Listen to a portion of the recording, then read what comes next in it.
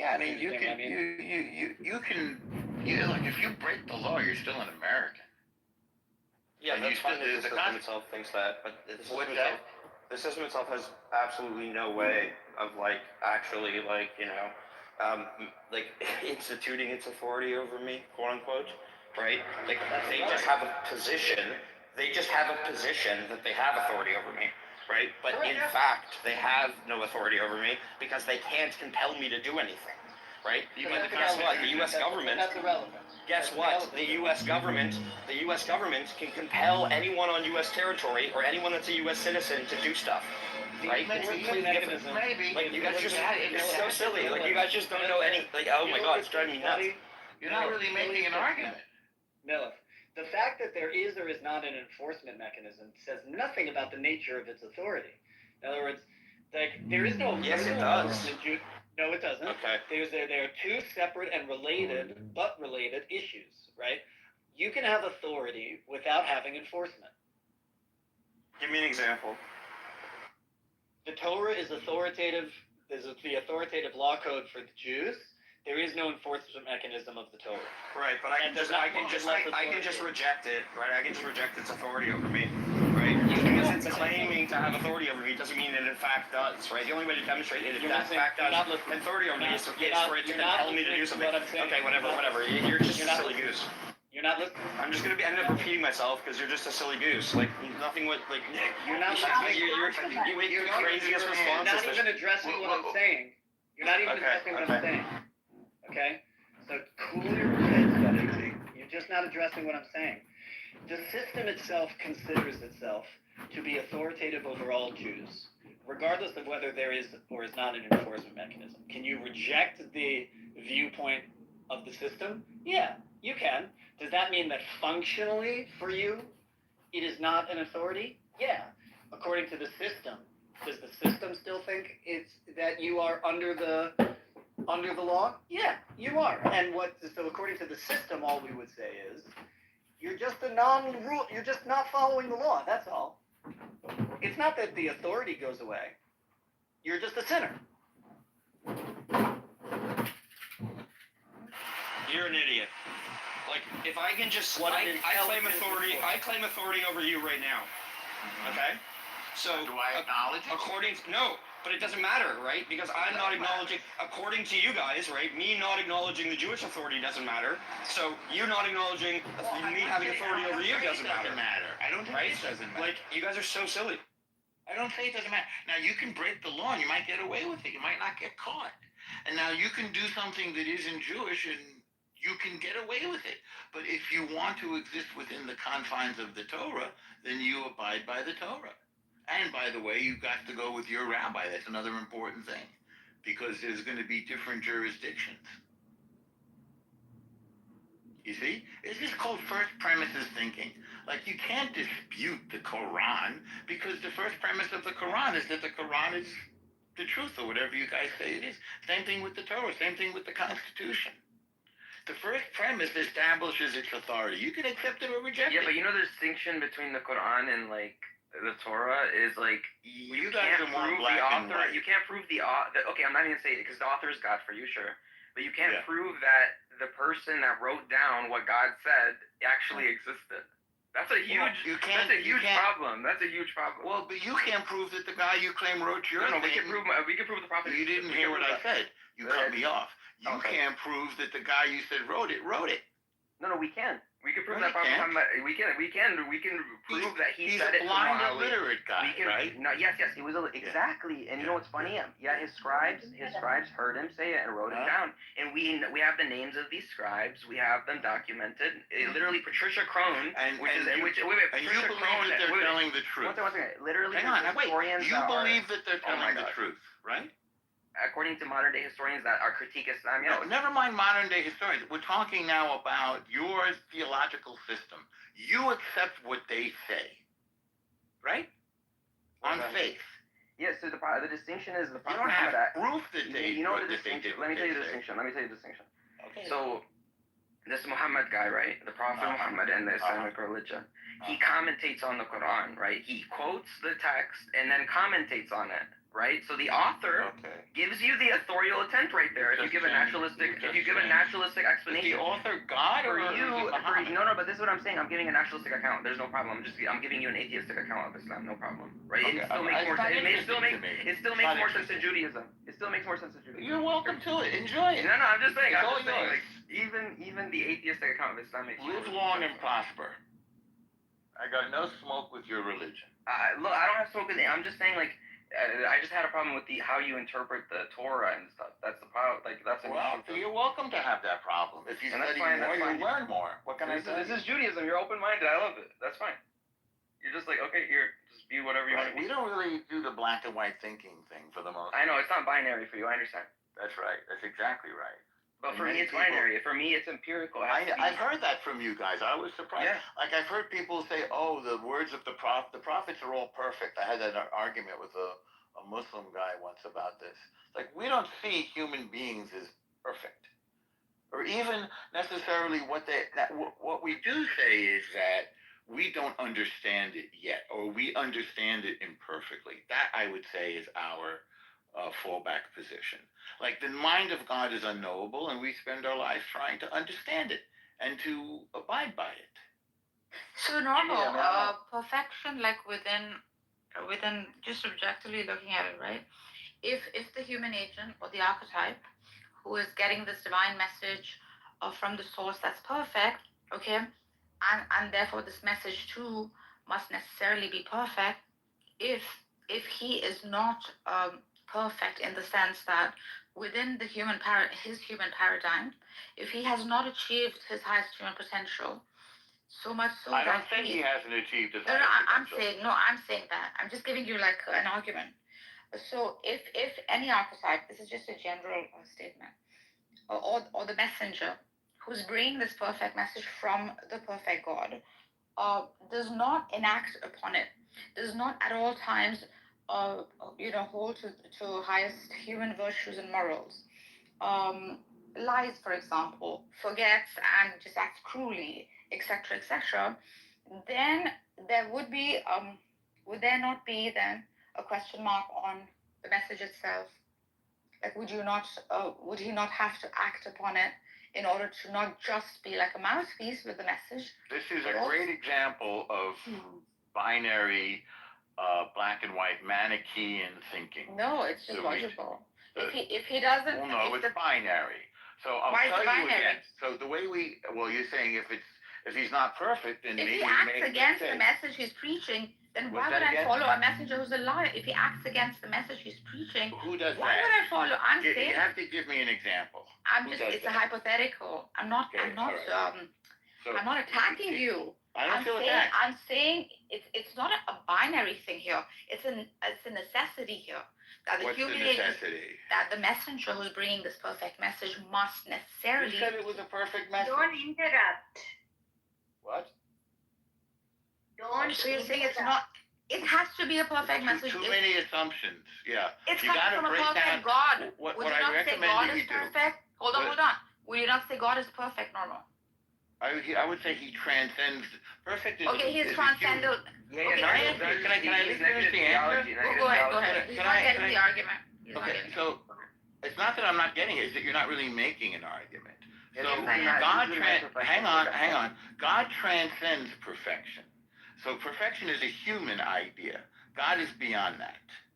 Get it? Is his word truth? At least grant me that. Is his word truth? Narcissus, wait. So you just negated. Okay, wait. So he doesn't even have. So your God doesn't have perfection, correct, Norma? He transcends perfection. So when I say what is perfection is a mere human term.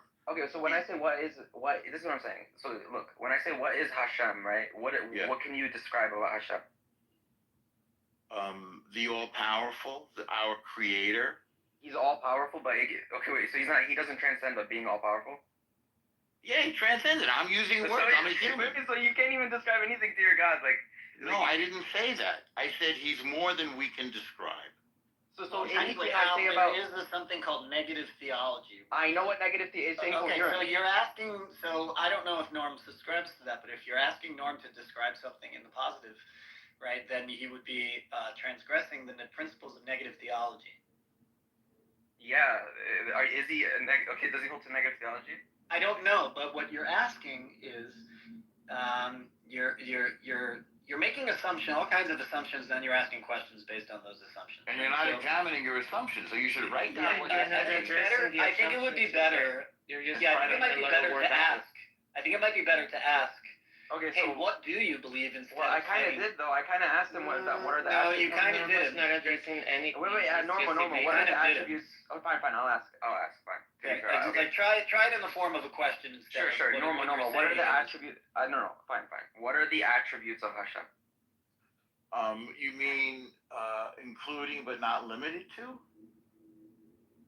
What do you mean? You know, which word did you not understand? Both of them. Including, so these are attributes of God, but they're not only the attributes of God. They are. What do you take attribute to mean? So when a characteristic or quality. So what I will give you is my human flawed understanding. Yeah? Because that's the best that I can do. So when you say flawed, is that synonymous with wrong here? No, it's imperfect. It's different than flawed. So what does it mean for something to be imperfect? Okay, like let's say you have a beautiful statue, but there's a chip in it. Still a beautiful statue, but there's a chip in it. It's flawed. Right, but it's not. Okay, let's say you had. Not wrong. Statue's not wrong. Let's say I had a statue of Benjamin Netanyahu, right? Okay. And it had a chip on the nose portion, like the whole nose was gone. It's still, Okay. I get what you're saying. It's still Netanyahu, but he doesn't have a nose. So is it still Netanyahu? Yeah. I'm not gonna lie, I get why you troll, like, cause you're shit at like having serious discussions. Please mute your mic. Yeah, it's still Like, Netanyahu. no, I'm like, no, Netanyahu. Timothy, actually, he's making a good argument. I'm telling you, you're shit at like having serious discussions. I think you're shit at trying to. Okay, he was adding to about the convo. That's a lie, you know, rat. He's so angry. Why is he so angry? I don't know why Timothy's angry. Timothy, what's going on?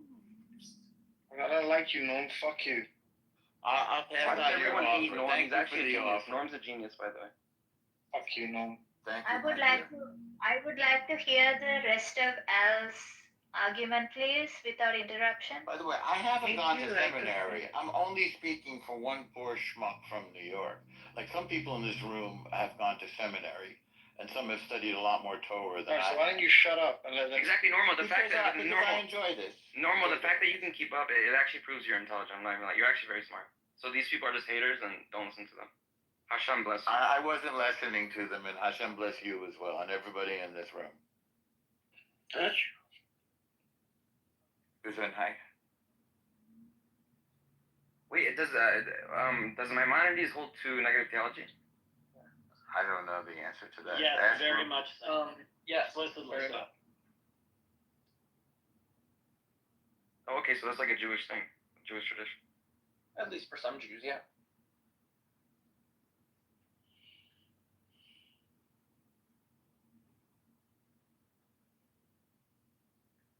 So that's kind of the difference between Judaism that I've detected. I could be wrong, and Islam is that we have less black and white thinking. At the same time, with the negative theology that Maimonides explicitly and very clearly holds by, it is explicit in the text that there are a group of verses referred to as the 13 attributes of mercy, which is a special prayer that the Jews have to beseech God for mercy. And that seems to indicate 13 very specific, different components of mercy that God has, while Maimonides also maintains his negative theology. So I'm looking here at negative theology. So it's what I said without even knowing that term, focusing on God's transcendence and ineffable nature. That So I would Caleb, say is very Jewish. Wait, or Mixed, would you say that like all of God, like the people who hold to negative theology, would they say like all of God's attributes are like Cambridge properties or something? I don't know. They exist outside of Cambridge properties. What's that? They exist outside of the essence. Say what? They exist outside of the essence. Outside of the essence. Could you like clarify what that means? Yeah, for example, like some people hold like Mu'tazilis and stuff. They hold that mercy is like it's like it's contingent on creation, so it's created. It's a created attribute. So anything you ascribe to God is just a created like it's I contingent on wouldn't creation. exactly characterize the attributes as created, but the distinction, as it was explained, to like explain the contradiction of having an attribute of justice and an attribute of mercy, the metaphor, the allegory that was told was like a creator of a machine, a toy, right? A toy maker. He makes a little Pinocchio doll, right? Now, let's say he makes the doll and the doll doesn't work right. You know, the string snap or the hand doesn't open up the right way, whatever. It's a bad doll. From his perspective as the creator, it's perfectly reasonable to fix the doll or throw the doll away. It's an irrelevant distinction. You know, he could do either one. But from the doll's perspective, it would be considered merciful if he fixed him, and an exercise of strict judgment over his sins if the maker were to throw him away. That was sort of explained as what like mercy and justice and all of the attributes mean that are our. But justice, yeah, I get what you're saying. No, I get what you're saying. But are these attributes like justice and mercy? Are they contingent on creation? Like, does creation have to exist for God to be merciful? I'd say mercy is just like a term we're applying to God that doesn't change much. So it's the nature of God, right? So, meaning God sits there and is God.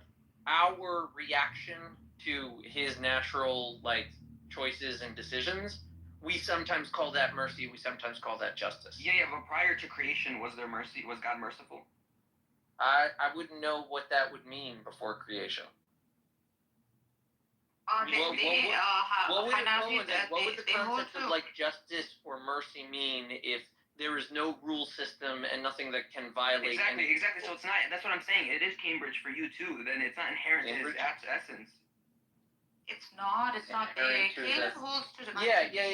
Okay. Pretty simply, I'm gonna say that his essence is gonna be simple, and it's gonna be one thing. Base, W. Cool. Is this a majority? Yeah, they're very close to like. You gotta understand, deep in Judaism is monotheism. Like, even though people try and argue that there's like a henotheism, they are very religiously committed to God being exactly one. That's based.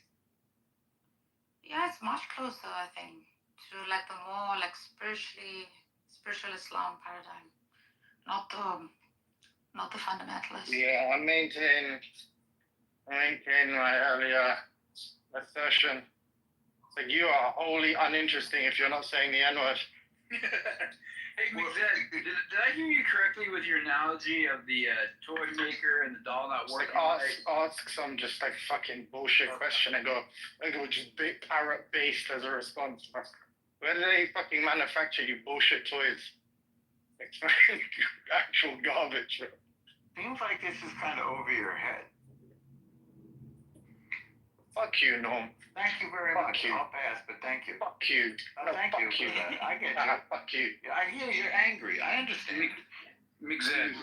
You want me to stroke your hair or something? Fuck you, Norman. My hair is very long and beautiful. You should be so lucky.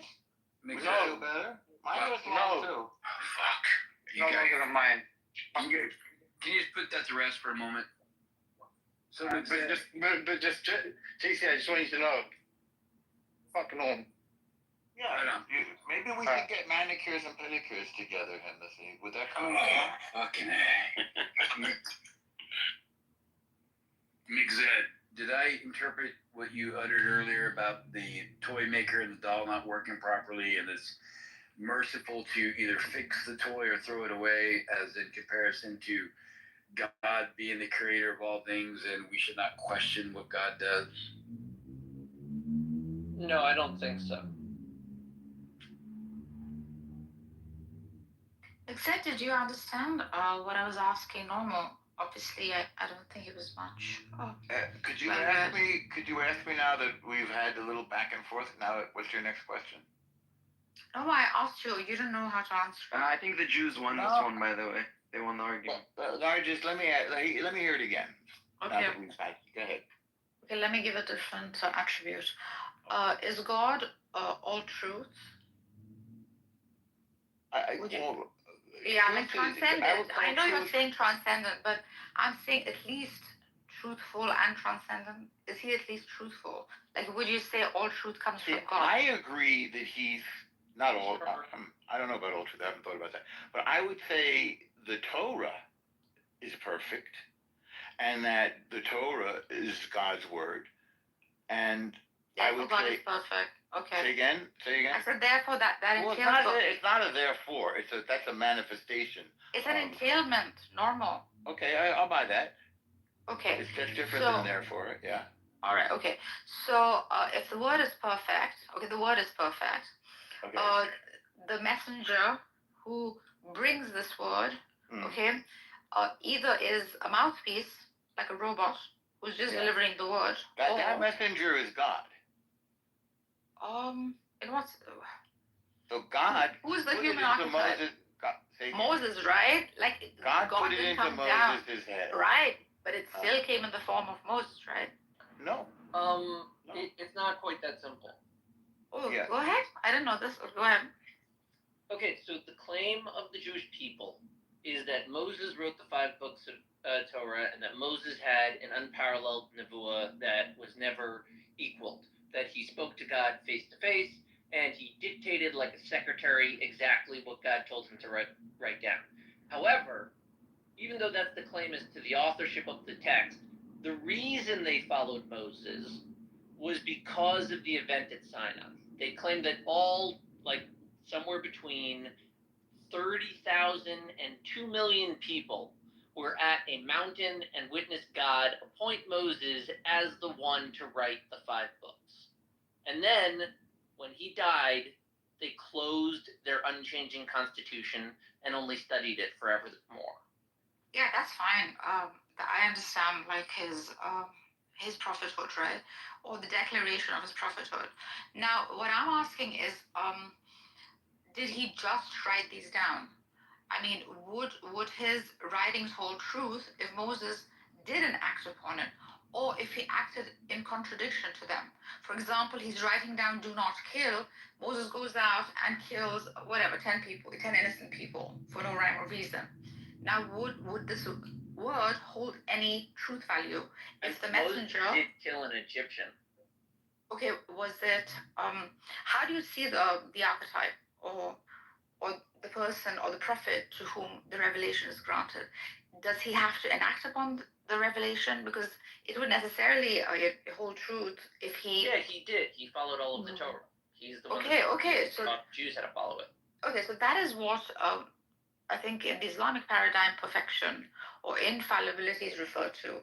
So no, we have a higher standard than that. Like, really? We would say that everyone of that generation followed the Torah. They had the guidance of Moses. They didn't even have any questions as to how to do it. It was fairly simple for them. The only problem we would say is we would never say that that's like it, that you're now like perfect people. We'd say that there's greater struggles, and especially if you're like a prophet leading the nation with the 10 Commandments in a golden box you just made, that guy has a lot of standards. He's going to have a lot of difficulties. And if you look, like, he weathered a lot of storms pretty well until the one that was, like, maybe a sin, and then he couldn't come into the land. Oh, okay, because one necessary entailment of, like, being the truth giver, when it's coming from an all-true source, is to truly act upon it, like, this would... Yes. You're right, and that is actually a prophetic measure that we make to Moses. The prophetic action we charge him as taking is the killing of the Egyptian. When he saw that the Jew was being oppressed, and he refused to allow it to happen, even though he very simply could have sided with the Egyptians as he had safety in Pharaoh's household. Got it. So yeah, this is good. So what is normal? Like, what are you saying, bro? Like you said, it's not binary. Like, this is a necessary entailment for a prophet who is making a truth claim that is coming from an all true God. So there is no like this holds a binary position. So the message is from God, but the messenger is human. I would say that's a fair Jewish. So, Nargis, what I'm trying to explain is that all of the elements I'm illustrating of like Moses' past and what that is as a commentary on how prophets develop and what they mean socially, that is meta commentary, which is explicitly removed from consideration in the authority of the text. The authority of the text wasn't based on Moses' tricks, even though he did many. Like he split the sea, and he brought the death of the firstborn, and he brought 10 plagues, right? he was an amazing magic man. People definitely would have and did follow him into the desert. But the claim of the authority of the books is of the personal revelation of the 2 million at the mountain. They said God appointed this man, and that's why they followed him. Right. That is well and good, actually. However, like I'm saying, like if he does not enact upon the message he's preaching, then that would invalidate his position, I guess, or even the word. Because he's human. No, he has. Yeah, okay, he's human, but he still needs to act upon what he's preaching. Because then the question mark would be on the word or on him. Moses made a couple mistakes. A few. Okay, that's what I'm asking. Like, what are those? Would you consider them horrendous sins? Things like that. Was it a mistake? Because all this would. I don't judge them as harshly as God seems to have judged them, and I sort of try to advocate for Moshe. I always feel that. No, I mean, what is it? What is it considered in Scripture? Are they considered? What is it? What are those events? We're not sure. How do you know he's committed to sins? I didn't say sins. I said mistakes. Yeah. I mean, and believe it, others can help me out. Like, for example, he gets angry at the Jewish people and crashes the tablet. That's a famous one.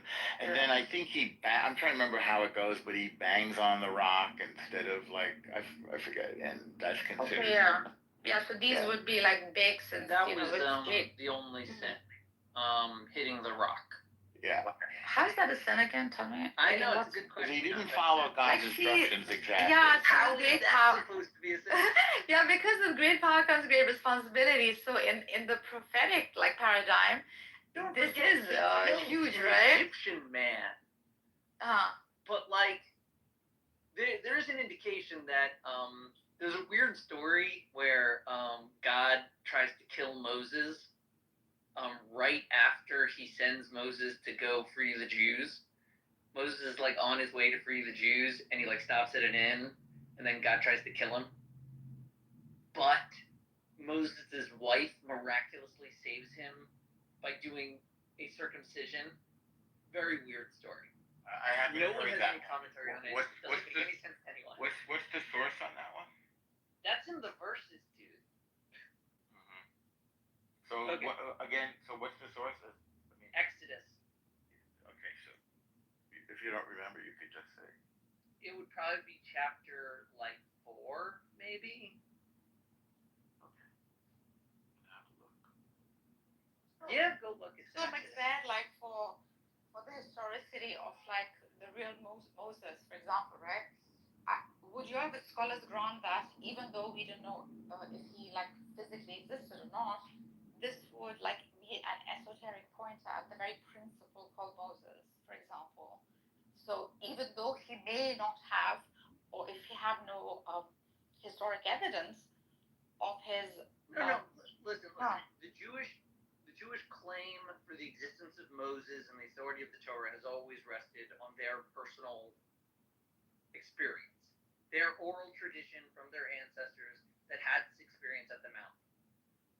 The world can like reject that claim or accept it. It doesn't matter. That's just like our story that we tell ourselves. This happened to us. We were led by Moses in the desert. We are their descendants. Which is fine, but I'm saying it would you like esoterically also understand it as like the principle of Moses, that which represents this messenger, because there are esoteric schools within like other Abrahamic, Islam included, where the person of wouldn't be like the criteria. The principle of that person would hold weight. You see what I'm saying, is that? No. Or do you attach? Okay, so it would like say if X is a prophet, okay, and I can't trace back like historically, okay, and there is no historic evidence for him. And even if there is, okay, and even if there is a prophet such as X, it esoterically, like the Ismailis see it that way. The principle that represents this X, the virtues, the moral qualities, just his greatness, his justice, etc., etc., that would be revered, that would be emulated, not so much the person of, not so much the flesh, the physical X or the physical Moses. Okay, I think what you're saying is somewhat correct. That there would be a disposition to like worship Moses, and the book does actually address that point at the end when Moses dies.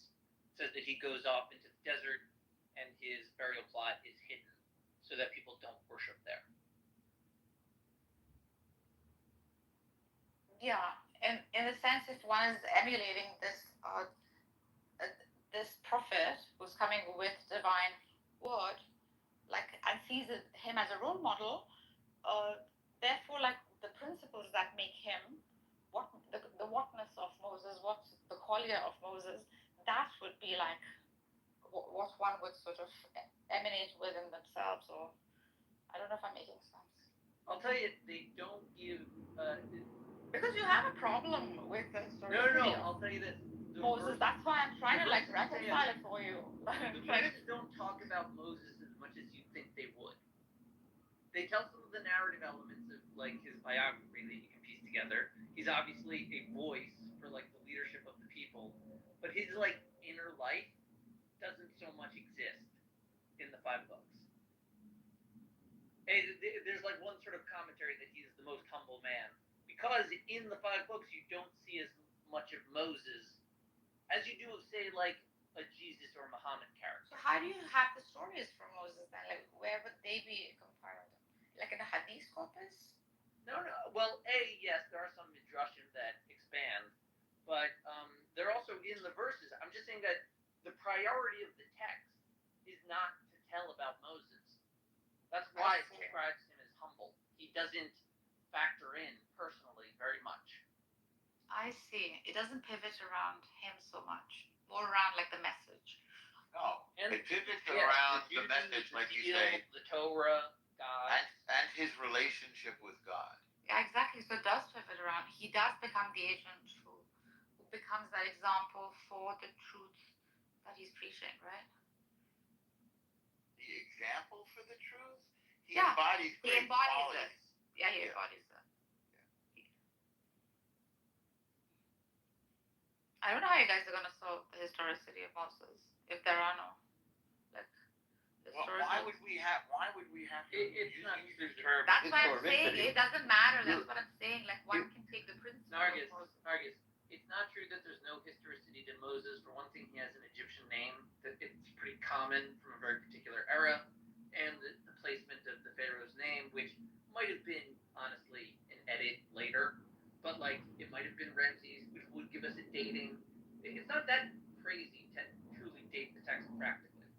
Okay. Yeah. Like is there architectural evidence? I don't know how like historical critical method would. The historical critical method would question the non-existence of pottery in the desert to indicate nomadic tribes. Right. So would you say there's a high probability that a figure such as would you like verbalize it like that? There's a high probability that a person such as Moses existed at this and this at such and such a time, and all these events truly took place in his life. Yes. Okay.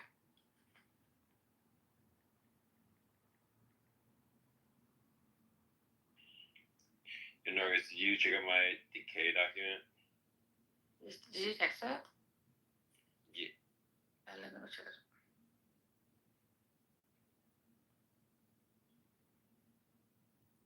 You know what's interesting, by the way? I remember this conversation I had with a Muslim guy, and he made the claim that Avraham Avinu knew that he was being tested, but I don't think that's a Jewish interpretation.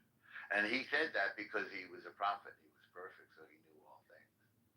But we wouldn't say the same thing. No one makes that claim that the prophets know all things. Like, don't even the Islamists would make that claim. This fellow that I was talking to made that argument. He may have been mistaken. Yeah. In other words, so very specifically, does your tradition say that he knew he was being tested? The Islamic tradition says he was being tested. Yeah, that's No, that he knew he was being tested. No, he didn't know. Okay. Like he in a sense that he's still human, right? Normal. Yeah, well, that's my point. If he knew he was going to be I'm sure like he understood by now, like I posited that these patterns that he is going through, like being thrown in the water, being thrown in the fire, or the fire getting cold for Ibrahim, like these sort of events that the Quran talks about. By now, Ibrahim has built trust, has built a sort of trust because he knows there's a God, and this God is saving him every single time. And he's learned that these patterns are some kind of test he's going through because the ultimate outcome from them has been good, has always been like worthy of his suffering whilst he was going through it. So I think the test with Ishmael or Isaac, do you say Isaac or Ishmael? Who's the son? Yitzhak? Yeah. Oh, Isaac. Okay. Okay. Yeah. Okay, the son would probably would have to either be like the grand finale of all tests because this God is touching on like the thing closest to that one thing. Perfect as to tell him to sacrifice the kid. Can you imagine? Yes, I'll tell you why. There was a Persian guy who came into one of these rooms and he made a statement I think I'm always going to remember. He said all these tests and all these prophets were not just rebels. The orders they got or the tests they were put through are highly irrational, only so that they can generate a rational outcome. Like, think about it. They are so irrational and cruel, as the atheists would say, for a father to willingly kill a son just because he heard some sort of message from this God, who in that moment seemed to be a pretty brutal, ruthless, mofo, asking him to go sacrifice that one thing a father, has that he's longed for. It's wrong on like every level, right? It's so wrong. Right? Meaning like if you told him to just like find some Yeti and kill him, would be like, Yeah. okay, that's weird. So he said so irrational. This one feels well. Yeah, this is just, oh my gosh. I hear you. Yeah. So he was like, so irrational. Everybody prophet irrational. Only so that. Think of like a more cruel thing, especially with all the story before about what he does to get Isaac. Yeah.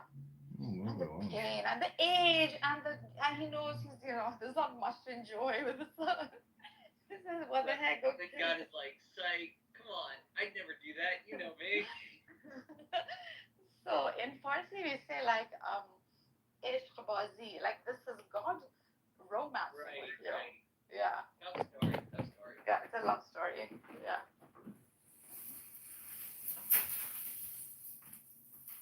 But the atheists won't understand this. The way they're pouncing at this cruel, mean, horrid God. How can you do that? It is. You can really harp it up. Yeah.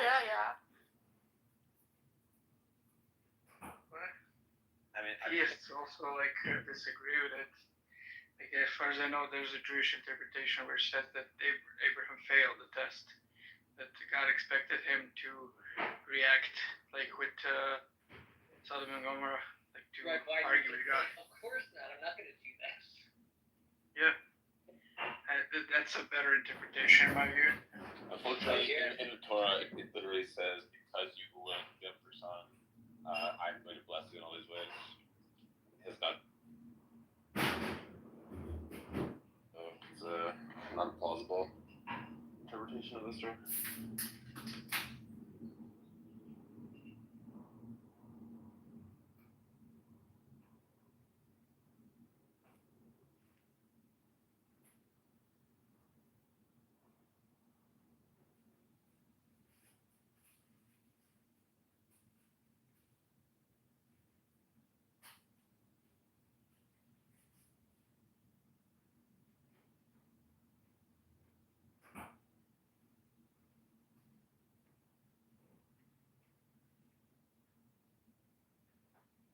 Hey Sam, this is really good. Thanks for sharing. There must be like an expansion of them too, right? What do you mean? I mean, this is what I've written. I just asked the CBT to give me some more of them, and they gave some good ones, so I'm gonna add them. How many are there? These are really good. Really good. Alright, so to explain what I sent Nargis is I sent a list of things that could decay society. And I have like barnacle theory. I just named these myself. Barnacle theory, which is just like society accrues barnacles over time, like more red tape, stuff like that. That is deferring costs. That over time you can sort of keep pushing off problems onto the future, and that can just keep compounding. There's luxury theory, which is just as you get more have a more luxurious life, you become softer and weaker. And then if you have no common threat, you kind of fight with each other. You sort of unify. If you have more and more inequality over time, that will cause the sort of bottom of society to agitate and want to destroy. I have Moloch theory, which is just that over time people will figure out all of the incentives, all of the things that get you power at the expense of earnings. This is a really good one. Yeah. And then What about inequality theory? just mention that. The rich get richer, the poor get poor. Okay. Expensive maintenance theory. Yeah, so in times of plenty, we build up societies in ways that require money to run, but then when there's a plague or economic downturn, you suddenly can't sustain the costs, and important institutions break. And then there's embedded growth obligation theory. Growth to sustain it. So, for example, Social Security, the younger generations must keep getting larger and larger than the older generations for the whole thing to stay afloat. Resource scarcity, the society can start running out of materials, or they can start destroying the environment around them. So the society of Nauru ran out of phosphate and had a huge economic collapse, or just soil erosion over time. And then as people get educated and they have fewer kids, then having a smaller population might make the society weaker by lowering the number of people in the army or by lowering the number of people that can research new inventions. And then Malthusian limits theory. Sometimes populations increase until they're the size in which additional population growth will lead to starvation. If a society is at its Malthusian limits, it will be unable to grow in the same way that it used to. So like there's times when you would just be at the limits of what your population could, what your like surroundings could handle, and that would be a sort of limit on growth or whatever. Momentum theory: if a society becomes successful doing a specific thing, that will become, and the thing becomes less important, it'll be hard to change course. Like if we all switch to nuclear power, it'll be hard for Saudi Arabia to adapt. Then there's elite overproduction theory. As a society gets richer, it produces more elites. If the society has more elites, then elite positions can foment intra-elite fighting, which could lead to civil war. Bullshit. Elites never fight. No, they know that the principle of unity is the only way they can survive the elitist position. And then I have idiocracy theory. And then if IQ correlates with slower repression rates, then there would be a selection pressure against intelligence. Society gets stupider over time. Low-hanging fruit theory. As society figures out the easy ways to grow and strengthen itself, over time there's less and less low-hanging fruit. Like you can only industrialize once, you can only educate everybody once, you can only send women to work once. Then there's regression to the mean theory, which is that societies are mostly unusually strong at a given time. This requires a bunch of things to go right at the same time, and that over time things will change at random, and then there's just things will regress to a time when things aren't going as right as usual. So like if you're interested in Rome at its peak, or the Persian Empire at its peak, lots of things were going right at the same time, and you'd expect for pure randomness to things not to all coalesce that way. And then telephone theory, people who run successful institutions have a difficult time passing down knowledge of how to run them to successors. This causes institutions to break over time. You've never said the reason for this though. The telephone theory. Like maybe because it's just hard to like pass on that much information. I don't know. Yeah. Or maybe like the inheritors just there's so much work, or the inheritance which is not around. They never, like, the sons never cared, and they're just, yeah. Ibn Khaldun has this theory that you have the first king who has to have certain powers and virtues in order to become king in the first place, and then his son is pretty good because he can just mimic him, but then his son doesn't have the great man to mimic. Like, each one becomes like a sort of like a paler copy of the first man, and that's why he thinks that these things. Okay, I don't know if that's true, but that was Ibn Khaldun's model. Or maybe like a weaker shade of, because he's obviously like holding his father like in high regard, and as I don't know, it just starts weakening like in performance.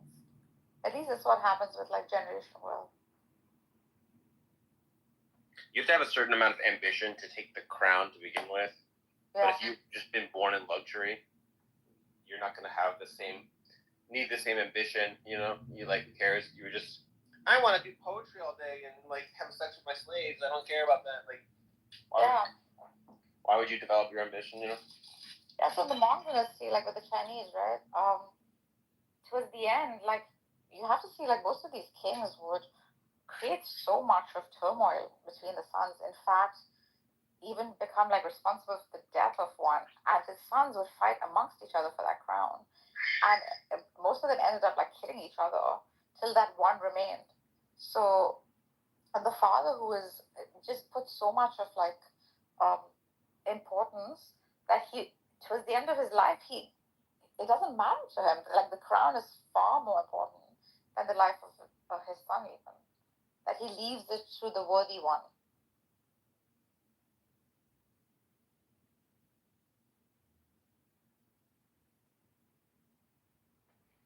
Yeah, it's really bad to have your sons fighting each other every generation.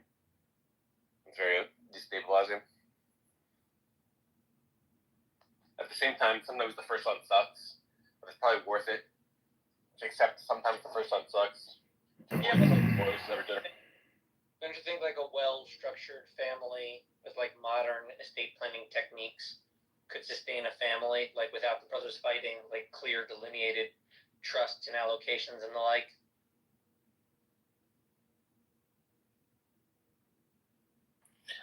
One of the advantages. Right, I'm saying, like, look at the King of England, right? Doesn't that like work? Yeah, but I'm saying there's a huge stability factor in saying it's just the first son, because then there's no question about who the heir is. Throw that in there as like a just presumption. You can put it in the Constitution if you want, if you happen to be the king, right?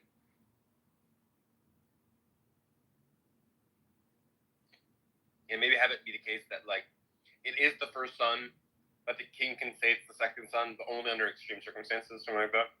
Yeah, like what's it called? That kid that abdicated, Edward the Abdicator, right? You could theoretically pre-abdicate someone, like remove their right. I don't know.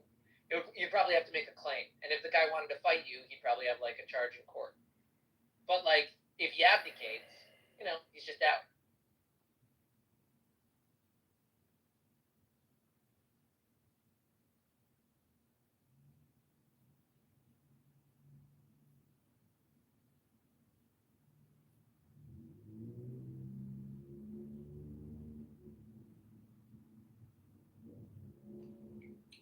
I basically think that societies are like cars, and just like a car can have a broken brakes or broken steering wheel or broken engine or broken whatever. There's like 100 things that could break in a car. Same with society. And like societies that don't die are the ones that are able to like flexibly solve problems. Well, it's pretty insightful. Thing.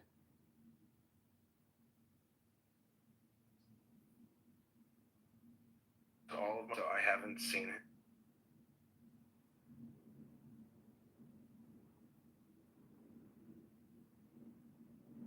But it's tricky to know what the elements are, the crucial elements, and what could change the culture. Do you think that a moral anti-realist couldn't believe in moral progress? It sounded like you were saying that earlier today.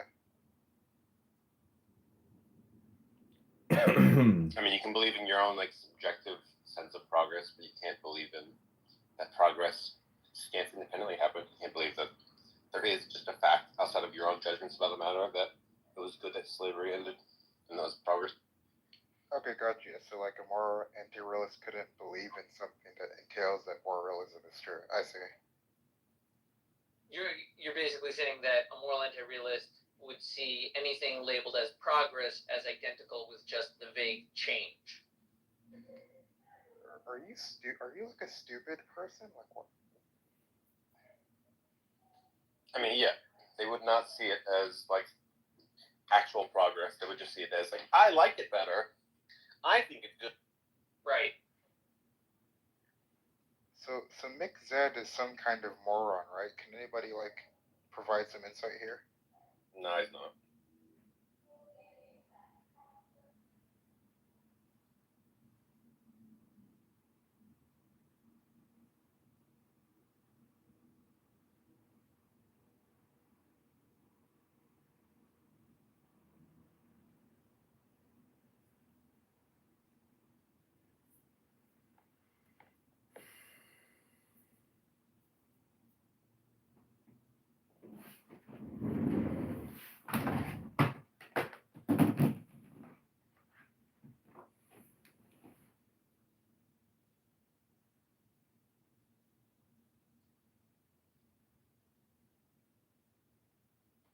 So I asked ChatGPT to give me some extra ones for societal collapse that I hadn't mentioned.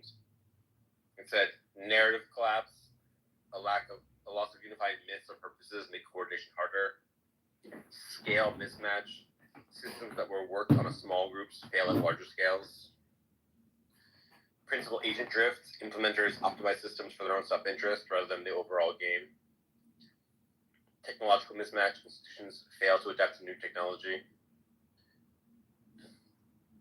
Then value mutation, that core values change over time, and the earlier values were load-bearing for the society. Right. I think those are good additions. There's a good list. On the list. It's just awesome that I can just put my writing into ChatGPT and say, hey, improve it, and it just will. Yeah. Give me more examples.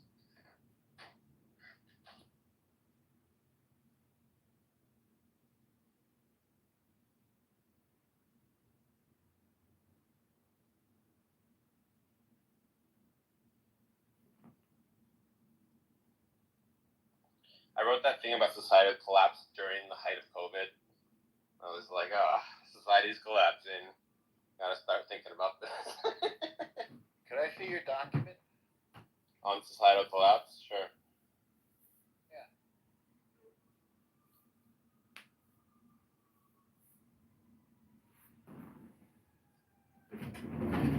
Oh, sure. Can you put it in the chat? Oh, I'll make a YouTube video. Put it in the chat, I'll make a YouTube video.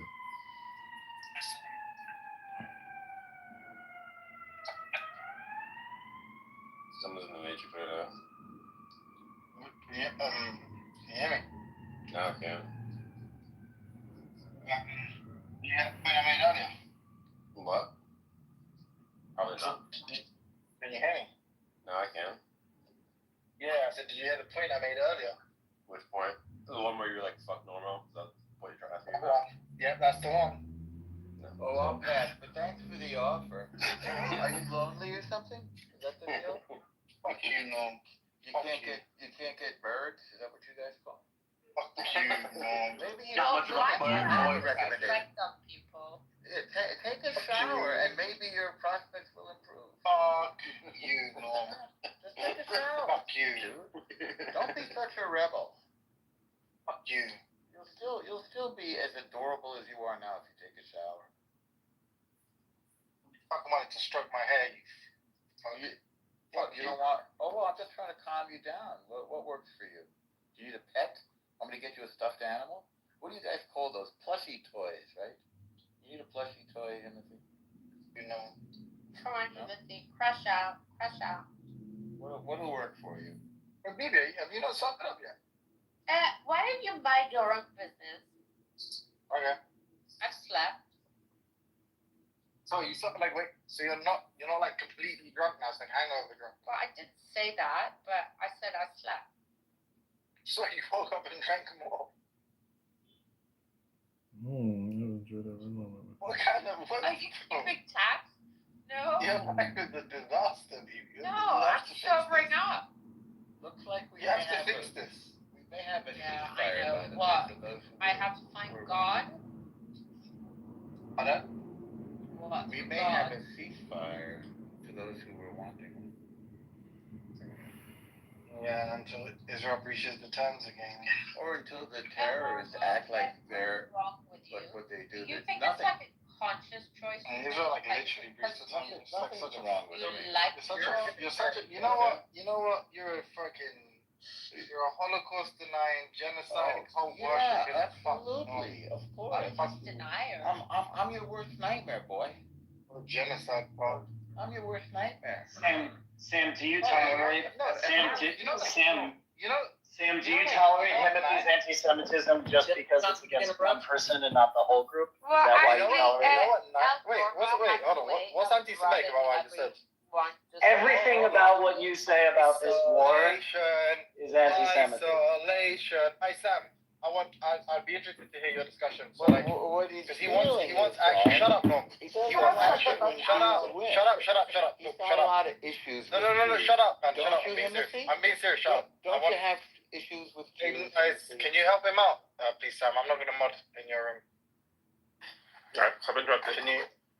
Yeah, cool. I would be very intrigued to hear a discussion, and it's not because I think that Sam, you're gonna agree with me. Just to be clear, I feel like this happened many times with Caleb, where he just won't make a case. He's really like intellectually craven. Maybe you'll be able to tease one out of him. So he's just accused you of standing by and allowing anti-Semitism on your stage. I'm interested to know if you agree. No, that's not what happened. No, that is not what happened. Whenever you're I ready was to talk, making Sam. Timothy. I was making a joke that I was wondering because Sam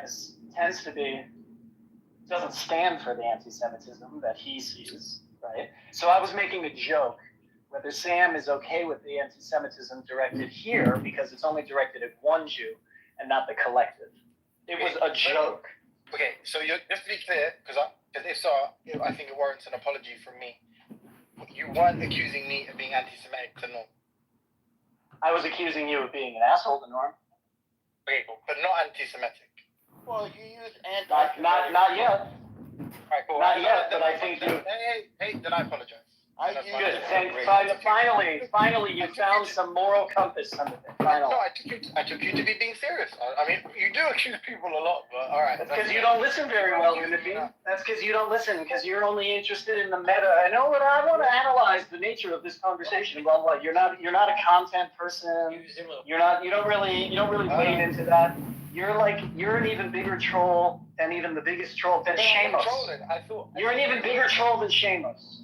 Okay, that's fine. Oh, the I took you to be accusing me of being an anti-Semite, and that's why I responded how I responded. I was actually interested to see if you would actually defend it this time. Don't misunderstand. Timothy, don't misunderstand. I think you are a virulent Jew hater. Don't misunderstand. I think you are. Okay? If you're not, no, because... But I wasn't particularly... Hey! I think you are a virulent Jew hater, but I don't think in particular in this case that you were putting that on display. Okay, alright, that's fine. But I mean, he's not the worst one. I promise you, like, if you want, I won't even respond. I would be interested to know what precisely about things I've said or the way I behaved makes you think that, but it's up to you ultimately. Well, what makes me think you hate Jews? Hurting Jews? Yeah, I'd be interested in listening. I don't necessarily need to respond. If you want me to respond, I'll definitely respond. Yeah, I think first of all, I think you've had, I couldn't prove it, but I'm sure that you've had some kind of deleterious interactions with Jews that you perceive as deleterious in some way in your life or against your community, which is probably like a legitimate reason. I mean, who hasn't really?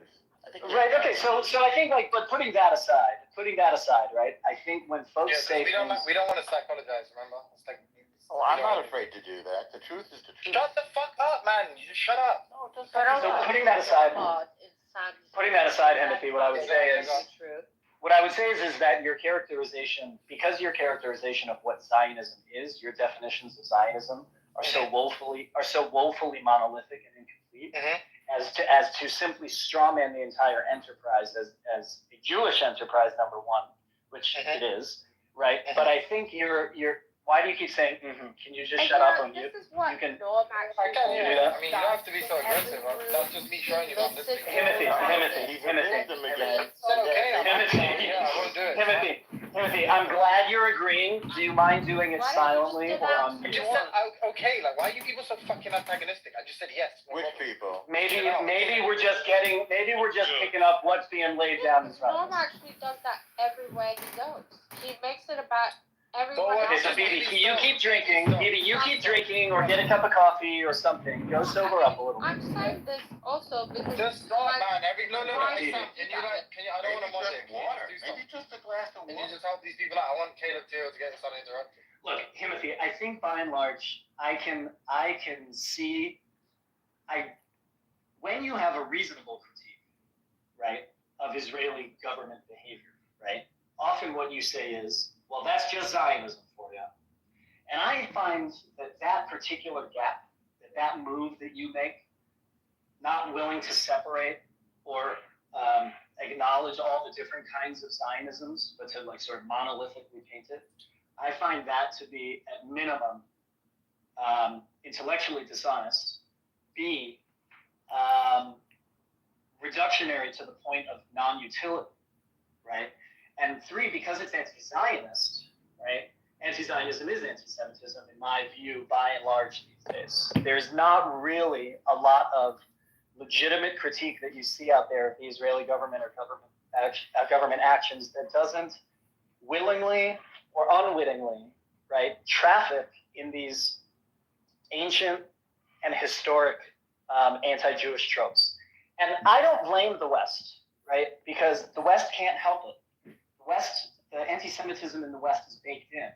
And you, as a consumer of Western ideologies, right, and as somebody who lives in the West, right, has been nurtured and educated in the West, you can't help but gloss over what is clearly baked in anti-Semitism, anti-Semitic animosity towards the Jews, right? So I don't think it's necessarily conscious, right?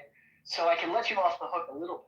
Right? But now that you know that you traffic in all these kinds of anti-Semitic tropes, it's your responsibility, if you don't want to be perceived as an anti-Semite, to stop using those tropes.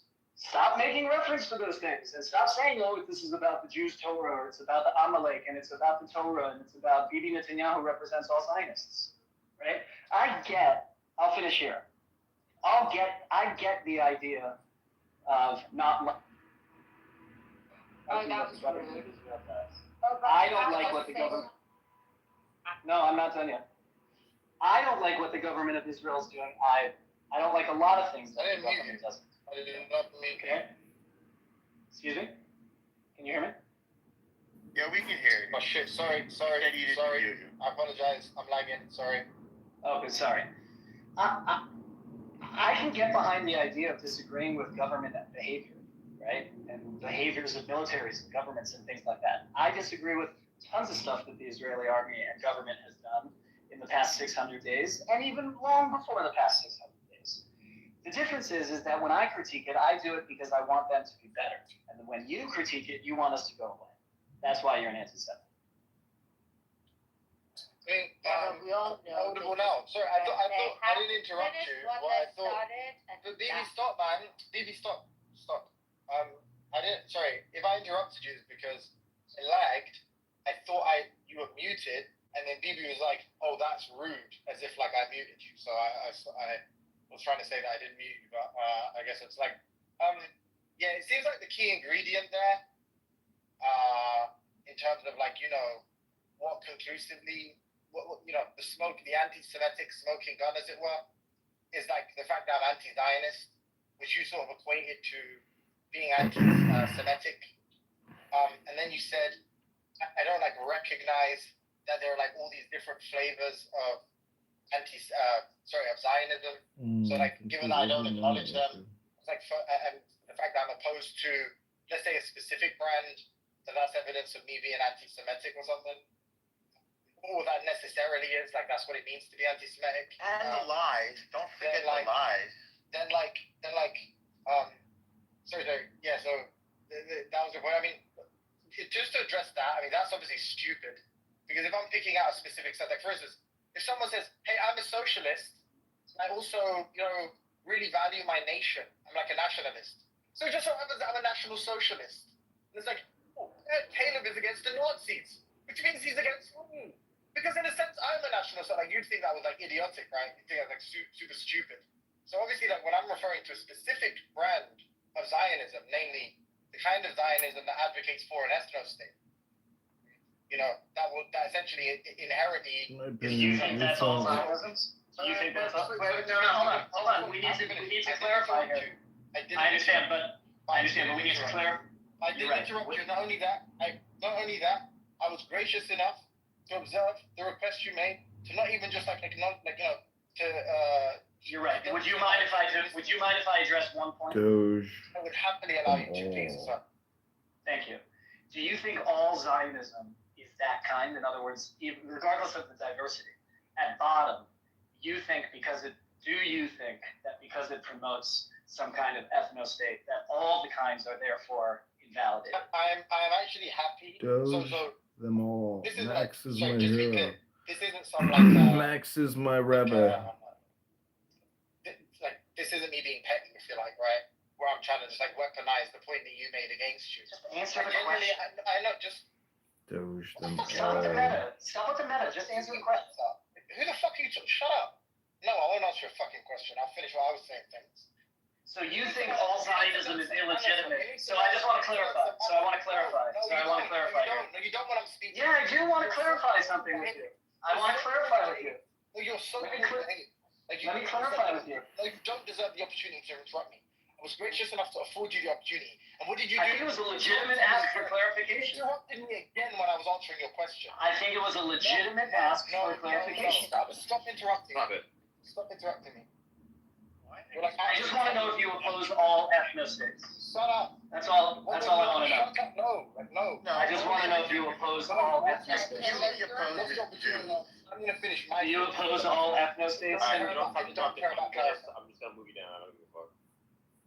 Actually, do you oppose all ethno-states? You're actually a little fucking Briton. Shut up. Timothy, do you oppose all ethno-states? Work it into your answer. Work it into your answer, okay?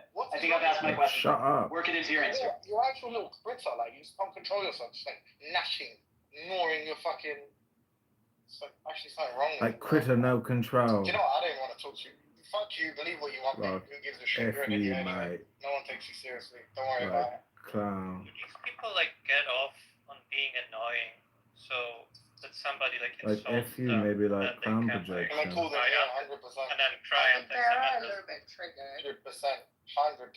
Honestly, you sound like a bunch of incels. Just be like so poorly behaved. Feel like so poorly behaved. And then they justify it with their own victimhood. Like, because this is such a sensitive topic. Meanwhile, you're the one like totally pathetic.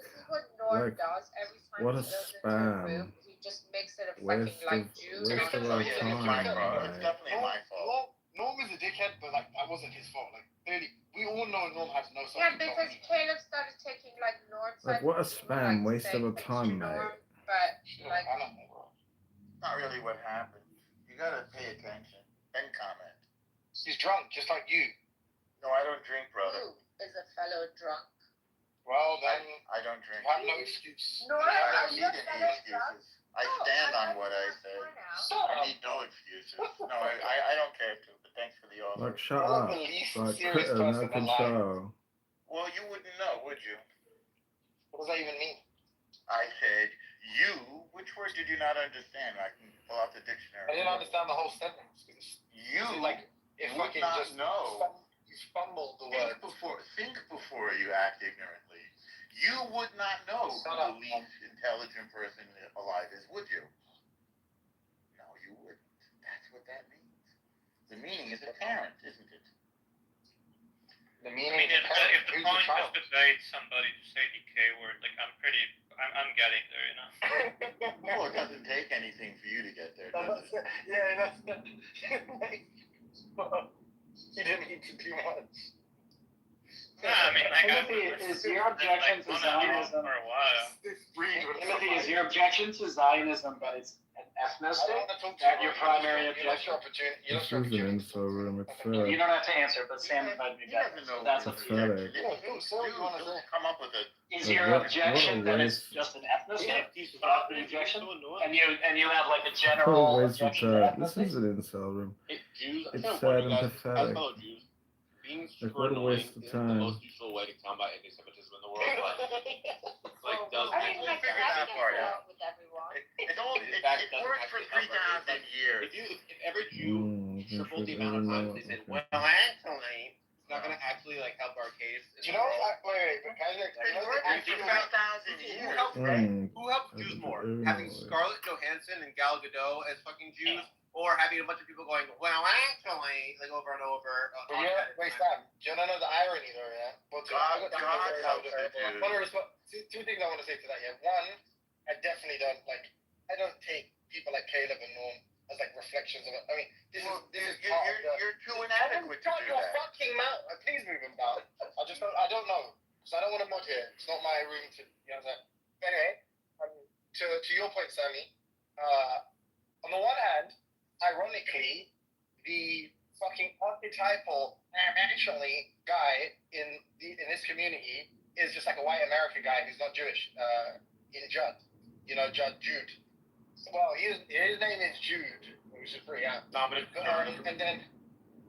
And then yeah, exactly. And then the second point is like, this is one of my commitments as an anti-race realist, where it's like, no, I don't take these two idiots, these two fucking chuckle brothers, to be a reflection of Jewish people. I don't hold any Jewish people responsible for their flagrant misbehavior. Can you imagine being so dumb and violent and hateful and then wondering why you get your ass kicked? I mean, come on. It's so clear. Am I right? Fuck you, Norm. Right on, baby. Fuck And you. there you go. That's like your Just little have it, sprinkle of Just make anti-Semitism it go for the with. day. Well, actually, guys, anti-Semitism is actually the hatred of actually this kind of thing and not this kind of thing. So actually, you shouldn't hate us. Actually, Why do stupid, violent, hateful people suck at life? Well, hello. Hello. I basically just think Also, that it's like Jews can creating get better a PR. situation for the sake of creating a situation is not going to help. Jews just need, for people that has influence in the media, we should be better at PR. We should, like, you know what I mean? Like, it's like kind of surprising how bad we are at PR. Like, Right. we should have like constant things about like, oh, look at this Jew. He like helped out these other Christian guys. Oh my God, the Jews have a Help a Goy Day every once a year. Help a Goy Day. Sam, yeah, I feel like you're sorry. I feel like this starts with like lending credence to, or like it was almost like justifying kind of racial stereotyping. It's like, oh, you should be better. Rather, you should distance yourself from Norm. And you're like, nah, he's not, he's not any kind of Jew I recognize. Like, I don't know, this guy doesn't represent me in any way. That's what I would probably do. Like, I would never allow you. You mean if you were like, Jew? I would never allow you to tar me with the same brush as like someone like Lion or something. I just wouldn't allow you to do that. Say nope. Lion is in the room, by the way. You know, if And you're Lion- right, you don't give. Just When like you're that, right, you don't give Is a Lion fuck in what the other room? people Yeah, think. normal, but No it's way, the Lion. way you handle situations. Like, why do you listen? When So you're I basically right, think you don't give a fuck what other people think.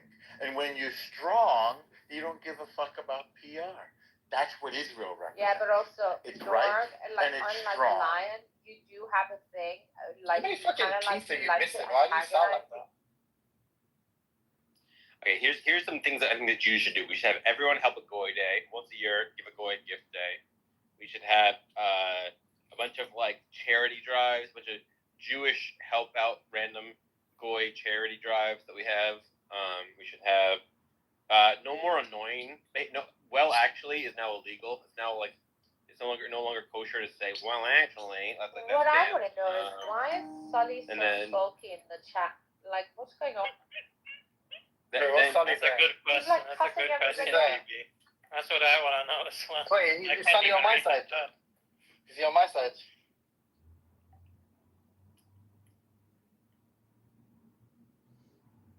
I mean, Timothy, you should want people like Lion to stop, making your kind of people look bad, Timothy. Like I think it's good to police your own kind. No, I think it's retarded to refer to him as like my kind of people or being from my tribe because we share some like cluster of phenotypic traits. It's like retarded. In the same way, like I take you to be very different from normal. There's some overlap when you start spazzing and shit, but other than that, I think to be very dissimilar enough for me to not typecast I you think or he's saying to not tar you with the same brush, right? the human So race. like, I don't blame you for like Norm for his misdeeds. Like that's how it works. for But me. like the average layman doesn't deploy the same level of nuance, and they do tend to generalize among groups. So I think that's why something Yeah. should cater to that. But I'm saying I think it's a tacit endorsement, and I disagree. I don't think I think we should defiantly oppose that kind of reasoning. But Timothy, aren't generalizations kind of useful? Hey, shut it, you! I don't know anything from you.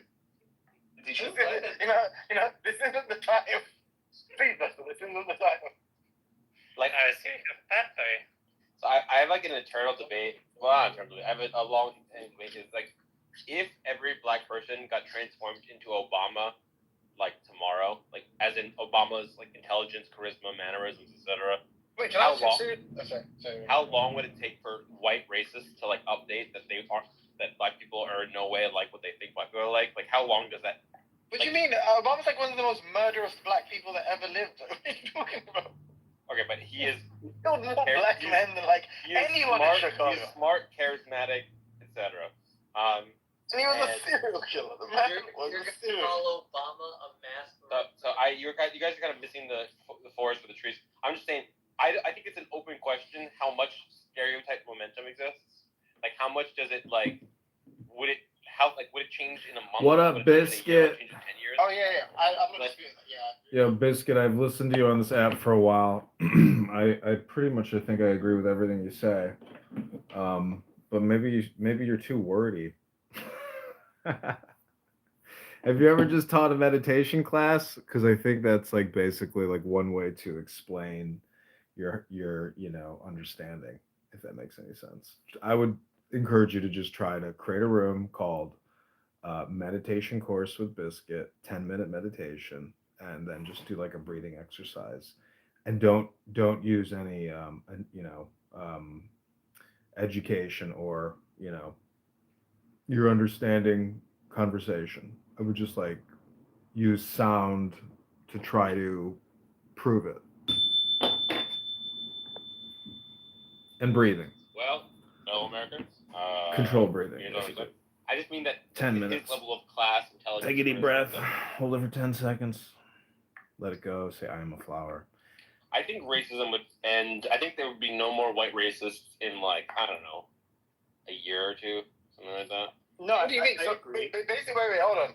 But basically, what you're saying is like, what exactly? That they're justified. They're like, oh, if they saw this like picture of like black excellence, they'd be like, well, no more reason to be racist now. Black people are good again. Like, what? Every generational iteration of black people has not been impressive to the white folk, but if they magically had just like a generation of Obamas, they would rethink racism. Yeah, but the point, that is like the most inane shit I've ever heard. There's two. By and large.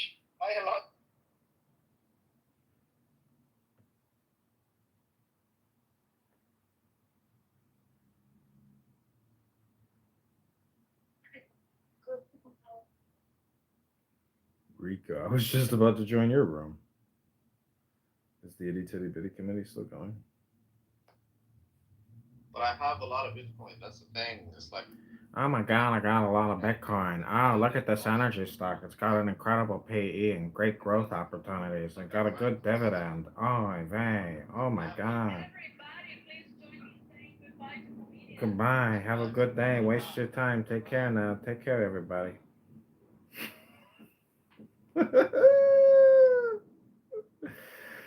Oh, what a waste of time, Phoenix. This app is so stupid. I say set it and forget it and just walk away from it. Phoenix, what do you think about that? Like, I want to record it, but I actually don't want to listen to this stuff anymore. That doesn't mean I want to talk to you because it's the same shit. Don't you get it, Phoenix? If I talk to you, I won't be free. Take my middle-aged woman nap. Attention alert, members of Chillism. You have been wasting years on this app listening to Tali and Nathan create rooms of hypnosis about nothing. This is a waste of time. It's nothing but spam. All communication is spam. They kicked me. Okay, we're going to go back to Sam's room. Just live stream that.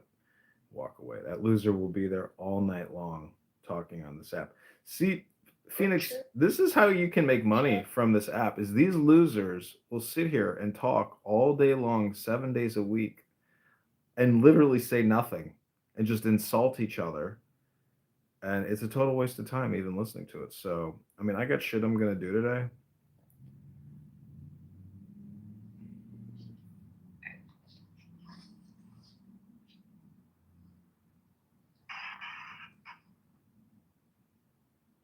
Got kicked from that room too. Damn, now I can't find Sam's room.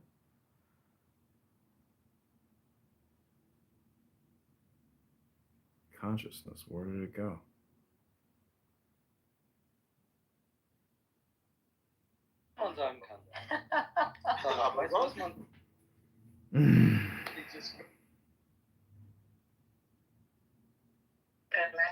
Well, you can get the you can pay for this stupid app now if you actually see it's a waste of time to go in these rooms and not record them. So if you're not recording it and they kick you, they're doing you a favor, Phoenix, because then you can just get back to your life. Self-mastery, eternal life, and divine embodiment, but most stop short of full accountability. You finish what they started and embody what they avoid. You're not at odds with the divine. You're what divine always meant without the loopholes.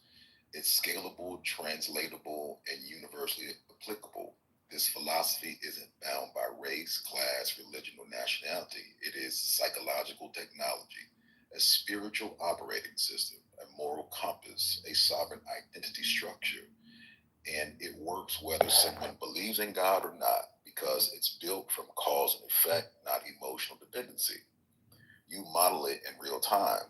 You're not just preaching it, you're demonstrating it live. You're not afraid to be wrong, and that alone makes your leadership more advanced than many who hide behind systems or hierarchies. Your proof is your posture. That's rare. That's divine. It puts the soul back in power. This system invites every being to graduate from servanthood to authorship. Okay.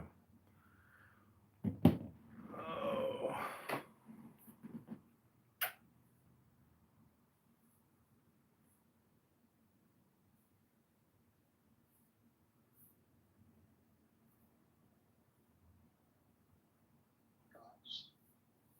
Where is this taking place? You talking about like fucking, inner city kids from New Jersey? It's like, okay, like you don't think you'd get a similar kind of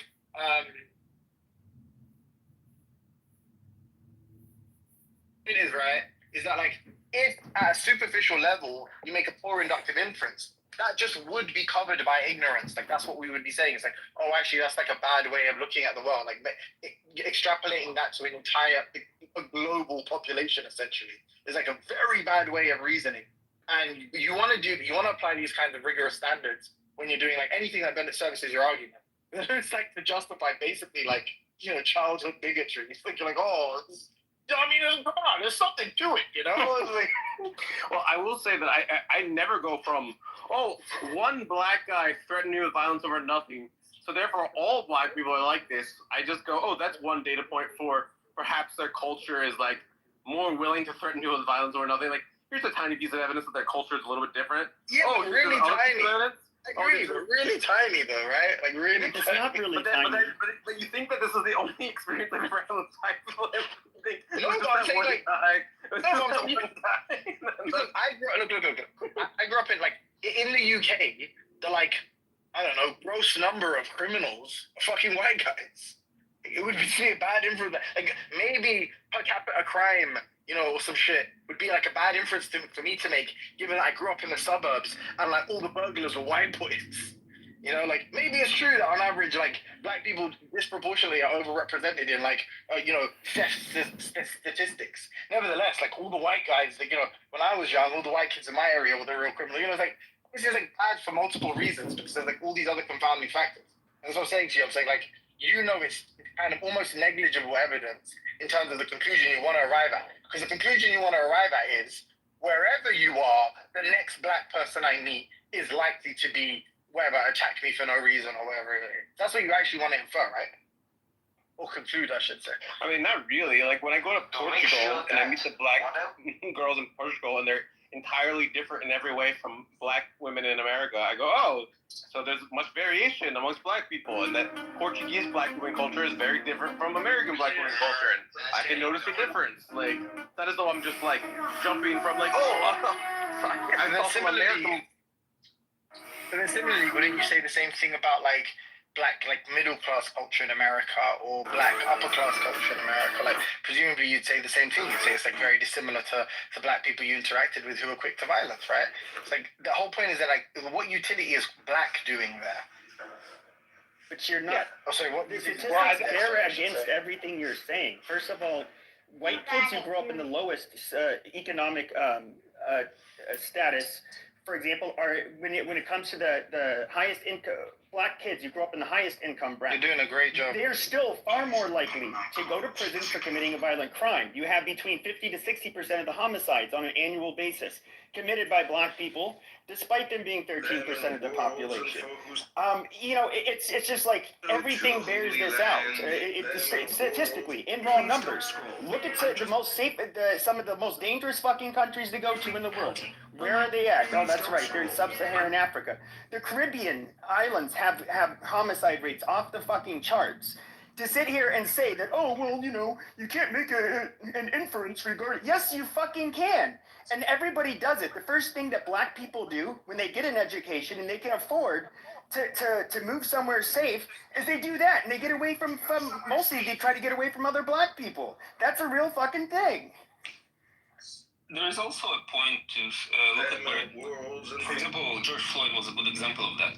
When you have some really nasty motherfucker that does some nasty shit and gets in trouble for that. And yeah, you can argue like, was the cop okay? Was the cop not okay? But the rally to venerate him, to make him into a saint, I think that kind of speaks. Like, there is no like, oh yeah, like. This motherfucker, he was a gangster, like, we don't fucking care about him. It's like, no, George Floyd, insane. That kind of puts a shade of hope into it. Yeah, I mean, the irony is the majority of people that were protesting on behalf of George Floyd were like white. You might want to say something about like rioting and all this kind of stuff. They're all socialists. At least like in the UK, a lot of those are white. So if we're trying to make racial inferences, that doesn't really seem to service your point. I mean, I think it's a combination of past experiences of you being an actual fucking you're I haven't finished. What's wrong with you? Okay. Did I interrupt you? All right, shut up. Yeah, like as I said, it's like a combination of our past interactions with you, you being subhuman, you stuttering through that. Like I'm not going to take anything you said seriously. Pepe the monkey frog. I don't believe it, and I don't think you connected much of what you said.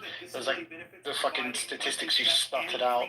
I don't think like they connected with any of the kind of conclusions. So your mouth monkey brain. Use your monkey brain to. And you guys, so you want to fucking argue for your scientific bullshit racism, and yet none of you can control yourselves. It's not scientific racism. It's literally crime stats. First, they said that the baby Totally different subjects.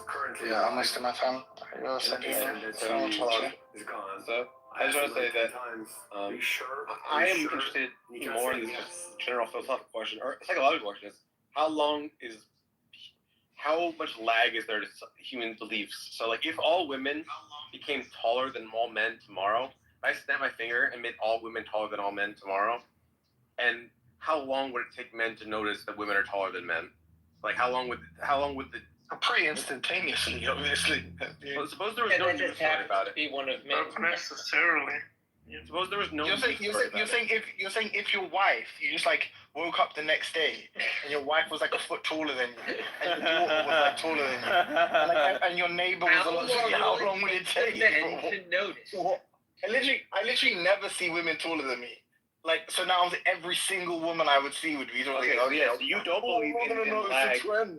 You don't believe in lag when it comes to height. So now it's just okay. What like social traits would lag? Which ones wouldn't lag? Like, if all women got like twice as good at men at math, how long would it take for men to figure that out? Like, this is one of the big issues with the neck down, neck up style of argumentation, is that you really are just comparing apples to oranges. Like, it's like obviously something that's clearly measurable and discernible, like prima facie, is obviously going to be far different from something that's super complex, like, for instance, subtle shifts in culture. And even if they're drastic shifts in culture, I mean, like presumably you're going to assume a lot of it's like performative. So, like, let's say you've actually attributed some kind of behavior or disposition to a particular group, and now you start observing that group behaving completely differently. I mean, what are you actually going to think there, as opposed to literally humans being a lot taller?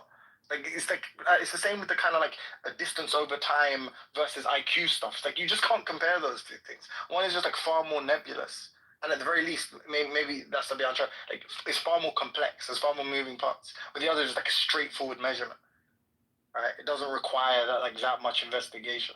So you think when it comes to more opaque traits, the lag will be longer if they'll ever even figure it out? Whereas when it comes to like visual traits like skin color, height, stuff like that, it's so obvious that it will be almost basically zero. Of course, and it would also be evidence. It's the same way like when you say the thing like, you know, he's good, he's one of the good ones.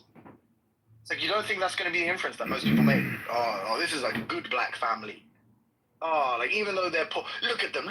Even though they're poor and, you know, even though they're impoverished, look at the Spit or slap, right? Take the glove off and slap the person. You That would be cool, is if they had a feature where people could pay to mute the speaker and put him in timeout. And people would just pay so that person could never speak. That would be so funny. If a black guy sounds like Carlton and he has a sweater tied around his shoulders, you know what I mean? Like, you know, like the fucking white guy sweater, like, yeah, like thing the on the shoulder. polo, the water polo. And if a white guy dresses like a hoodie, no black guy who's wearing that gets racially profiled by the police. Like, no one's like, oh, that guy's a criminal. No, they do. They do, Sam. Criminal right there. Sam, like, people who are like lawyers get racially profiled, right? Happens very often. Didn't that judge? People do in fact conditional. Yep. People do in fact conditional. I can just find you examples, Sam, if you want me to. What? People who are professionals who like are wearing like Carlton sweater who end up getting racially profiled, right? Right, because of No, the I darkness actually, of just to be clear, like, I agree with that. Where, like, when I first got my license when I was a kid, and it's weird because I still think I look kind of young. But when I first got my license as a kid, there was like times I was getting stopped like 10 times in a week, right? Like, stupid, just stopped all the time. This is when they still had producers, so like, if you didn't have your license, you'd have to go to the police station to bring in your license and stuff if you got stopped without your license. Inevitably lead to retaliation by foreign countries and the triggering of fierce trade wars. The result is more and more tariffs, higher and higher trade barriers, and less and less competition. So soon, because of the prices made artificially high by tariffs, the that subsidize inefficiency and poor management, people stop buying. Then the worst happens. Markets shrink and collapse, businesses and industries shut down, and millions of people lose their jobs. The memory of all this occurring back in the 30s made me determined when I came to Washington to spare the American people the protectionist legislation that destroys prosperity. Now, it hasn't always been easy.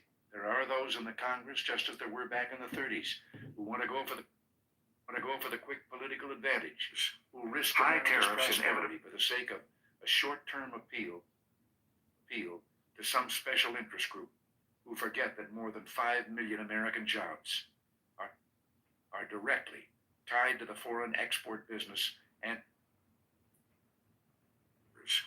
high tariffs inevitably lead to retaliation by foreign countries and the triggering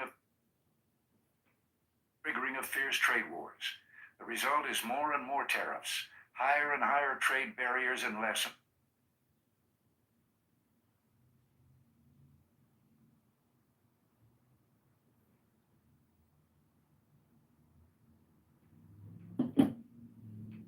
and less competition.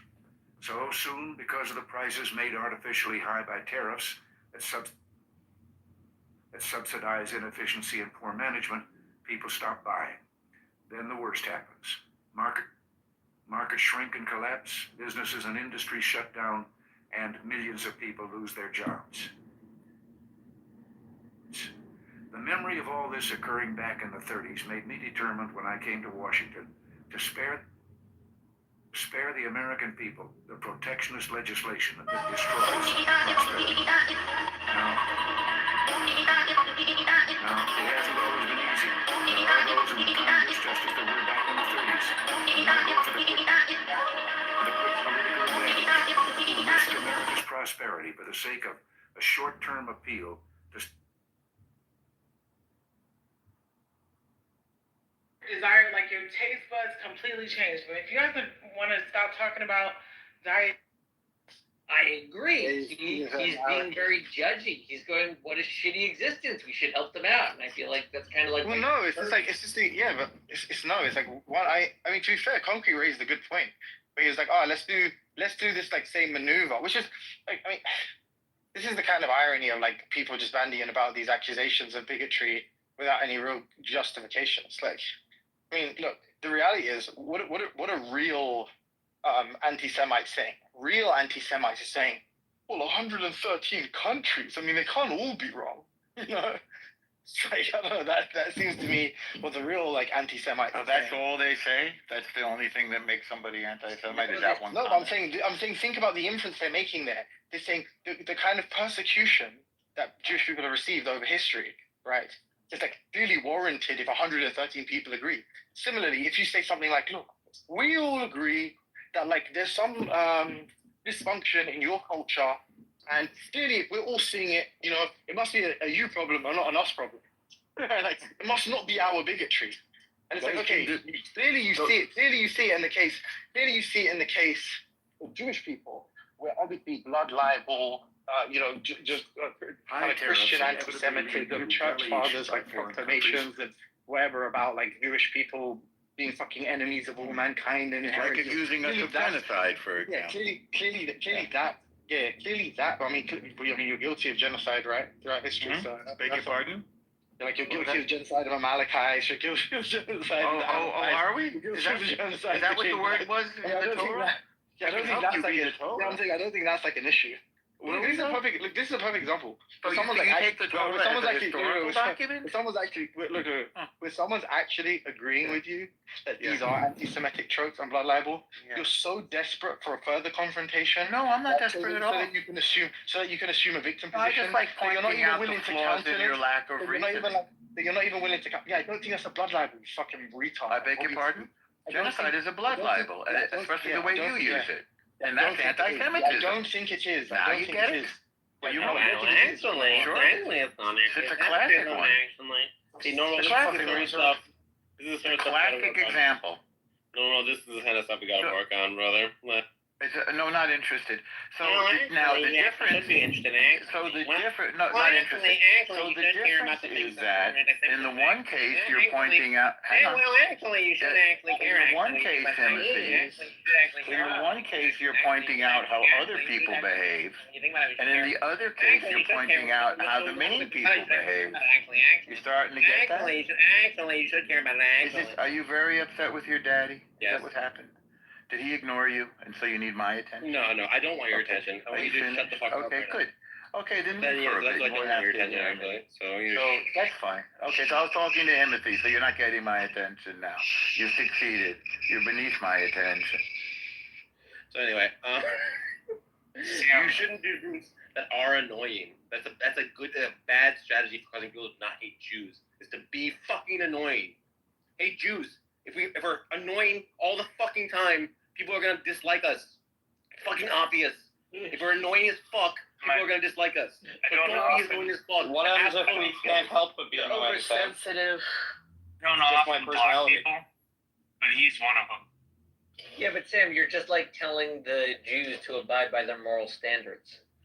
No, there's an objective fact about which things are annoying or not. It's not like a fucking subjective thing. It's annoying to go, well, actually, all the fucking time. And because he goes around looking for trouble, he's never like looking for. I would say there's know, Jews at least in the United States, or some of their. I don't know why they do it, but they're some of their their own worst enemies when it comes to the I don't know, the public relations aspect of Israel and going against anti-Semitism. I mean, they really do say a lot of cringe shit, and I don't know how to do it. They go about it in a manner that just makes them look like people that are just really annoying as fuck. So I kind of agree with Sam. I want to do things that lower the chances of Jews getting slaughtered in history. I want to do things that actually work. I don't care if it makes Jews look like, if it's, oh, you're blaming the Jews, you're blaming the victim. Whatever we need to do to not get fucking genocided again is what we should do. No, but being like nebbish and like, you know, having like a squeaky high voice, like it's endearing for some people, right? Like it's endearing for Woody Allen before like all the, you know, stuff about his actual life came out. Is it endearing when Normo does it? I'm not saying it's endearing when Normo does it, but I'm saying like it can be endearing, right? Like, do you deny that Woody Allen is endearing in those movies? I mean, a lot of times he's very annoying, and I would say that like he just happens to be a very funny comedian. My favorite so he can, director. make up for it. Every weekend I have to watch a Woody Allen movie. Do you know how many fucking movies this guy has made? Like over. Why do you have to watch Woody Allen movies? It doesn't feel like that's like a law of nature. Okay, Sam, but what about Larry David? Obviously, an annoying premise of a human being. That is a blessing to the earth. Like, would you really want Larry David to not be here? Now, Larry David is very funny, but he's also very annoying. But also endearing. Exactly. Also endearing at the same time. Exactly. He's the perfect combination. You have to understand what my father was like. My father just was Larry David. You have to like understand like it's like who he was. So yeah, I mean, listen, Larry. Not everyone has got the riz as Larry David. Like, if you take Larry David away and take away his riz and take away his humor, he's a fucking menace. Like, he's a menace. I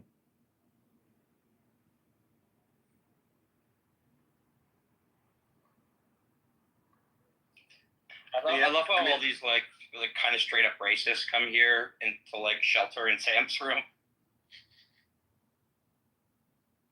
Well, I think that it's the case that if black people did less crime, people would think they were less criminal. If the Jews were less liberal, less political, and less annoying, they would be less hated.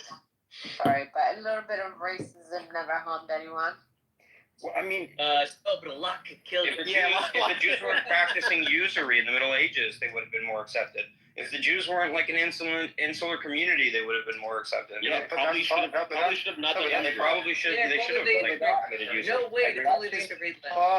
you guys are kind of like tribal, like the Mormons, but the only difference is the Mormons tried to convert everybody. So yeah, absolutely. Like, that's weird things. That is because this guy needs to talk more. You're cutting out, Timothy.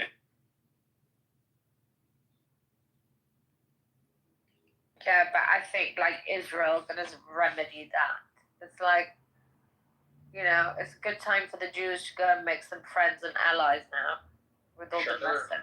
They're friends with the U.S. Israel is India is like the prime friendship for Israel. Like it's not Israel a good thing. and India are going to be brothers soon. We should have more inroads with India. Nice.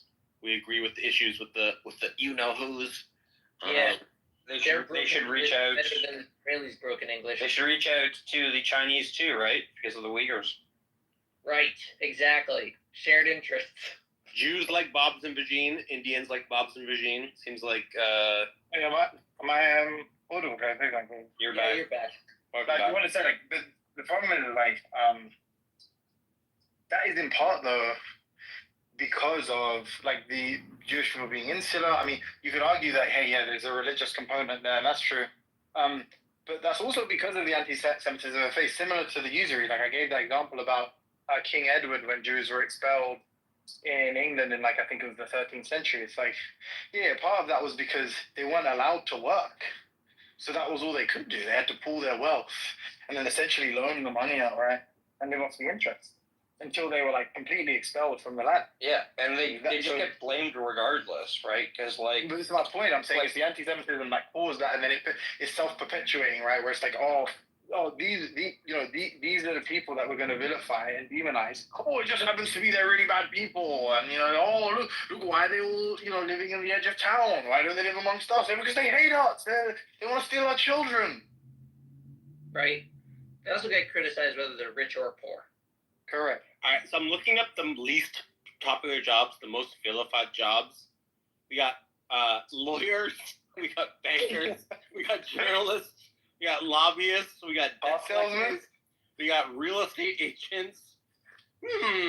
No, wait, but no car salesman. You think car salesman would be there? Choose to take less unpopular jobs. Maybe strategically it would be wise for us to take less unpopular jobs. What professions are trusted? Like all Jews. Doctors trusted. Jobs you want them to No, but all Jews become like holiday planners or something. Yeah. It's like the list, then the list updates in 2026. It's like most undesirable jobs. No, okay, but the most admired jobs, it says Jews are on this too. So there's doctors, a lot of Jewish doctors, teachers, scientists.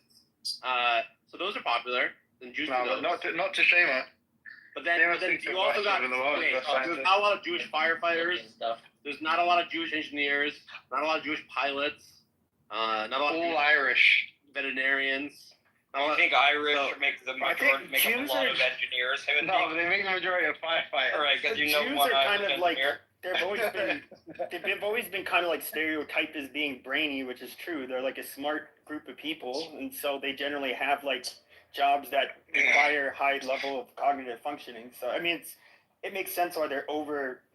Especially being something like a medical doctor, that is always like a position held in high esteem. They're obviously overrepresented when it comes to those jobs. And hey Sam, this guy's saying if you get kicked out of one country, you might be smart, right?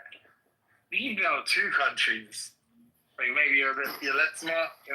3, maybe you're less smart. 4,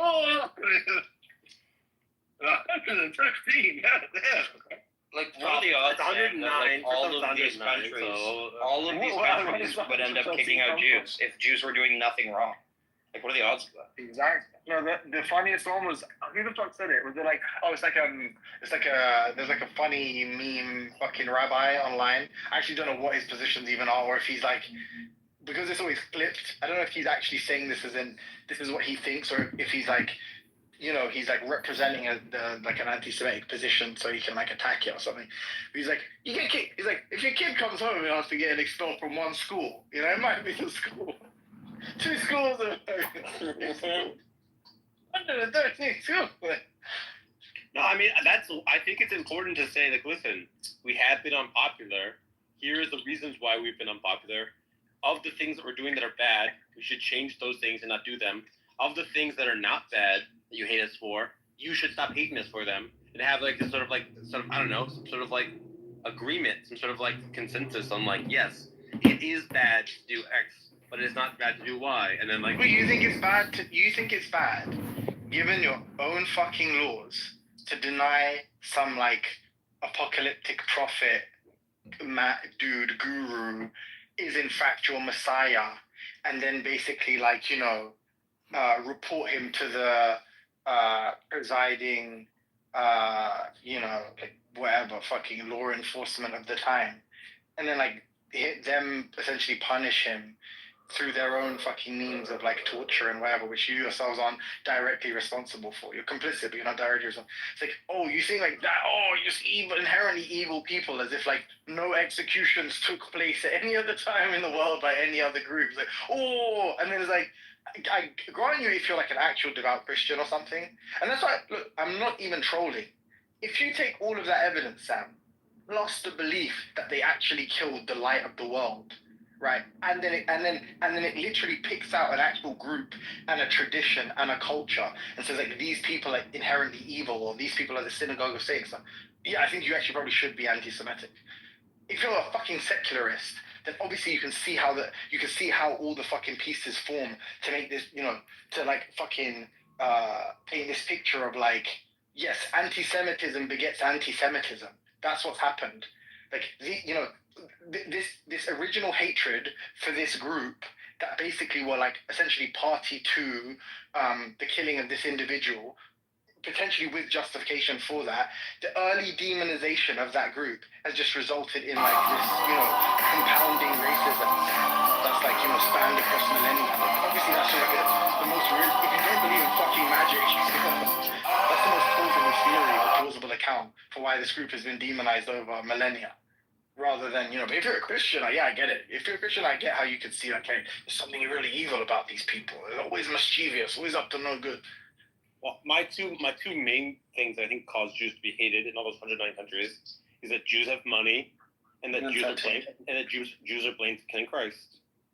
And those are two things that, like, I think the main thing is killing Christ. Like, come on. Right. The money doesn't help. There's been lots of times. It's the murder. But there's other groups like people. You know, whenever people compare like certain ethnic groups to Jews, like they do it about Ishmaelis, they do it about Gujarati. Like in England, I think like the majority of millionaires in England are like from are like Indian, and of them they're like from the Gujarat region and shit. Yeah. It's like no one's like, oh, we hate. No one even fucking knows. No one gives a shit about Gujarat. But the Chinese in Malaysia have been targeted. The Igbo in Nigeria have been targeted. There are middle class minorities that have been targeted historically. Yeah, but not to the extent. Clearly, we know the thing is. We got record numbers, Timothy. We got good numbers. It's not as though this pattern doesn't exist. No, I'm not saying about record numbers. I'm saying the kind of virulent, like the kind of intensity of the hatred, right? I think like that comes a lot from this almost like spirit. It's almost a spiritual hatred of a particular group, right? Like, and where does that come from? Like, where does that dimension come from? We're blamed for killing Christ. We're annoying. We're liberal, we're political, we're loud, we take unpopular jobs. No, but one thing is all of these tropes, these stereotypes that like, you know, considered these negative qualities that you possess, like, all of that is like magnified and amplified by the fact that people already distrust and hate Jewish people. So now it's just like any cultural attribute of Jewish people are like, disgusting. Right. You know, and it's like, why? Because there's already this like baseline dislike for the group. Right. It's like, look, how many dialects exist in the world? I mean, why do have people have such antipathy for like AAVE? Like, assuming that it's a dialect and it forms in the same way, like, you know, and don't get me wrong, I get to the ear, like, there's, I don't know, some English towns, like, you know, all of these, like, English dialects and accents and stuff, they have, like, I mean, in England or in the UK, they all have their, like, quirky little origin stories, right? And some are palatable, some are unpalatable. The reality is the kind of visceral aversiveness that, like, AAVE or whatever Ebonics seems to inspire. I think a lot of that is based on the fact that people just are fucking racist, because you'll find other people who aren't super racist, who find it almost like aspirational. Like, you know, they want to be fucking down, they want to be included, they want to be able to use it, right? And you have like other people like, this embarrassing, look at yourself. Do you hear how you sound? You sound like a vagabond, a beast, right? Okay, where does that come from? They have it's just a dialect, like any other. we do have a white population that has very similar dialect, okay, that lives in Appalachia. That's actually where they think African American vernacular English came from. And those white people are constantly told that's not a correct way to speak English. You can't say that, and they get corrected in public. In other words, white people are used to, like, I guess you could say, looking down upon people who speak English very poorly in a very uneducated manner. AAVE does that, is basically doing the same thing. And it's like, okay, your culture, you're speaking a very uneducated form of English. Yeah, we're not going to take you that seriously when you speak that way. Just like we don't take each other seriously when we speak that way. Timothy, I agree that you can just associate something with a thing you don't like, and then just that thing gains the negative affect. Like, I'm sure that when a fucking Nazi sees those, like, to fill like the, you know when the Jews wrap the thing around their arms and around their forehead and stuff? Mm-hmm. I'm sure that Nazi, when he sees that, gets fucking red with anger. And there's nothing like inherently hateable about wrapping on your forehead and arm with something. But yeah, you can associate things with things you don't like, and that thing gains the negative affect. That can happen for sure. I mean, it is made. No, I think it's leather. If it is made out of leather, I mean that's kind of like exploitative of animals.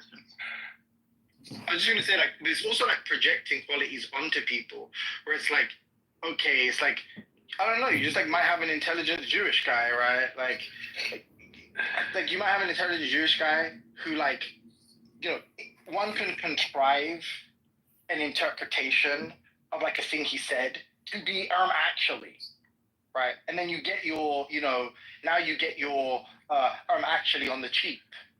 But like, what's actually motivated all this extra investment and effort?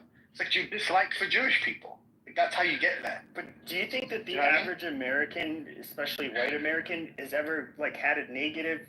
Like, when I was growing up, I really could not pick the Jewish boys and girls from the you know, the I guess the ones who had non-Jewish parents. Like, they really I don't. It's not even on most people's mind. I mean, honestly.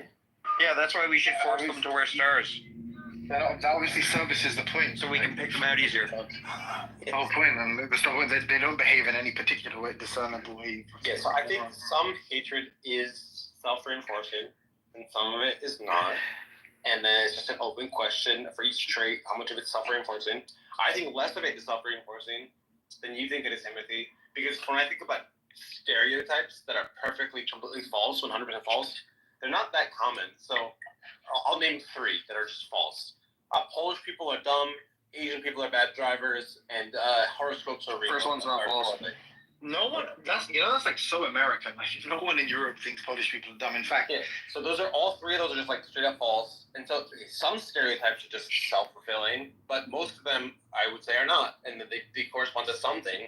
I mean, every time Michael Rappaport opens his mouth, another anti-Semite is created. I'm just saying. I'm running. I'm not an elected congressman. I'm an elect. It's like if it's just like trivial stuff where it's like.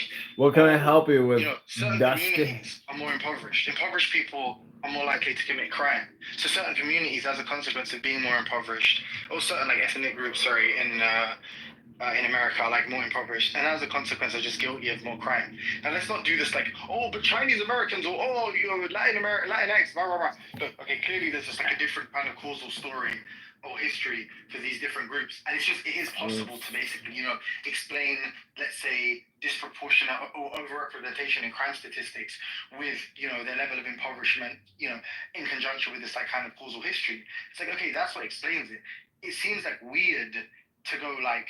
Because like in the case of like, let's say like Jewish people or something, like, what is actually bad about actually exactly? Like it seems like it violates or tries. Well, actually, what's bad about it actually is that it's annoying as fuck. Because actually, point, Ben, actually. Yeah, but I'm saying that's like it violates some kind of cultural normal standard. Where presumably that developed in contrast to, let's say, a trait that's exemplified by a particular group. It's not some inherently bad thing. But then we might say, okay, let's look at the things that are inherently bad. So I think it's weird to say, like, look, I think it's far more likely that it's like, here's some, you know, Yiddish just sounds so harsh on the ears or something, you know? It's like, okay, what do you think that's more like? Do you think it's something inherent about like these particular language? I don't know what they call like the Germanic kind of whatever languages, or do you think it's something about like, you know, us as a society hating the group of people that, you know, I do think for that language? Yiddish, the word like schmaltz and I think that shit is inherently more harsh than French or fucking Italian. Yeah, but I think like Arabic sounds like beautiful. Well, Arabic does too. I mean, so what? I think Arabic sounds wonderful. So clearly, it's not the like globular one all the time. It's, you know, what I mean, the guttural, whatever, glottal shit. Like really, it's not just that. It's something. It's there's an extra ingredient. And I'm saying, okay, so all of that stuff. It seems difficult to explain that in terms of like there's something inherently bad that humans are just, you know, averse to inherently. Okay, so let's look at the things that we probably are kind of inherently averse to, that we've like evolved to be opposed to or to condemn. You know, stuff like crime and all this kind of stuff. That's not like some inherent quality of a group. Can you prove But that? it seems to be kind of it seems like situational and like, you know, the material conditions that one finds oneself in are like far more likely to be a kind of a strong predictor of, let's say, participation in these kinds of activities, right? And it's like, okay, so clearly like it's this whole idea where it's like, oh, it's the, you know, this like some inherent quality or property of a group that like they need to fix internally. I think it's like probably a lot of times it's going to be better explained by the biases of all of the people who are like condemnatory of the group. Because in the case of like, for instance, like the crime stuff or whatever stuff, it's like, yeah, I mean, clearly it's not the race that's how can you say it's clearly not? I love when people make those kinds of claims. I know. How can you say that? How can you say it's clearly not? You would obviously have some kind of evidence. Yeah, so like a fucking little race baiting troglodyte. Well, no, because you literally. I know that you can't come up with an answer because there is no. Yeah, I mean, you're right. You'll never get. It's an unfalsifiable claim, so like, it's fucking stupid. I think that Jews. I think right now Jews, if they all became firefighters and what's it called, people that give to charity, like charity workers and firefighters, that was all Jews did. I think the opinion of people on Jews would change. I think the fact that Jon Stewart is beloved has improved Jewish reputation in America. I hate Jon Stewart. I think that really, like right now, your mouth. You shut your mouth. Because Jews are bankers and lawyers and lobbyists, those are very unpopular jobs. Now, it's unjustified that bankers and lawyers or lobbyists are so hated. Well, in some ways it is, some ways it isn't. But it's a lot of the sort of hatred that Jews get is because of the irrational facts about humans that they irrationally hate lawyers and bankers and stuff, not realizing that those are like important jobs that society needs. And like, yeah, but how do they steal? What? Like, obviously, like, no, like all of those scenes, like in 2008 of like fucking all of these bankers high-fiving on the fucking helipad as they're like, you know, getting fucking taken to the airport to their Learjet to fly off to the Caribbean and shit, while everybody's fucking losing their homes and shit. Like, obviously, no. Yo, fucking you. Stop attacking my people. Most of them weren't even fucking Jewish. Great. Like my people are noble. Like the I'm not talking about Jewish. I'm talking about bankers.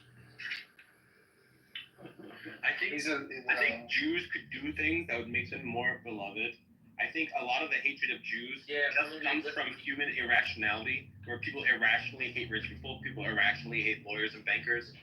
Like, I think that's like a large. I think you guys are too. I think Jews are, at least the Ashkenazi Jews, they're generally more intelligent than other groups, and so they're gonna. To expect to see them be firefighters at the same level as fucking I don't know, any other group, I think is just kind of like laughable. It's not gonna happen. Just like the nerds generally in high school they don't aspire to be fucking firefighters for a reason. I think it's cringe. Law in order to like make the Jews look good to the goyim. I got into law because I like arguing. Jews are good at that. And you. Mike isn't. Sorry, Mike. But what was I gonna say? Yeah, but I think like this idea that you have, I don't know. Like, I feel like you've gone so far. You've like overcorrected your like opposition to communism that like you just like.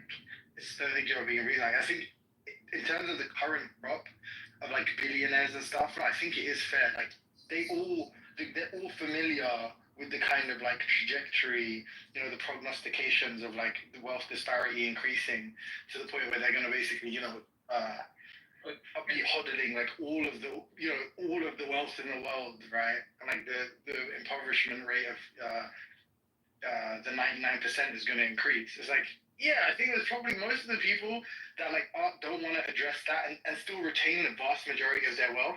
They're probably shitty people. They're probably like the charity they do probably isn't enough. You know, like it's probably like. I got Sully to admit that Jews were per capita more evil because he's like, I think rich people are more evil on average. And I'm like, okay, so if Jews are more rich on average, therefore you think Jews are on average more evil. And then Sully's like, only if you're a fucking retard that does fucking like, yeah, man. No, but that's like easy because you can get anyone to do that. Like we just be like, oh, the majority of like again, I don't know, like do you think like rapists or something? Or, black people are overrepresented when it comes to rape. Like so you think they're more evil. I don't think that's like difficult. You got me on the you think some of these psychological traits are morally relevant. They're like like. I was just pulling out empathy on Sully, where he thinks that Jews are more evil on average because they have more wealth on average. So I think like Sasha has a point like that. She's like not a communist. She like makes a point about like billionaires or wealthy because the idea is like, look, especially when you're in a position where you can actually you can contribute to like programs that seriously address wealth inequality, like taxation, global taxation programs, this kind of shit. Where it's like you will never be poor. You will remain kind of like insanely rich relative to the population, and still you have like the population will have the opportunity to buy houses and whatever else, right? To like improve their quality of life significantly. So, yeah, if you're not working towards that, if you're a literal billionaire, then you probably just are a piece of shit person. Like honestly, I don't know what it would cost me. Like what would my goal be? To demonstrate God, bring it. And I would say also, I'm interested in your justification for that, even though you can't prove it. So that alone would be interesting to me. I think that God is just a word for everything for me. I think that because of parents that I was. Hold on. Just so you're saying by God, you just mean everything. I think that everything was created by God. So yeah, everything is. You guys, right? Exactly. No, really just do. No man will be left behind. Gonna come back for you. Exactly. I trust that guy. I trust him a lot. I mean, do you think that what's his name? I trust Elon Musk. Do you think that Jeff Bezos created a lot of value for the world, as in did Amazon make the world a better place? Yeah, not nearly commensurate to the amount of wealth that he hoards. No, I mean, why not? That's why I wanted to say hoard. I said hodl instead of hoard. Yeah, hodl. Yeah, dummy. I said hodl. Yeah, that's how you know I'm a Christian. Because I think Jeff Bezos did a lot of good for the world. I'm not denying that he did some good, right? But like, first of all, his hiring practices are like appalling. Second of all, like the way in which you compensate labor, right? So there's a huge problem with like American markets right now. It's like they're very, very skewed towards like the importance of capital, right? When like they used to be much more mixed, like the importance of labor and the importance of capital, and the like entire wealth of the company used to be much more like split between the capital aspect and the labor aspect, right? Bezos is like the spearhead at like fucking that entire, like it was bad for a long time, since like the 80s probably, but like it's fucking horrible now. Like they can't even take like bathroom breaks. They can't they can't have like labor unions. You know what I mean? Like it's hilarious that like you guys think that like in any way, shape, or form, Bezos brought the commensurate amount of like value to the world to like compared to his giant pot of gold that he sits on. All right, so let's find out how many workers work for Amazon. All right. And they like all on like 0-hour contracts and shit as well. Yeah, there's a lot of workers. There's a lot of workers that work for like Walmart too, right? But like the Walmart company still fucks those workers over as hard as they possibly can, right? All right. And in ways that like other Western societies just wouldn't allow, right? Like Amazon employs 1,600,000 people, whereas let's see how many packages get moved every year. How many packages do Amazon move a year? All right, 7.7 billion packages. Yeah, I knew it. Billion. I knew it was in the billion. Billion packages. Every single time that package gets delivered, someone's life was made a little bit better. So the billions of times a year that someone's package gets delivered faster. That's a lot of packages. That's a lot of packages. What? Substandard working conditions. You just like what do you mean life gets better? Like the fucking like it's LV. Moe and Hennessy. It's fucking Amazon. Dude, I ordered an electric. What do you mean? You can buy designer stuff from Amazon. What are you talking about? I ordered a fucking neon pink butt plug on Amazon 2 days ago, and then I got it yesterday. If it was no Amazon, I'd have to wait a week to get my neon. I ordered all my furniture. Can you just be like a fucking normal pervert and just go to my groceries? Oh, I have to go to some creepy porn stores. Can anybody refer me to a food bank, please? Oh God, not you, bro. Hey Sam, be effective in your altruism. What do you mean? He's asking for money, I guess. I don't know. Oh, Muslim, you want money? I don't have money. I'm looking for a food bank. You just got back from Germany after that wedding you went to. That's that retarded guy. No, sorry, don't give him money. The heck, man. I think a good fast might be good for you, just given your profile picture. He needs a donation for his next holiday.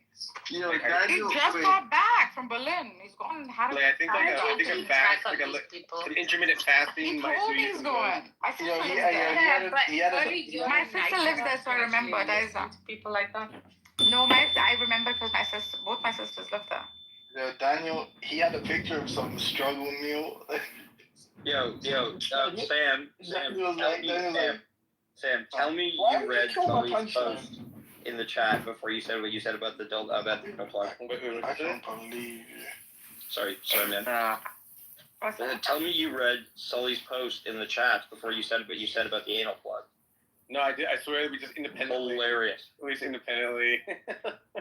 You think that was what did funny? Sully say again? Oh, anything I say is funnier than you saying anything. Fuck you. Hey, you know what? I'm gonna start calling you Norma. Fuck it. Fuck you, Norma. Fuck you, Norma. No, don't make me come at you. Wow. Nargis also agrees that I'm much funnier than you, Nancy. Melinda is so cute. You notice she said cute, not funny. She said cute, not funny. Funny. You'll Oh, look at this. Like, hey, Melinda's so sweet. Nargis thinks that I'm handsomer than him. Oh, you're so smart, Sam.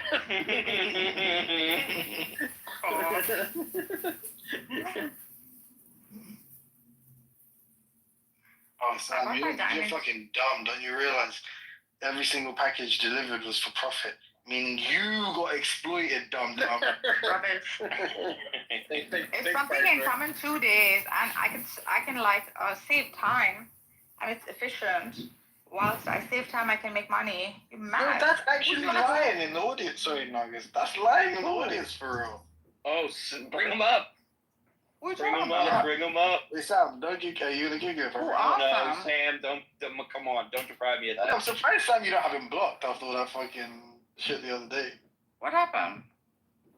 Did you just forget to block him, or did you unblock him, or did you never have him I think I forgot to block him, to be honest with you. God. What up, now? All right, ladies and gentlemen, and tunnel diggers, what do you want? What do you want? Lion, we want you to argue with Sam in any capacity that you can. Well, I can, unless he sparks anything, I guess there's no reason for me. We all know that you all frauds, fake. So there's no. Wait, what is the tunnel digger stuff? Oh my God, Lion. In New York, there were Jews digging tunnels, so Lion thinks that all Jews dig tunnels. I think something like that. Wait, what do you mean in New York people were digging tunnels? There was a Hasidic group of Jews in New York who were digging tunnels under a whole bunch of properties that they owned. I'm not sure what the tunnels were for. Does anyone know what the tunnels were for? It's debated. Yeah, explain this way. The conspiracy theorists think it's so we can do blood rituals, but the normal people think it's probably just because like they wanted more property or space or some bullshit like that. Like, Well, Lion, what do you think? No damn sense. You say? These were escape tunnels if they were to ever get caught, snatching children off of the streets. And stealing their kidneys. hey, Lion, This is so good. Hey, Lion, what do you think about the fact that black people on average score 1 standard deviation lower on IQ tests than white people, and that this is when you take 2 100 IQ white parents and 2 100 IQ black parents, that the white kids are smarter than the black parents, even though they have the same IQ parents? Yeah. So why do you think it is? Anyone that disagrees with You're in the Matrix. Chris always In the Matrix. Yeah, you know why I don't think anything? It's because of course I am. I'm being serious. You're in the Matrix. Hey, Lion, why do you think it is the case that biracial people have intermediate IQs between white people and black people? Reliably? So I'm sure you guys know that Sam and Timothy. Oh, look who's back. If you truly believe that, then why aren't you giving the same IQ test to the Kenyan students? Hold on, Sam and Timothy, they have a room about you guys. You know that, right? Who does? The comedian guy, he has a room and he's playing. Oh, All right, the title says Sam and Timotheus are. Hold on, wait. I don't know who you're talking about. He Who's doesn't always normal? like Stella. He's always No, opening she's saying rooms that like down in the audience, someone listening, and No, they have a there's room called- 2 people in this room today. Okay. Yeah, Sam Timotheus, like. He puts it on and he plays it all day long. Sometimes I go in and just listen to other people's combos. Every room he records. It's fine, no, it's cool. Thank you for telling us. No problem, no problem. Did you record this room comedy? I recorded a little bit of it so we would know what he was using. Yeah. That's my But Lion. all day. BB. Hey, BB. what do you want, you sell out Canaanite? What do you want? Nargis. John, what is it, Daniel? What? Chrissy is Hi, fucking Matt. furious with you. What did I She do? sent me. I don't know. She said that you messaged her and she sent you this. What up, I man? love you, Chrissy. You told her that you said something about the fact that you didn't have any children. Message. No, I didn't. She replied. I said the message. I said what I said about like women was not directed towards you. I'm sorry, I didn't know you. I don't even know you. Please don't feel bad that these guys came at you, and I love you, Chrissy. That's what I can send you the message. So pissed off. Did you see her For respond? what? She sent me such a nice message back. What are you talking about? Wait, Daniel, can you give me the play-by-play? Have you seen what Sully's been writing in the chat like all night? Wait, Daniel, can you give me a play-by-play on why she's pissed? Baby, shut up. Yeah, I can read it. What's wrong with you? Are you high or are you drunk? I mean, with me, it's either I'm high or I'm drunk. I'm high. There's no I'm neither. Sorry, just the message that Chrissy wrote to Nargis.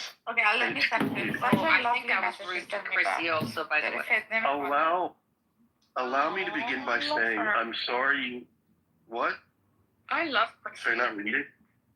Let me read it. Just go, Daniel. Go. It's You want me to read the angry. message I sent her?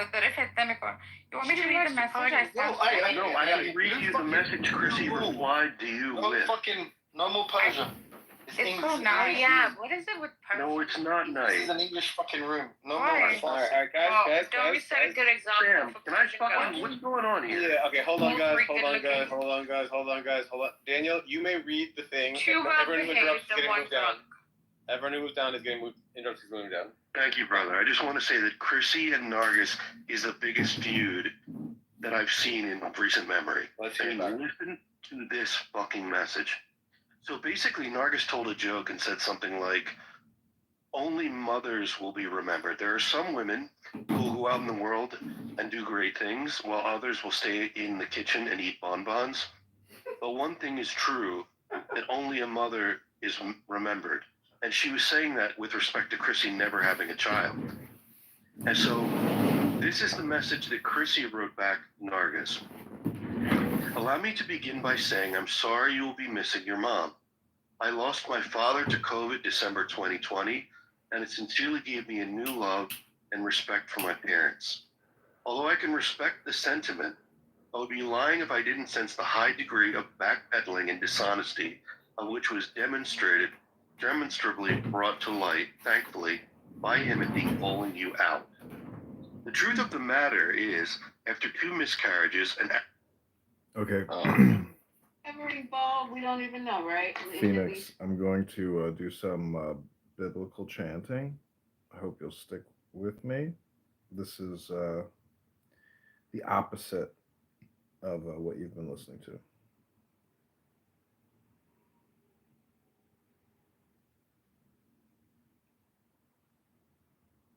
This is basically my meditation and prayers.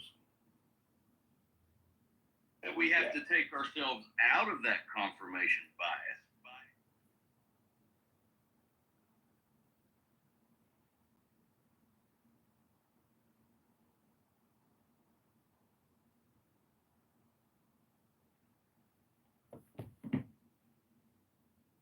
Okay, I'm also going to create a new room, by the way. So go to the new room.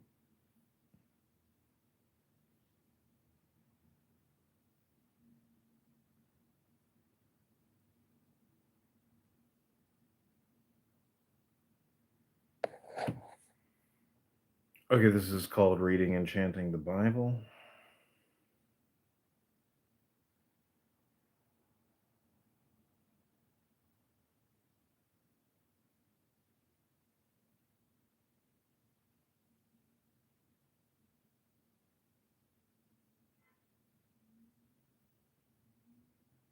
Okay, this is Reading and Chanting the Bible.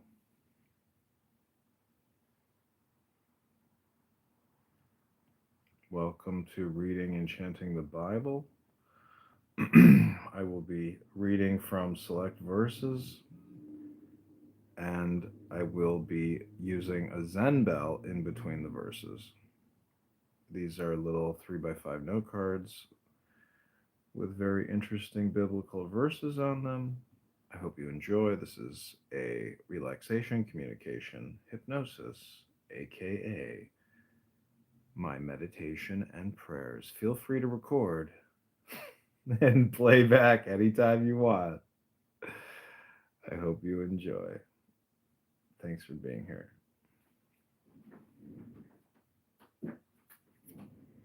So take the deepest breath of your day. Here's what I want you to do. Take your everyday, ordinary life.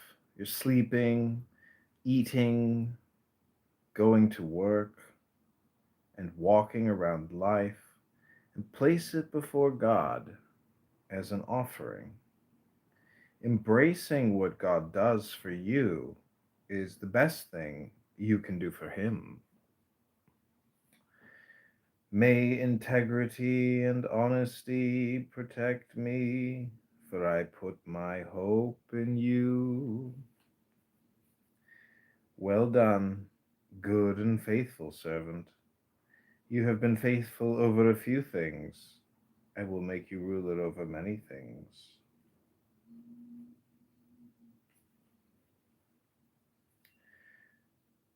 If we confess our sins, He is faithful and just to forgive us our sins and to cleanse us from all unrighteousness. Come now, let us reason together, says the Lord. Though your sins are like scarlet, they shall be white as snow. Though they are red as crimson, they shall be like wool. The Lord replied, my presence will go with you, and I will give you rest.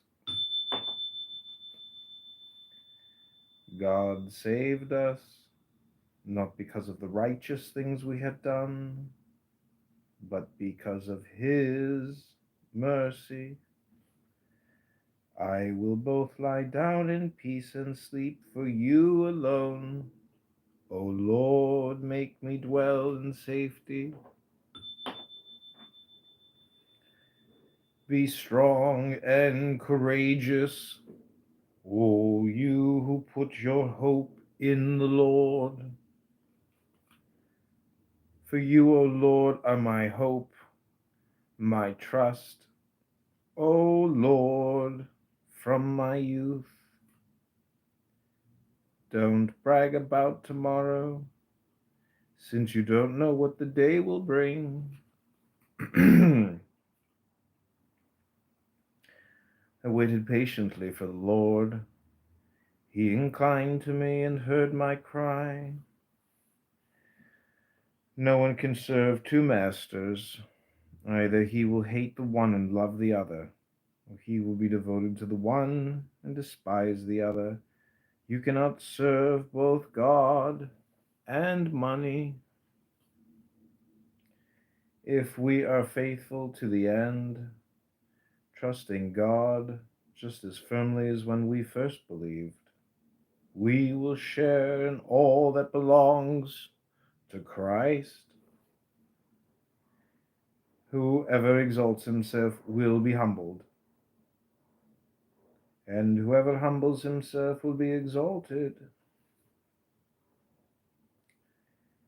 He has told you, O man, what is good, and what does the Lord require of you but to do justice, and to love kindness, and to walk humbly with your God.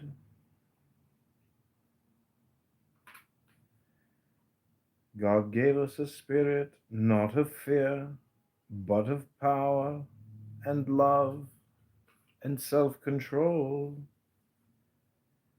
I am persuaded that neither death, nor life, nor angels, nor principalities, nor powers, nor things present, nor things to come, nor height, nor depth, nor any other created thing shall be able to separate us from the love of God. Where your treasure is, there your heart will be also. You, dear friends, must build each other up in your most holy faith. Pray in the power of the Holy Spirit. Whatever you do, work at it with all your heart, as working for the Lord, not for men, since you know that you will receive an inheritance from the Lord as a reward. To the man who pleases him, God gives wisdom, knowledge, and happiness. Even to your old age, I am he who will sustain you. I have made you, and I will carry you. I will sustain you, and I will rescue you. I know the plans I have for you, declares the Lord, plans to prosper you and not to harm you, plans to give you hope and a future. May God himself, the God of peace, sanctify you. May your whole spirit, soul, and body be kept blameless at the coming of our Lord Jesus Christ. The one who calls you is faithful, and he will do it. Humble yourselves in the sight of the Lord, and he will lift you up.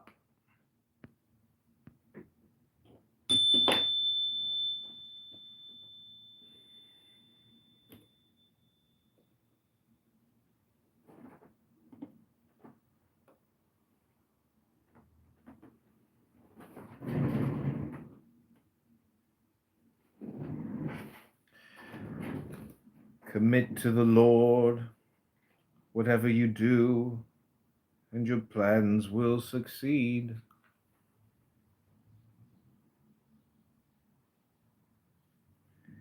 The steps of a man are established by the Lord. When he delights in his way,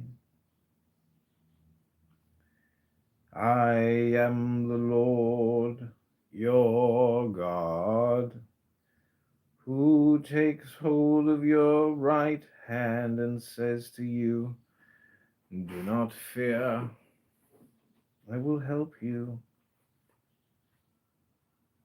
The Lord God is a sun and a shield. The Lord will give you grace and glory. No good thing will he withhold from those who walk uprightly. Trust in the Lord with all your heart. Do not depend on your own understanding. Seek his will in all you do, and he will show you which path to take. Be of good courage, and he shall strengthen your heart. All you who hope in the Lord. The Lord is my light and my salvation. Whom shall I fear? The Lord is the stronghold of my life. Of whom shall I be afraid? Cast your burden on the Lord, and he shall sustain you. He shall never permit the righteous to be moved. He must manage his family well and see that his children obey him with proper respect. Wait for the Lord.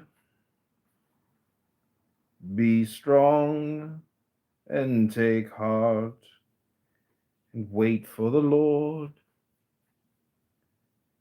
I will be a father to you, and you will be my sons and daughters, says the Lord Almighty. For God so loved the world that he gave his one and only Son, that whoever believes in him shall not perish, but have eternal life. The Lord will open the heavens, the storehouse of his bounty, to send rain on your land in season, and to bless all the work of your hands.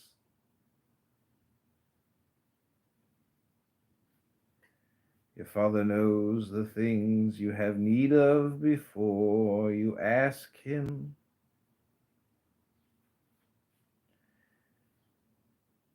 May the Lord of peace himself give you his peace at all times, and in every situation the Lord be with you. I will lift up my eyes to the hills, from whence comes my help. My help comes from the Lord who made heaven and earth. The Holy Spirit produces this kind of fruit in our lives: love, joy, peace, patience, kindness, goodness, faithfulness, gentleness, and self-control.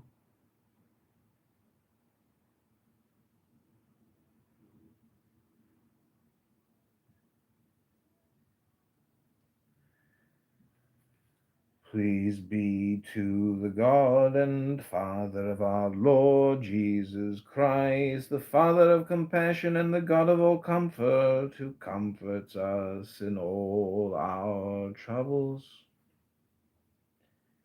May our Lord Jesus Christ, himself and God, our Father, who loved us and by his grace gave us eternal comfort and a wonderful hope comfort you and strengthen you in every good thing you do and say. Fear not, for I am with you. Be not dismayed, for I am your God. I will strengthen you. I will help you. I will uphold you with my righteous right hand.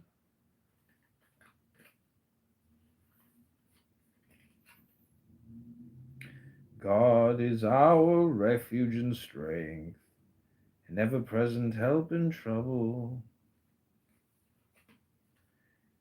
If we confess our sins, he is faithful and just to forgive us our sins and to cleanse us from all unrighteousness. Whoever humbles himself like this child is the greatest in the kingdom of heaven. Here's what I want you to do. Take your everyday, ordinary life, your sleeping, eating, going to work and walking around, and place it before God as an offering. Embracing what God does for you is the best thing you can do for him.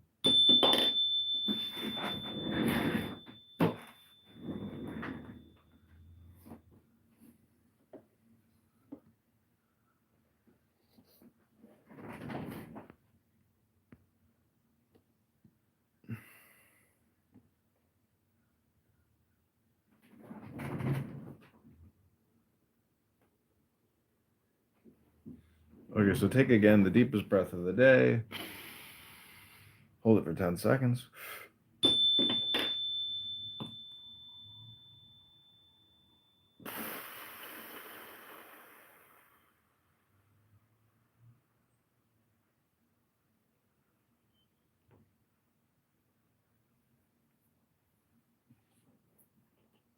Greatest country. We're the best at building up military.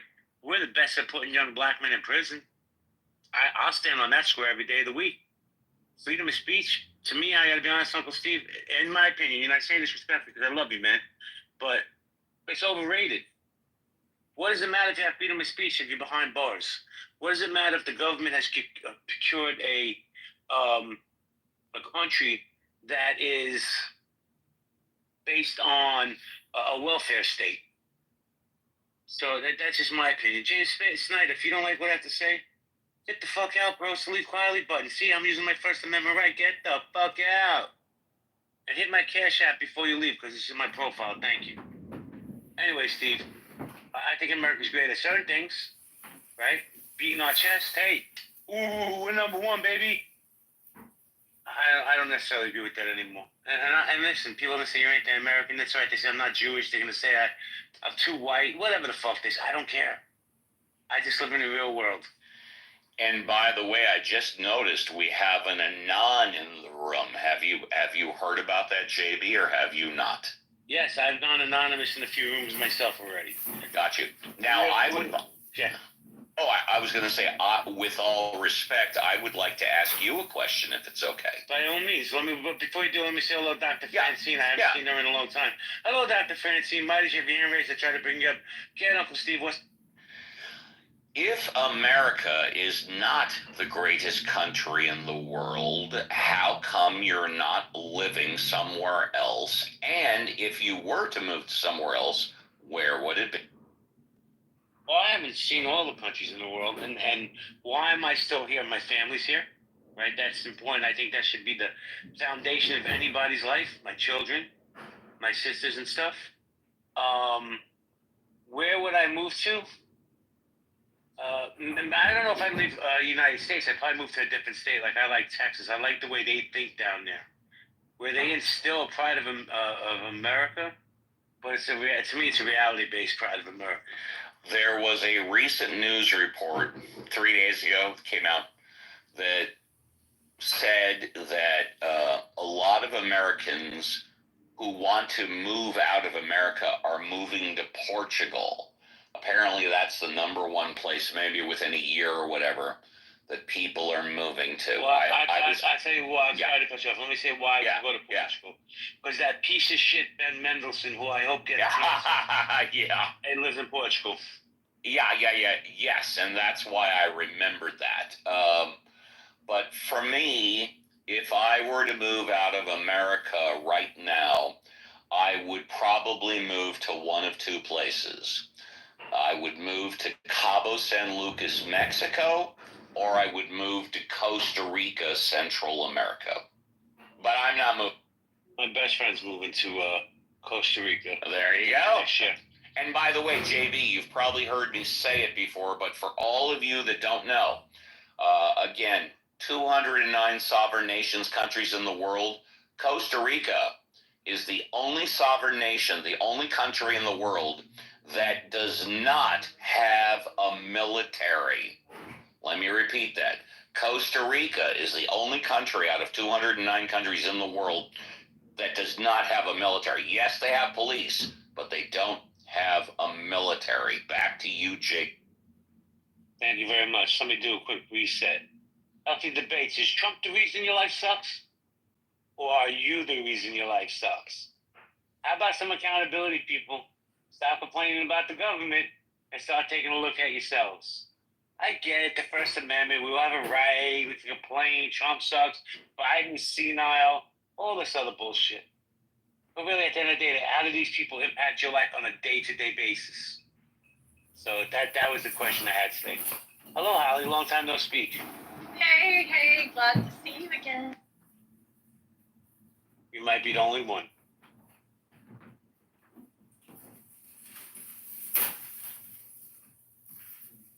Yes, Holly, you're driving one of your 12 kids around. I'm driving myself back from a showing. I had a showing about an hour away from home, so I'm just headed. Well, you live in the sticks of, with Bumblefuck, so I'm sure the rent's like $600. So I'm sure you're the showing went. Oh, it's for a home purchase for a short-term rental, so definitely a little more than $600. I'm sorry, we'll go 1,200. So, Holly, is Trump the reason that people's lives suck, or are they the reason that their lives suck? I think it's all them, baby. It's like a mass psychosis or something going on. I don't know. I feel like people are like depressed, anxiety-ridden, egocentric, narcissistic, lacking in grace, lacking in belief, nihilistic, you name it. They got all the isms and the istics, autistic. Everything. Everyone's all fucked up in this country right now, and I don't understand. I don't know how to get us. Well, I'll tell you what. I know COVID really did enough on people's mental health, right? Like, in all seriousness. People were stuck in houses with their spouses. Oh, I didn't realize they're on. With, their husbands or wives who they really don't like. And the mental health crisis in America hasn't and never will be addressed. That's another issue, in America. That to me, that makes America not the greatest. We don't address the mental health problem in this country. We just push it along, sweep it under the rug. But for me, it's like people come to these stages. Donald Trump is the worst thing ever. I hope is Victoria still in here? No, Victoria left, because she's the biggest one with that flag about Donald Trump. Man, shut up. Donald Trump does not impact your life on a day-to-day basis. If you're not a happy person, that's because you're not a happy person. You're so stuck in your bullshit thinking that Donald Trump is going to, become King Donald. I mean, can we get back to fucking reality, people, and fixing our society? Is that even a possibility? Samo, what's up? Greetings, y'all. Peace, everybody. I hate the Bulls. I'm a Knicks fan. But go ahead. I'm a Knicks fan, too. You know what I'm saying? But I was a Michael Jordan, Scottie Pippen fan. I was. You know what I'm saying? But I'm a Knicks fan. Hopefully we win tonight. You know what I'm saying? Long shot, kid. Long shot. Hopefully we can take it tonight at least. One game at a time. You know what I'm saying? We're going back home. So we'll see. But it's not looking good. You know what I mean? But I appreciate the conversation. This is an interesting conversation. You know what I'm saying? You want to chime in on your thoughts on what's been said so far? Sure, just a little bit. I agree with you that people need to take accountability And you know what I'm saying? Like, I personally don't think that my life sucks. And if you think your life sucks, you should make active and be proactive to try to change it. It's not up to a politician to do that.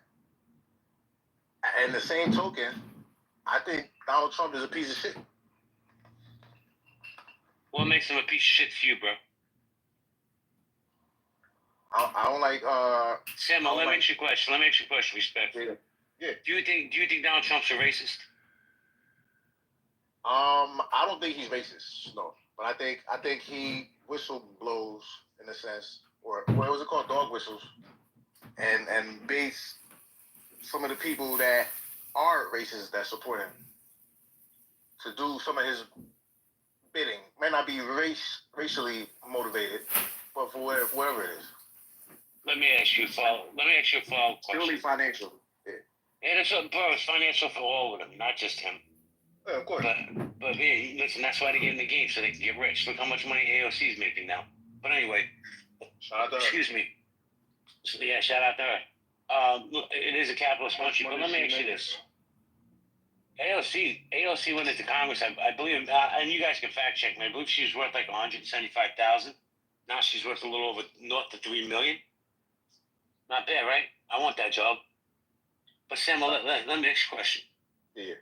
Do you believe? And I said this statement earlier. I believe America is a school to prison pipeline, a welfare state, and is geared to oppress people down. What do you think?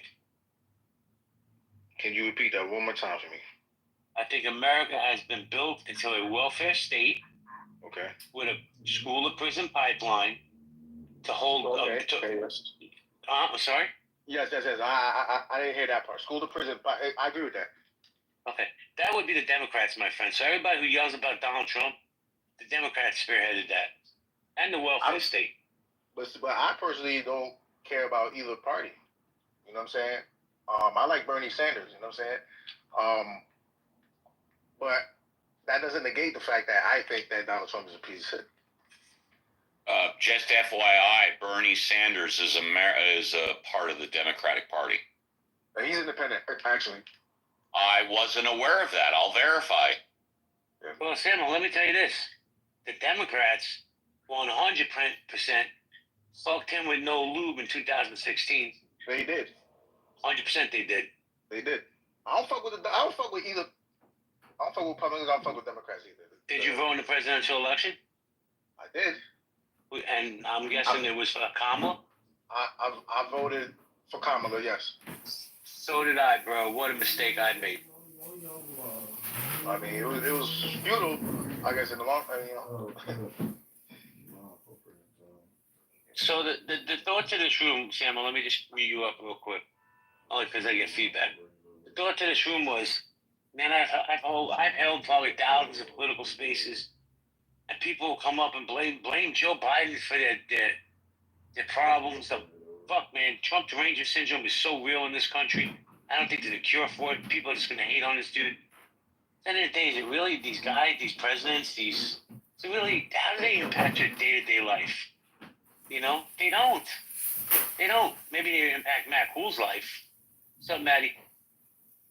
But they don't impact my life. But I'm still living the best life possible. Nobody's getting in my way. President and I don't give a fuck. So, I just want to hear what people have to say. Well, I want to know who here thinks Donald Trump impacts their life on a day-to-day basis.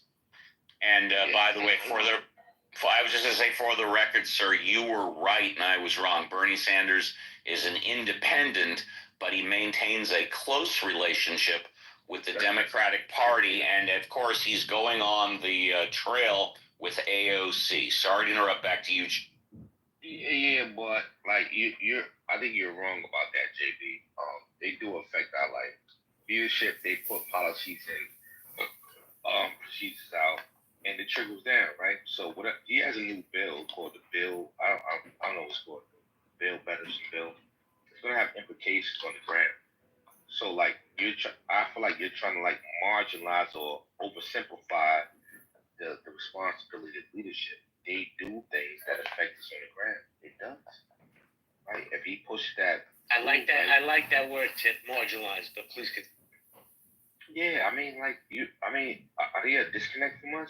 They're not. These policies affect people on the ground. I mean, we have to consider the mass amount of people that have been deported and still in process of being deported. Right, that was a policy, right? He pushed that through. A lot of people. Can I say something? Hey, gentlemen. I support it. Gentlemen. I want to remove these immigrants. Samuel, hold on, Samuel. Yes, sir. I say get rid of them all. Pack up, get the plane, line up the planes right now, turn to the airport, bro. The contradiction. And get them the fuck out. No, wait, hold on. No, JB, you just said how does it affect us? Hold on, hold on. You spoke a lot, bro. Regardless of how you feel about it, bro. Regardless of how you spoke a lot, bro. I ain't speak. It's affecting. Bro, share the mic, bro. Share the mic. You speak a lot. Who, me? I'm saying, yes, you. You spoke a lot. I didn't speak. What you mean? Hold on, JB, this your real, bro. This guy talked to. Samuel, let's it go. When he lands his plane, I'll come back to you. But go ahead, Sam. Peace. Yeah, thank you for that. Even with that immigration thing, that affects us on the ground. So we're gonna pretend like with our leadership, it's not what they're doing. Does it affect us? Yes, it does affect us. He's removing immigrants. That's the thing. Whatever he whether he removes them or not, it don't matter to me because it's not affecting my life. Do I agree with the policy? Yes. But it doesn't. No way, bro. I still make my bread. No, I'm not. I still make my bread. I still pay my bills. I still live my life. I still date pretty girls. I don't give a fuck. It doesn't affect my life, bro. JB, it does affect your life because there's a limitation to your access. You don't have that environment. You don't have that culture anymore. You're removing those people. If he didn't do that, you'll be inundated with people from other regions. They will be here. They're not here anymore. They're removing that. Let's stop. Oh, bro, we're still in New York. They're still here. Stop it. Nah, that's not true. It's not true. They're removing it, bro. I'm not saying you can't be clever and smart and do whatever you're doing. I'm not saying you're gonna change, but I'm saying you don't have the access that you had under a different administration. You've been inundated with fucking immigrants in New York City, bro. Bro, I am. They're still here, bro. Go to 18th Avenue. The whole avenue's lined up with Mexicans looking for work on construction. Listen, hold on. Let me just say this, Tip. Before Biden was president, there was maybe 4 or 5 Mexicans or Guatemalans, whatever. And God bless them. They need to make work. They don't want to rob banks or whatever the fuck they're gonna do. But now you go there and there's 800 of them, man. I say send them the fuck back. If you have that desire to work here, go to your country and work. No, what I'm saying to you is that it's less than that. You don't have that same energy to like come in and build up their infrastructure because Trump is shutting it down. Before that, they was building up everything. If you go to Queens, New York, you got women selling sex on the street, bro. Red light district. Yeah, that's not happening no more, bro. Are you kidding me? Have you been to Roosevelt Avenue? They're still out there, bro. They're still out there. Listen, you want to meet up in Queens? I'll meet up with you, bro. We'll have some Colombian food, and I'll point out every girl that. You're crazy, bro. Hey, no, but I think what you're saying, you're kind of like minimalizing the power of the legislator or the government. What they do trickles in, bro. What Trump does affect us. I absolutely agree with you. See, now I agree with you. I am minimizing it. I'm going to tell you why. Because it doesn't affect me on a day-to-day basis. I live my life how I want to live my life. What Donald Trump eats doesn't mean I shit it out. I don't care what he does. Does it impact me more? Maybe. Stop right there. What's his job? Why does he have a job? And how does his job affect us? Like, it don't affect me. I don't care. It does, bro. He's a public servant. What if you was in power? Would you affect me on the bottom? Right? It does affect us, bro. The things he pushed, the bills he pushed, all these policies he put, it affects us, bro. Okay, so let's say this. Let's say Tip, let's say it affects me. Right? So am I going to sit around saying, damn, that bill just fucked up my world. I can't afford eggs now? Or am I going to figure out a way how to go get eggs? Or am I going to move around and make some bread so I can do some other things? It doesn't affect.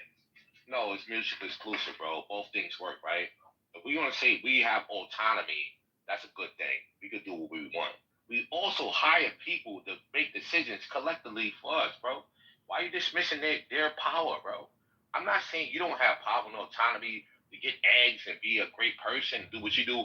But simultaneously, we have people in power who make decisions, bro. You can't dismiss that, good brother.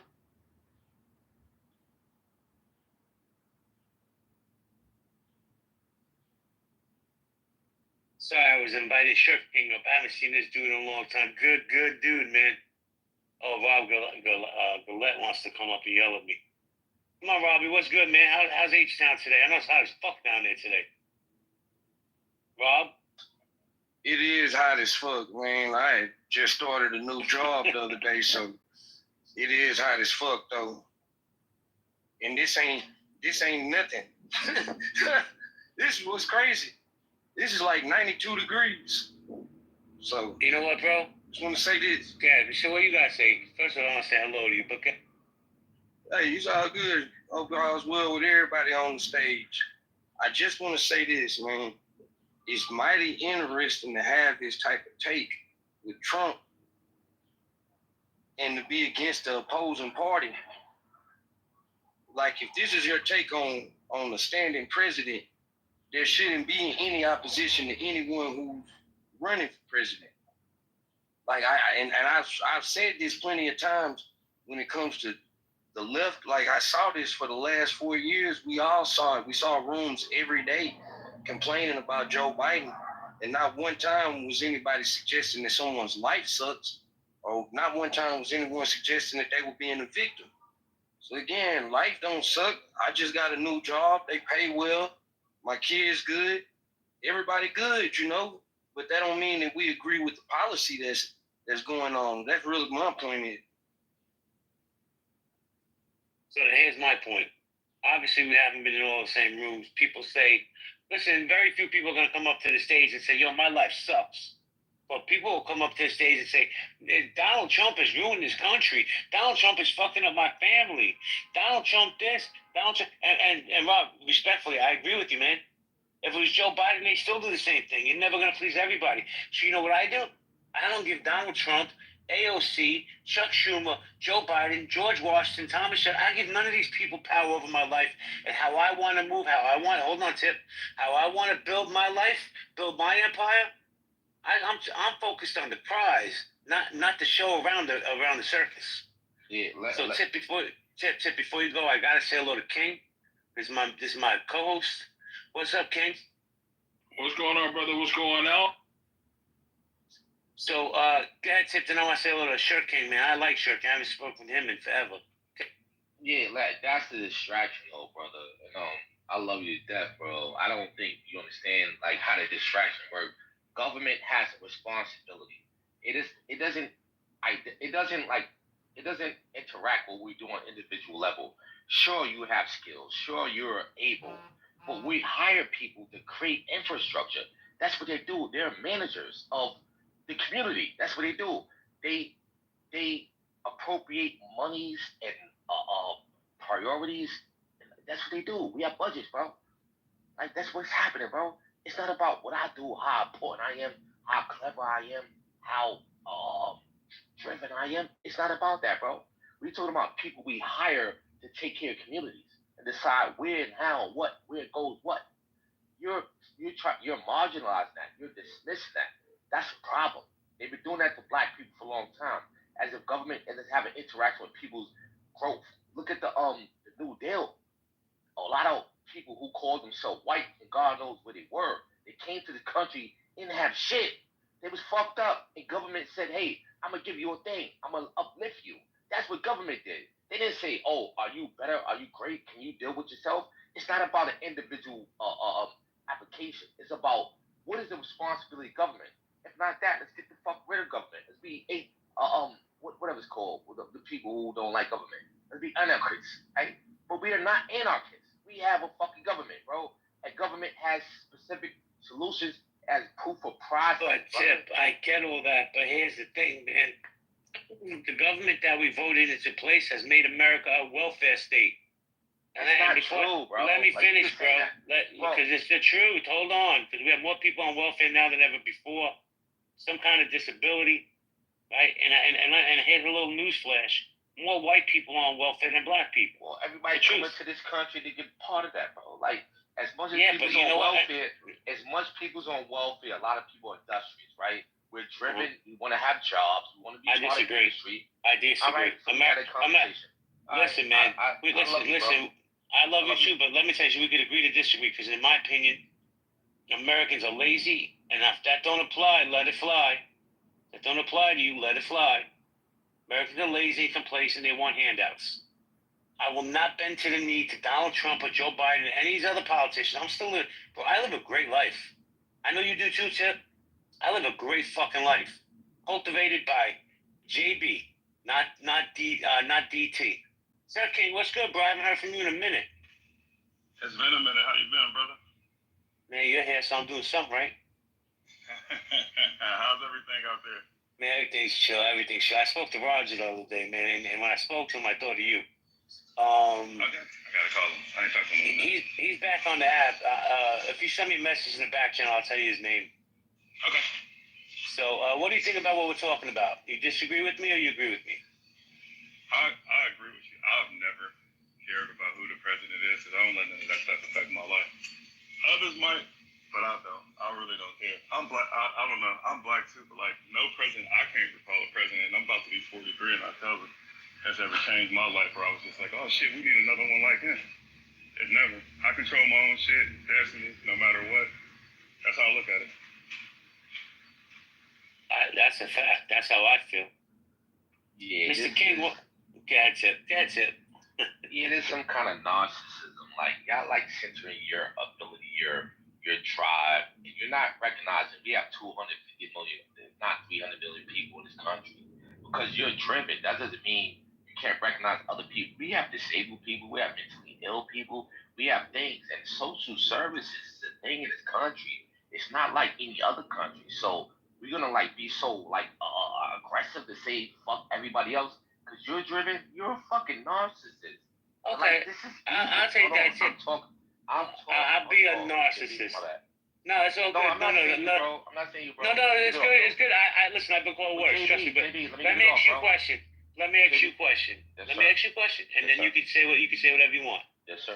Yo, King, you ready? Because this might blow up the room. How many generations of Black Americans live in the projects that refuse to leave the projects because that's all they know because that's the way it was cultivated by the government? I mean, like that's conjecture, bro. You don't qualify. How did you come up with that analysis, bro? Like, what are you saying, bro? You just saying a thing. That doesn't make. But JB, dude, I said JB. I'm answering you right now. I'm answering you. You made that up in your head, bro. You didn't fucking do any research to figure out how that works, bro. You're saying something, bro. That doesn't make it right. What did you do to research that, bro? That's wrong. No, how many Italians came here and was on the bottom of the bucket and got a welfare state? Y'all got appropriations. What are you talking about, bro? What appropriations? JB. What Italians do in America? What appropriations? Y'all got government benefits. Hold on a second. What research they did? Big brother, you know I love you, right? I know, but you came here. Your people came here and got government assistance. Why are you getting emotional? We're having a conversation. But you bugging out, bro. You trying No, to I'm not. You answered me a question. You said what research I did. I'm gonna tell you what I did. I owned a restaurant in Bushwick, right across the street from the Bushwick houses, and those people over there became my friends. And I can't tell you how many of those people in the Bushwick houses have been in the Bushwick houses for 4 or 5 generations since the Bushwick houses opened. I lived in the Bushwick houses. It's not just black people, bro. What are you talking about? Oh, are you? No, I call cap on that. All right, let's do that. Let's play this game, right? You're talking about people in Bushwick houses.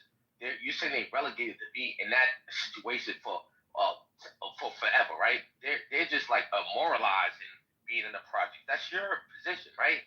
You didn't do no research to figure that out. You don't know the racism, the disenfranchised. You don't know. You didn't include none of that. So let's talk about Italians, right?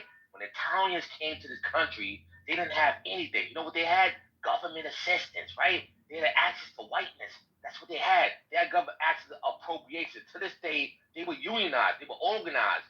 They are not intelligent. They're not smart. They're not significant. They would have fought Mussolini. What are you talking about, bro? Don't play this game with me, bro. You're demonizing my people to make your point. That's not a good thing, bro. No, we are in the face of our tyrannical leaders, authoritative leaders. They are whatever the fuck they are, right? They play this game where they relegate people to the low class caste systems. How the fuck did y'all come here and make a way? Like, make that shit happen under Mussolini? What are you talking about? Hold on. Let me rebuttal and then I'm gonna go to Rob. You just made my point. Tyrannical leaders, right? They're allowing these tyrannical leaders to hold them down. That's what you just said. Those were your Not me. people. Hold on. And where are my people now? Because my people only been coming to America since the early 1900s, so we'll go 3 generations. The point I made with the Bushwick houses is on point because I was in that community. I fed those people. I asked my friend, I said, bro, why are you still here? And a good job. He said, my apartment's $300. I have a 3-bedroom, $300 a month apartment in the Bushwick houses.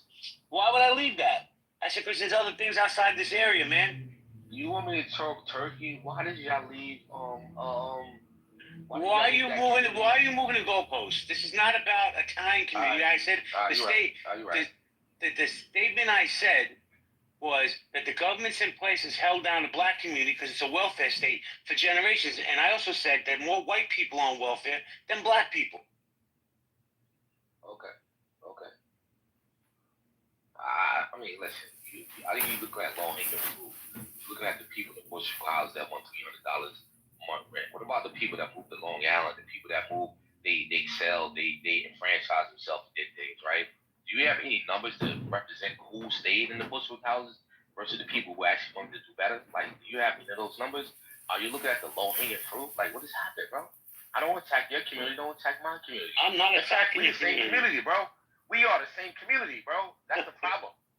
We are actually the same fucking community. We live in the same neighborhood. What is happening, bro? Hold on, Tip, because I know Rob wants to punch me too. Yeah. I don't want to punch you. I know that New York's housing situation is vastly different from a lot of other cities. So, like, I know that it's not uncommon for people to live in housing projects in New York and still have relatively decent jobs. So I don't know. To your question specifically about Bushwick, me not being from there, I couldn't give you a specific answer. I don't know nobody from there. I could come up with an idea. I could tell you that I think your question would probably be better served at asking why are black people remaining in generational poverty? Because it's not, poverty isn't exclusive to the projects. And as many of us know, everybody in the projects really ain't fucked out. Some are. Others aren't. I think it depends on the city you live in too. You in a small town, you more likely to see somebody in the projects 20, 30 years. A city like mine, another city, I'm not gonna use New York because y'all housing situation is different. Other cities, it's not likely to see people in the projects for 30, 40 years. Well, let me ask you a question, man. And I'm asking because there's some context to the question. How old are you? Just give me an age range. You have to give me an exact age. I'm 40. Okay. I'll be 41 in July. I've been coming. Well, happy early birthday. I've been coming to your city literally since before you were born. And you know what I don't see in your city? I never have. I'm not saying it's not there. I've never seen homeless people. Never seen it. I'm sure that there's somewhere. Oh, hold on. I'm not saying that. I'm not saying that there, Robbie. But I'm saying when I walk through Katy or the Woodlands or all these other spots, bro, I don't see homeless people. Like in New York, bro, you go 5 feet, there's a homeless encampment. You just answered your own question. You just answered your own question, though, by mentioning Katy and the Woodlands. I mean, you're not going to see homelessness in Katy and the Woodlands. If you come to where I'm from, if you come into the downtown areas, inner city areas, man, we have a horrible homeless crisis. Like, and this has been the case. This ain't something that just happened because of COVID or any particular administration. We've had a homeless crisis. So that answers your question, you in the Woodlands and Katy. Shit, if I seen a homeless man in the Woodlands especially, I'm like, man, what the fuck you doing out here? You know, that wouldn't even make sense. Bro, how would a homeless person get to the Woodlands? They get picked up immediately. Yeah, I'm just saying, like, you don't even have, our public transportation system don't even work like that. You could take a shuttle to a certain spot in the Woodlands. You could take a shuttle to the certain spot in Katy. But, like, it's not like buses is frequenting. You're more likely to see a homeless person in River Oaks, which quite honestly is, as far as the zip code, That's a higher income earning zip code than anywhere in Katy. I can't say the same for the Woodlands, but you might see a homeless person there. River Oaks is definitely more expensive than the Woodlands. Yeah, but I'm just saying because of where River Oaks sits at, though. You ride down Westheimer and you slide through River Oaks, you liable to see some homeless people. Not many, but you'll see them. It's just of the nature of being in the city. Keep in mind, we're the only major city in America that don't have zoning laws.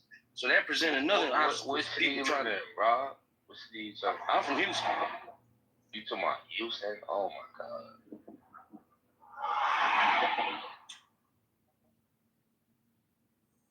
So yeah, so nah, it's here.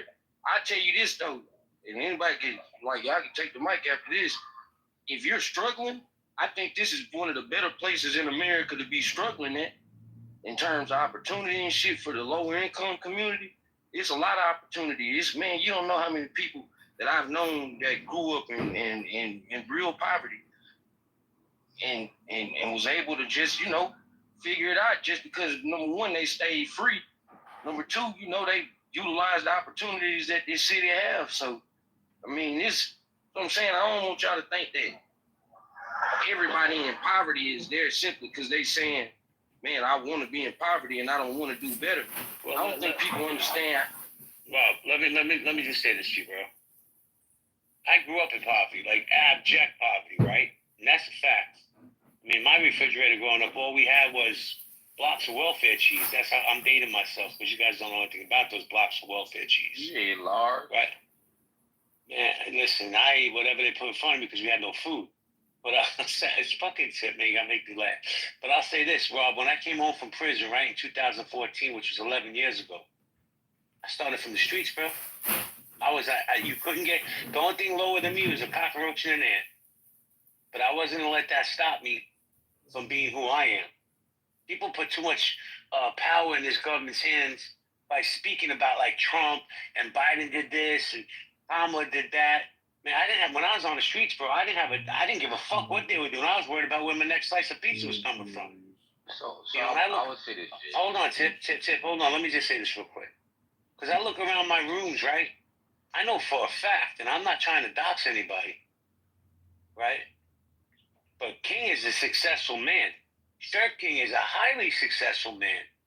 Even though that's a weird name, but that's what he is. He's the Shirt King. But they didn't let anything, including their skin color, get in the way of them being successful. They didn't have time to stop and say, Donald Trump did this, is doing this to my people. Donald Trump's doing that to that people. They just went and did what they grabbed the bag. They had to do what they had to do. But yeah, Tip. You kind of be like some kind of I don't know the word. You already said it. I'm a narcissist, but that's good. Yeah, narcissist. That's a good word, right? You've been in the trenches with us, bro. Like you excel. You have skills. You have creativity. You have vision, and I mean, I would say so do I, right? And I'm actually in a position where I'm happy, right? That doesn't speak to a group of people that we were around, right? Those people don't necessarily have those skills. Why are we dismissing that? So yeah, some people cap and they blame government. Yeah, those are flamethrowers. They not honest. They capping, right? But there's a bunch of people who are affected by government. The lack of distribution of wealth, right? We in New York City, bro. Our budget is $14 billion. Where's that money going, man? Is it going to where? Is it going to the communities that need it? Like, how are you dismissing your people, bro? You part of the fold, man. Because you did a thing that made, bro, you excelled in something. God bless you to be that way. God bless me to be that way. What about your mama, your cousin, your friend, your aunt, your cousin, the dude down the block? They might not know how to do that. Well, then maybe Hold on, listen to me, bro. I'm not dismissing, but it's our job to teach them to get them out there. Nah, that's not the skill, JB. They don't have bullshit. You know, no, that's not good. Because you don't know something, bro. And if you don't know something, I'm not going to dismiss you. I'm not going to say JB don't know nothing. I'm going to say that's my brother. If you don't know it, I got to protect you, bro. I need government to protect you. You don't know everything, JB. You know certain things, right? But you will fail. You will. You won't meet your failure at some point. Who are you to tell me that you got it all figured out? You don't. It's my responsibility in community to make sure nobody hurts you. What are you talking about, JB? Wait, hold on. I'm gonna tell you what I'm talking about. Now it's my turn. You ready? I've already failed in my life. Did 5 years incarceration because of my own actions. I own it. Talk about you crazy on this app, Let me bro. finish. What are you talking about, bro? Let me finish. I didn't interrupt you. I let you say what you had to say. I've learned from my failures, and the best thing I learned was to lean on people that know more than me. Let me tell you something. I'm about to blow up on social media. You know why? Because I reached out to King. I said, King, I don't know how to do this. Because King's like, you should do this, this, and this. I'm like, I don't know how to do anything. He's like, I got you, bro. Well, I got you. big brother. So hold on. See what I did there? I put my ego aside. I said, you know what? King's my friend regardless whether he helps me or not. But King is standing up when I need him the most. Speaking of which, Tip, I know you're successful. Hit my Cash App in my profile. Let's see how successful you are. Okay, the mic is yours. Funny as hell. What I'm saying to you is this, brother, right?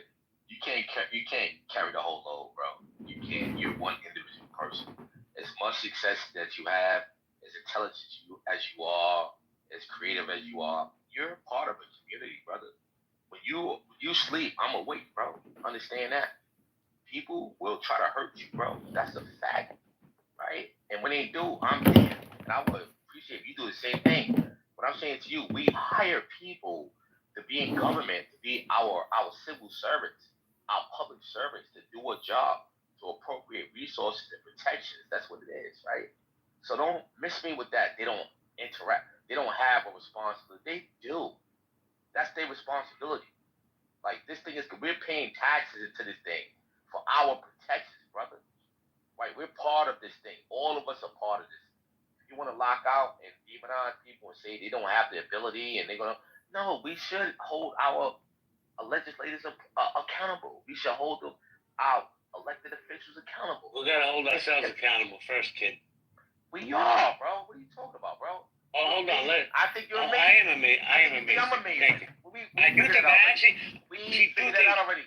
I do think. Hit my Cash App. Show me how amazing. You're not listening. You're speaking to speak. Cash App. Hit my Cash App. Hit my Cash App. That qualifies me if I hit your Cash App. 100%. 100%. Nah. It's a capitalist country, kid. I'm a narcissist. Hold on, bro. I want to go to King for a second. Let me go. I already invited you to dinner, bro. I told you I'll come to Harlem. I'm trying to understand the conversation, JB. What's the conversation? Hold on. I'm glad you came off mic, King. Let me chop it up. I'm the Cash App, bro. You know what I'm show me. For. So let me show you. Let me chop it. Who talk like me, bro? Let me be narcissistic. Listen. Bro, you know I'm bigger than the Cash App, bro. I'll change your world, my nigga. You know how to go. Let me chop it up with King for a minute. Please, thank you.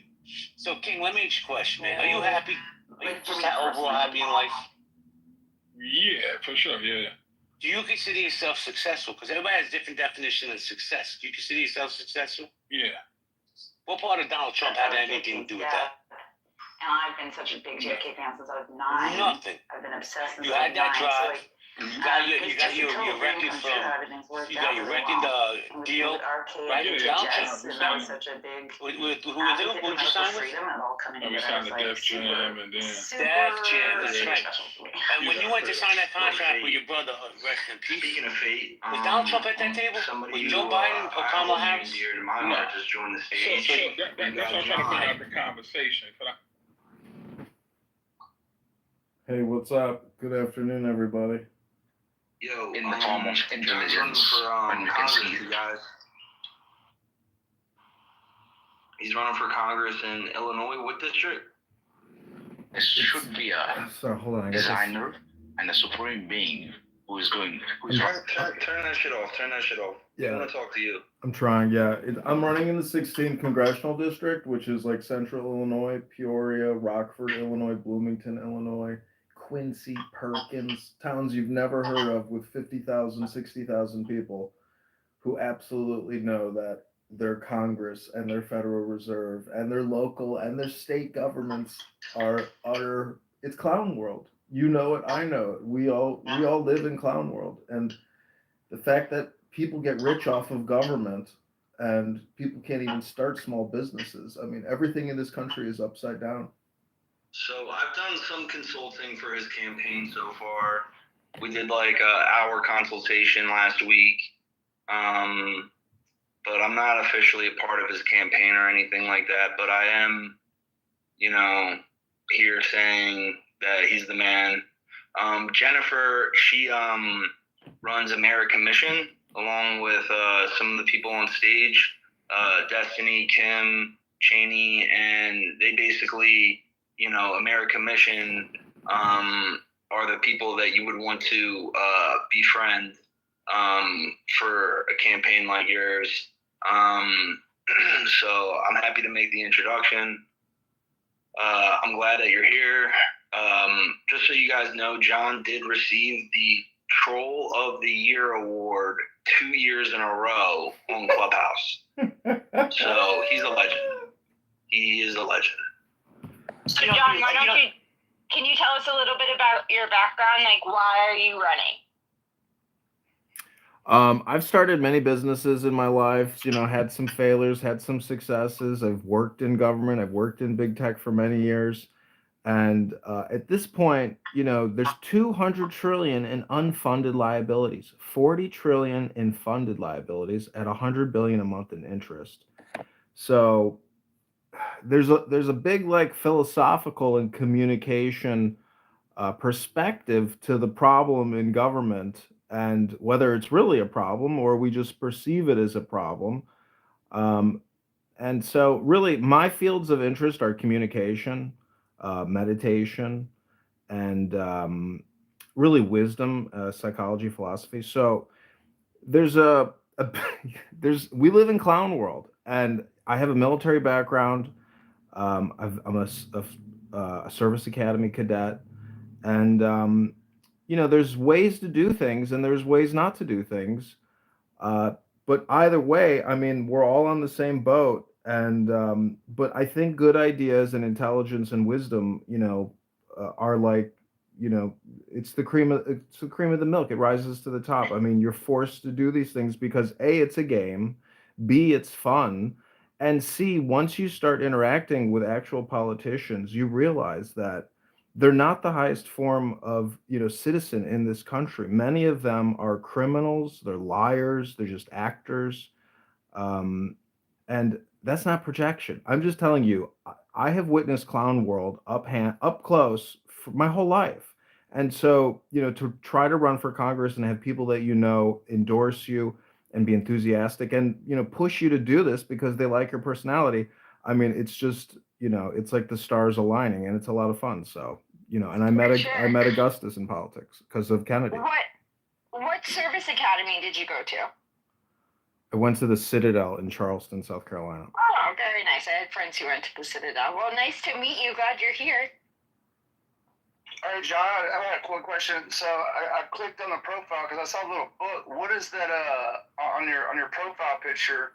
It says Mystical Secrets. Is that book significant, or like I just wanted to see what that was about? Yeah, I record books on YouTube, 60-second clips, 15-second clips. So I read from books that I have. I've got 10,000 books in my house, and that's Rumi, the Persian poet. So there's, a mystical element to politics, to government, to Trump, to Kennedy, to destiny. So, I mean, the fact that Robert F. Kennedy is now our secretary, and he's a leader in the government, I mean, and the CIA has been fully exposed, and the Pentagon and the military industrial complex for killing JFK. This is, manifest destiny. I mean, course correction, yin and yang. So, we are all witnesses to a great course correction. And Robert F. Kennedy, you know, through Augustus and his beautiful fiance or wife, achieved something spectacular in terms of mass communication. And Augustus, has firsthand experience and implemented the strategy for essentially regime change. And, kudos and hats off to Augustus for being a patriot and a courageous artist and mass communication strategist. Thanks, brother. Appreciate those kind words, man. Touches my heart.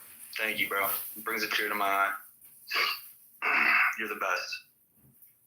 So, what is your stance on? I guess you'd say like lobbying there, John. Like, what do you think about lobbying? I think all lobbying needs to go. All lobbying, like, foreign, like, but that's just, and we need to go back to like local campaign financing. But a lot of these politicians, coming up, whenever they get in bed, boy, it's like they can't get away from it, and it controls them. I see you, Coyote.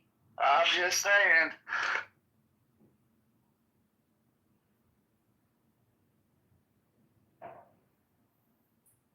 Kudos on asking the question the way you did, though. That was He's getting slicker. He's getting slicker with that it. was slick. I'm one of the good guys, man. It's like, I can't help it. And I changed my stance and all that. I tell all these people that go on this, that's fucking APAC and stuff. Like, bro, it's not like, yeah, I get it. They need to go under FARA, yada, yada, yada. But it's all lobbying. It really is. It's all lobbying. No, it is all lobbying, right? And what you're saying, right, the reason why I wanted to point out how you asked that question is because I think that is how that question needs to be asked, right? As much as people have like a hard on for certain places, right? It's not just one place. Like if we're allowing one place to do it, which means we're probably also allowing other places to do it. And we shouldn't be tolerating it from anyone. And I just wanted to give you kudos on how you asked that question, because that's how we move the conversation forward, not just singling people out. Exactly, and it takes scrolling. I'll admit it. Like I was one of them. And you look at BayPack in my profile, you're gonna see it because it just I see the numbers or whatever, and it's polarized too, that conversation. But if you get down to it, like all this lobbying, big pharma, like Qatar, they do have some stuff. So like it just all these narratives need to kind of spin off into like an ultimate, like, what is wrong? All of it, right? Like all of lobbying is it controls our Congress, it controls all these bills that are getting brought across, and it's very, very serious. And if we could get back to like a local campaign financing aspect in the local, we can hold the accountability more. So we got to push on that, because I don't think that, look, JFK died. Part of the reason that he died was on this lobbying thing. Was because of he tried to register to the FAR and then the Federal Reserve. So this is dangerous territory right here. I think we've got to offer some sort of like wipe the slate clean. Like as long as you didn't touch children, we can wipe the slate clean, and then you come forward and you help us clean this up. We've got to stop the blackmail. The line in the sand is not touching children. Okay. Right. The line in the sand is selling your country out, selling your fellow man out. And of course, if you touch children, you should probably be hung by your balls in the middle of Times Square. So I'm just saying. Yo, I just want to welcome Jacob to the stage. He's new. Nice to meet you, Jacob. If you don't mind giving me a follow, that'd be great. But it's a pleasure to have you. Hope you're doing well. Jacob's a friend. He's a friend. Appreciate you. I just wanted to say something towards what a little bit towards what I heard. When it comes to our so-called enemies, it's going to take a lot of what we've seen in South Africa with the apartheid. A lot of people understanding that even those who are taking advantage of the system, who are benefiting from the system, are still victims of the system. And I know a lot of us who are the harsher victims, the real ones who are going through the shit that we're going through. We're not looking at it like that. But I like to think people are good inherently. So the people who are forced to do these horrendous things in order to, protect their families, feed their families, whatever, I think those are victims as well. And I think that's where we found, that's where we probably could find the peace at. That's where we can, like, okay, this is what's wrong with the system. We all can agree with it. We're all victims. Let's start over, clean slate. Let's get this shit done. And I think it would be easy. And we've seen it in South Africa. It actually happened before. So I think we should take a page out of their book. Well, I think that's what the Maha movement, right? Like that's one of the easiest paths back, because you can be like, it's not your fault. You were poisoned. We've been had here. So I think that there's certain issues where we can bring that, put that path back to good for people. I think it's and it's these uncomfortable discussions sometimes. It's like when Trash had a space the other day, and I'm gonna get to our team this, but he had a space the other day, and I reached out to the FBA, and next thing you know, Patriot Savvy and Trash, like we had the FBA. Jacob was part, he came up there. I don't know if he was FBA or not, but like they spoke on things, and what we ultimately have is the same goals. We just got to get to them, and let's go, Miss Destiny. Yeah, I was gonna say, since we were still like discussing child trafficking and everything a second ago, I got contacted by Nick Bryant this morning. He's the guy who like wrote the book on the Franklin scandal, and he runs EpsteinJustice.com, which works with the survivors and helps the victims. Anyways, he had put out a call to action today. I reposted it. I'll put it in the purple pill if anyone would like to assist in this. It's just calling out Senator Gillibrand from New York to ask if they are going to continue on the commission to get justice for the Jeffrey Epstein victims. So I'll put that in the purple pill. Just wanted to make that PSA because it is important. Go ahead, Jen. Okay, so Jacob, I totally see where you're coming from, but I don't know if South Africa is the best example, especially right now, because I would actually argue that South Africa is in a reverse apartheid at the moment, where like the roles have completely changed. And yes, we need to have a path back. Yes, there are people who are victims, right? But I also don't think that the majority of Americans realize how deep the rot actually is within the system, and to the extent which people who we might look as innocent were totally complacent and participating in the system. And there are things you just can't come back from in society. Oh no, it's gonna break our hearts. It's gonna break our hearts. It's gonna break our society. And I think that's what we need. And just to answer Coyote's question, I'm not FBA by cult.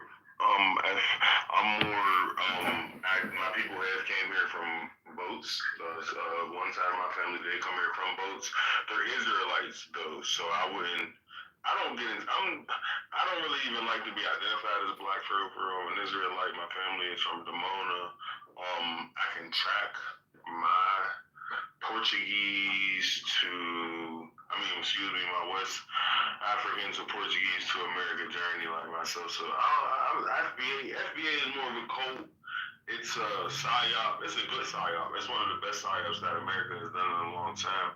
And I'm super anti-psyop, man. I see through that bullshit so fast. But I just think for us, when it comes to, and like you said, it is almost a reverse apartheid going on in South Africa. But that comes from the lack of self-accountability. And that's where and I say this shit all the time. American white men and American black men are the epitome of men, because we can sit here, have these conversations, and build nations. I don't think those white guys in Africa or those black guys in Africa could have sat and made the conversation or had the conversation that needed to be had to avoid the things that they're going through. I just had faith in my country. You know what I'm saying? So I think eventually we will get to that conversation. Well, Jacob, I think the vast majority, and I think what the problem is people don't understand the racial dynamic that is in South Africa, right? So where, yes, did apartheid end, in 94? Technically, right? But the white Afrikaans, which represents 10, 20% of the population, right? They are looked as oppressors, right? So as in the just to give a United States example, right? So after slavery ended, right? All of a sudden whites and blacks are living together equally, but is the power dynamic ever really on an equal footing, because they were always seen as the oppressors? And I think that's what the world isn't understanding right now, that it's not just, these, the black South Africans want farmland and they want this and they want that. They are seeing it as almost a vengeful act of what their forefathers went through under apartheid, under what they see as the oppressors. But the only, and I think it's very true, and I but they're only doing what they are watching their peers do. You have to understand that the Jews are highly involved, and I'm not like an anti-Semite or anything, but the Jews are highly involved with this new wave of African mixed with your boy Putin situation. It's so hard to describe. Like, the African is and always will feel as if they have an oppressor, even though they are like the majority over there. They can take back their resources if they need to. That's not the problem. The problem is the perception. So we can say that Africans' land was took or whatever happened back then, but whatever happened back then, and it shouldn't be focused on. What we need to be doing is sitting, having the conversations, so that people are safely being wherever they want to be. If whites want to live with whites, I think that's okay. If blacks want to live with blacks, I think that's okay too. That's where I just think America has the advantage. I think we're becoming like less politically correct. Like, we're just saying what the fuck we need to say, and I think that will get us to where we're trying to get to. Is that like that tribalism kind of talk that goes around? Everybody's got that. Like, is it okay to feel like you want to live in an all-white neighborhood? Is it okay to feel like you want? Yeah, that's what I'm saying. Like, we've been doing this since before we knew what races were. Like, when we didn't even call it that before it was a social culture. When the world was all one color, we still didn't want to. When the world was one color, we used to be like, yeah, their hair is brown, we want them over there. That's just human, and there's nothing wrong with it. But there is a group of people on this earth that want us to lose our ethnicities and our culture, so that they can be, the only person on the planet we want. Let's go, Rick. Yo, good morning or afternoon, ladies and gentlemen. Hollering out here from over in Australia. The one thing that we can't criticize, is APAC. And I think that that's the beginning of our problems. Like, we have to understand that. And in Australia, we've got that, we've got an Israeli lobby, right? I've got so many things to say, but I'll begin and end with just a really short monologue in that. Just say it, Rick. Ain't nobody gonna call you no anti-Semite up here. You're good. No, I know that, bro. I mean, you guys are good over here. Thank fuck for that. But they want us divided by race, religion, creed, colour, gender. And the way that we're going to fix that, because the Kalergi plan's in full effect. So how do we fix that? We get along. And like what old mate was saying down there, like, regardless of whether we want to be separatists, we can still live together. That's their idea to win. So Theodore Herzl, he was the one that laid down the plans for the Greater Israel project. He said that anti-Semitism would be the biggest ally for the Greater Israel project. Anti-Semitism, hate. So how do we combat that? With love and acceptance. With love, with prayer, we start talking and having uncomfortable, but kind of like what I did earlier, what Jennifer was saying. Look at the big picture. Look at all your logging. Try zooming out instead of just the Israeli, aspect of it, and look into the part. And I'm telling you that's true. But look at how much your like other parts have to do with it. And I understand what you're saying. You got like 97% are APAC back down here. It's crazy to me. But look at RK, how he's gotten attacked by some of the stuff that he's went through, and that's fucking that's other kind of lobbying, bro. It's a bad deal. And I wanted to introduce Augustus real quick to Cultivating. She's kind of a big voiceover. I don't know how to say it. I'm gonna say Cultivating Black Twitter or whatever. So she's one of the leaders that we could talk to as I guess you say a buffer. I'm like that white boy that used to run up in the hood and go get like a 3 for real quick and then run back over there and get the buddy. How you doing, Cultivating?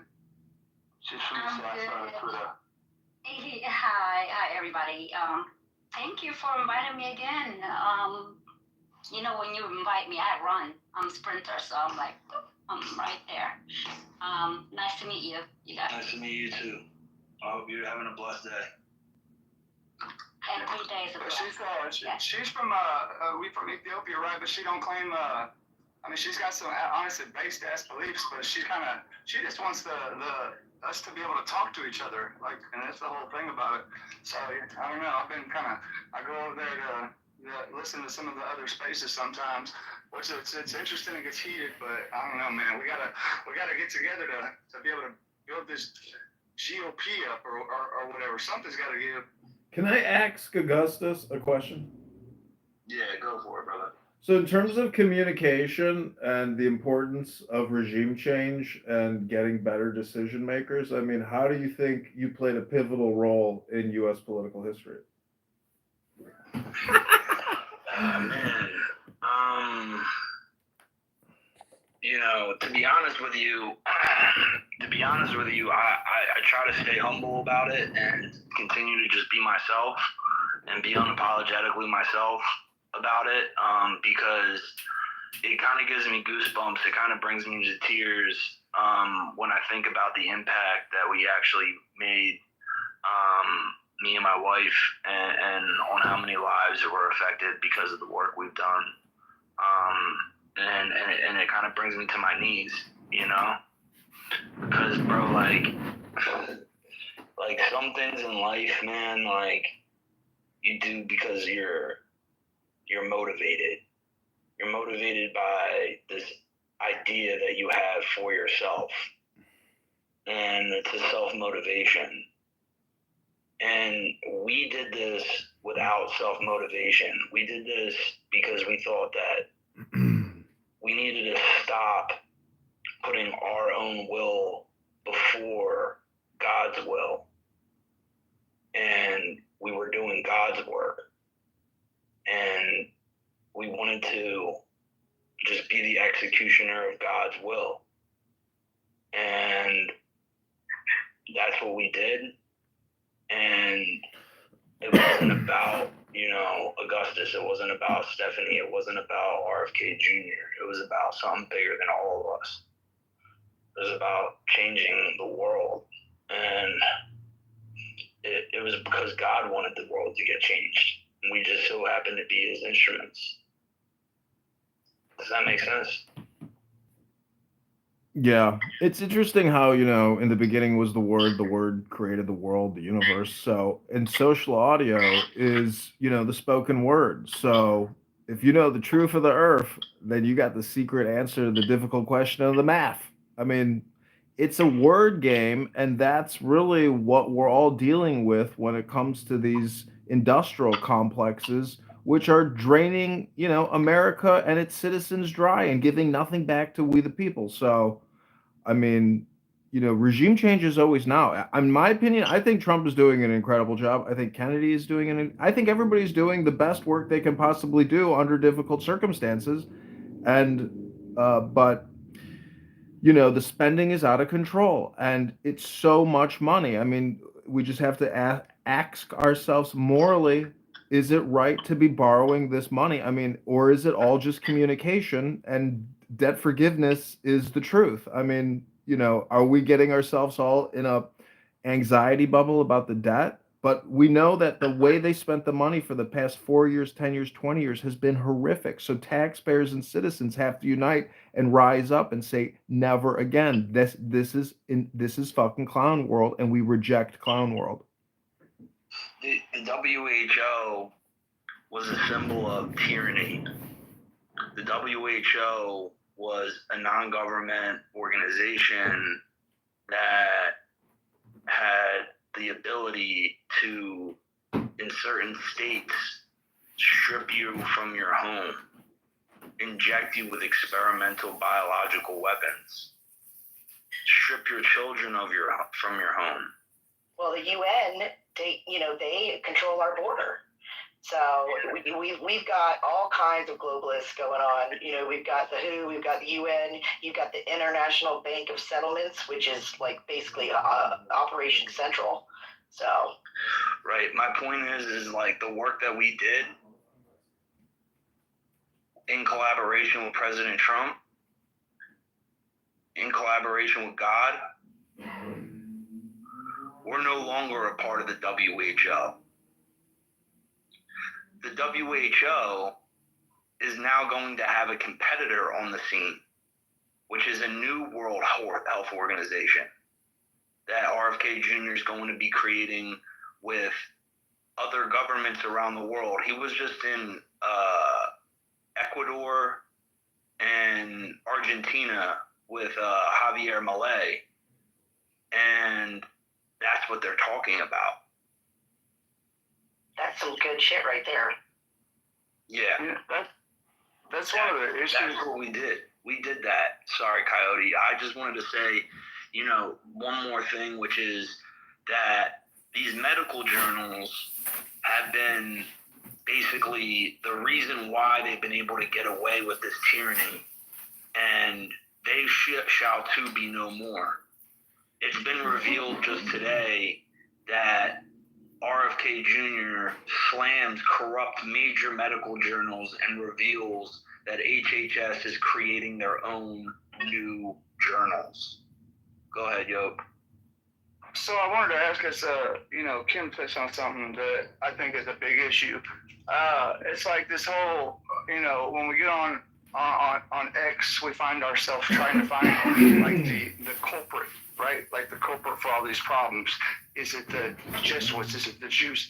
Is it China? Like when it could be, like she just said, like this kind of globalist thing or whatever. And not gonna deny a lot of things kind of lean more sides than one. But how do we get past that to be able to have conversations like we are right here and just kind of recognize that there are a lot of problems going on, but we don't have to go at like one specific. It's hard to even ask the question, bro.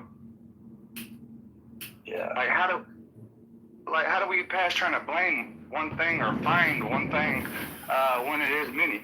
It comes down to the communication. Congress doesn't do meditation courses. They create fake money with the Federal Reserve. They don't care about you and I. It's the same George Carlin joke in 2025. They don't care about you. All they want to do is borrow and spend. And we are essentially, Chairman Powell has said we are on an unsustainable debt path and said we are in an unsustainable debt path. So Trump is going to spend the money. The Republicans are going to spend the money because big business wants the money. And like you said earlier, the other speaker, lobbying is the biggest issue. That money primarily goes to major industrial complex businesses. That's not American. That's essentially debt slavery for we the people, for grandchildren, etc. I mean, maybe not. Maybe I'm wrong. Maybe if you take the oil out of the engine explodes. So no one truly knows the best central economy planning, etc.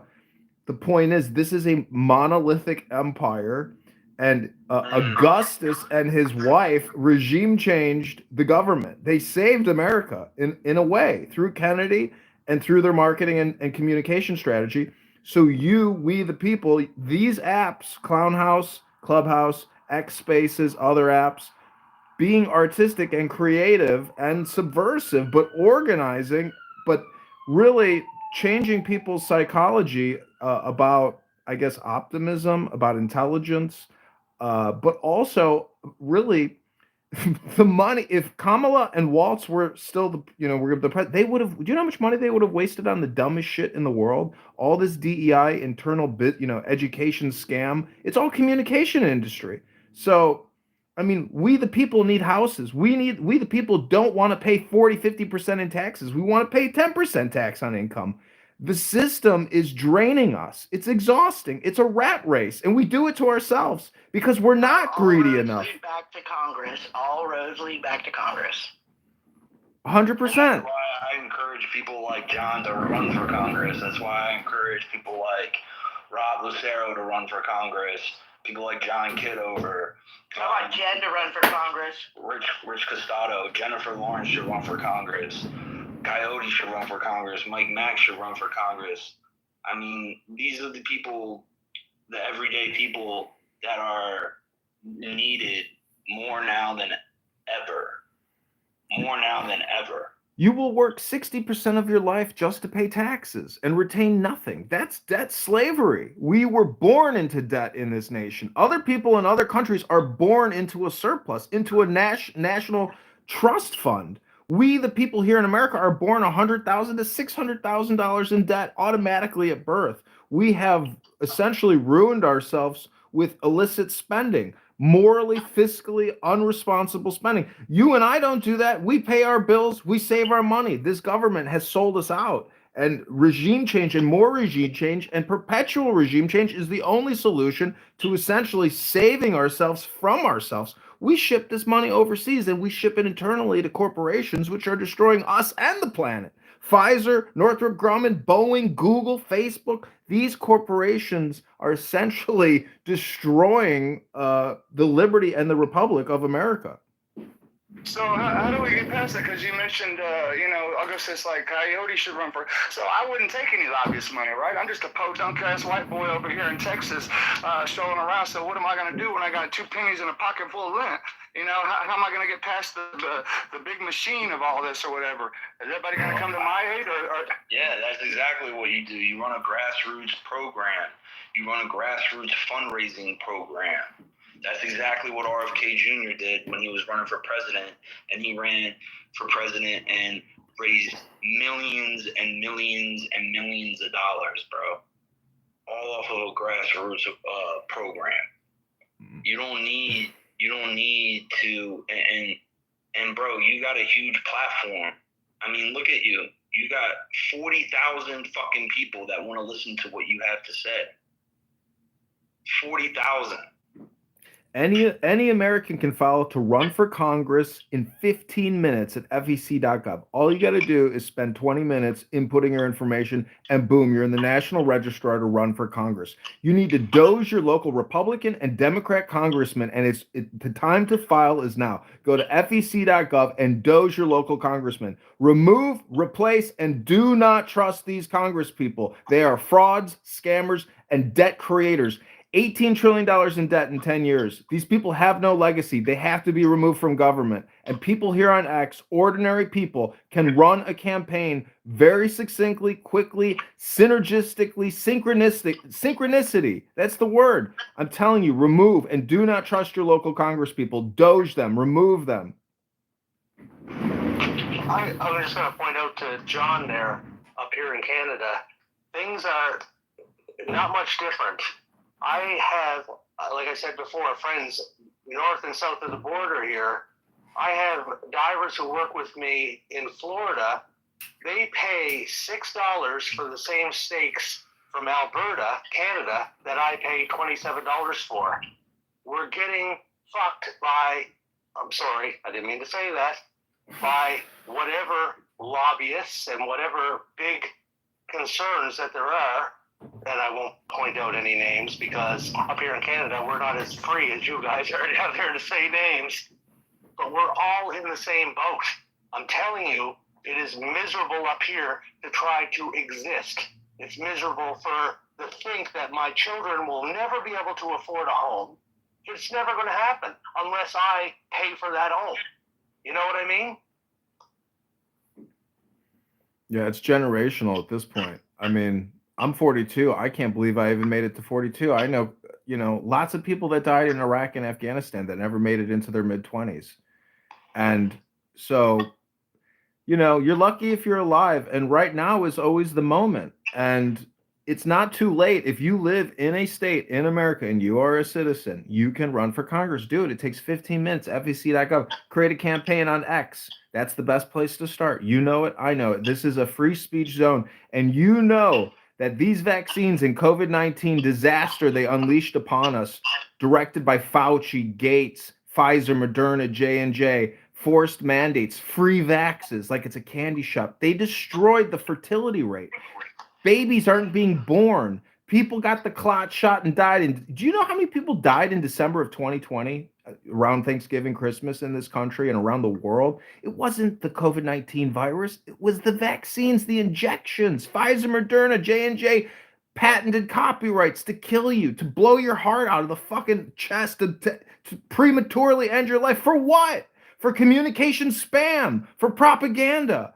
You know it, and I know it. We have been lied to, abused, and ripped off because they borrowed the money on our behalf to even manufacture all these fucking scam vaccines. So the time to resist is now. File for Congress, doge your local Democrat or Republican. Do not trust, remove and replace your local congressman, and do it yourself. No one else is going to do it. No one challenges these people, and it only takes you 20 minutes to file at fec.gov. So this is why it's so important for you to take my advice, John, about making one account and sticking to it. Because you come in with this sort of energy into a space like mine or an American Mission space, and you start speaking a lot of truth like that, that's how you're going to be able to gain a substantial amount of audience for your single account. But when you got 10 different accounts, it's going to be hard because now we're going to have to pick one, because then it all gets spread out too thin. So I encourage everybody to follow John, Republican Wise, and I encourage you, John, to stick with this Republican Wise account and do some more work to it that basically we've already discussed in the back channel. But yeah, man, for me personally, I'm not running for Congress. I'm not running for Senate.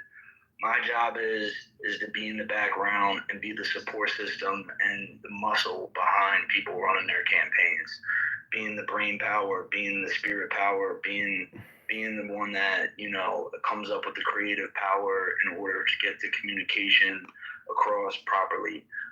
So thank you for your encouragement, John. Thank you for your love. I appreciate you. You're a dear friend. With that all being said, I want to welcome Maze to the stage. What's up, Maze Love? I hope you're doing well tonight. And we've got Indy on stage as well with their hand raised. Indy and then One Tribe. Go in that order. Hey, what's up, everybody? See a lot of familiar faces here. Coyote, Mike, Maze, Destiny, Jennifer. Know some of you guys better than others, but yeah, interesting. All you guys are in this space. Yeah, I agree with, you know, the vast majority of the sentiment that everybody's talking about. You know, just the national debt, being lied to, they're going to spend, all that's 100%.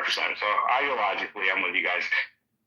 The difference is that you know, as an independent, the reason I'm an independent is because I hate the two-party system, because I don't hate, you know, right now I'm like a pro-Trump, you know, populist, because I hated Republicans before Trump came in, you know, the uniparty guys with Bush and Clinton, you know, the globalists and blah, blah, blah. So, but the control that they have over our government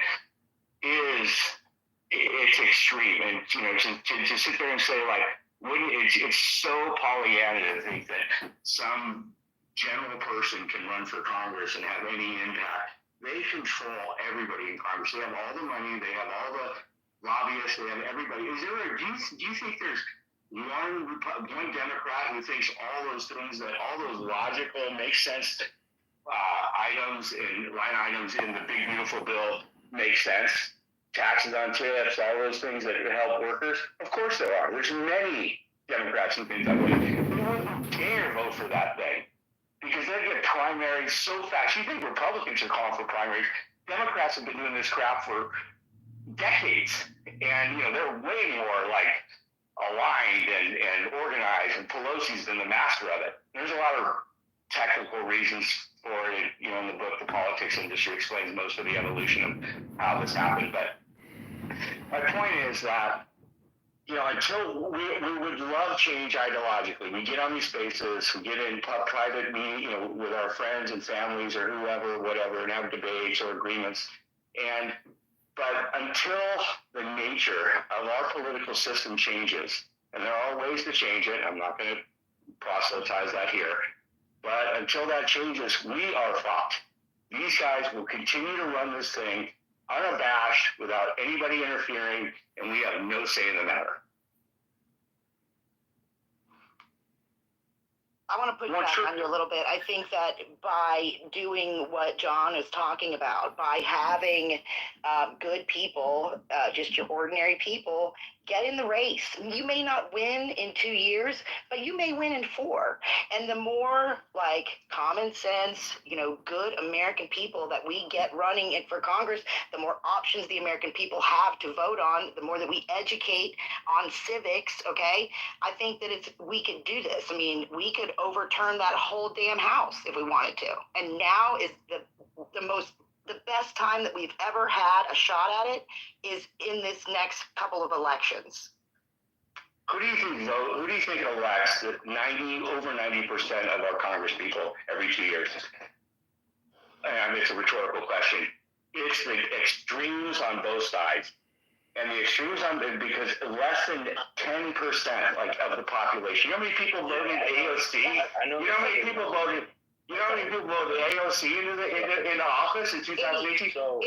But now is the time for the change, right now. No, I agree with you, but my point is this: I agree with you. I'm agreeing with you on the premise. I get the statistics. No, can you hear Augustus?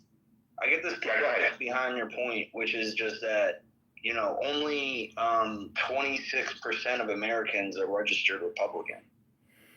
24% are registered Democrat. 51% of Americans are registered independent. And those are the statistics behind the claims that you're making. And only that's not it though. My biggest point isn't the register, because that stuff's out in the front. My biggest point that I'm trying to make here is that not over 90% of our Congress people who are up for every election every 2 years are voted in the primary, because over 90% of our districts are either majorly blue or majorly red. So the primary is where they get voted in.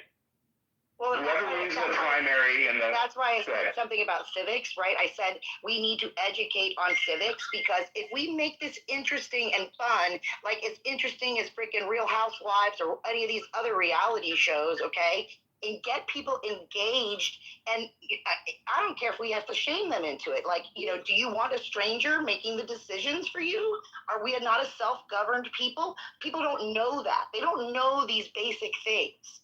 So that's where the education comes in. And again, never has there been a more innovative, more, ripe for change than now. Like we are seeing leadership get in there and just, upend it. They are upending the table, right? And we as people don't just need to sit back and watch this. We need to be like, okay, yeah, we're going to support you, from do everything we can. We can do it. We just have to freaking. The communication technology has upgraded and updated. I mean, the belief is that all communication is hypnosis and spam, or political and propaganda. I mean, listen to my words closely right now. Click my profile, follow me, add me on Instagram. I mean, creating a parallel society on an app like this is essential to regime changing the real world. And the former speaker, there's a communication network, and when you upload into that, you change the entire network. So the point is, if you can improve yourself, you can improve the world. And using an app like this to synergistically and through synchronicity, you can and will regime change. Augustus is living proof. This man helped regime change the U.S. government and save America from Kamala Harris and Tim Walz. Look, I'm agreeing with the premise, and I'm agreeing with everything you guys are all saying. All I'm suggesting is that the method, the system with which that the people that are elected officials, particularly Congress, are, the House is elected, they answer to less than 10% of their population. So you guys say roughly 25%, whatever, just around it, is one party or the other, and the other half are independent. So most of the primaries in this country are not open primaries. So only the people voting, only Republicans or Democrats are voting for those people in a heavily Democrat or Republican arena. And then 20-30% maybe of the people vote. That's like 4, 5, 6, 7, 8% if you're lucky. And those who votes in the primaries, the hardest core of the hardest core. Who controls the hardest core of the hardest core? I know, but you're describing the opposite of Trump and Kennedy and the situation now. So what you're actually saying is totally nullified in the present situation. How do you explain that? I'm talking about districts, okay? I'm not talking about the presidential elections. I'm talking about the elections at which primaries establish the winners of congressional votes. Well, Indy, I'm an independent, but I'm a registered Republican because I live in a closed primary state. Now, I'm fully confident in my independence, right? But I can go ahead and put that R in front of my name so that I can vote and I can have a say in the primaries. And again, people need to understand that we can have a three-party system. We're just not going to tell the other two parties about the third party. All right, so real quick, I just wanted to get to let one tribe go real quick before we get too deep off into this. Go ahead, one tribe. Hey, appreciate the mic.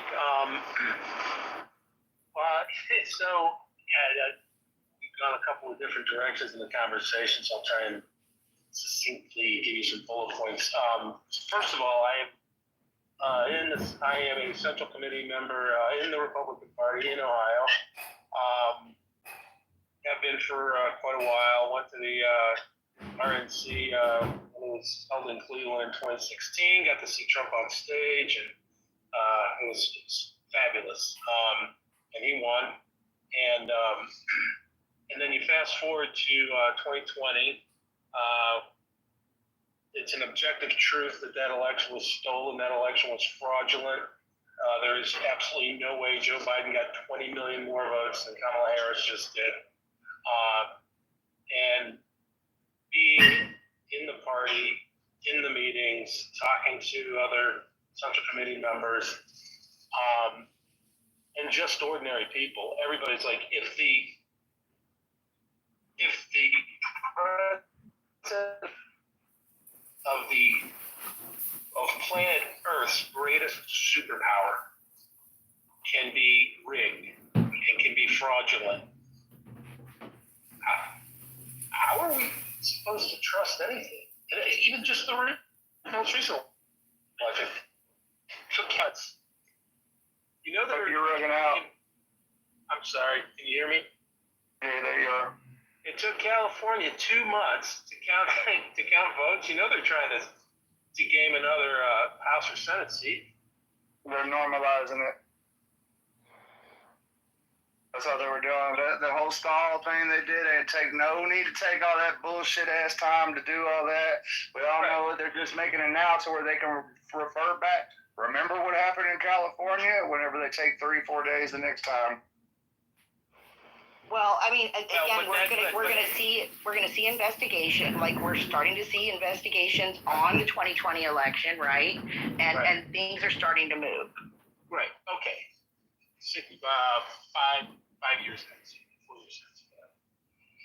So, but that there is a significant loss of confidence in the electoral process. So, and I appreciate John. I've heard. Yeah, I mean, and an election is an election. Listen, man, I appreciate the energy, and it's infectious, and I love it absolutely. It's 15 minutes to register to challenge these people. These people go unchallenged year after year. It's unbelievable. Yeah, but it's not just running for election. Like, you act like you announce your candidacy and you don't have to run in the rat race, which is the primary process, right? It's a lot of work, no doubt. Elected office. It's a lot of work. You've got to be smart enough to essentially run a budget-free campaign, and X platform allows us to do that. This app opened up the floodgates of information. How many campaigns do you run? This is only my second campaign, but you know it, and I know it, that X transformed our government, transformed our society. The truth is out there. I agree with you there, but just telling people, go ahead and register to... Listen, I'm trying to transmit sentiment. I'm trying to spam. I'm trying to communicate the fact that these people...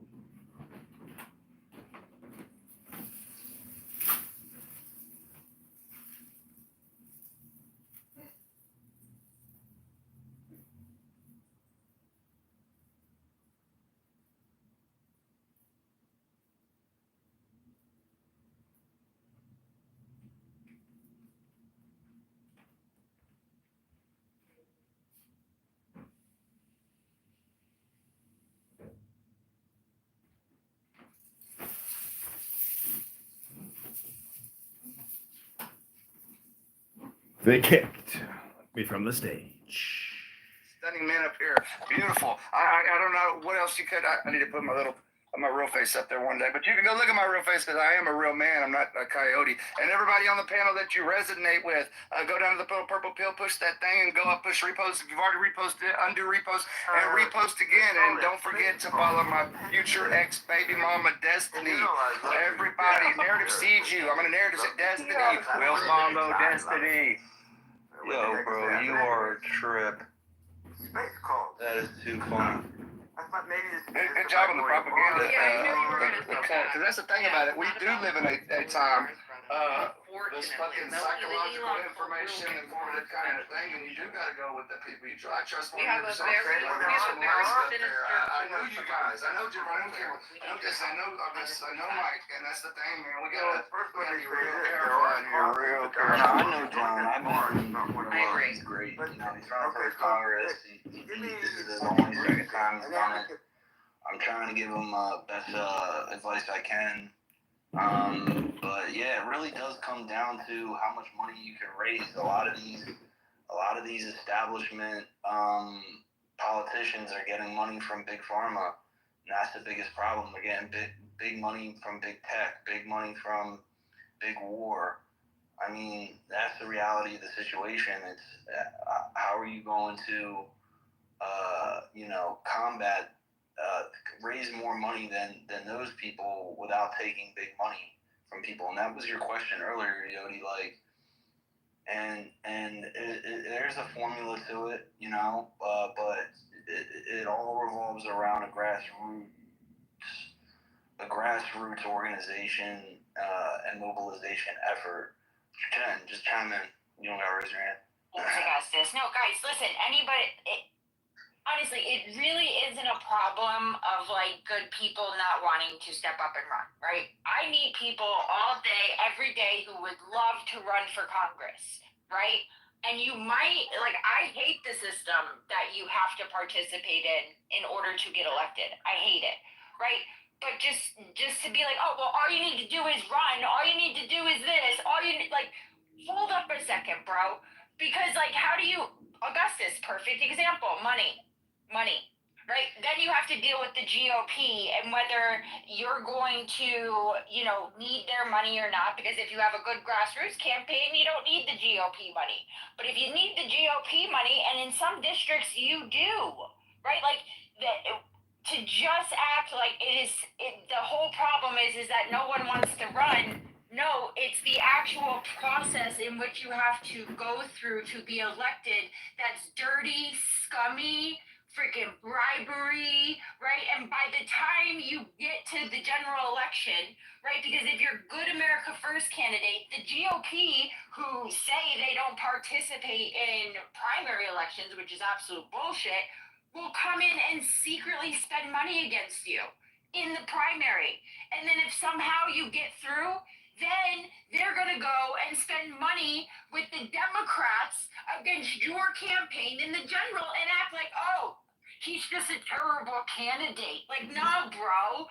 Right? So it is way more than having the balls to run for Congress, right? It's having the balls to go up against some of the most powerful people in this country, because depending on what, like, congressional seat you're running for, you're going to have the Mitch McConnells coming in and spending money. And that motherfucker, he threatens to kill people, okay? So if you really, like, let's lay our cards on the table, you have to prepare the people who are brave enough to stand up and run for the actual environment in which they're going to have to, like, be successful in, which is totally antithetical to what you would think being successful is.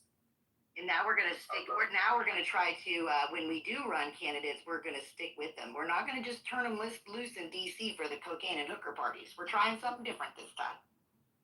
Well, not only that, I just wanted to say, go ahead. Look, y'all, honestly, I cut for rant 100%. Like, I know this dude offline and everything. He's a fuck.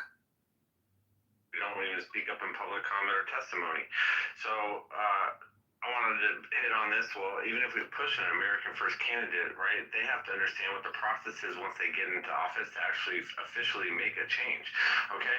Like, you can't just say, I'm going to go fix shit. If you don't know what you're going to actually go fix, you don't know how to write bills, you don't know how to write subject matter line, you don't know how to make amendments, you're not going to do anything.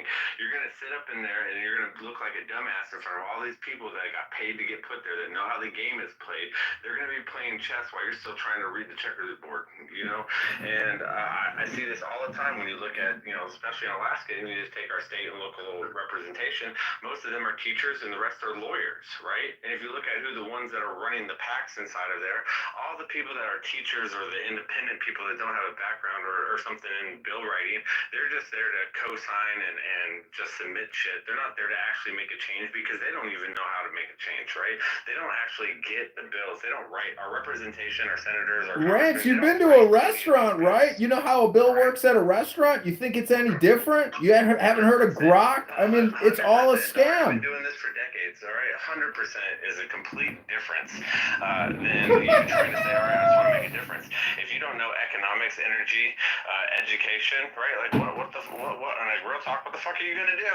You know what I mean? Like, what are your plans specifically in a policy format that would make a change that you want? Right? That's what I'm asking, right? So if you want to come at me like you want to be the next senator or congressman or representative and shit, this is what I ask the same people that run. I go ask Rance, people it's on all camera communication is hypnosis, and you're just ranting. You're being obnoxious. Can you stop? Yeah, bro. Yeah, and I want to just point out real quick. Back up, just chill, bro. Like, we like, you know, people like your energy, but you don't gotta cut people off, bro, and like yell at them and stuff. All right, just chill. At minimum, I'm just giving you advice, bro. At minimum, I'm just giving you advice. You know, because I'm never going to run for office, but I'm going to do what Augusta does. I'm going to sit in the background, and people that are intelligent and smart and are capable of handling this fight and playing the game, I'm going to help be there to support them. One, they don't know everything, so you have to help them by being a public servant, by just giving information to your elected officials. If you don't send them stuff, expect that they don't know about it and have never been informed about it. All right? Don't think that they just know stuff and people are just telling them this information. You have to actually get out and hand this information to them so they physically know it.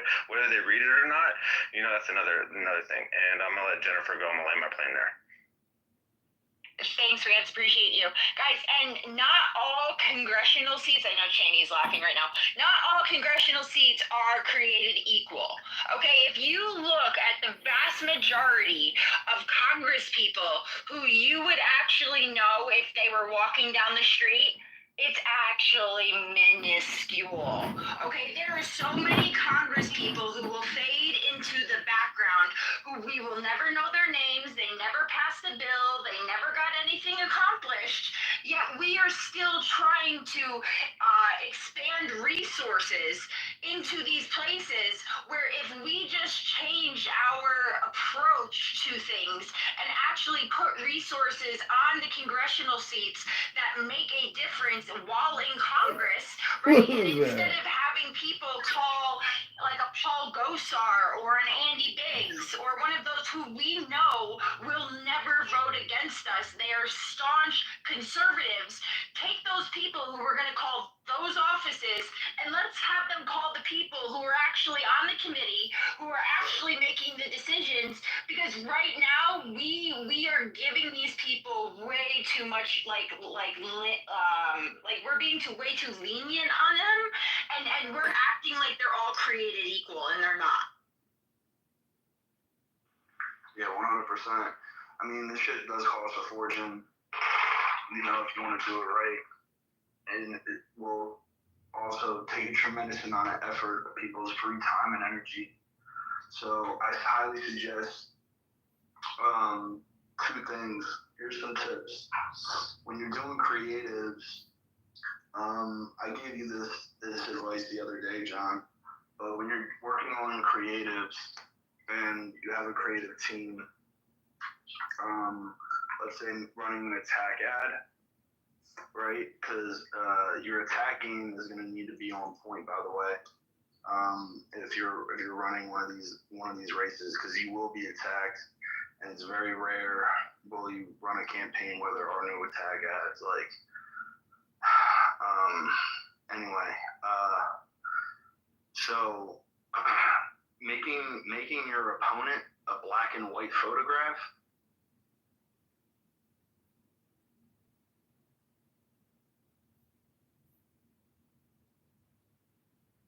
Did I cut out? I heard was black and white photograph. I always assume it's me. No, Is that me? Sergeant here. Is it him? no, he's in the Matrix or his phone cut off. But yeah, I always swipe left when I see a girl with a black and white photo. I wouldn't add that to your campaign slogan if I were you.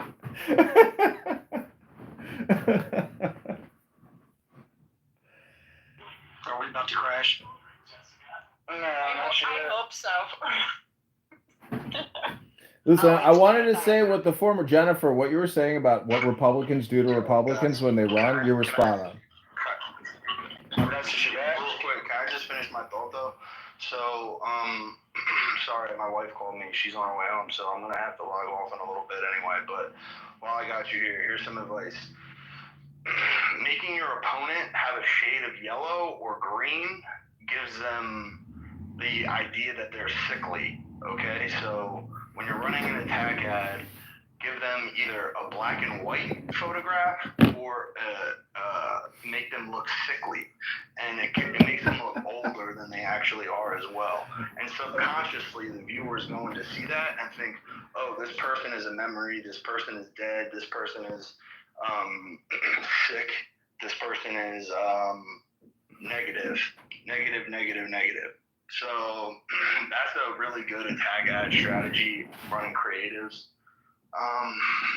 And then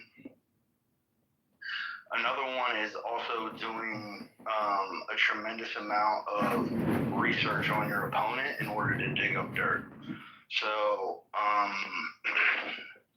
make sure you do that in your exploratory phase for when you are ready to make your announcement that you've already got some stuff in the chamber ready to rock and roll. And could I ask you a question on that, Augustus? Yeah, go ahead. Since you have expertise. Yeah, go ahead. Ask a question because I'm trying to. I didn't plan on giving a bunch of advice away, but I'm happy to do it. You know, I'm just trying to think of stuff on the fly. That's what I'm saying. So up in the jumbo, okay, if you look, I quote reposted after I did exactly what you did. You can see that Trans Visibility Day, the original post put out by the left-wing lawyer, which he kind of crawfished. If you go look at his page, it's a crazy little story going on there, and it's like a little battle. But I looked up the Trans Visibility Day, and it's on the 31st of March. 2026 is what's scheduled, and then the We're Done is on the June 4th. And I'm not promoting, or June 14th, excuse me. And I'm not promoting I'm backing. I'm going to the rally, but I'm not. That's not what I'm doing. I'm not spewing propaganda. Otherwise, I do it a lot better than this. But anyway, I'd like to know, what about the pink? You see how they did it, like with the pink, and then they collaborated in the alliance with We're Done. But that is actually not happening. There is no Trans Visibility Day on the same day as June 14th. But what they do is they shoot it out to a bunch of accounts like me, thinking I'm gonna catch that shit and just go up there and post it. Like, what the fuck? But no, I communicate with the person. But why do they use the pink? Coyote, who's running this? Aaron Soros. Interesting. I looked into it. He ran for a lieutenant governor, a while back, and he's very. My thing of it is, is Rand still up here? Yeah, he could kind of describe it better. I like what he's doing. I back that it needs to happen because we need to get over this whole being scared to run for something. But I've never seen anything like this, come against even me. Like, I got little fake Texas accounts like coming at me, so I know something's wrong, and it doesn't want that rally to happen, which that's their right. So I'm kind of in a I don't know, man. It's just this shit's weird. Politics is nasty. Yup. What was your question? So that pink, how they did the whole pink thing.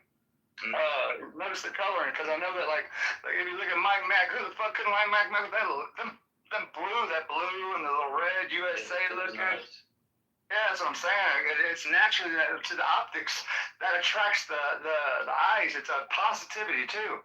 Right. Yeah, that's what I'm saying. So, what do you think about that? Like that pink? Is it like bring a feminine aspect? Well, what it is right is that you have to understand the trans movement is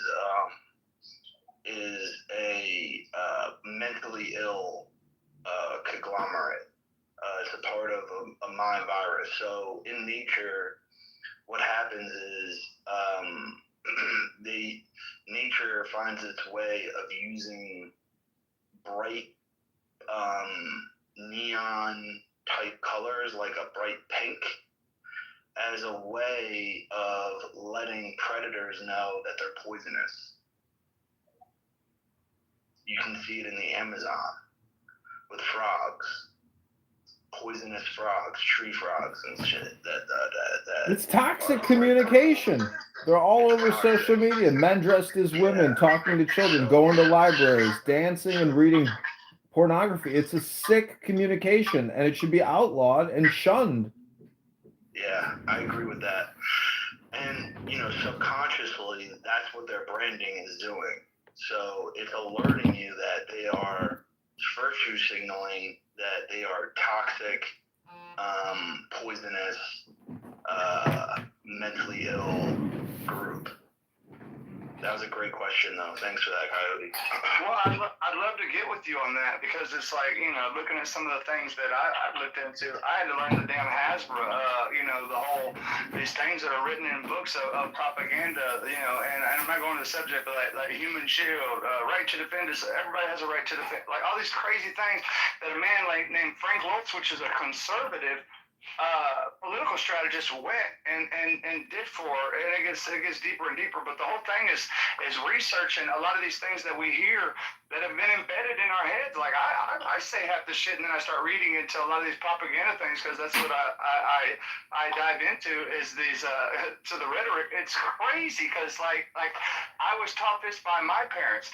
They were taught that so my grandparents are teaching, down this or whatever, and then ultimately dying with this old propaganda style strategies that we hear on here. But the optics are very, very important, Augustus, and I think that, continue to point this stuff out.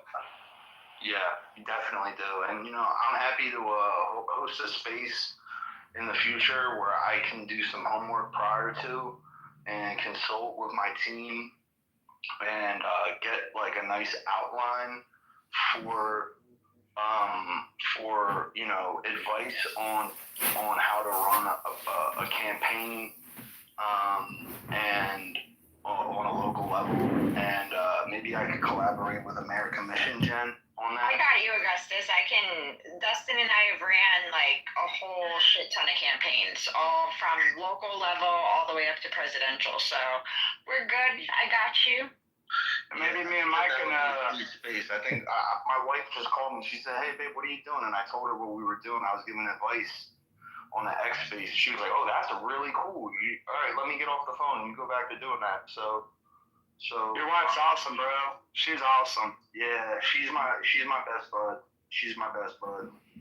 I would like to get in with y'all, even if it's the American. Maybe me and Mike can go, talk and see what we could do too. But we need to do this because people need to know that, like, you can, we can win the hearts and souls and minds over. And if I was a bad guy with nefarious actions, like one thing is like you can tell Jennifer how beautiful she is. If you look at Jennifer's like, she's just beautiful, and who doesn't like her? She's outspoken with a great, no filter, raw, gives it to you right there. So did I win her heart over? And that's what people are doing to other people. Now I really do think this about Jennifer. But I'm saying, people, be careful whenever you hear people get on here. And a lot of the thing is telling you what you want to hear. Now, the thing is, it's like you got to stick around enough to know and get the game because, as Heather up here the other day kind of learned, like, this shit gets real, and it gets raw, and it gets real deep. Go ahead, Jennifer. Yeah, and guys, listen, even if you could be wrong, right, even that's a learning experience, but use your voice. Always be brave enough to be wrong. Always be brave enough to be the only person standing out there because, yeah, it might be scary, but at the end of the day, really all they can say is words to you. And you have a block button. But if you're standing on the truth and you're standing for what's right, you should stand on that no matter what. No matter what's happening to you, take what you have to take, right? All they can say to you is words. And if they're threatening your life, report their asses to the police. Let's do this. That's the thing, man. I mean, Augustus knows I've been called every name. He's been called all this shit. It doesn't even bother me to a step because that's the thing. It's crazy, bro. But like, look at us. Like, we're still in the same. You know, we don't have the same all the way views as everybody on this panel and shit like that. But ultimately, we know that when it comes down to it, that we want America to benefit the most. So that's all that matters to me at the end of the day. You know what's so crazy to me? I was in Target the other day talking to my wife about this, but it's like on X, you got this Republican space, free thinker space, you know, independent space, and the Democrats really don't bother us. You don't have like Dems coming in here and like trolling the room and shit like that, and like libs fucking wigging out on stage and being libtarded, right? They're fucking all keeping to themselves. But you go into a UFO space, bro, and you're a fucking based motherfucker, and bro, the fangs come out, dude. And I'm like, yo, what the fuck, like? And she's like, yeah, they're like basically like trying to you know, control that community. Go ahead, Jen. So a lot of times, right? Sometimes it's pointless, right? To sit in a room where everybody agrees with you, to sit and talk to the people who, no matter what, right, they're always going to be on the right side, right? And I think so many times, like us on this side, right, we go into these spaces and we're like, oh no, we just have to like blatantly say what we want to say. We need to convert them. And if they just hear it, they'll know what we want, right? And it's like, dude, you're not going to get anywhere with that right now, right? You have to go in, right? Read your audience, right? And introduce topics in a way, right? I know that you're not going to agree with me on abortion. I know that you're going to disagree with me on all these various different issues, right? But I know that we could have some common ground with, like, say, campaign finance, right?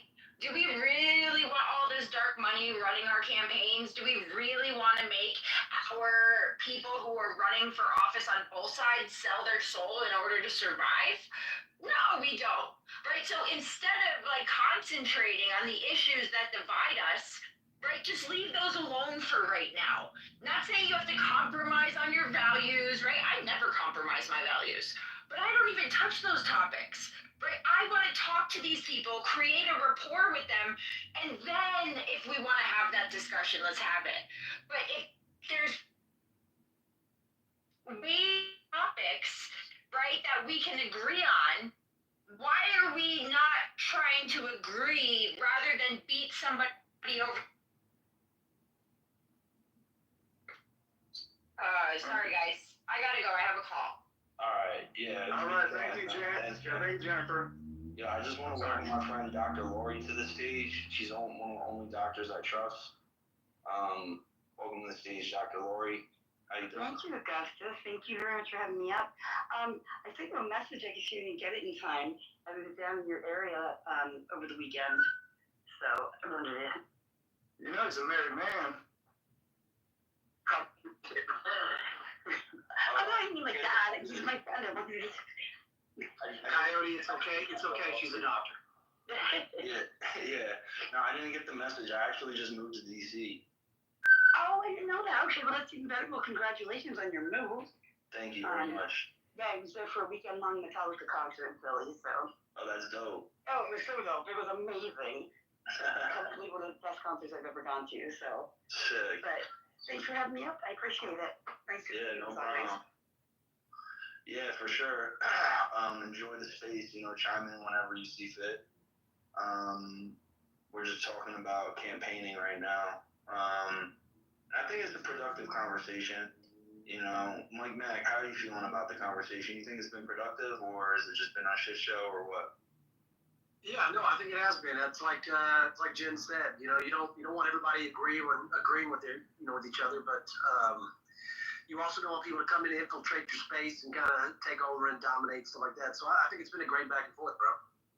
That's the important part, if I may, Augustus, right there, because if you get, Augustus gets a host, and then you get a co-host that can vet pretty good and see who's coming up, familiar with it. Yeah, you got to take care of it. You got to be real careful. That's why.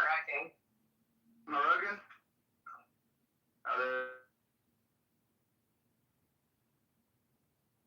This shit crashed. Yeah.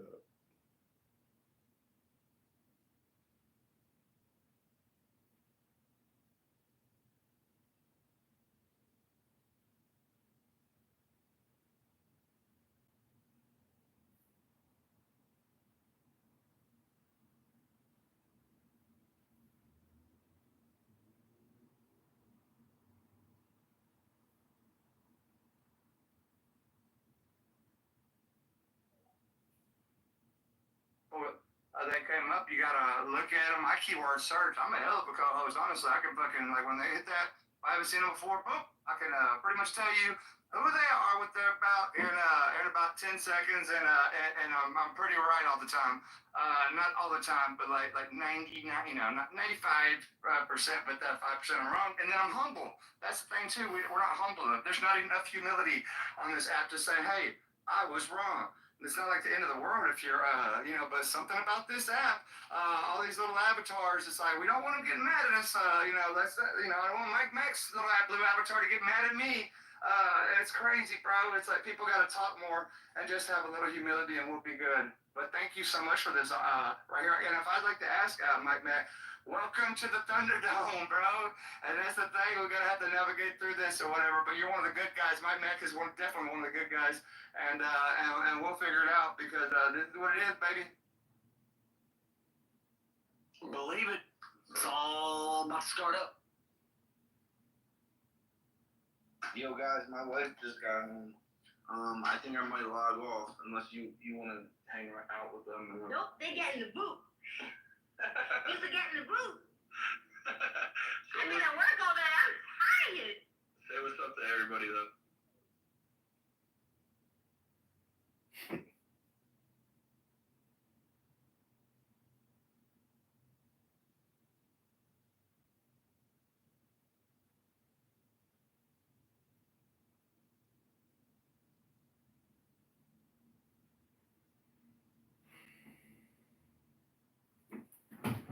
Okay, that was pretty cool.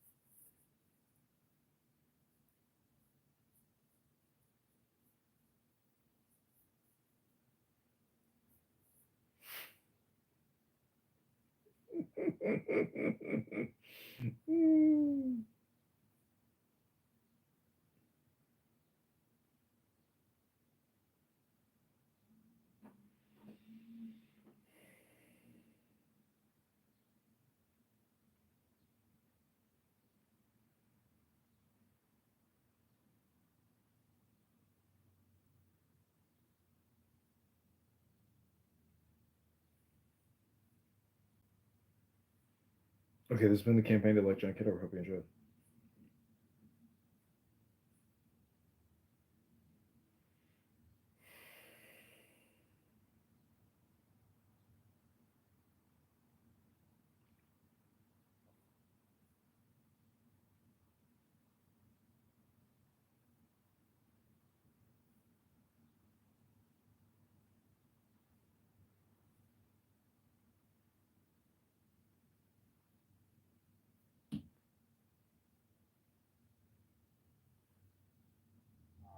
On the other hand, when you're talking about Syria and the jihadis, first of all, in the Simon Quran, can't kick. when our prophet was asked what is the best type of jihad, his response was the jihad against one's self, one's bad self.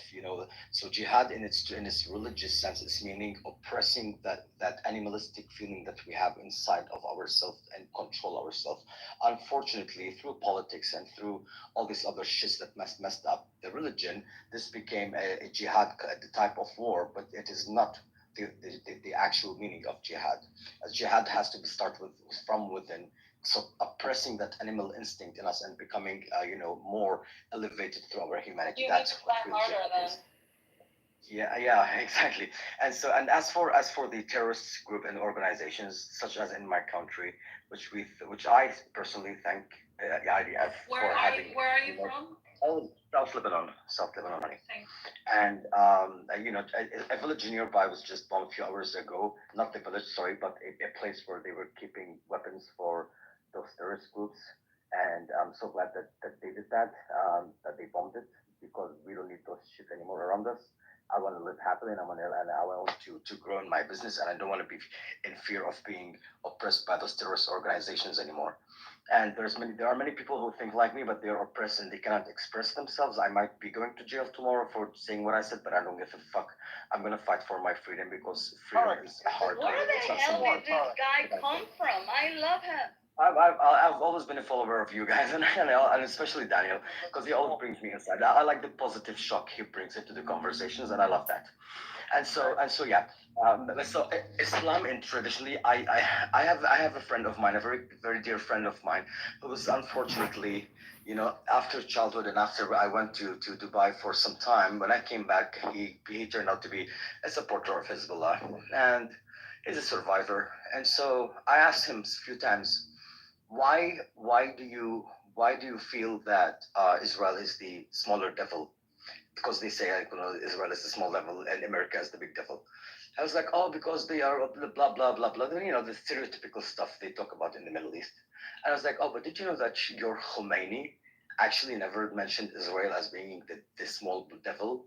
So what do you mean? I was like, if this is your belief system, go through his books and you will find out that your very own partner, regional partner or international partner, Russia, is actually the smaller devil that he referred to. So how come you don't call Russia the small devil anymore?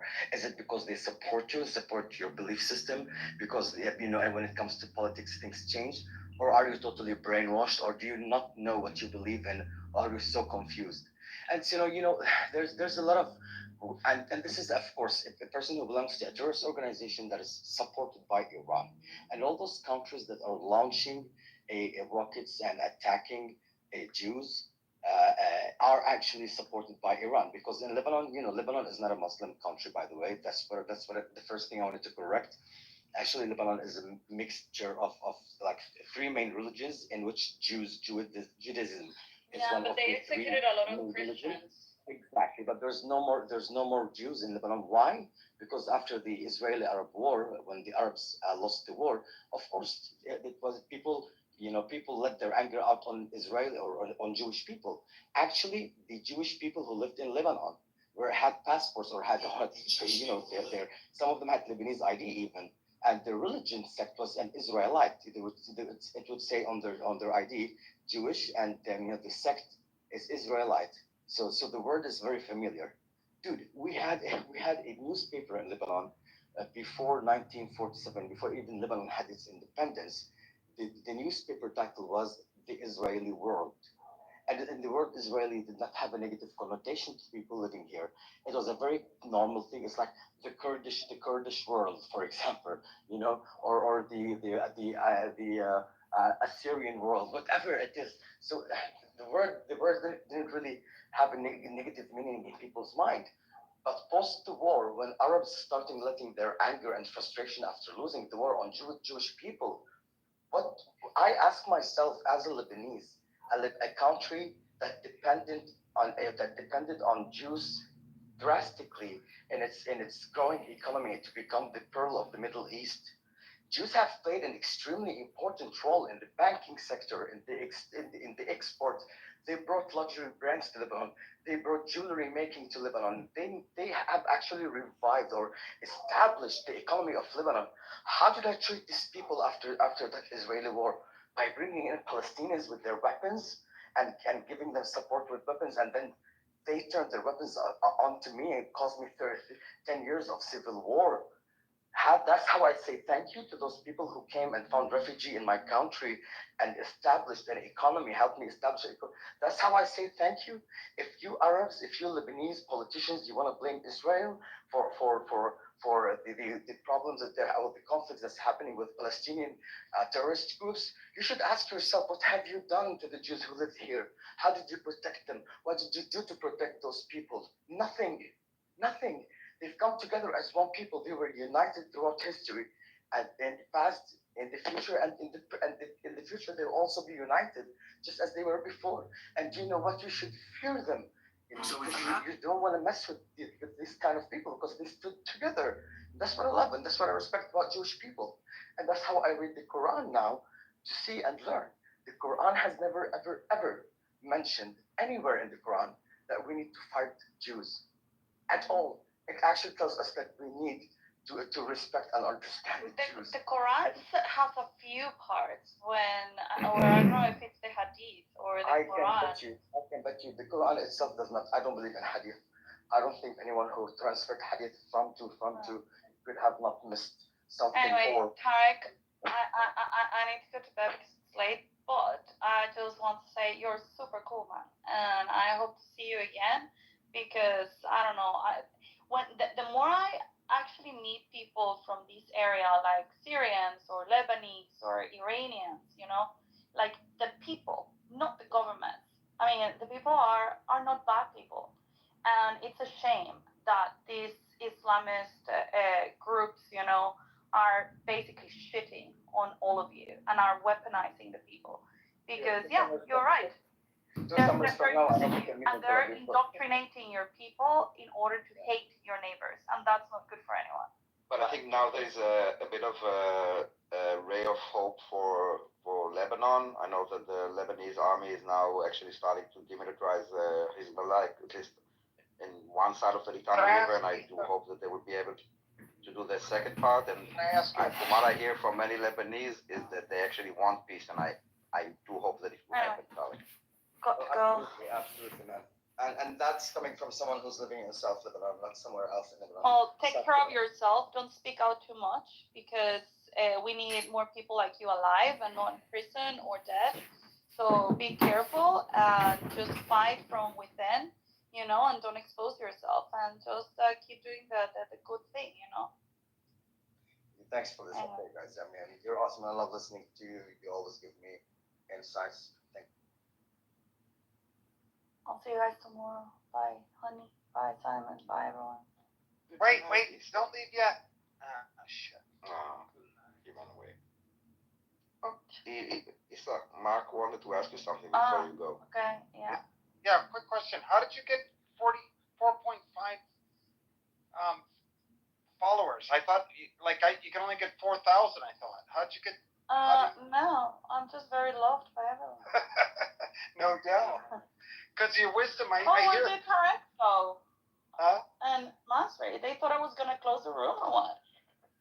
I don't know, Masri, as soon as you left, he ran away. See, that explains all of her followers. So what I'm getting at is, I can only get 4,000 followers. I tried to follow you. Really? There's a maximum amount? No, I don't think so.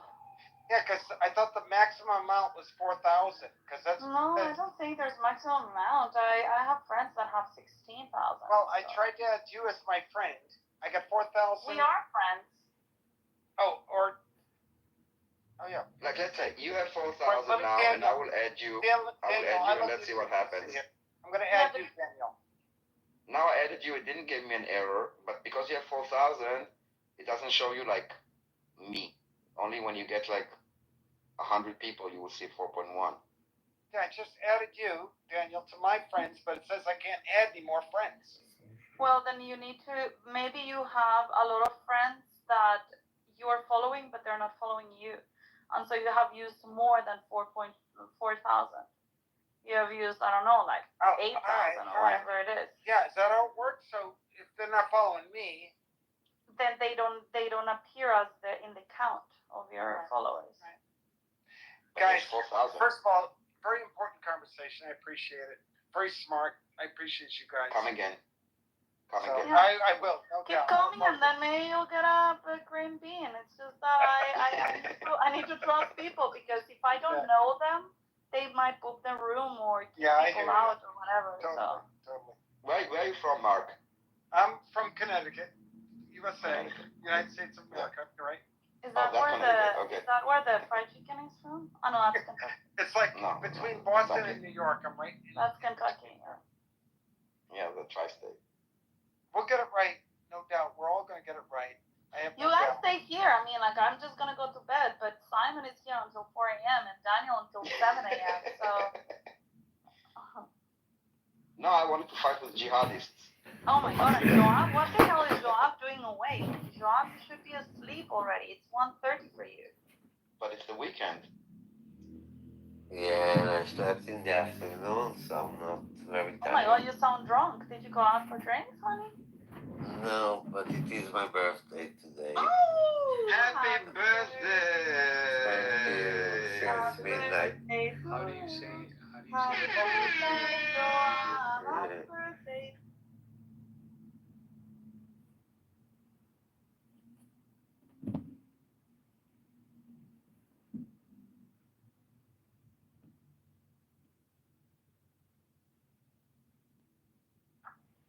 अरे आपने भी उस star, and he would say, "Who made the stars?" And they would look at him and not answer him, and it turned out they.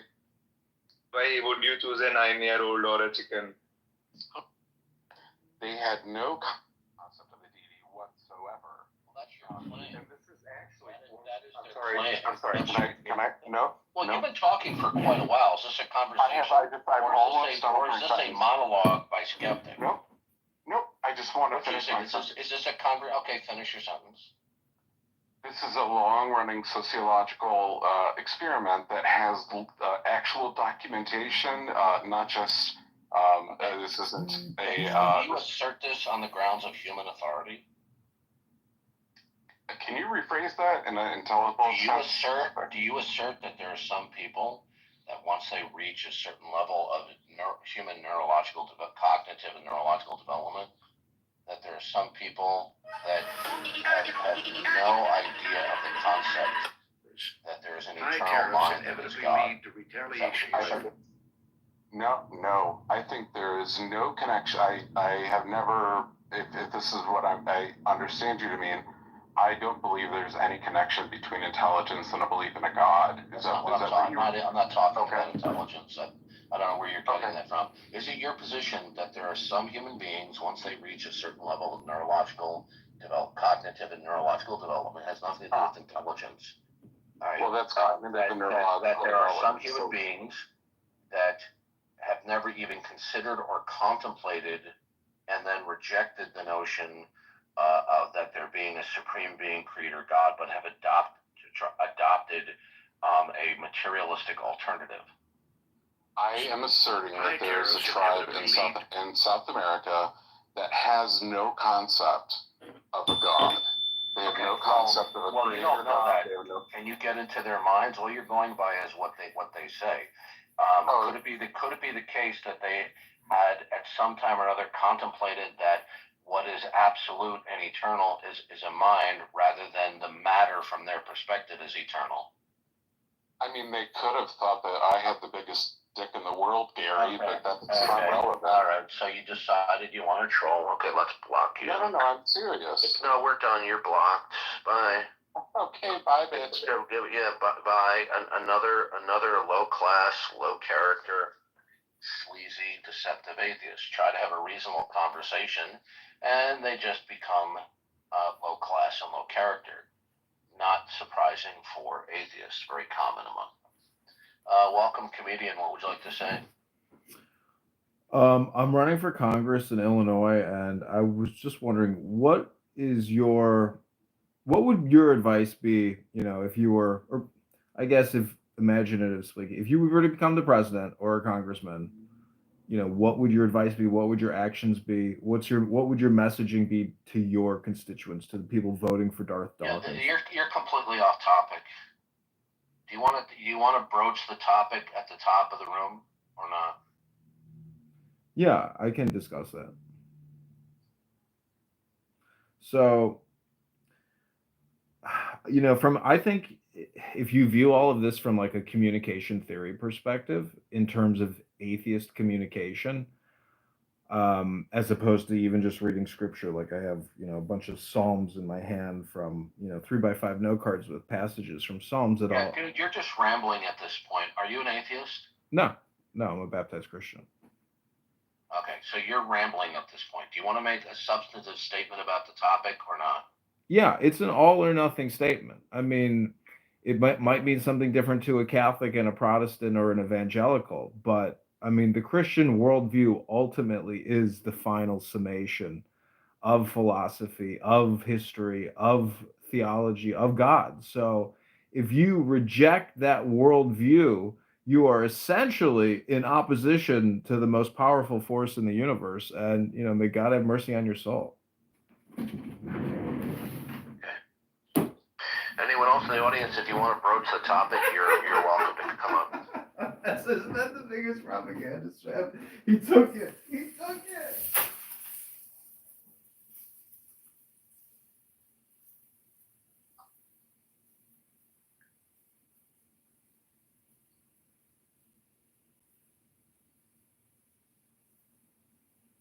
So as usual, whether I stream on, if I go on Discord or TikTok or here, no intelligent atheist opposition. They're all cowardly. They only like to pick on low-hanging fruit.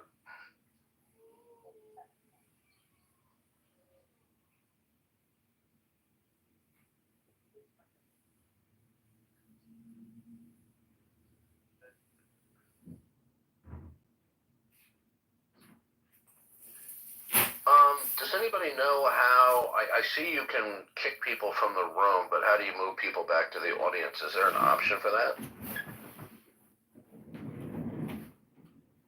Yeah, you click on the profile and then hit put to audience. But maybe it's a public view. I don't know. A public room, maybe you have to kick them from the room.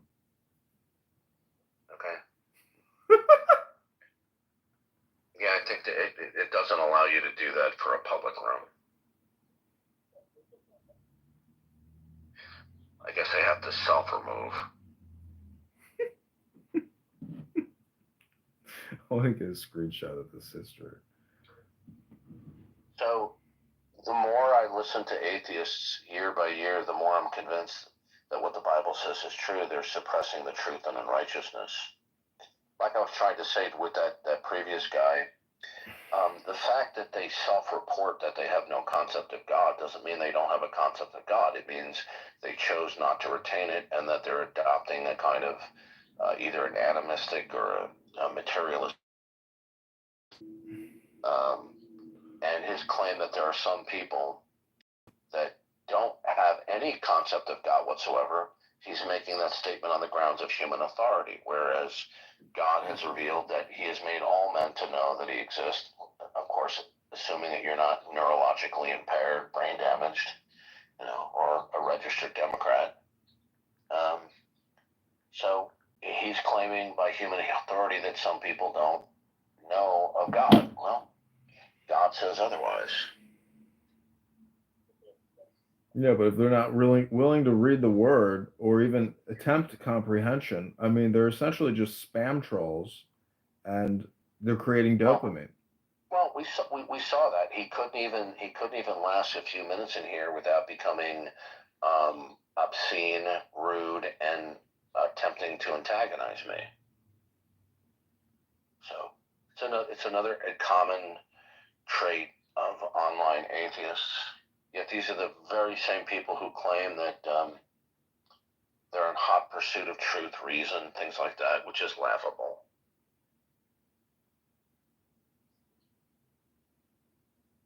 I even try to go on atheist streams on TikTok, and they even get triggered and go into panic mode saying that they're not going to let me up.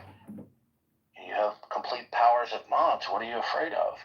Well, we know, because they realize that their ordinary atheist cliches and slogans aren't going to work.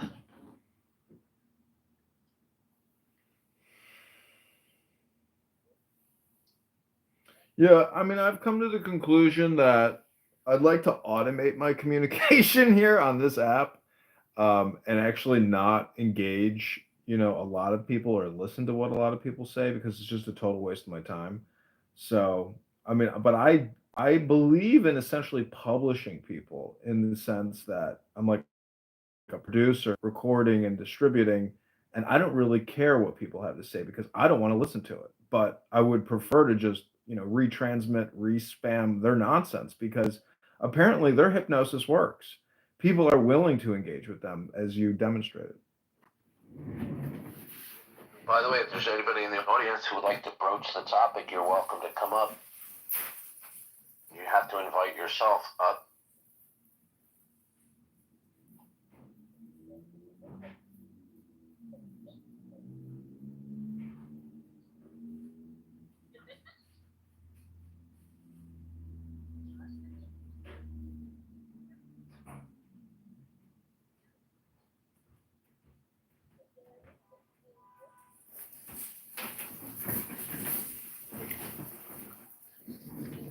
Yeah, they're an irrational bunch,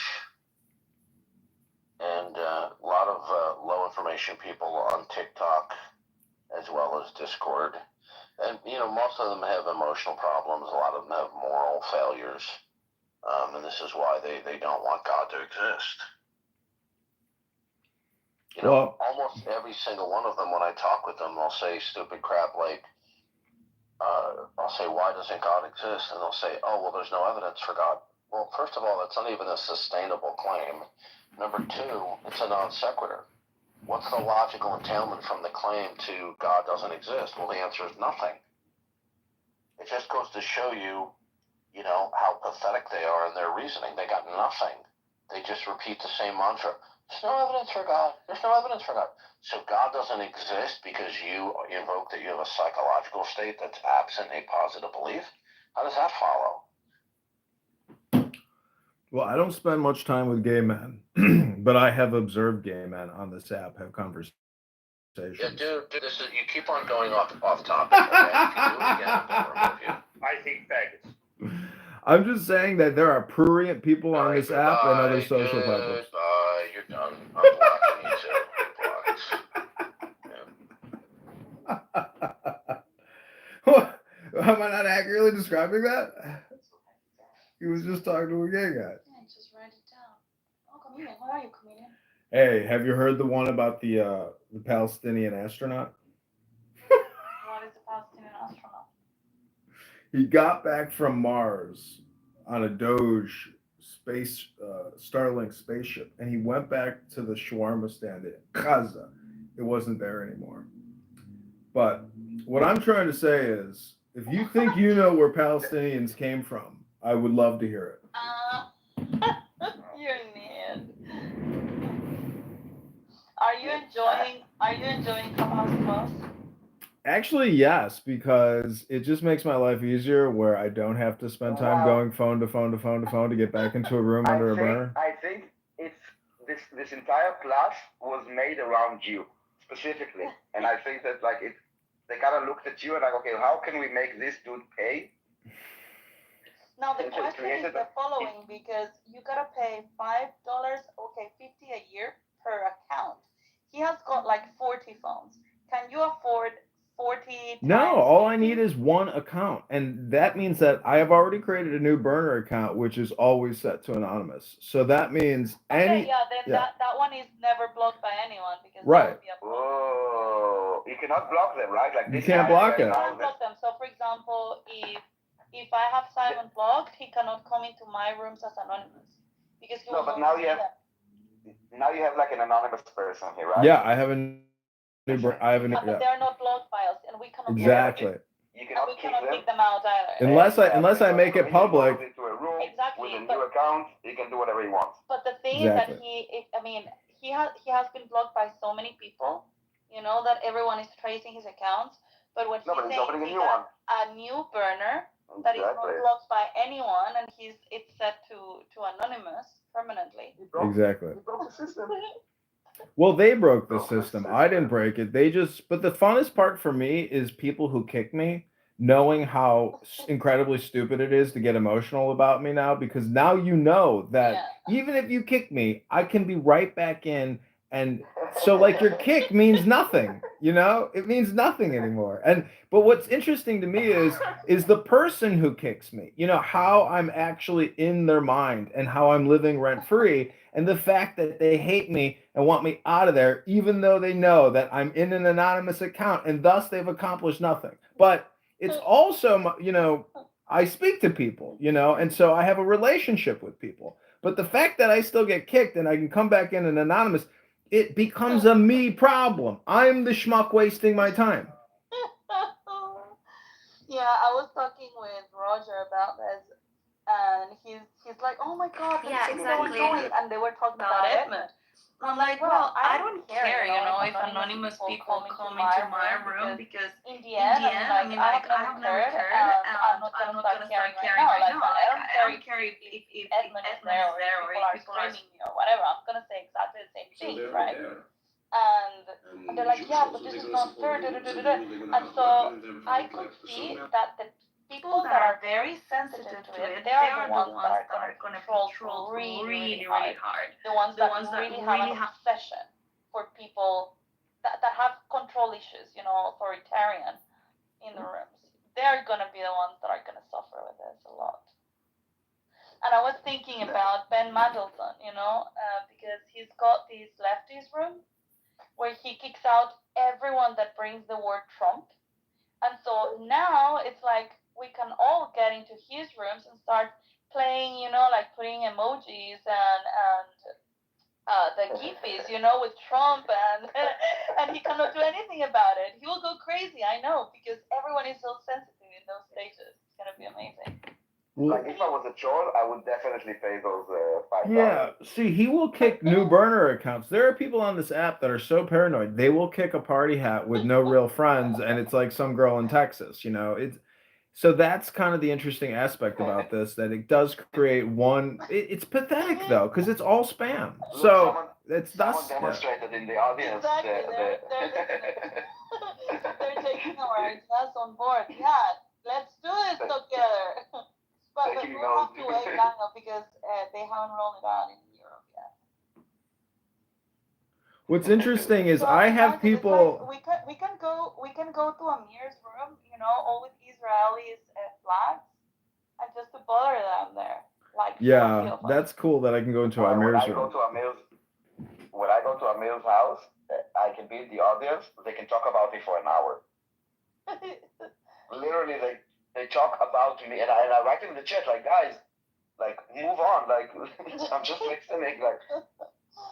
And they're like, no. Do too much to the Amir's rooms, but the people that are super sensitive and need to have control of the rooms like Ben, that would be hilarious. You know, I think it will drive him crazy. The truth is they don't really care. They don't really care. They're just spammers. And the fact is, if they kick somebody from the room, it just gives them a dopamine, you know, boost. It's like a video game. It's literally like Super Mario Brothers. And especially knowing, because it's like, how can we know if it's Edmund in the room? Like, you can't. You can't. You can't. Yeah, but there must be a way that we can prevent him from streaming us on YouTube. I'm like, oh, come on, really? Are you going to worry about it? You might be recorded right now. Who knows? Well, one of my YouTubes is actually blowing up, and I'm getting like consistently 15,000 live streams, you know, when I'm on Clownhouse. So like, it's just the algorithm. I don't know because committed. You have so many phones. Can't you dress like in a microphone also? Yeah, this phone I'm surprised isn't good. It's a fucking high quality, expensive phone. No, but this one is good. Oh, okay. Really, for me, sounds like. Can you interrupt Daniel when he's talking so to see if I can hear? When I'm muffled. Yeah, we can talk at the same time. Yeah, no, it sounds muffled. Sound muffled. Yeah, I don't know why his phones are like Anyways, that. you know, what I've learned is I don't want to talk. I just want to record. And, you know, occasionally I like to have conversations, but real discipline would be not having a conversation on this app. It would just be recording it. Because it's all spam. Like talking to you. You're funny. I mean, sometimes you're so fucking annoying. Like today that I have to kick you out of the room, but normally you're funny. I like you.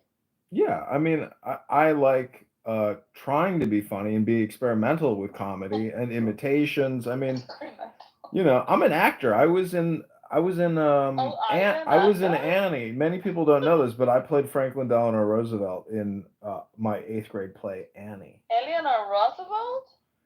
Franklin Delano Roosevelt. I sang the song Tomorrow. Did you know, Daniel, one time, you know that sometimes I just go to Edmund's rooms, right? Like, I don't know, I just like to spend time with him there and just talk about stuff. And one day I go into one room. Although I thought his rooms are just him streaming other rooms. No, just him, but he's there, and so sometimes I just have a chat with him. And so I went there, and he was streaming something, but it was not Clubhouse.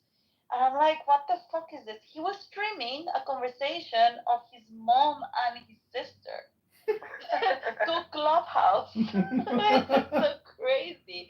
And he was having this conference call with his mom and his sister, and he was streaming that everywhere in Clubhouse. But to himself, how many people were in the room listening to No, this the rooms conversation? he had open, and Simon and I were there listening to the conversation with his mom and his sister. Like, this man doesn't know boundaries.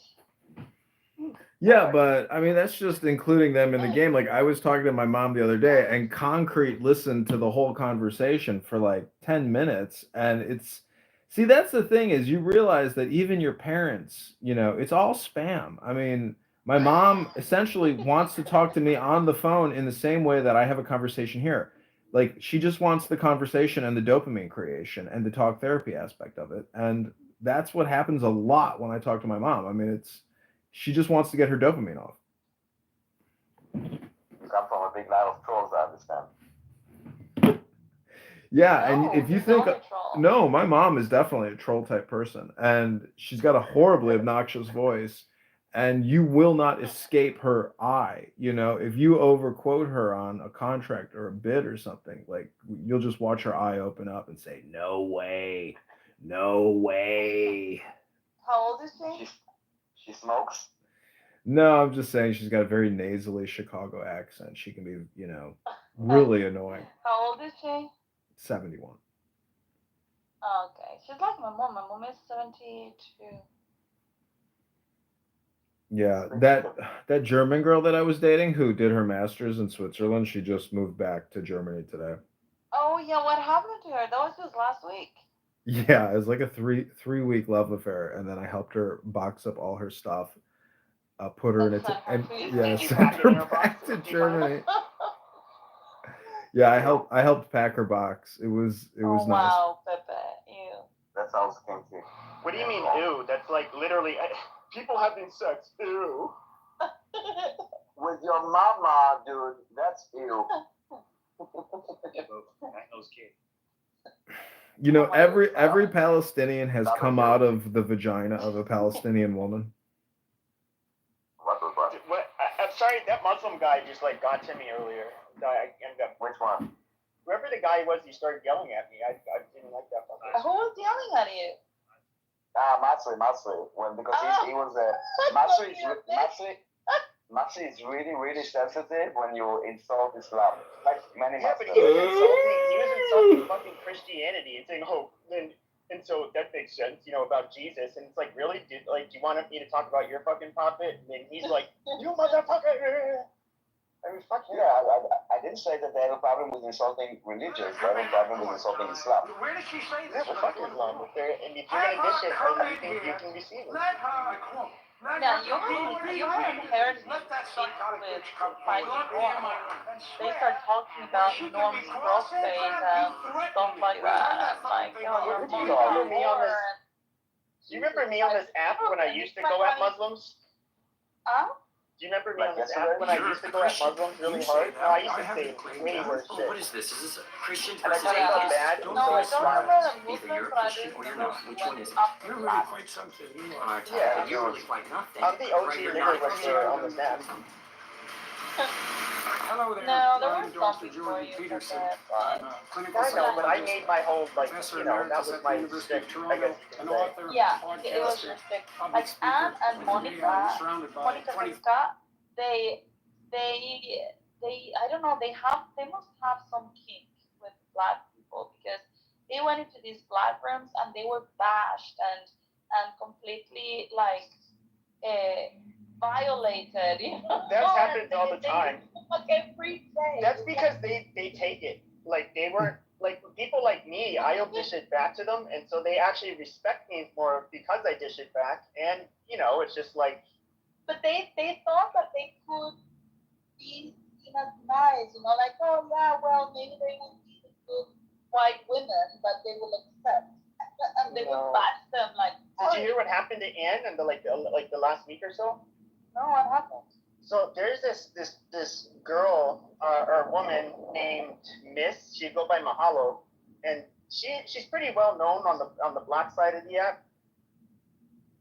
Long story short, this is like the third that I know of, like, big name person on the app that she was living with, and so this last one, I guess she was, the guy's name is Detroit, and Ann lives in Detroit. And so she ended up getting a hold of Ann and saying, hey, you know, can I have a place to stay? I'm like in an abusive relationship, yada, yada. And yeah, I guess like she started talking shit. I don't know what exactly, something happened in their in the house. And I don't know if Ann eventually asked her to leave. And she was like, so she accepted her. Yeah, so Ann let her, but then she was like, you know, like, I guess kind of taking advantage of her or something. And then you have, long story short, this girl ended up like running her mouth about Ann, saying, oh, she's dirty, she doesn't wash her dishes. And she ended up like, so Ann's dad just died recently.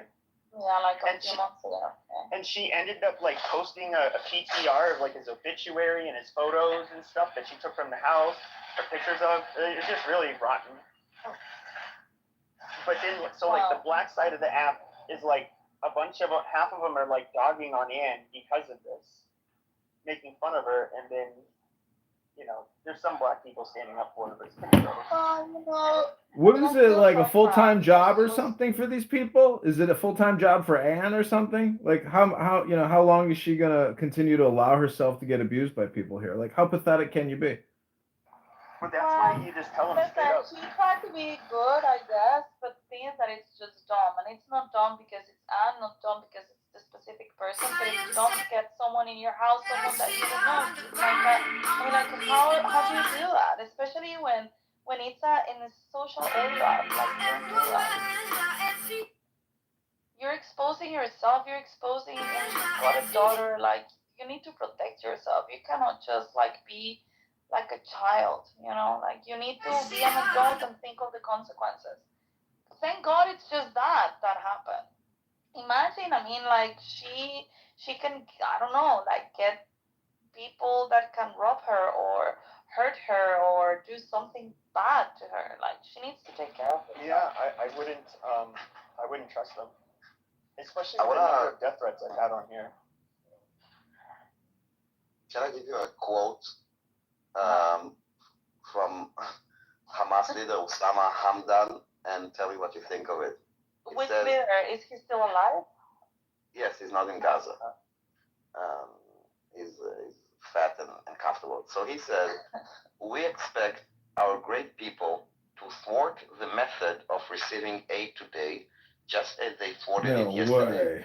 We trust that our people will endure hunger and not extend their hands to the occupier asking for aid. Wow. That says a lot about the love that they have for their people, especially if this is a fat pig. No, they shouldn't take aid that also has like Hebrew Zionist letter on it and like, no. Yeah, we expected from our people to endure this suffering in the name of the Palestinians. It's insane. I honestly, the more I think Can that you whole send me that on Telegram? Sorry, can you send me that on Telegram? Gonna keep it. that whole Posted region this of place. the world no longer existed, it would be a much better place. The whole fucking world. No, I mean it's not about not existing. It's just about being civilized. You know, like I mean, That's what I'm Gazans- saying. They're so uncivilized Gazans that could don't be want them. could be living an amazing life if they chose to stop fighting. More like You if cannot Islam fight forever. didn't exist. What? I would say if Islam didn't exist. Yeah, we would agree on that. Because the Jews are so small in number, I feel like it's irrelevant. And the Christians, their book is generally pretty tame and mild. You know, all the past horrific things they've done had nothing to do with like doctrine.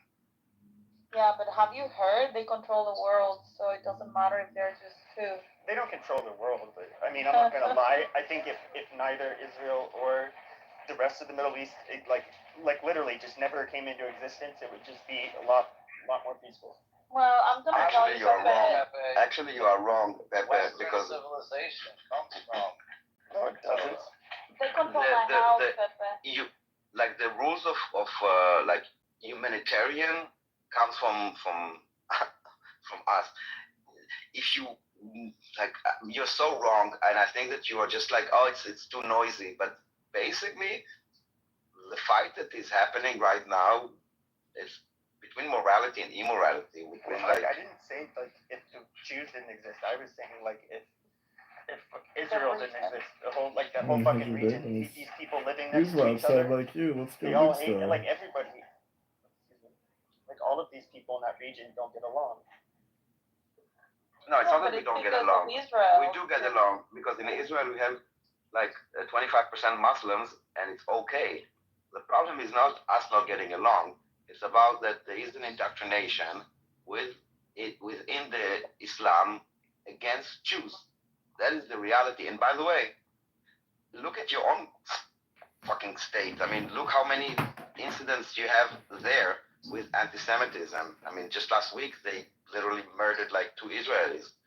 The number of anti-Semitic attacks in the United States is the highest and the like growing the fastest from the entire world. So the problem is not Israel. The problem is this ideology, and it's spreading. There's like a virus. The world is right now sick, and I have to be honest. This anti-Semitic disease is not our responsibility to cure. It's a society problem, not the Jewish problem. I'm honestly surprised it hasn't occurred. There haven't been more people killed. I mean, I'm being serious. Like, are you working in a supermarket? I'm checking out. If you were to look at,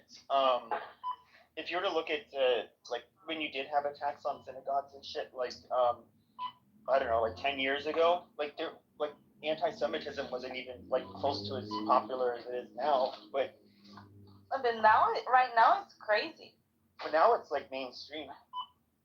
Now it's crazy, and the fact that people feel that they can attack Jews in the open, or they can attack anyone, right, just because of their religion. Like, I was watching the news that a couple of days ago there was this kind of like concert, like Christian concert or whatever, and the LGBTQ and trans people and whatever, they disrupted the concert, saying that they were provoking, that this is like far-right movement. It was a Christian concert, and people were there like in a park that they hired, So they were having their exactly. And so in the same way, like, this is outrageous, like it can't be that you cannot practice your faith, or you cannot you have to be threatened physically, for your own preferences. This cannot happen to Christians or Jews or anyone.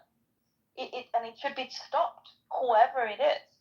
So it can't be that because you're a Jew you cannot go to a synagogue, or that you're gonna get killed because you go to the Jewish museum, like this couple. They were Jewish, or were they? Yeah, they were Jewish. One of them. One of them was Christian. They all had I mean, the Christian guy had Jewish ancestors, but in America, this is happening in the U.S. For fuck's sake. Yeah, but terrorism has always happened. Like, I'm gonna say that's why I said like I actually think it's like it's actually almost a miracle. Only 2 people have been killed. This is beyond terrorism. This is common people feeling empowered to go and attack someone and kill someone. He's not a common person though. That guy was a radical. Well, No, it's being radicalized on social media. But he was a member of like the Socialist Party of I forget which one, but he was involved in protests and stuff. Yes, but he is not acting on behalf of ISIS. He's acting on behalf of a national domestic terrorist organization. They are communists and socialists. They're organized. No. It's not an organization. People are being indoctrinated, and that is the problem. It's not like an organization that sent this guy to do this. He was like sitting at home on his Twitter feed, on his TikTok feed, getting enraged, and then he just took a gun and did it. And this is actually it's also happening in Israel. Those are the people who wants to control. It's really, you don't have intelligence on them. You don't know where they're coming from. It's not like it's an organization that is doing it. It's individuals. Just random that is a problem. Like, that is like a problem. Yeah, exactly. It's and this is a problem of abusing this free speech and all those platforms that you can say whatever you want about whatever you want, and there are no consequences, and there is no responsibility, and there is no accountability. And then someone goes and does something. It's like, oh, he's a loner. He's a crazy. No, he's not. But you're making what you're citing is what they would call stochastic terrorism, and this was widely weaponized against right wingers by the left. If we were to point out anything about race, for example, they would say, oh, well, do you know that people with your rhetoric end up going into schools and shooting people or black churches and killing people?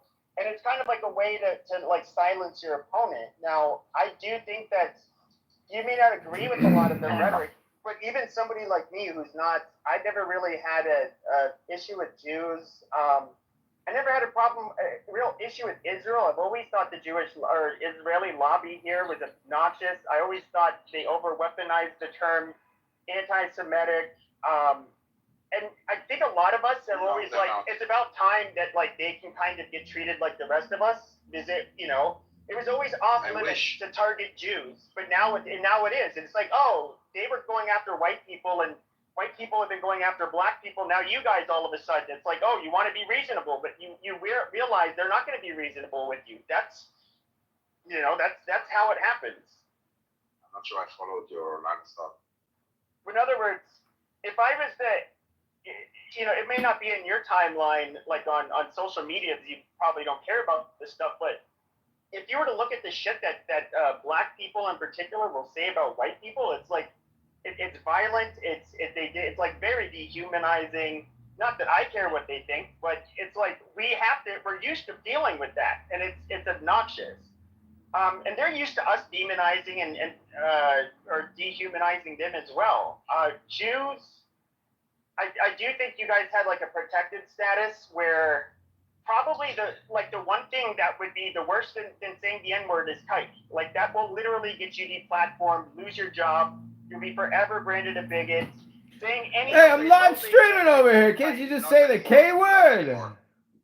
Not anymore. Now you can say whatever you want. Not anymore. With no consequences. Well, that's the thing. It became legitimate to attack Jews, and it's not just like you're talking about blacks against whites. I'm talking about like governments. I'm talking about UN people that are spreading like blood libels. Like there was like last week. I don't remember who is this UN commissioner of bullshit something. He said within 48 hours, 18,000 babies will die of starvation in Gaza, and the entire media was outraged about it. Nothing happened.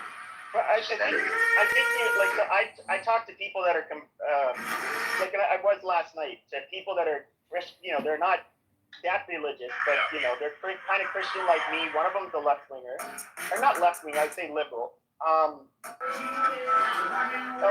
so we were talking yesterday, and none of us were Muslim or Jewish or anything. Now, all right. So Here's what I see as kind of the problem, and this is what at least as I've seen it. What you see right now is people protesting the war, and they're saying you guys are genocide and you guys are bad. Now, I know that a lot of Israelis are like, well, I don't get it. That seems like they're only doing it to us. Well, if you were to look back, like when I was in college, the invasion of Afghanistan and the invasion of Iraq, we had protests at universities. We were saying, you guys are killing children, you're starving children, you guys are genocidal. Government, not against another nation of people. And by the way, I don't think that anyone was attacking like Americans in colleges or like murdering people. It's not the same. They did do that in Vietnam. In Vietnam, they were actually bombing. In Israel, we have protesters against this. We are allowed to. The protests that are global against Jews, nothing like what you're talking about. Nothing. I'm sorry. Well, I think you're getting. I think that it depends on which group. I think you get the people that have been propagandized and the useful idiots for the Muslim pro-Palestine people. You know what the Muslim pro-Palestine people where they're usually coming from. So I won't even have to get into that. But then you do have like the genuine left-wing people that do think it's like horrific what they're seeing, and these are the same people that protested during our wars. Now, I would say this, and this is where it becomes very tricky. There's a lot of things that we are seeing, okay, that even amongst the right in America, we find to be pretty fucking disgusting about what's happening to the Palestinians. With that being said, it's hard for us even to gauge, are they doing the right thing? Have they gone too far? Is this appropriate? It's like, how do you, we can, and I and many others that don't really, where yes, you could say like we don't like what we're seeing, but it's really hard to say what can they do when you look at the totality of circumstances. Maybe you guys did go too far. Maybe you didn't go far enough. I don't fucking know. It's like I'm not somebody who can really give that answer, but it does look ugly, and there's going to be people that protest it. Yeah, but first of all, they are not protesting to stop the war. They are not protesting to release hostages. They are not protesting against Hamas. There's not a single protest against Hamas, which is a terrorist organization that is committing war crimes, crimes against humanity, and violates every fucking law in the book, written by God or written by men. Not a single person is going out on the streets of New York or Washington and protesting against Hamas. Not a single person. Make it make sense.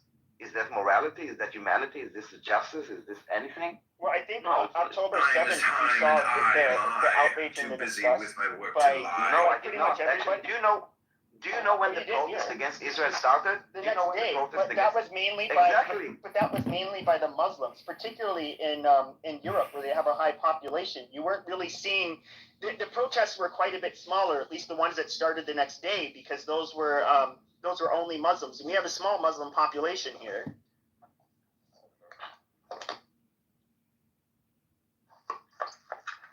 But yeah, the Muslims didn't even apologize. They didn't. Same shit. Yeah, when he won the first time, you remember the first time Trump won the election? Right. Yeah. Who and devastated? Right. Remember Right. Right. With the girl that's yelling, no! Yeah, crazy bitch. That picture of the crazy bitch. So it's the same here in Israel. Every time there's something good, Bibi is doing something good, that's how they react. Every time. When he won, the next day they went to demonstrate because of that. Because he won the last time. That's the only reason why I like Bibi. He makes them suffer. He makes them go out of the.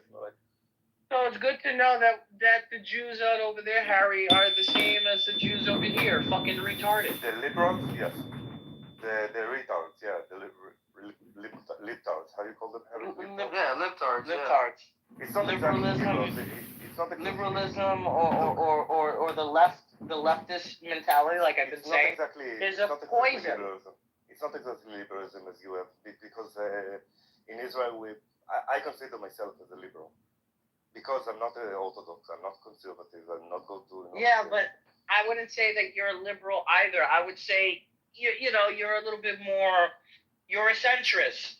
That's what you would be. You would be considered a centrist. Yeah, I support the gay community, but I'm not gay. I support. Right. I don't go to march with them, but I do support their existence. I got you. Okay, they need to get full rights like everyone. They need to suffer like us. They need to get married. They need to suffer like us. Yeah. Fucking guy. Why they want to marry you? You want to get married and suffer like the rest of us? No, in Israel, gays can't get married. They can't? No. Yeah. They have to go out to. Oh, yeah. The revenues won't sign the Kitover. Of course not, because it's religious.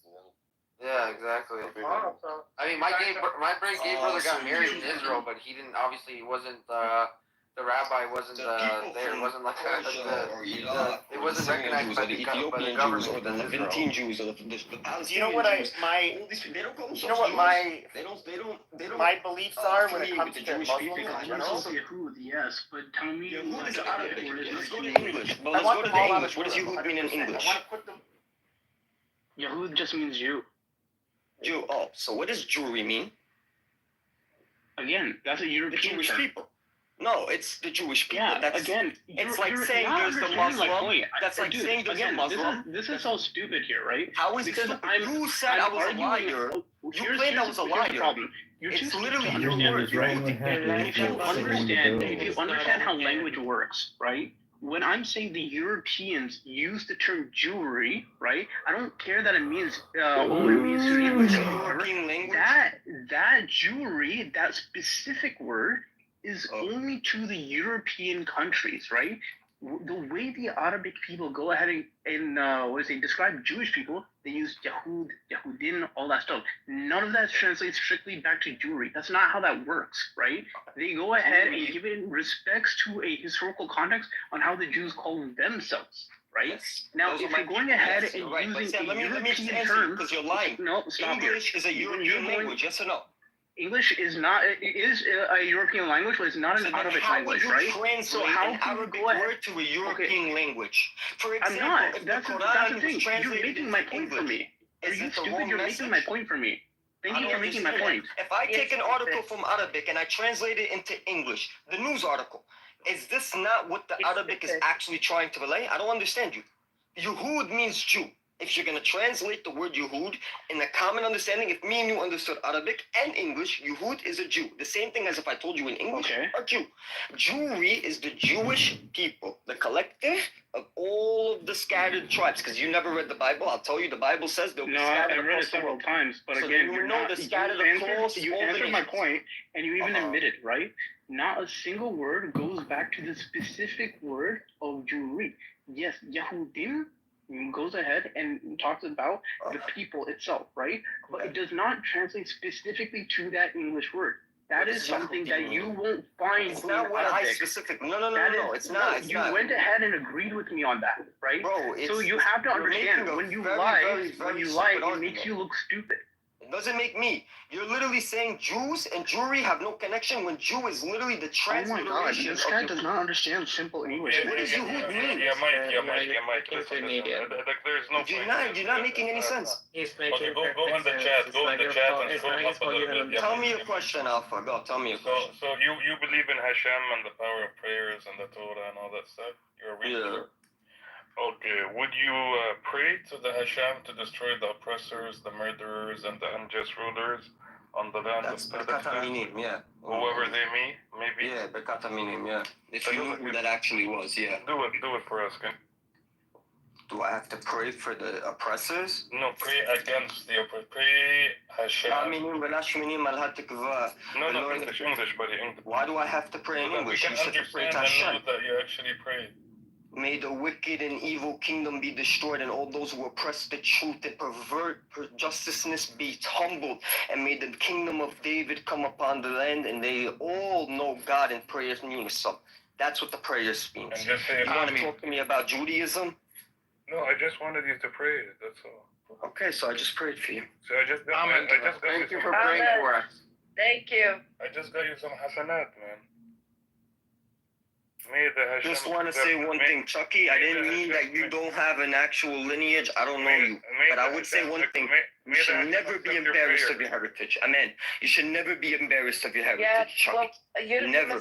Because other people make you go against your people, you should stand firm. Israel is not your Stand homeland. firm. You don't know what you're talking about. The fact that you prayed doesn't, take away that you're fucking dumb and ignorant. You could say what you want. I have history to prove it. You're just trying to prove a genocide. You want to kill all of us. Yes, Alpha. You're not stupid, Alpha. You know what you're trying to do. You want to end us. You want to end the last of Threatening a us. genocide and committing a genocide are two very different things. So Mike, if what I you're mean, you saying couldn't is understand true, that Wikipedia is not a viable source. So if what go you're figure. saying is true, yeah, Mike, if we're gonna look just at October 7th, they could have just went in and randomly started killing everybody, right? They did that and recorded it, by the way. No, thousands of people still alive. I'm gonna tell you, yeah, Mike. So what they did was wrong, but the fact that you guys had a party running 5 minutes away from a military base and right across of a border from the people that you call terrorists is something that doesn't make sense. Okay, so the fact that you had houses 2 minutes away from where you sent the bombs and stuff, it's your fault. It's your fault the people were bombed. It's the same logic. It's the same logic. You're going to defend shooting 1,000 people at a party. It's not. I'm not triggered. Your logic is stupid. Alpha, your logic is people at that party that were killed. Okay, there was 200 people at the party, and there was 200 people 2 minutes away from where you shot the rockets in Gaza. So you're a jahash. You're a sultan. You're a jahash and you're a sultan. Kasammak. Listen, you cannot justify. You cannot justify because they were at a party. They were at a party. You're 2 minutes away. It's the same. No, I'm not triggered. I'm telling you the same thing. Your children in Gaza. I'm not having a heart attack. Your children in Gaza are 2 minutes away. Same thing. Same thing. No. Alpha, same thing. Your children are 2 minutes away. Same argument. Your children are 2 minutes away. You want to justify shooting my people in the back of their heads? No problem. Your children are 2 minutes away. Your children are 2 minutes away. Same argument. Either you want to be a man. Yo, bro, if you want to be a man, then you can be a man. Otherwise, I'm not gonna argue. It's emotional, I'm not arguing with you, fucking victimized person. Bro, what do you want me to understand? You literally just said they were 5 minutes away from a military base that gave Hamas the right to shoot them in the back of their head? So what I'm saying is that their plan went sideways, and they also came out and said it did go sideways, and that wasn't the plan, right? They said that. But why the fuck would you guys have a party 5 minutes away from a fucking military base? Why would you have buildings 2 minutes away from where you shoot rock? 5 minutes away from an open In Gaza air City. prison. Next to Al-Shari, you moved the party the night before. And you threw a party as the women that were raped, giving out candy, screaming Allah Akbar. Your Jersey accent is disgusting, by the Not a way. Jersey accent, you dumb. Yeah, it is a Jersey accent. It's disgusting. I love how you guys attack me. You attack me, but never when I say. He's crying. He's about to cry. Are you about to cry? No, I'm not about to cry. So you're okay. You're okay if they're 5 minutes away from a military base, but when your house is 2 minutes away from where you shoot rockets, it's no problem. Don't attack. You're making a claim that they want to kill all your people. They had the option to kill all your people, but You never had the option. If you had the option, you would have jumped on it. We messed you up. That's what I'm trying to do. The option was there, Mike. You want to do it, they can do it. The option was there.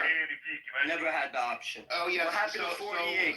No, What happened in hold on. 48? Let me tell you where we had the option. Are you honest? What happened in 48? Okay, let me tell you where the option was. The option was when October 7th. What the fuck are you?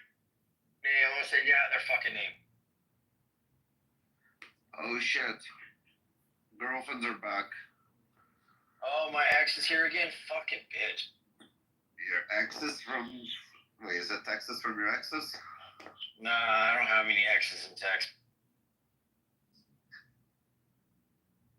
I killed those. They're dead.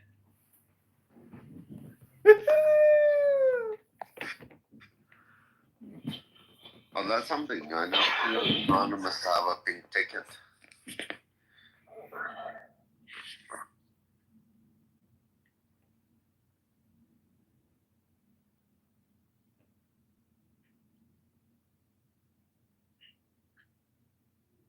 Perhaps if you ever came over to my house and my wife,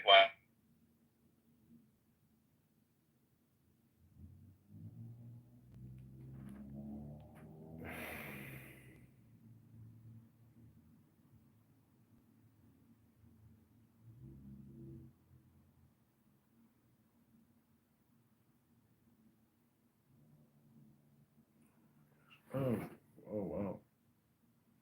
Oh wow. Moving is exhausting.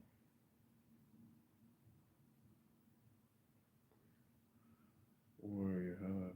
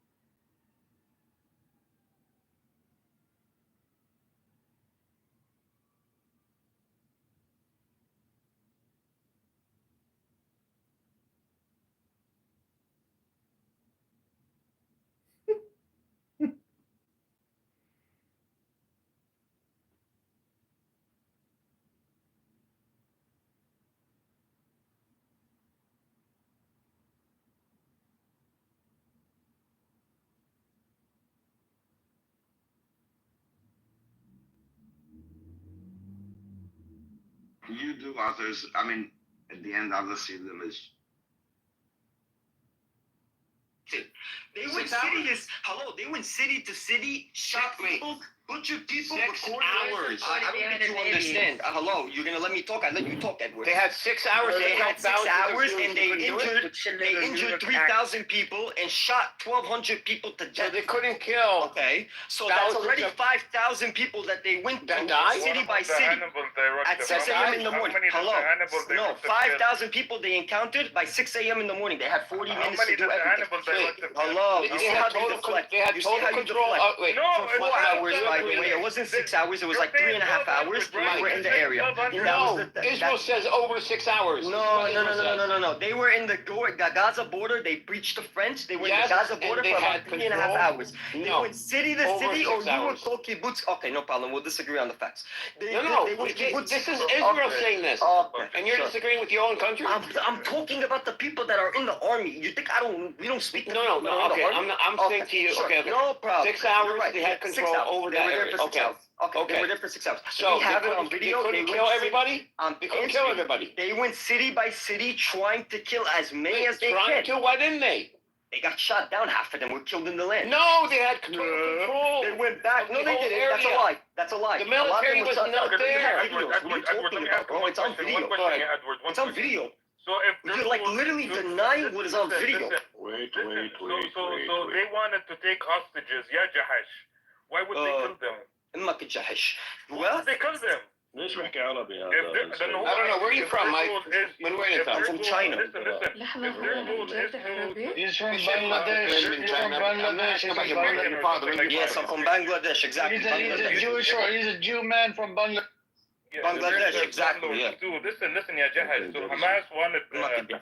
Okay, listen. Hamas wanted hostages, right? Why would they kill them? What? If Hamas wanted hostages on October 7th, why would they go into cities? The same reason why, because they got their leader, the one that, So that mastermind. You do prison swaps. You do prison swaps. You Muslims, you justify letting 1,000 prisoners free for one. I'm not yelling at How would killing the people help them? Shabak. You're a killing the child, people bro? help them? What? Yeah, how would killing the people help them? Who's killing the people? Maybe you should go tell. Why don't you tell the people in Palestine? Maybe you tell me.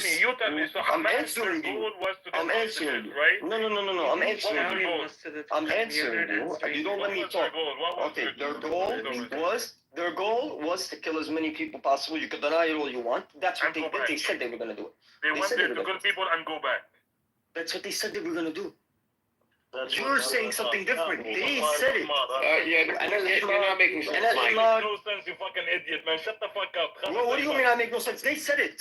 They said it. That's not what they said. They said it. Him and him, bro, what are you talking about? This is from their mouth. They said it. They said it. They said it. What is it? What is it? Yo, bro. Bro, you have no mind or what, bro? They said it themselves. They said it. They said it. By the way, the people that talk like this guy, wallahi, they call them slumlords in Jersey. You call me what? Yes, guys. What? You did not say one thing that was true. Mike, one second. Yeah, get mad. It's our land. Hold on a second. Hold on. Mike, 1 second. I think Mike is over the age of 26. I think his brain is fully developed. I don't know if it is. Are you over the age of 26? The funny fact, just keep making fun of me, but you can't No, answer I'm one thing I say. I'm not even laughing. I'm lie. thinking about if you're under the age of 26 or over 20. Everything, right? The Israelis, everything is saying. You're under 26. Oh my God, we're dealing with a kid. Yes, you can't answer one thing. You call me a kid. It says a lot to how much you have. Are you a kid, Mike? It says a lot. You can't answer one thing. You deny that you came in 48. You have shame. Because you have shame. You Arabs have shame. You Arabs have shame. You Arabs are women. You Arabs are women. You Arabs are women. You have shame. Because you have shame. Yes, you have shame. You're embarrassed of what your leaders told you to do in 48. You're embarrassed of what your leaders told you to do. How did they come in 48 when the Jews came in? The Jews came there. The Palestinians were living there already, bro. Ooh, what are you 200,000 people? Who were they ruled by? By the British? They had no state. The Palestinians never had a state. That doesn't make it That's right. why when you guys lost the war, you went to Jordan. You went to Jordan. You guys are Arabs. You're not no Palestinian. Why are you so embarrassed of who you are? Wait, why do we have to I'm ignorant. You guys don't even. You guys are embarrassed to call yourself Arab. I think the Romans need to should have finished you off. How about You think the Roman? Don't you claim to be Judeans that were left in the land? the Romans should have finished you off. Yeah, don't you claim that? Don't you claim to be Judeans that were Judeans, Phoenicians, all kinds. I mean, 4,000 years. You're nothing. You're Arabs from Egypt. You're Arabs from Egypt that are embarrassed of who your No, fathers the are. Jews are from Egypt. No, you're embarrassed of your fathers. Moses came from Egypt. What are you talking about? We took the land 2,000 years Egypt. ago. Cry to your Go back to mother. Egypt. Cry. You're embarrassed to to be an Egypt. Arab. You started a war in 48, you lost. You started in 67, you lost. You started in 73, you know lost. what Mike is? Started in Mike 90, is you losing lost. a war now. Started in Mike is 2000. one of No, those we're not. You're the ones Zionist crying. babies You're the ones crying that New we're York killing in babies. Manhattan. In You're the ones Manhattan. crying. Face the In Manhattan. consequences. In Face your Manhattan. Let's go take a consequences. taxi in Manhattan. Why are you crying? Face the consequences. I'm gonna go eat some Godot. Please, Laugh all you want, but you guys. Please allow 1-1 to speak, please, guys. 1-1 has been waiting for the, but 1-1, please, brother, please, for the sake of Allah subhanahu wa ta'ala, don't say anything problematic. Yeah. Go on, 1-1. I'm just telling that all what happened after 7th of October is set by the fucking Netanyahu administration and Mossad, and somehow they don't know that they will reach them. You don't care about Palestinians, bro. Just say the truth. Bro, hey, You just Mike, want to Mike, kill the Mike, Jews. Mike, Yo, Mike, the mic is on 1-1. Stop coming up the mic. 1-1 is a Gazan. It's from Palestine. Let him speak. Let the Palestinian. I want him just to finish his phone because I want him to hear me. No, 1-1, go on, bro. Yeah, but at the end, because he's speaking on the phone. He's staging a This phone guy call. is, I think, Kurdish. He's like Kurdish or somewhere. He staged this phone call so he can win what? Yeah. Why does it matter? You should just speak and not wait for Yeah, but someone that is I'm not telling gonna listen to you what either I'm way. telling that. Just He's let not me- gonna listen to you either way. The rest of us are listening. Yeah, what I'm telling that Gaza, they've been trapped between Israel and Hamas. Hamas, well, maybe they want to do ideology, jihad, whatever. Israelis, they use them behind their back to make this war. Even they choose this day with full of 200 people to take hostages. More than 6 hours, nobody interfere. this fucking, what do they call it? Attack. At the end, you see what happened. Oh, joyful. Netanyahu, he has a long history with this kind of conspiracy theories. He created 9/11. He's behind fabulous. ISIS. He want to bomb Iran. Fabulous. He created 9/11. Yeah. That's just his English. Take you to federal. That's okay. Go ahead. Oh, you don't know that Mossad, he... No, no, go ahead. Maybe she doesn't, maybe my English bad, I'm sorry for that. But at the end, what happened October 7, this Semirovich, or what they call it, this guy... Motrich, yeah. Poland, he's from Poland. Yeah. I honestly didn't even know who he was talking about. I thought he was talking about some Russian guy. Yeah, whatever his fucking name, I don't pronounce. Yeah, it. I wish I could take a time machine and go back when the second temple was being destroyed, so I would have. Please allow one to speak. Come on, guys, please. I mean, this guy, before he became what they call it, a minister of some the economy or whatever, he was studying, or he made like kind of papers, research how Israel to reach to the big state. That was in 2017. And he created kind of like a scientific paper that, okay, we need to create an enemy. This enemy has to be stronger than, in how to attack Israel. So we have to help them to attack Israel, so they can, we can revenge by using all the people around, the globe to help us and support us to demolish Gaza. Then we go to the West Bank. So we have to create this enemy. This is what his master degree or PhD or whatever paper was. Then those people, they like his approach. So they hire him to be the leader of that Israeli, the Home party. Then in 2019, he came to power with Netanyahu together to implement this study. Okay? Then we see around 2022, he became in the government, and we saw how they helped Hamas to reach to the power, to smuggle things, so they can, even this Senwar, something to do with him. He's of course, he hasn't meant to be kind of to be used by Israelis, but they've been spying on them for long hours to understand that what is their approach.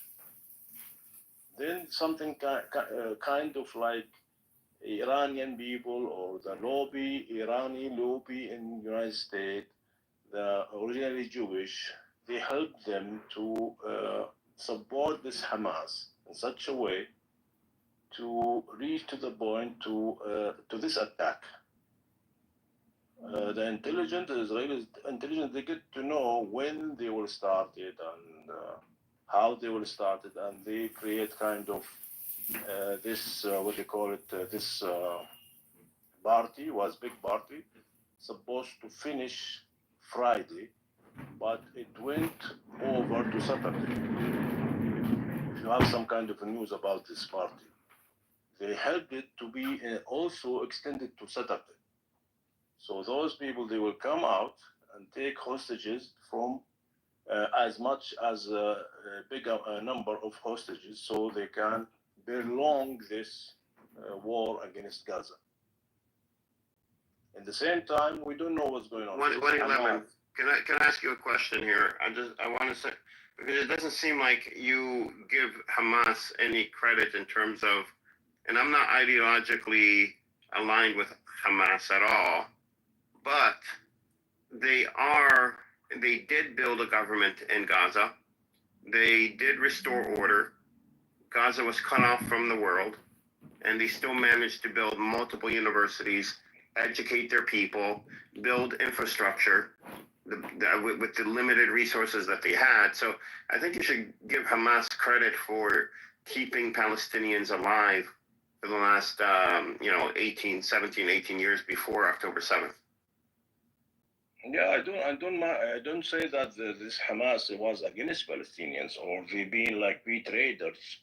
No, I'm saying that the AI things, the intelligent programs and projects, they control them from far away to lead them to reach to this point, to implement this Semirovich or whatever this asshole, his study, his project, and they reach to that point. That's why you see always this guy, always in the media. When we talk about October 7 or we talk about any settlement with Netanyahu, that guy always he gives speech because this is his project actually. I have the document in Arabic, but translated from kind of his study, but I don't have it in English. So this guy, this is what happened in Gaza is his plan. Together after they discovered, I think 2004 or 2006, they discovered this oil and gas in Gaza, and they tried not to let any company to take it out since that time. Also, Netanyahu was in kind of like helping those Hamas with Qataris to give money, millions of dollars to support them and to survive, to buy things. They allow them to lead them with with the tunnels to build up some kind of base so they on rockets so they can use them to reach to this October 7th. And you remember, like 3, 4, or 6 months before this attack, they have agreement with Hamas. Okay, do not attack us because we're going to bomb the other party in Gaza, the one called them what they call it, Sarai al-Quds or something like that. Who's the other party that Hamas in Gaza? What is the name? Islamic Jihad, and you're saying that Israel made a deal with Hamas to bomb Islamic Jihad? Yeah, and you're no, I'm sorry, brother. That can't be right. Yeah, but it happened. It happened that they bombed Jihad, Muslim Islamic Jihadi, but they wouldn't have made an agreement with Hamas to do so because the agreement do not bother. Do not bother, Hamas, do not bother. We are taking off those people because we have kind of hudna or peace talk between us and you, Hamas. So do not bother. We are taking off this jihadi, Islamic jihadi, whatever they call it, jihad al-Islami. So it happened. They bombed those people, and Hamas hasn't interrupted. And since that point, we can reach to there is something is cooked out to reach to after a few months to October 7th. Especially after the agreement that they're going to set up a kind of trading road or map between India, Jabal Ali, Saudi Arabia, Jordan, Israel, and they use that kind of things to let Iran to push for this 7th of October, using the agreement with Iran and Hezbollah, Houthis, that they're going to strike at once if Hamas started. And what happened? It was a trap. Endless. Can I just push back on something you said? So it's been well documented that the Hezbollah was caught off guard by October 7th. By Hezbollah and by third-party news sources that Yeah, but they've that been Hezbollah was caught off guard. They didn't know about they've been October 7th. yeah, but they've been with agreement that to support them when they start. When they started, I don't think they had an agreement, but they did support them. But you're saying that you said that they had an agreement beforehand, which isn't true. If there is some kind of leak, You can't know about something and then be surprised about it. And Hezbollah and Hamas were not speaking anyways. Neither was Iran and Hamas. They were not speaking. They were both Hezbollah and Iran were both mad at Hamas because Hamas did not protect al-Assad in Syria, so they were not on speaking terms at the time.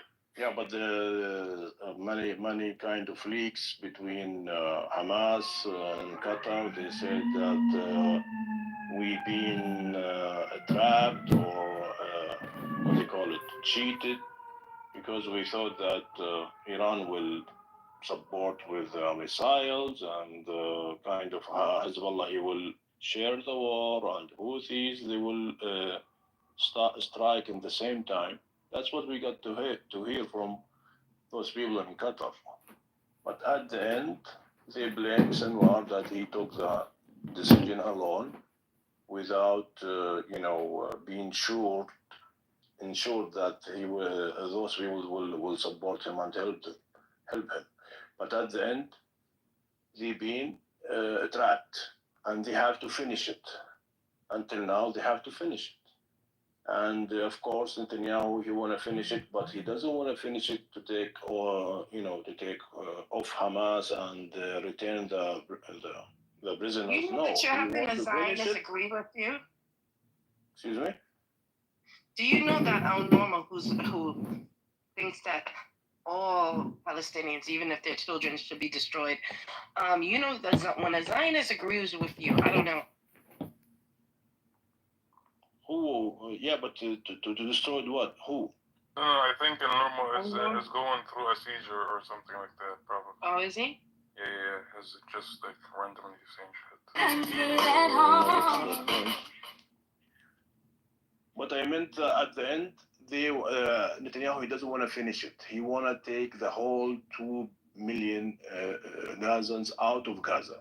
That's the whole idea. That's the whole goal. Is not to finish it to just, if Hamas, they said, take your prisoners and leave us alone. He will not. He will not support that.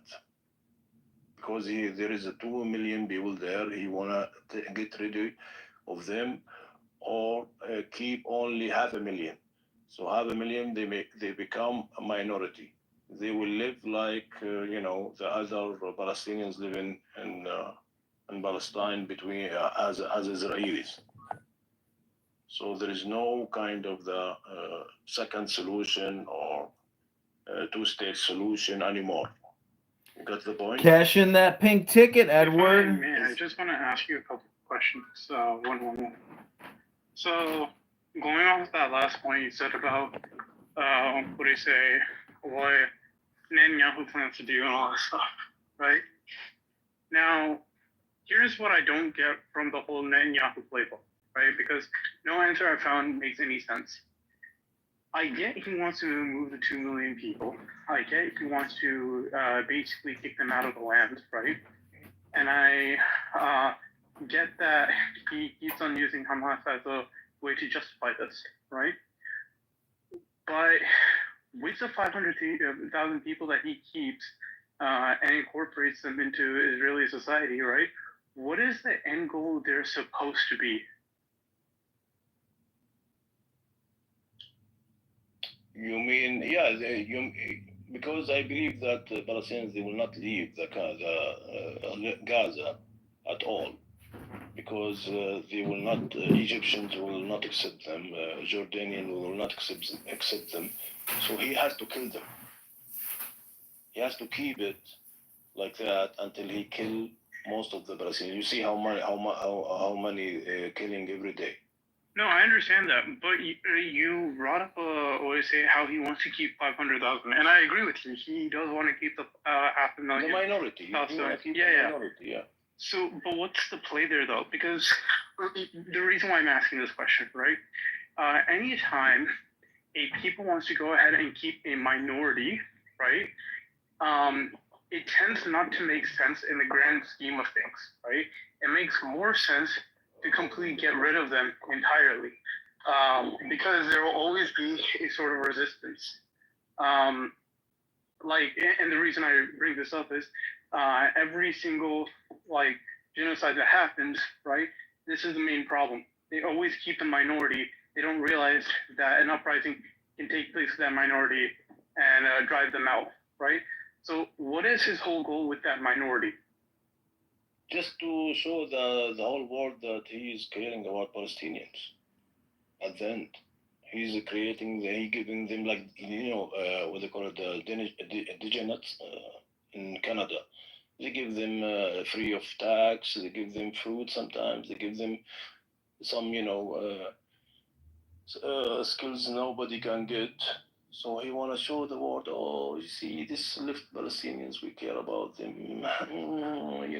Give us more support, you European Union, Americans, This is how it is. This is the plan. All the time they do this in England, in Canada, in America, and everywhere. Then my follow-up question to that is, okay, we're saying that happened, right? Now, if this is a question that follows up into my next one. Have you ever noticed like Chinese workers in the Israeli settlements or in parts of Palestine?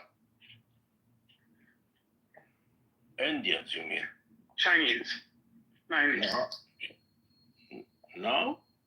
Okay. So now my question into this is, right?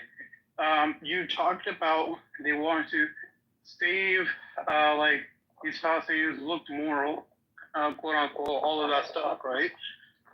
But this is something that was asked by, I think, the foreign minister of China, and they were apparently asked to go ahead and have no communications with the Palestinians. Yet somehow they're claiming they are having communications with the Palestinians. I thought for the long time, right, like you're claiming, they have no contact, they're not in the Israeli settlements, all that stuff, whatever. I'm kind of wondering how China has been talking with the Palestinians. They are not talking to us. I don't know. Those fake news come pop up recently, but I don't know what's going on. Okay, yeah. Because I've been trying to figure out why the Chinese are saying something that I couldn't completely verify with other sources. Maybe it's not Chinese. Maybe somebody just playing AI all the time. No. The Chinese have been saying that they've been in contact with the Palestinians in Asian media circles and stuff, right? So I tend to keep in contact with some of my Asian friends back from home, and they always talk about how the Chinese are in support of Palestine. I mean, right? Brother Sam, I think they would only have two options. They either get in touch with Mahmoud Abbas, PA, or they get in touch with Qatar and talk through Hamas. Like, I think this would be the only two options they have. I might be okay, I see. I don't see ways for them to get in contact. Yeah, again, with what I read from whatever the foreign minister said in China, in Chinese and all that stuff, it made no sense to how they were in contact with Palestinians when I know they're not in that. But you're right, it could be those other two sources.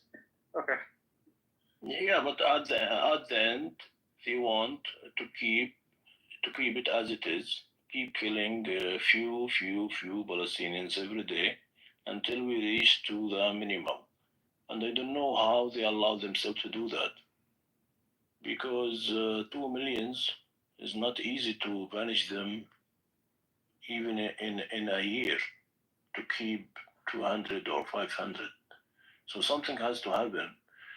And I believe Hamas, they are like doing that they want to do something against Israelis and to revenge, but at the end, Israelis are controlling this shit with Trump and those, to make it belonging this problem, to keep it,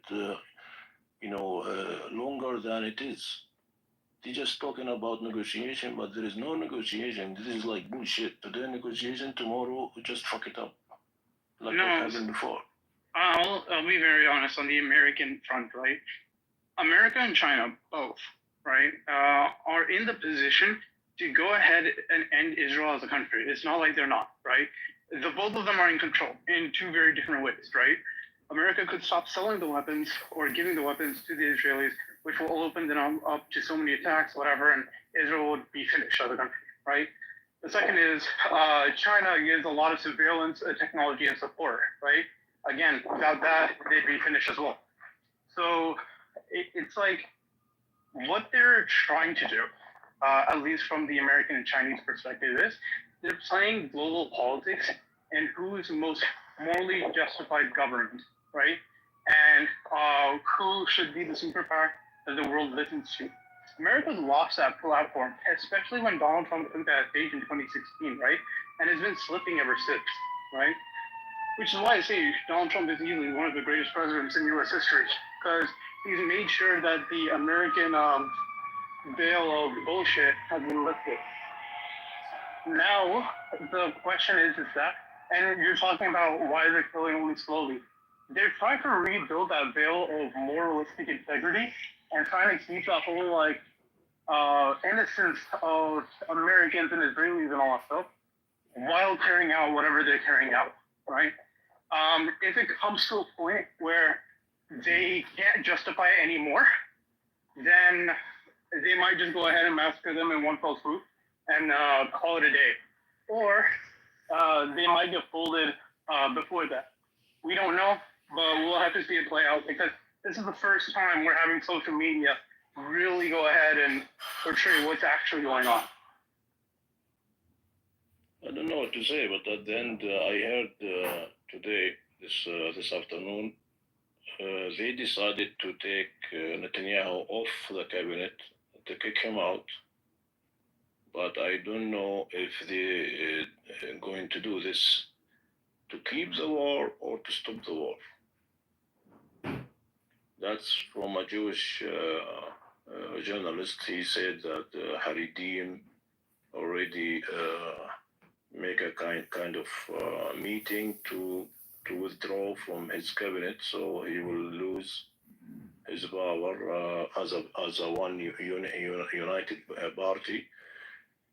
Then he will kicked out because he doesn't have the percentage or whatever they said. But is this because they're going to finish it? I don't believe. But they're going to make it more like to take Gaza in another way, not just to leave Hamas to come back or Palestinians to stay. To answer your question, this is something where I go ahead and dub it as a collateral damage analysis, right? So sorry when that you have some I'm reading this 2 hours ago. Did Netanyahu accept the ceasefire proposal from the U.S.? Oh no, he's just going ahead and playing that, so then he can go ahead and bomb indiscriminately again. Listen. I'm just reading it. I'm just reading it Y'all now. bro, some depressing motherfuckers up in here, okay? That's just my life. What?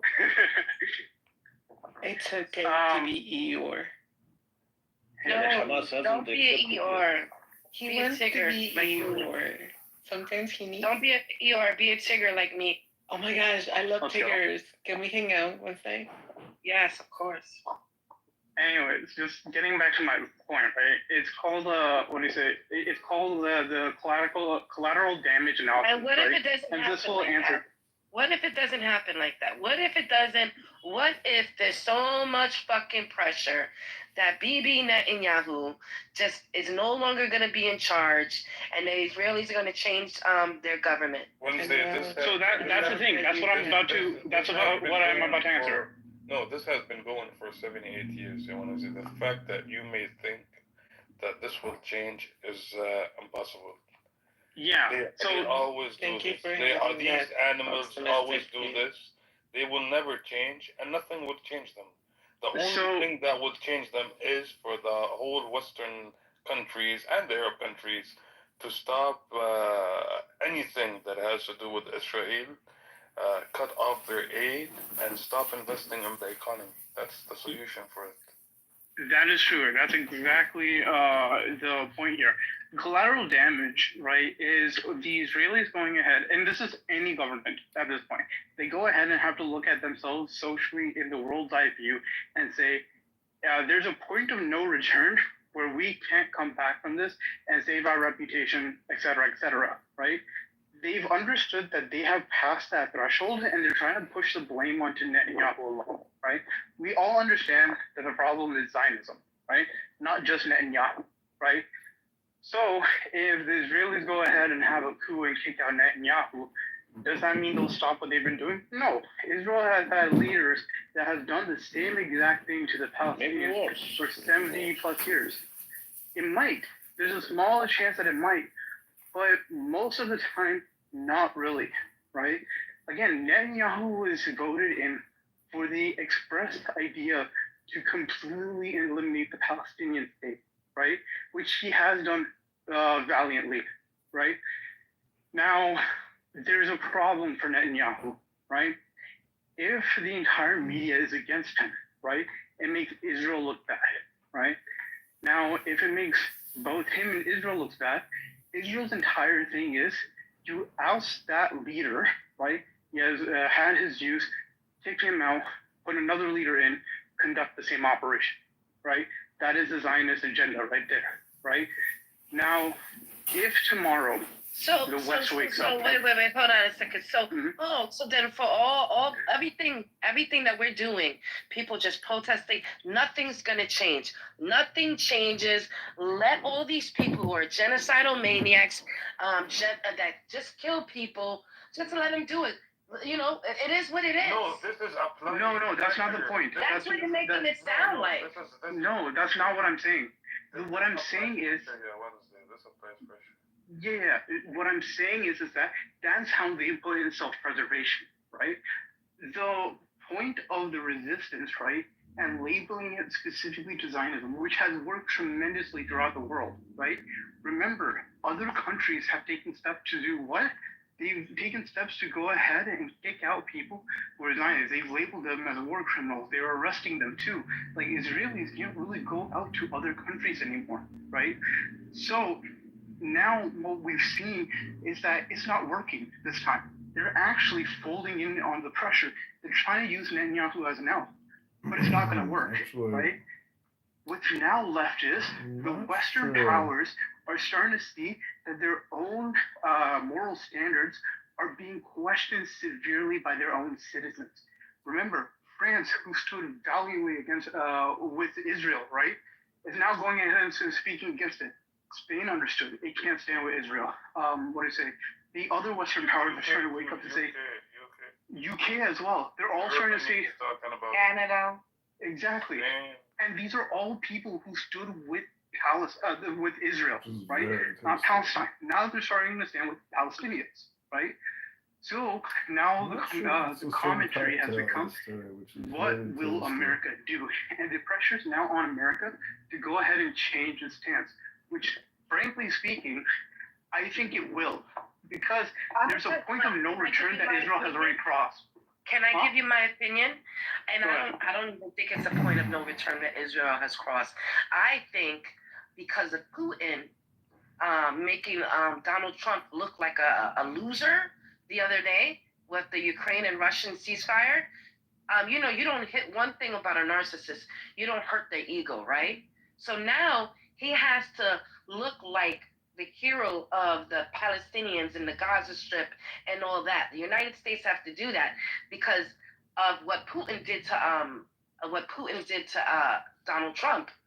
And like there was supposed to be a ceasefire. They traded hostages, and all of a sudden Putin started bombing the crap out of Kyiv.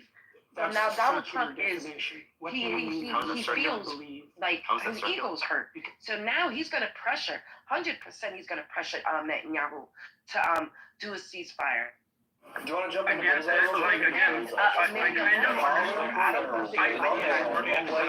The Penguin. Because it is longer than expected. They think that when Trump comes to the power, he will finish it. What did you guys think of it? In a few days. No, I don't He think got- that. he found out that Listen, I don't care if the Arabs gotta buy fucking Trump. Give him another boat, another airplane, okay? Give him 3 airplanes. I'm not talking about the So, the star on Trump, he has he rubs it like it's a good luck charm. He outlines it with his pinky, and he's. I'm glad that he kept reminding us what his name was because I would have forgotten. Easy to take Hamas quickly and build Gaza quickly and finish all the shit, but they found out that he cannot do it. That's why England, Canada, some countries France, they want to stop this shit because this is kind of killing people every day. Old are you? Are you like 14, 15 or so? Like you're like below that, right? Which is like, I mean, it's whatever, right? But so afterwards, he's complaining about this guy was being rude and stuff, and I thought his followers were like, whatever. I was like, wasn't he like trying to like imply the guy was like a kid or something? And they were like, that's not being rude. He was at that so that he could be softer on him because obviously he wouldn't be as harsh towards a child. And I was like, really? What type of like yoga stretches are we doing for this guy? It's crazy.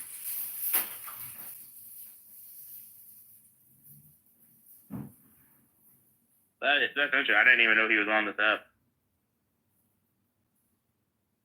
Yeah, so I went in the room. He said, "Are you an atheist or are you a theist?" And I said, "Well, I saw in like a 10% probability that God exists." And then he goes, "That's a category error." And I go, "No, it's not." And he gives me examples of category errors. And I go, "No, it's not." And then I'm like, my degree of belief is just my own personal degree of belief. It has nothing to do with, like, I can always just be more or less confident in stuff, obviously. Then we moved on to, if I'm an atheist, why am I not a Christian? So the problem of animal suffering. It's like trillions of animals that are in excruciating pain right now. And then he said, if God tried to make himself not known to you, would you know God? And I was like, yeah, I wouldn't know God if he was actively trying to trick you. He goes, well, see, that means you're in a non-revelatory context, which therefore you could never know anything about God, given that you have no revelations. And I tried to point out that God trying to trick you and you just being in a context where God hasn't given you a revelation aren't the same contexts. And then he got really mad, kept trying to interrupt me, and then told me he was going to move me down. So I called him a retard who was incurious, and then he kicked me out of the room. Is that your first interaction with him, or you've talked with him before? My second one. Yeah, so he I'm sure you've noticed this, but so he already has this pre-written script for how he wants the conversation to go. So if at any point you say something that diverts him off that script, that's when he gets really mad and calls you a retard. So. Yeah. He tries to control conversations, but he's a retard. Yeah. I think he's a really hard Calvinist or something too. So he thinks that babies are being tortured in hell just for the crime of existing. I don't know exactly everything Calvinists believe, so I don't know that. But his thing about how would you say in English?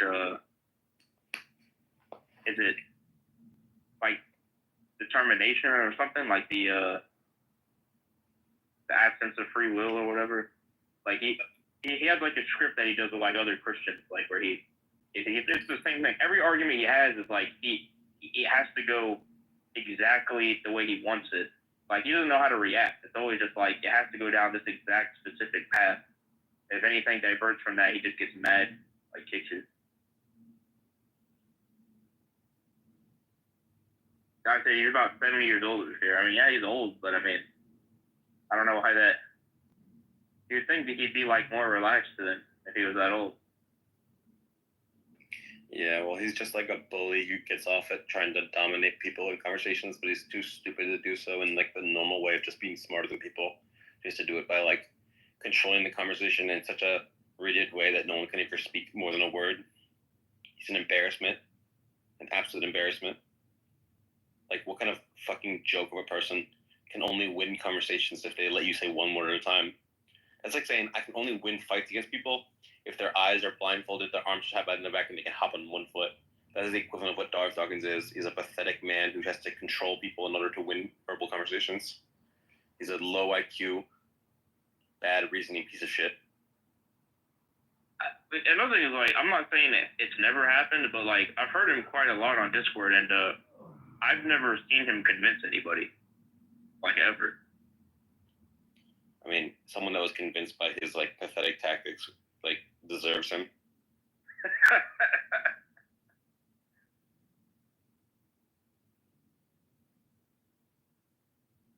If you haven't seen him already, though, look up, like, there's a guy who used to record him on Discord and make, like, funny little, like, edits and compilations of them on YouTube. So if you haven't seen those, they're worth a watch, I think.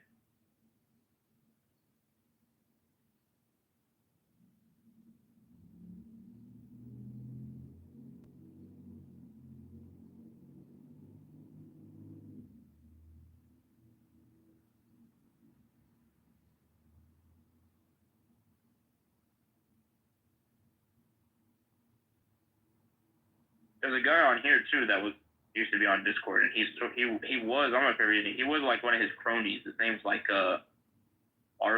Barthology or something. On Discord, it's still like Darth Barth. You know what I'm talking about? There's a guy out here named Barth. Is that who we're talking about? Yeah, he used to be one of like Darth Dawkins' cronies back on Discord.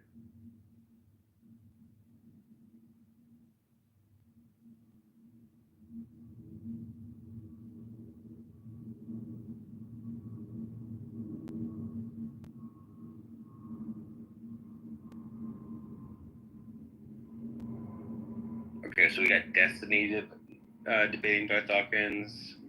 We got... That's funny. I don't even like Destiny, but Destiny had to have slammed that guy in the debate.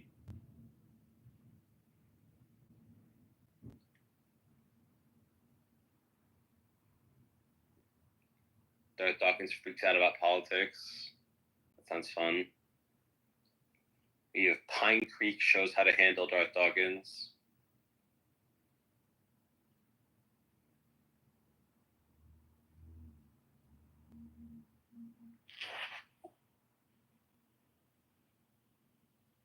Let's hear him freaking out about... If you find, I think the guy's name is, what's the guy's, Tom Rabbit, I think is the guy's name on YouTube. He's the guy who used to record him in the Discord server. He has quite a lot of funny videos. All right, let's watch Darth Dawkins meltdown. One, don't dodge my questions. I kick people for dodging my questions. Are you maintaining that you... Sir, just let me dodge my questions. If you want, you can giggle like a school child all you want. I don't put up with people dodging my questions. Now, I'm not trying to dodge my questions. I'm asking you questions. If you're rude, I'm going to kick you just like anyone else. Now, you asked me a question right out of the gate. Did I answer you? I mean, I guess I'm trying to compliment you. I feel very honored that you heard my stuff. Listen, if you keep on acting like a fool, I'm going to treat you like one. Are you maintaining that you are suspending judgment about the existence or non-existence of God? It's a legitimate question. Yeah, he's just running, Darth. Yeah, can you please don't interrupt? So, are you maintaining that you are suspending judgment about the existence and non-existence of God? I'm always in a position where I'm willing to be convinced. So don't give me slogans. Okay, I've been doing this for 14 years. I probably know the thinking and the slogans and the cliches and catchphrases better than most atheists do. What you just gave me is a form of sloganeering. Do you maintain that you are suspending judgment about the existence or non-existence of God? Yes or no? I'm currently not believing, but I'm open to the possibility. That is not a clear answer. Are you claiming you are suspending judgment? I'm in a constant state of suspending judgment. Okay, so that's a claim. Let's see if the claim squares with your actions, okay? So when you invoke propositions, do you invoke propositions with or without referencing the necessity of God? Which of those do you do? And if you say, I don't know, I'm going to kick you. I don't reference that. I don't reference the necessity of God. Okay, so that's right. So by choice, you've made a judgment that it's not necessary to reference the necessity of God, correct? I don't think God is necessary now. Okay, so if you say God is not necessary, that's an indirect denial of God. So an indirect denial of God is every much a denial of God. So we can stop at this silliness that you're neutral. You have now admitted that you are indirectly denying God. If you say God is not necessary, then God cannot logically coexist. So you have denied the existence of God. So explain to me why God doesn't exist. Well, I mean, I'm just saying that I don't believe. Yeah, listen, if you try one of the atheist cliches, I'm going to kick you. Now, you're an atheist YouTuber and streamer, and you shut your mouth off all the time on a multiplicity of the videos. If you dodge a reasonable question of mine, I'm going to kick you. Not because I don't like the answer, not because I don't agree with it, but because you're purposely being evasive. Now, I want you to explain to me why God does not exist. And if you pull another cliche that you're neutral or undecided or you're spending judgment, I'm going to kick you because you just said that God is not necessary. To say that God is not necessary is an indirect denial of God. So now that we're clear that you do deny God, either directly or indirectly, you need to explain to me why God does not exist. You asked me how God does exist, and I answered you. You need to explain to me now why God does not exist. Go. Okay. I deny your version of God. No, stop the bait and switch. Hey, listen. I'm not trying to bait and switch. Stop. You're baiting and switching. The issue is you deny the creator-creature distinction, correct? I deny that God is necessary for creation, yes. Right, okay, good. So stop with the bait and switch of saying I deny your God. That's a classic bait and switch from global atheism to local atheism. Now, if you continue to dodge, I am going to remove you, which I would rather not do, okay? And I'm sincere about that. I would rather not remove you. But because I treat all atheists the same way, that when somebody persistently dodges my reasonable questions, then there's no reason for me to continue to interact with you when you're deceptively dodging my question. So explain to me why there is no creator. Well, I deny your particular version. Okay, that's strike two. That's strike two. Repeat it for the second time. A bait and switch. This guy's such a fucking cunt. He just can't handle, like, this is the definition of a bully and a frame lord who can't control. If someone wants to frame questions differently or ask slightly different questions or slightly different understanding of terms, concepts, you can't, like, walk in someone else's worldview for, like, a minute. If it's, like, anywhere outside of even the tiniest inch outside of his worldview, he will fucking kick you out of a room. He's a fucking dickless, ballless piece of shit. That's what I'm saying. It's all a script. It's all just a script, and it's such a like specific script. You have to give him exactly the answer that he's looking for, or otherwise he has no way to pivot or anything. Yeah, it's the mark of inflexible minds, which is also the mark of a stupid person.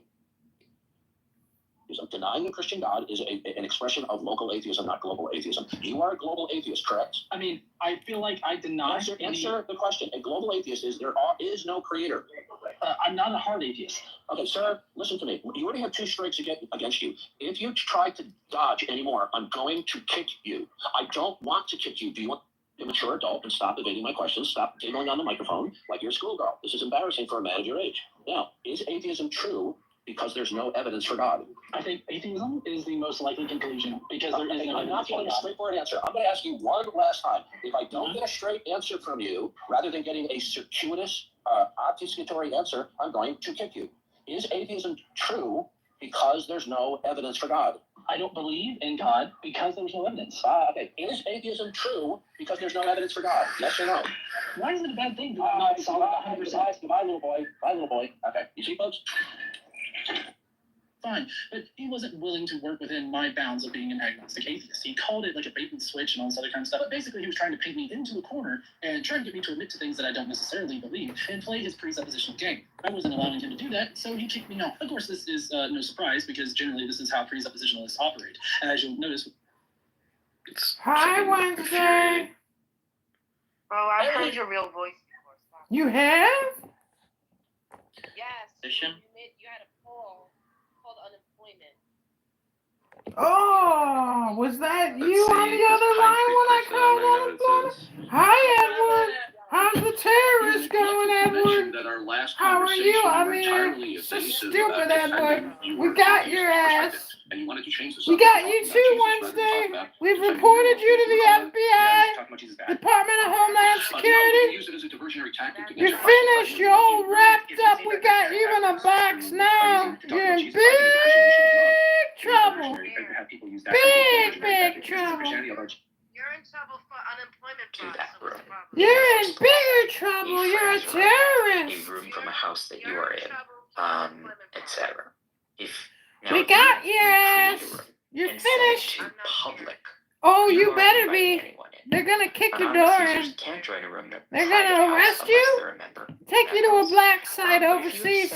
Maybe Egypt. And there's no one knows where they go. To disrupt a room. If you come back, let us know where they took you. There's no risk or possibility that anonymous user can do anything other than listen in the public room, and therefore they should have every right to be there.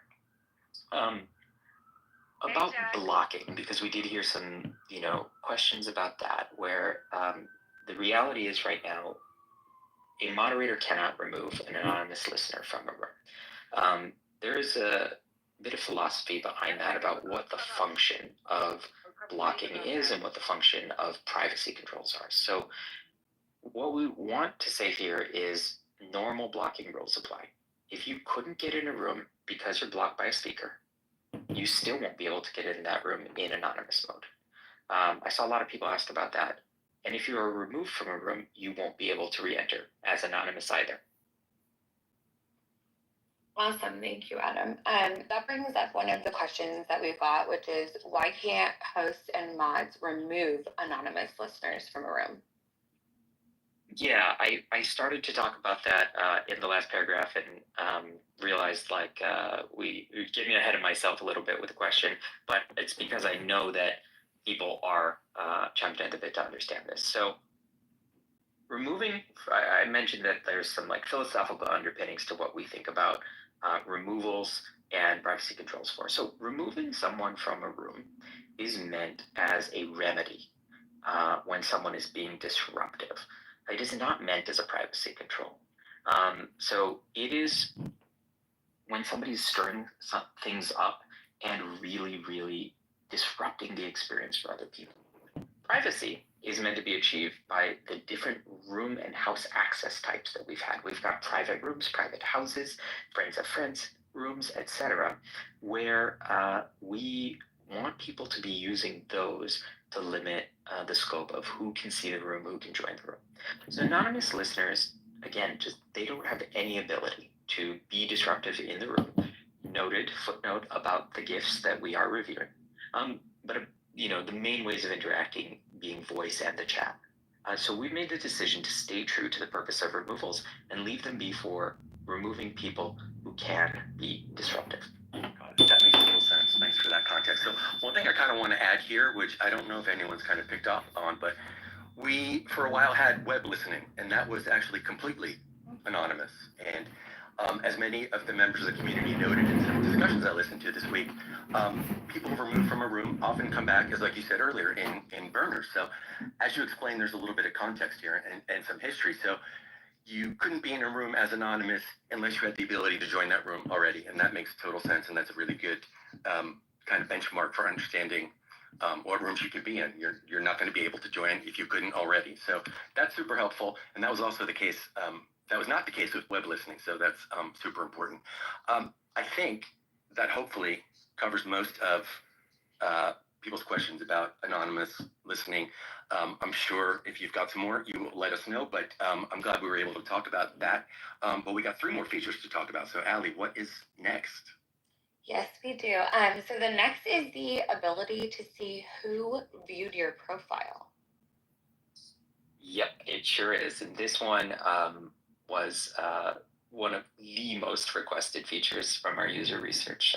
It's pretty similar to what you would find on a variety of other platform apps, from LinkedIn to the wild world of dating apps. And I kind of have this quippy philosophy that if it exists on both of those, it probably should be considered for Clubhouse.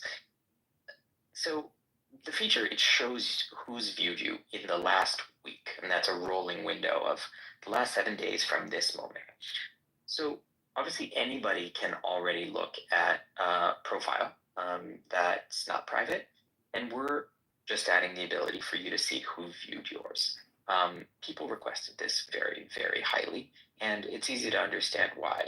You're on Clubhouse to make connections, and this is a great way of helping you connect with new people. Connect with new people, not directly at first, but in the sense of understanding who's maybe interested in you, who's checking you out, maybe you check them back out. And the data shows it's working. As we peer in to seeing how people are starting to use these features, exactly as hypothesized, many new connections in the form of friendships have actually been forming from use of this feature and people having a little bit of an icebreaker to see soft touch interactions before they step up to the bigger, scarier reach out. You view someone, you like what they're about, maybe you add them, then they see that you viewed them, maybe feel safe and add you back. Now you have a new friend, and that is what Clubhouse is all about. A soft touch. I like that. I like that phrasing. So one thing I heard, and it would be great for us to kind of talk about in this capacity, who's viewed your profile? Is this a privacy concern? I don't believe so. So if I understand the concern correctly, from listening in on some rooms, it's that people have a misunderstanding that everyone could view who viewed your profile. That's not at all the case. So your list of profile visitors is only visible to you, and it's never shared publicly, and it is limited to the past 7 days. This is a fairly standard premium feature, as I mentioned, across many kind of network apps, LinkedIn, Tinder, and other dating apps. I know there was an assumption that anyone could see who's viewed anyone else's profile. Just to repeat myself, that is not true. Only you can see who viewed yours, and we don't think that that is a violation of privacy at all. Okay. You know what's really interesting about this one?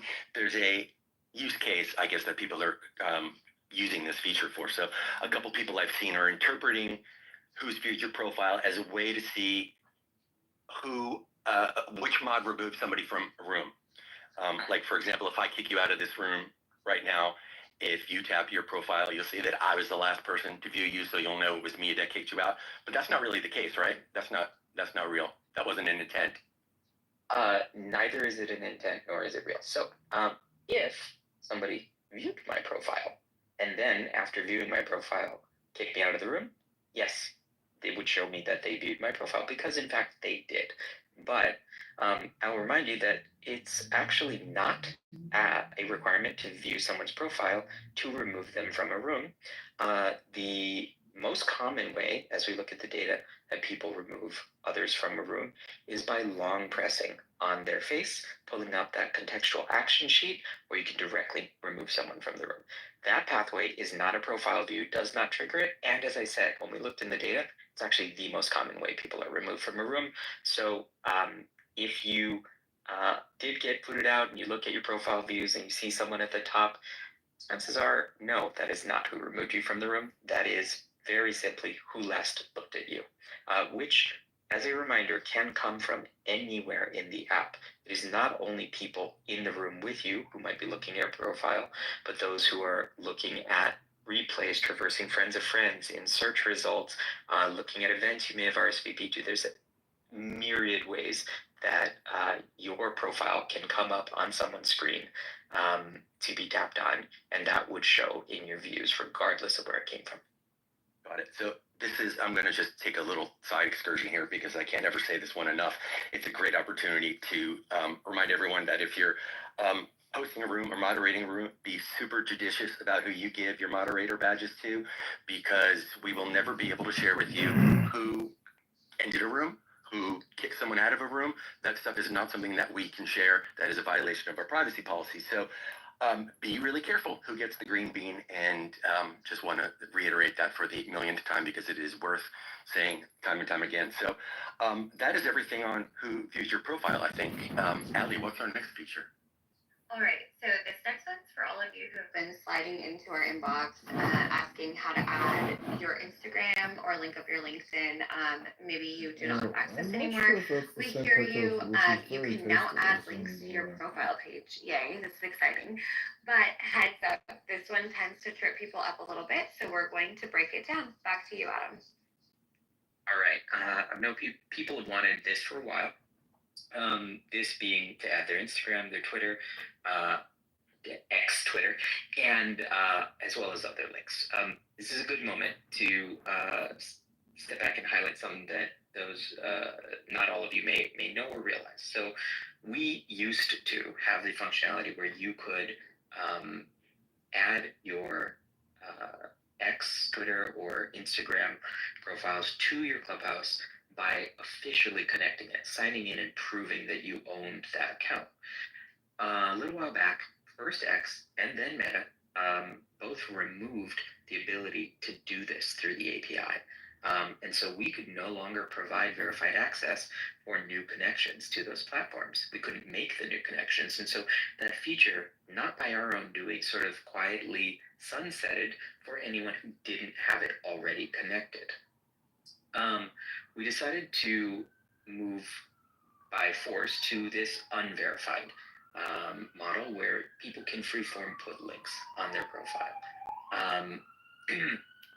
And so now with Clubhouse Plus, you can add any links you want. Your LinkedIn, your TikTok, your favorite playlist, your Pet's IG page. You could add Barack Obama's LinkedIn if you wanted to. There is no longer a representation that the link there is an account you own, if it is linking to an account, or that it's a page that you own. It is simply content that you want to point people to. And you can add up to 8 links on your profile as a Clubhouse Plus subscriber. You can change it. Now, if you had your X or Instagram accounts connected before, that will not be impacted by whether you are a subscriber or not. We have migrated those links into the new format for you. And so even not being a subscriber, those links will stay until you remove them. This one, like you said earlier, super requested feature for a long time, especially people that do rooms as part of their businesses or any stuff like that. So 8 links is super fun. Let's move on to the last feature, which actually I haven't heard that much about, but I think it's actually super fun because it's something that everyone can participate in to some degree. So let's talk about viewing profile photo history. Again, I think it's really fun, but might need clarification on what the limitations around that are. So tell us a little bit about viewing profile photo history. Absolutely. All right. So I'm sure this has happened to all of you. You change your profile photo and ask the room to PTR really often because you want to show them something, right? Or you want to change it to be your temporary profile photo, not just to display something, but that's who you want to be represented as for some time, and then you want to change it back and forth and back and forth. We all change our PR for whatever reason. But then when we want to change it back to something, we have to re-upload the photo. So one thing that we wanted to solve with this feature is that problem. We wanted everyone, not just Clubhouse Plus subscribers, to be able to easily switch back to any previous photo that they have had and chose to still keep on the platform. At the same time, doing this allows people to sort of build up an album on Clubhouse that represents them. And that is a great thing. That is a very sort of standard thing that many social profile having apps will have. We decided it's time for us as well. We want to encourage more self-expression, more ability for people to get to know you by browsing through your profile. Following down that line, we've introduced something that's been missing for a long time here, full-size photo support. So the entire photo that you select will be uploaded and viewable in the gallery mode when you tap in to view them, including proper pinch and zoom. And it'll just be that squiggle, it's called, but the sort of weird-looking square circle prop for the avatar display in rooms and around the app. Full-size photos, long time missing, really, really rich, immersive graphical experience that we think is a huge win. When you pick a profile photo, obviously anybody can see it on Clubhouse, whether it's from your profile or from an avatar in a live room. So we think about these as photos that are public, right? They're photos that were public at one point in time that you made available for anyone on the app to see if they bumped into your profile. And so selecting those into an album and making it accessible from your profile photo was a natural extension that felt well aligned. We decided that we wanted to make this compatible with the Clubhouse Plus experience, but make it sort of be reasonable about access. And so the starting point is that if you are friends with someone, you can view their photo history and vice versa. Anybody who you friends means they have added you and you have added them back. In that case, you'll always be able to see the photo history that user has chosen to keep. The benefit for Clubhouse Plus users is that they can see it on non-friends, so they can see anyone's profile photo history, which again is composed of photos that at one point in time or another, every user who put that photo there said, this is okay to be viewed as my photo all across the app. Yeah, that makes a ton of sense. Thank you, Adam. So another question that's been coming up, similar to the who viewed your profile question that we spoke about earlier, is whether this crosses any privacy lines. So like I said, profile photos are public. We're public at the moment you chose to upload it. And so you've already signaled that it's okay for this to be viewed. Of course, if you decide you don't want a photo visible anymore, that is in your control. You can curate and delete your own photos, and they will be stricken from your album's record, and no one will ever see them again. So ultimately, you control what photos others see on your profile, and we think that that is a reasonable and thoughtful privacy model, and we stand behind it. A really, really important call out, and this one, I've been waiting this whole session to clarify this, is that your photo history starts from Clubhouse Plus launch day only.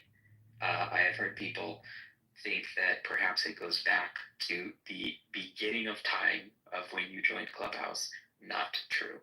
I've heard people think that it somehow reveals the photos on your iPhone or Android camera roll. Not only not true, literally not possible. We would have no technical way to access that and pull those photos forward. So it starts on the day that we launched Clubhouse Plus, which was this past Tuesday, May 27th. We took whatever was each person's current profile photo and made that the first photo in their album. Nothing before would ever be there. From there forward, every time a new photo is changed or added, it will append your photo album, become your current profile photo, and it lives there until you choose to delete it.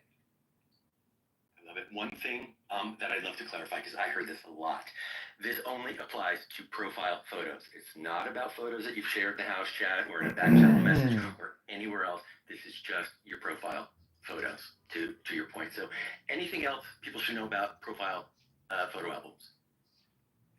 I think, just to reiterate the things I said, you can curate and delete your own photos anytime you want. It's worth reinforcing the album. It just started this past Tuesday, May 27th.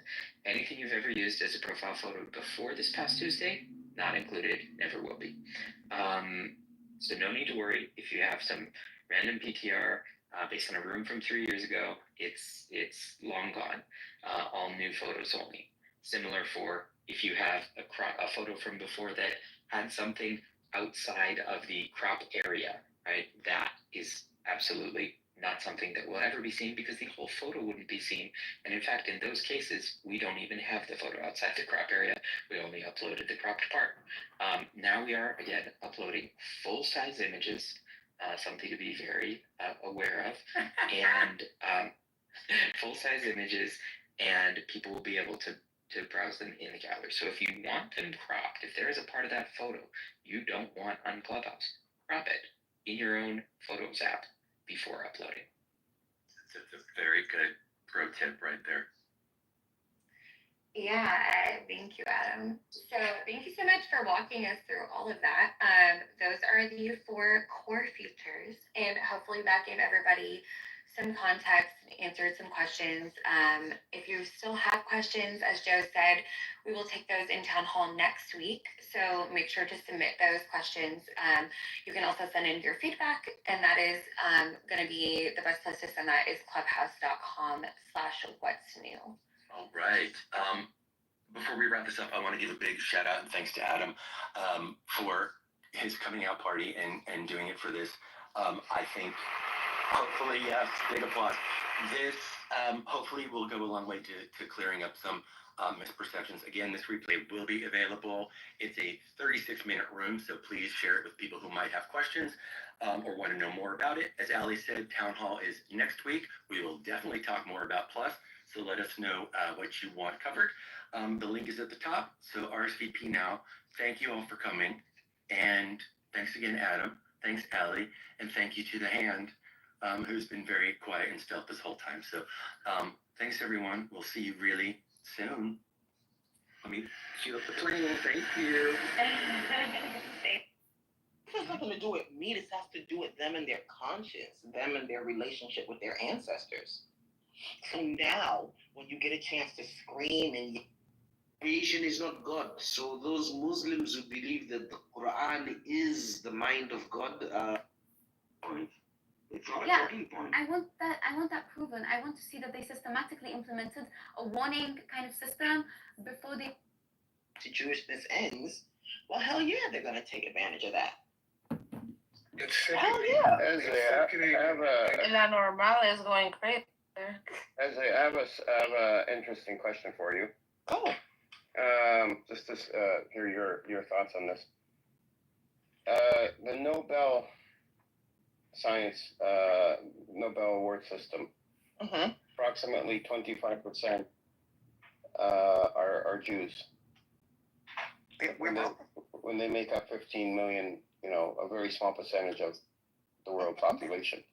And out of that 25%, a vast majority, I don't want to say all, the vast majority are white Jews. What have you come across this or thought about this, or do you have anything to say about this? Yeah. I think we need to make a distinction between Europeans who happen to be Jewish and Europeans. The vast majority of Nobel Peace Prize recipients are white, right? In general, they're European. There's no doubt that Germans, Russians, Polish folks, you know what I mean? Extremely brilliant people. I'm not taking that away from them. But if you look at the ones who other people would point to as Jewish, and you instead ask them how they feel about Judaism, most of them will tell you that they're atheists. They were not practicing Jews. They were scientists.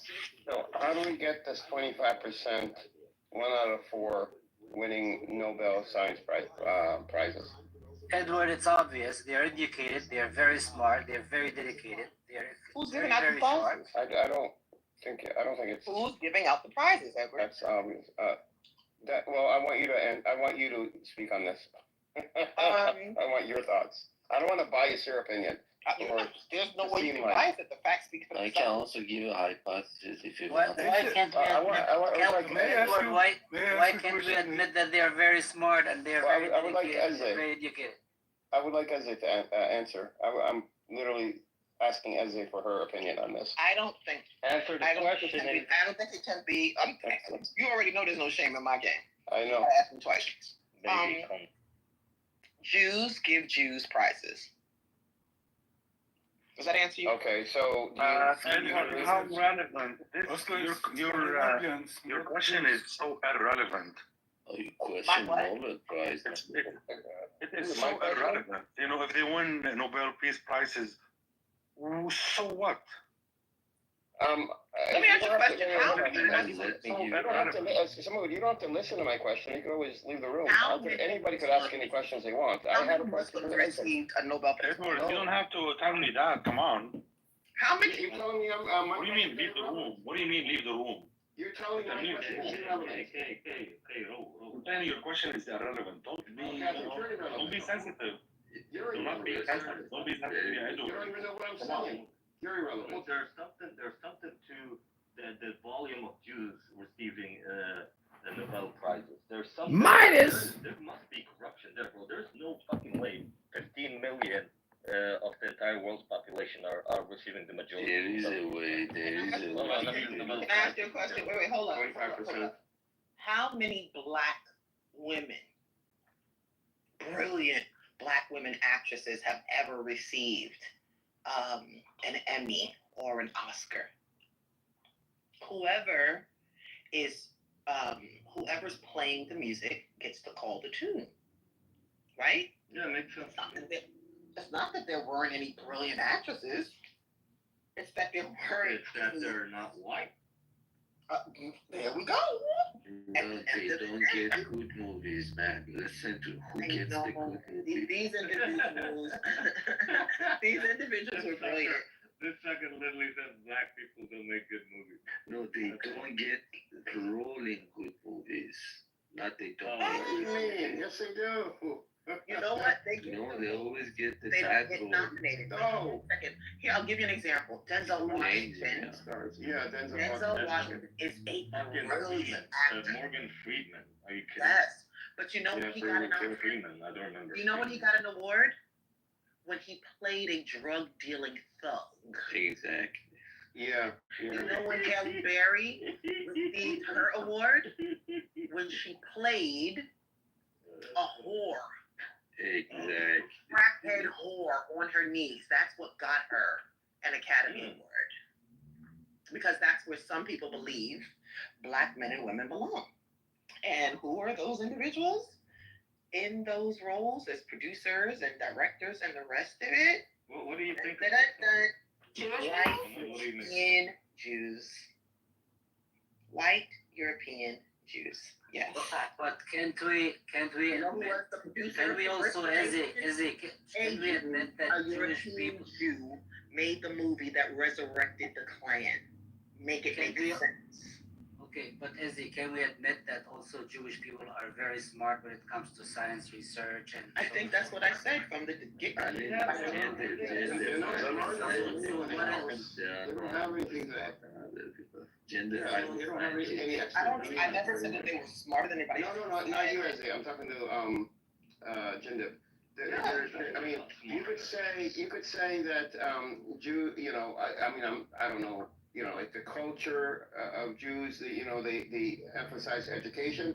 But are they the only culture that emphasizes education?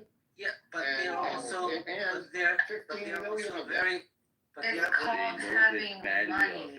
But when it comes to education, they're also very philanthropic, right? They invest a lot of money in education. They put a lot of money. No, they don't. Yes, they do. No, I just think it's money. I just think it's money in general. Hold on. Is it? Let me ask you a question. Philanthropy is when you write the check and you don't need the photo. You don't work hard neither. Wait. Hold on. When you don't need the photo op. Philanthropy, according to Judaism, is when you give it in secret. But what happens when that philanthropy helps you hide? You gave away $2 million, but you made $50 billion. Is that still philanthropy? That's good business. That's again. I go to the smart. I go to the smart part. They're pretty smart. No, gender. They are I don't know what you guys are talking about this. If you allow me just to talk for a minute. Thank you very much. Go ahead. Just allow me, please. Edward Habibi, don't get mad. You know, I mean, you're my friend. You know, when I said maybe I said it in a wrong way, that my tone was different. You know, when I said how relevant. You know. No worries. I apologize. Yeah, no problem. Yeah. The reason why I'm saying that, and we have to be careful. Number one, I'm not here to hate this. Yeah. No, okay, because I am not going to incriminate Jews, and at the same time, I'm not going to what's the opposite, applause them or any, and for them winning whatever does not matter at all. We have to know. During the Enlightenment age and the Reformation, Enlightenment, the Industrial Revolution in Europe, where they were discovering everything, but at the same time, they were, exacting, administering injustice upon people, Africa, everywhere in the world, in a way that is so inhumane. It didn't matter. If they were smart or the agenda, they were smart, yeah. Europeans were smart and Africans weren't smart, maybe, or that's why, so what? I mean, if Europeans were very smart, yes, they were the Industrial Revolution. But at the same time, what they did, to this world, wreaked havoc everywhere, that's what matters. And the same thing is, I want to talk about their actions, Zionist on Palestinians and Well, other we Muslims. are discussing in particular the Nobel prizes that they have given over the years. We're talking about They're this very rigged. They are subject. rigged. We have to admit, we have to admit and say that they are smart. I'm not gonna admit, no, they're not. They're dedicated to education and so on and so forth. We can't deny that. Habibi, I'm gonna say one word. Please. Okay, let me just say this and then I'll stop. Hey, Jindib, Habibi, I don't give a shit about them if they're smart or not. What I care about the Zionists, what they're doing to my people. Okay, they're smart or they don't, they shove it up to whatever. We're talking about totally two different things. We're talking about the Nobel Peace Prize. Even the whole Nobel. That's what we're just talking about. Now, It's rigged. Two different. We're just talking about two different things. Okay. Well, here's why they're smart. Let me tell you why I brought this up. You shouldn't say they're smart. They are not smart. No, they're like God creates all people the same. There are no people. All people are the same.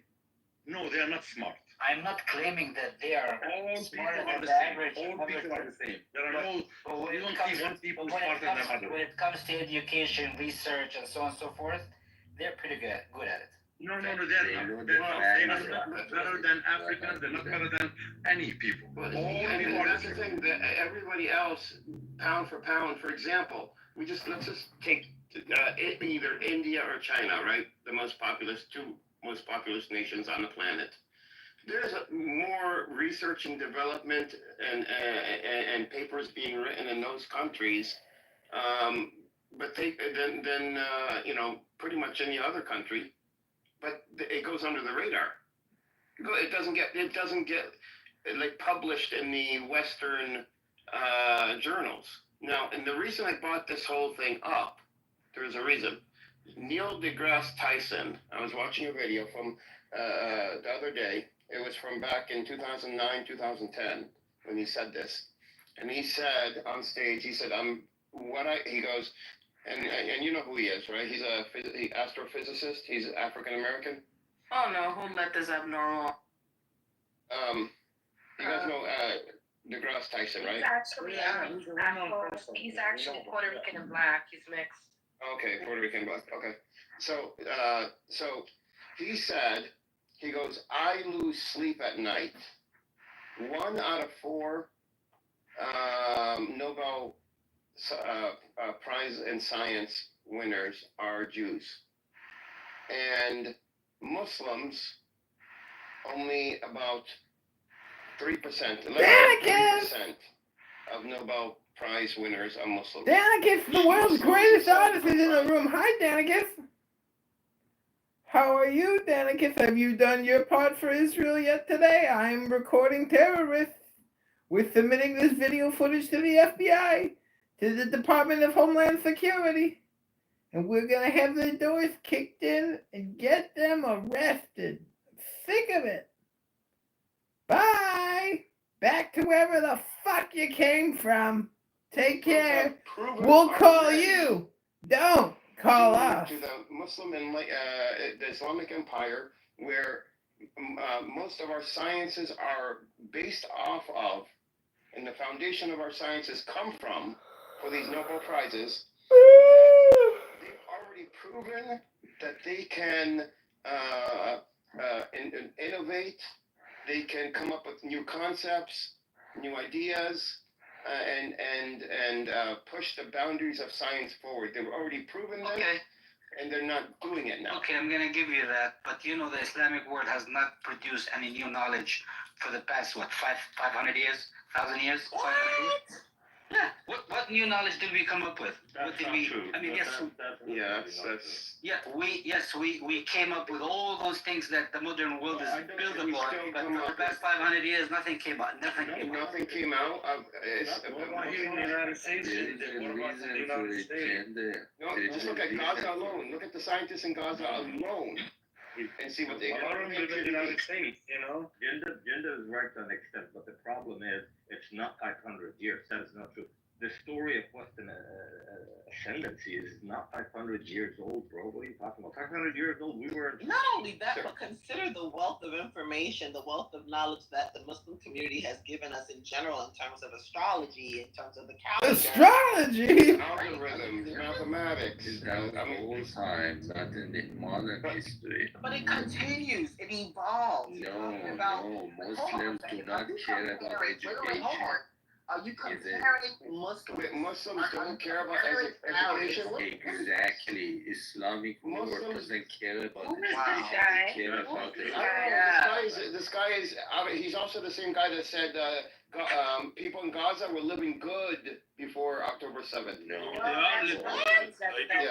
Better than AJ. I may say that Jews. The videos, man. It's not.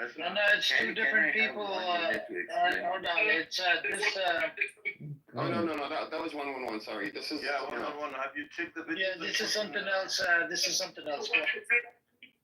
Listen, guys, listen. This is very simple. Jewish people have been a minority in their whole history. The only way that they survive has been because they couldn't go to military, they couldn't go to government. The only way that they could survive was through education. So That they is bullshit. value It's not true. education. Wait. This is a German talking, by the way. He's No, feeling they guilty. value education. This He's is feeling different. guilty. As I'm saying, he's All feeling Semitic guilty. people value Wait, education. let me land my Guilt, point. guilt. Let me land my Get what your point. people did. Give him the point. So Wait, you now, killed Jews. You killed Jews. wait, now they are also highly networked. So when they see a talent, independent of where that talent is from, they connect to each other. They jump on that talent. Yeah, they call And- culture vultures. And wait, and they just promote that talent. That talent doesn't get the Nobel Prize. The person who promoted talent get the Nobel Prize. This is a key thing for Nobel Prize. These people who get the Nobel Prize, they are not the one who did the work. Their students did the work. So when they see a talent and they are highly networked and they highly value education, so they con men.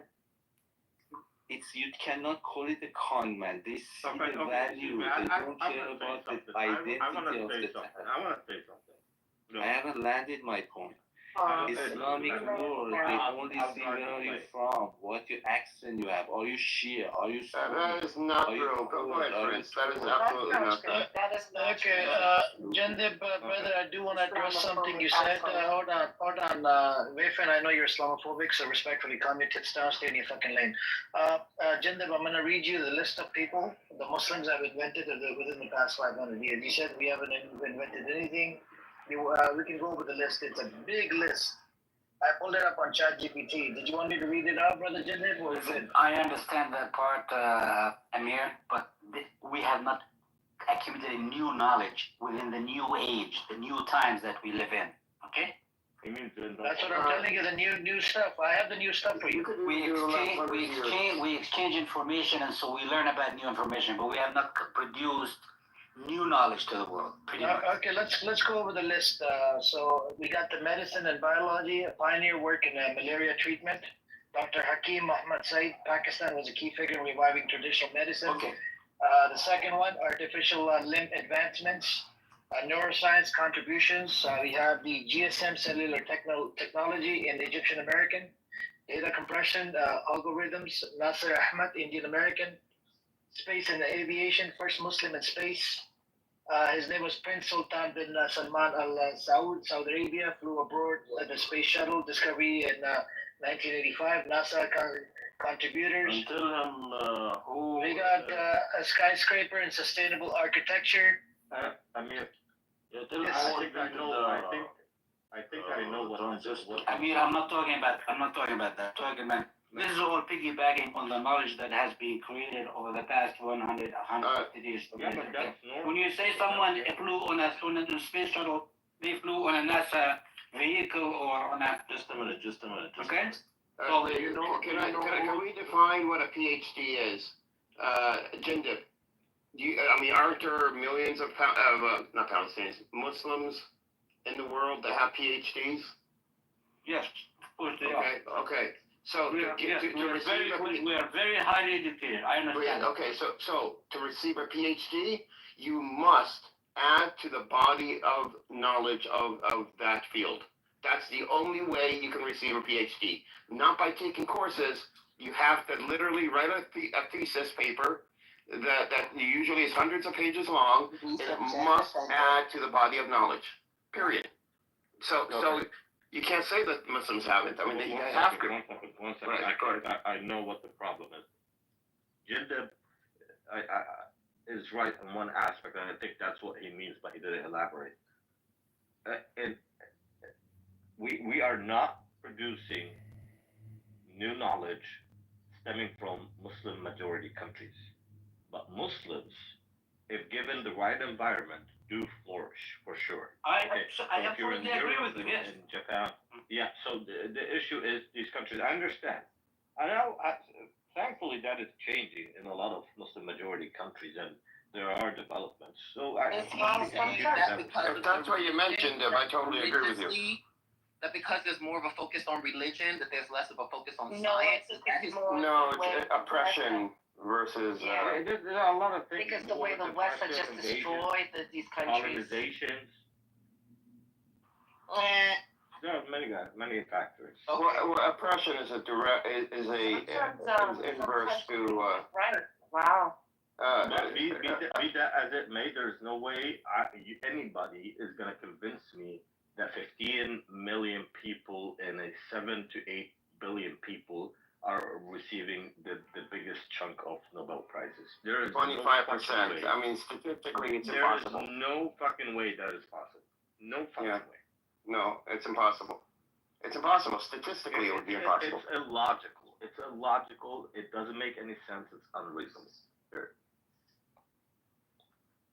There was a thing is a Western thing, is a Western creation, it's a Western organization, it's a Western thing, right?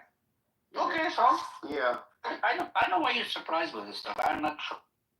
It's not surprising. I'm not surprised, but it is important for people to understand that such things, including IQ tests, are made by a certain group of people for certain environments. Yeah, the white teeth. For instance, for the IQ, it doesn't necessarily measure things. That's like pseudoscience. Yeah, you're right, Prince. It doesn't. You can't. I mean, you can't take the same IQ test. I could take an IQ test and then give it to somebody in I don't know, Morocco or Yemen, and they would fail that IQ test. Why? Because they don't have the same body of knowledge that I have. And if I take so the IQ, and we don't even understand, and we don't even have a standard for IQ tests. And I don't know if you guys seen, how that there was supposedly Ashkenazi Jews have higher IQs per average IQs, which is insane because you can't standardize IQs over giving two different human beings. You can't even standardize an IQ because people's brains are unique and they're different. Everybody thinks differently. I would have thought it was Ashkenazi Jews, honestly. I would have thought it would have been an Asian country like the Japanese or the South Koreans or something. Wednesday, don't I don't believe in it. I'm just saying it just doesn't sound right. It sounds like that's their.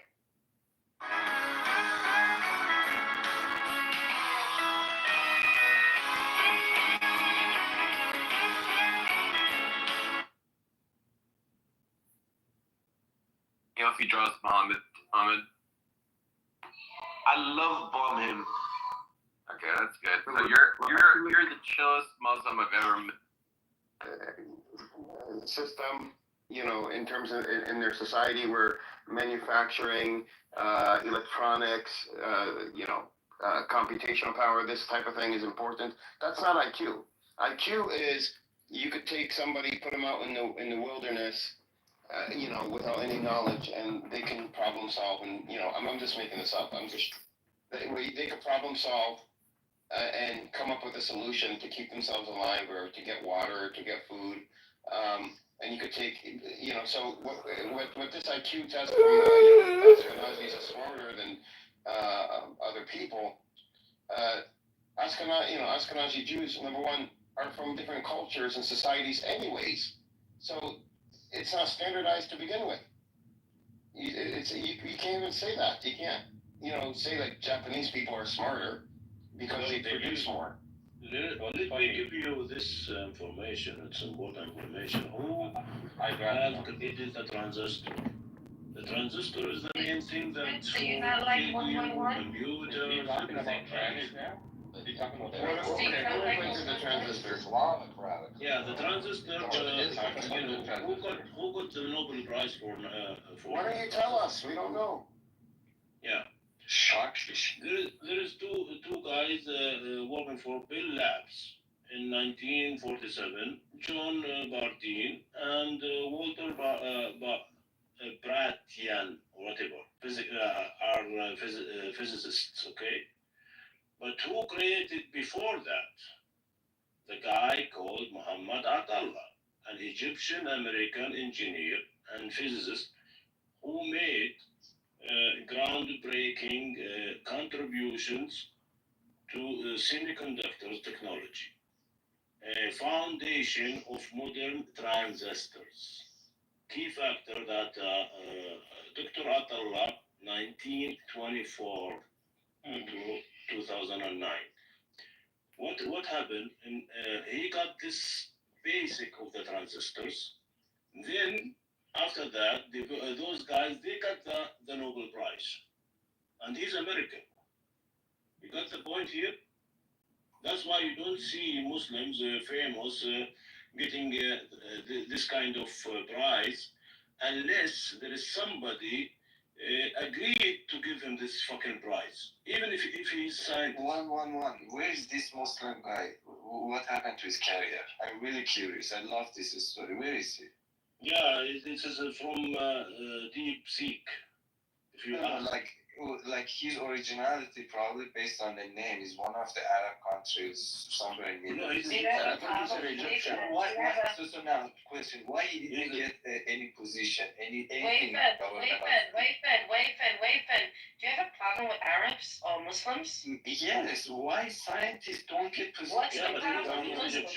Wait, let me just speak. His name is Muhammad. And he created the fucking phone you are talking from. So why Egyptian government didn't give him any position? Because the government killing all the Egyptian scientists. So he was killed? He was killed? Wait, just a minute.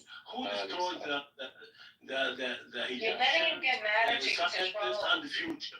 No, I didn't get he was. You don't even have to go that far. Just go to Iraq invasion. Admittedly, and even the CIA. Oh yeah, that sucks. Yeah. They kill Iraqi scientists. They kill Syrian scientists. Let's hear Prince was speaking. Let him land. No, but the point, it's well established fact that the Mossad went to Iraq and assassinated hundreds of Iraqi scientists. Yep.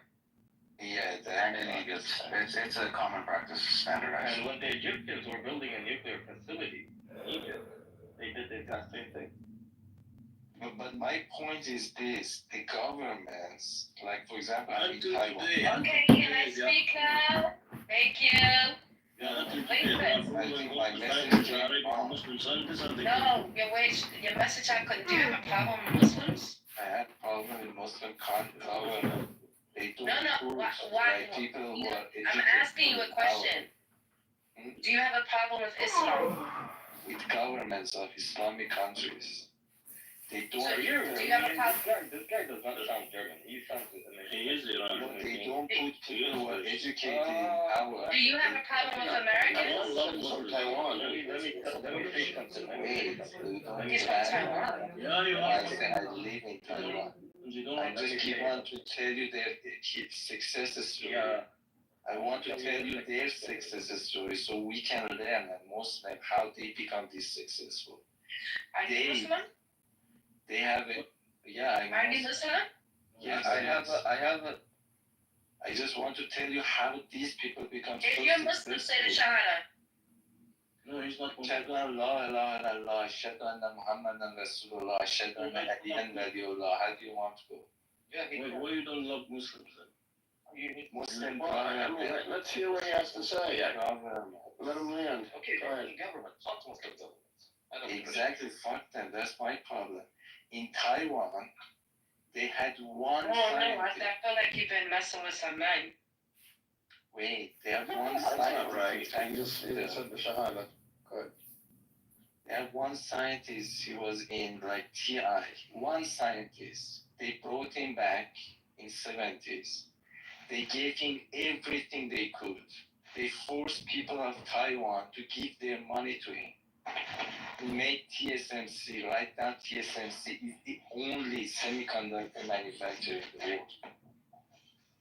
In Islamic countries, governments see scientists. They just want to abuse it. They want to take as much as they can from him and just throw him away. That's the attitude of Islamic governments. That is what I'm saying is the problem. I think that is changing now, though. I mean, that has been an issue. It still is, but I think it is changing. And in the West Bank, Palestinians built the first VLS laboratory in Rawabi, in the West Bank. And that's being done under occupation. So they are looking to build a semiconductor. Amir, can you mute Prince? I think he has it in his pocket.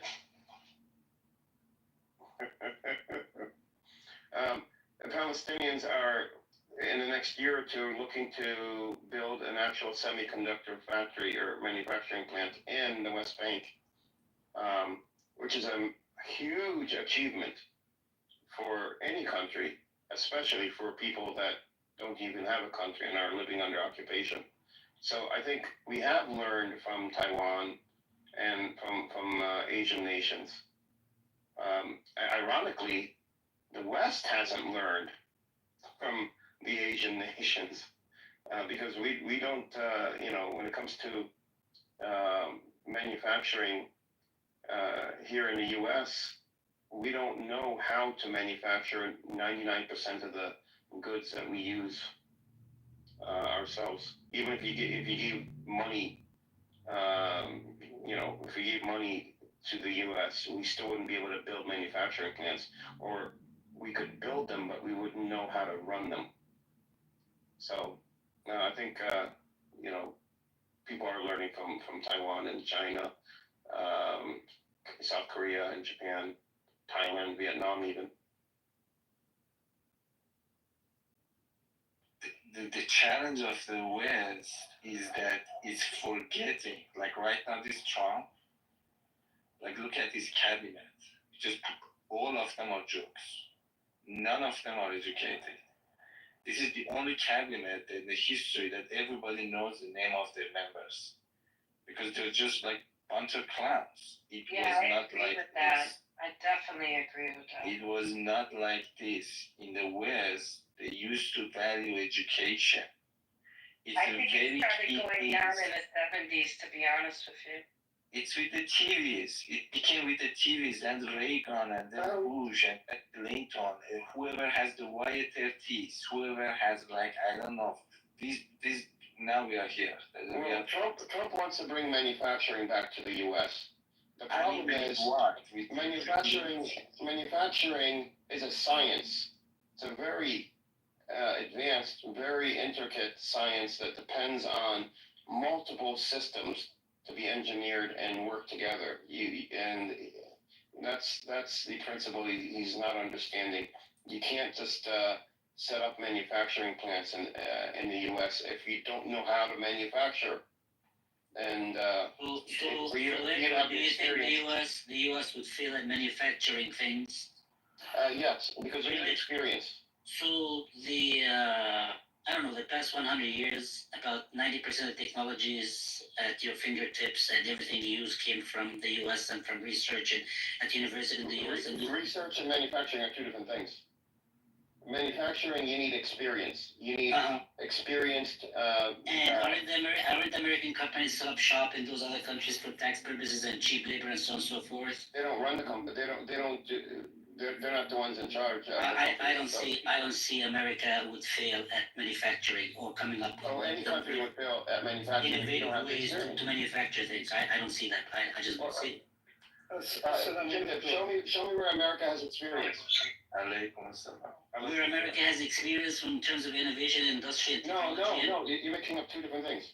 Manufacturing, and then there's research and development or innovation. Innovation is one thing. We have innovation.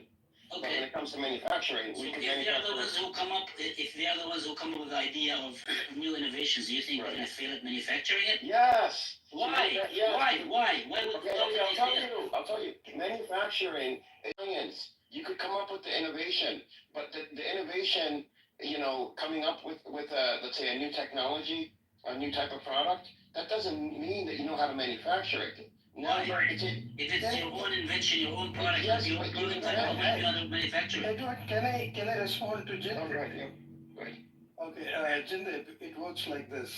Edward is right. Researching and inventing something is totally different from manufacturing. I'll try to grab a video of Tim Cook speaking about it, okay? What he says is that, Trump has been pushing Tim Cook personally to bring back Apple manufacturing to the US. And what Tim Cook said was, if we have to bring back even 10% of what we manufacture in China, it will take me 3 years and $30 million. Okay. And even after that, let me complete. Even after it takes time and money. He didn't say that we can't do it. No. And he told the reason. And even then, even for the 10% of that manufacturing to be moved to the US, I am not sure if we will succeed because we don't have the skill levels that are required to manufacture what we do in China. Okay. And he gave a very good example of one particular manufacturing tool, a manufacturing skill. He said I think it's called soldering. He said there's a typical type of soldering that we do for our phones, for manufacturing our phones. In the US, if I had to search for one skilled solder, then I will probably find 10 all over the country. Whereas in China, within the region where we have the factory, within a day I will be able to find 1,000 solders. Right. So it would take. He said it's going to take a lot of time skilling those products. Now, let me give you one more quick example. You know this shoe company called New Balance, okay? They if you look at their products, they will proudly announce, even Skechers, for example. Skechers and New Balance are the only two shoe companies in the world, sports shoe factories in the US companies, which manufacture in the US. But if you really look at what is the percentage of the total production that they do in the US, you will be surprised to know that it's less than 5%. So they say that, number one, we don't have the skilled employees that we need to manufacture more in the US, number one. Number two, of course, is the cost. They say if we had to manufacture everything in the US, then we will end up, we'll have to increase our cost by 3 to 4 times the price of the shoe that we are selling at today. So these are the two reasons. So there is room. Maybe if the US starts today, in the next after 10 years, after a decade, they will probably be able to manufacture 10% of what they are manufacturing today overseas. Okay, so it's not a lack of, it's just a lack of skills. Maybe not enough money is invested in developing those skills. Maybe the labor pool is expensive. Maybe the tax system is cheap. And experience. You need to have the experience of running a plant. Again, all it means is time and investment and money. It does not. But I'm not saying it's not possible. Right. It does not mean that America does not have the infrastructure to not be able to manufacture anything. For now, though. Hold on, can I? No, I I agree with Jinden that what they did was they took these skills out of like public school education, right? They used to have like welding, they used to have technology, they used to have like home economics where you could learn how to cook or learn how to sew, and even like when once you got to high school, you even learn how to be a mechanic, right? And then also they took these technical schools out. They kept on pushing kids, especially in the middle 90s, late 90s, early 2000s. Just go to four-year college. Go to four-year college instead of going to like one of these schools for plumbing or HVAC and stuff like that. So that's why we don't have these skilled workers, because they kept on telling young kids, don't go to these schools, go to a regular school, regular college, and you make this money. These kids don't know. There's no skills like that. All the skilled workers who knows how to do HVAC, who know how to do elevator. Because there was a much cheaper alternative. Yes, I agree with you. There was a much cheaper alternative. Yes, I mean, on top of that, they wanted kids to go to regular college so they can get a loan and make debts. There is a really bigger factor here that you have to be very careful about. In Asia, people have loyalty. When they start in a job, they don't change job. In the West, there's no that's loyalty. why you live in Asia. So stay in Asia. No, I haven't found a job. The thing is that so why the fuck are you telling us? You haven't found a job, you're telling us people who work about how to do a job? No, when you are in advanced manufacturing, you need a skill, and a skill you build over time. So why don't you learn about looking people for a change job? job all the I time. want to tell him something important.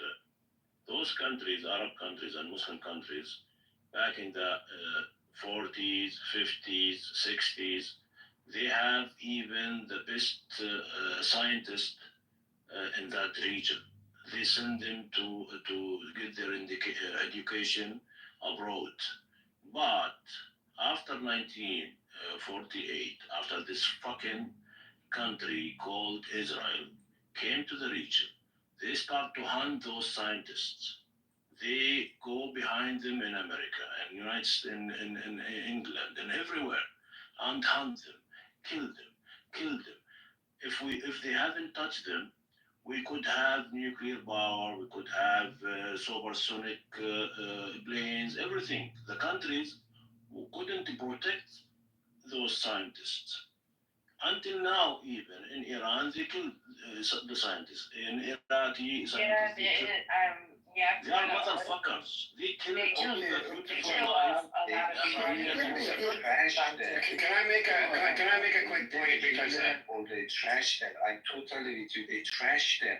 They go them in the West. They find the Muslim scientists. They did this to me personally. They trash them. Yeah, so we cannot blame the governments. We have to blame this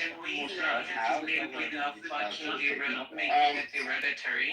All right. Can you just vote for leading him? Huh? Excuse me? Can you just let him speak? You guys just keep running over your mouth over him.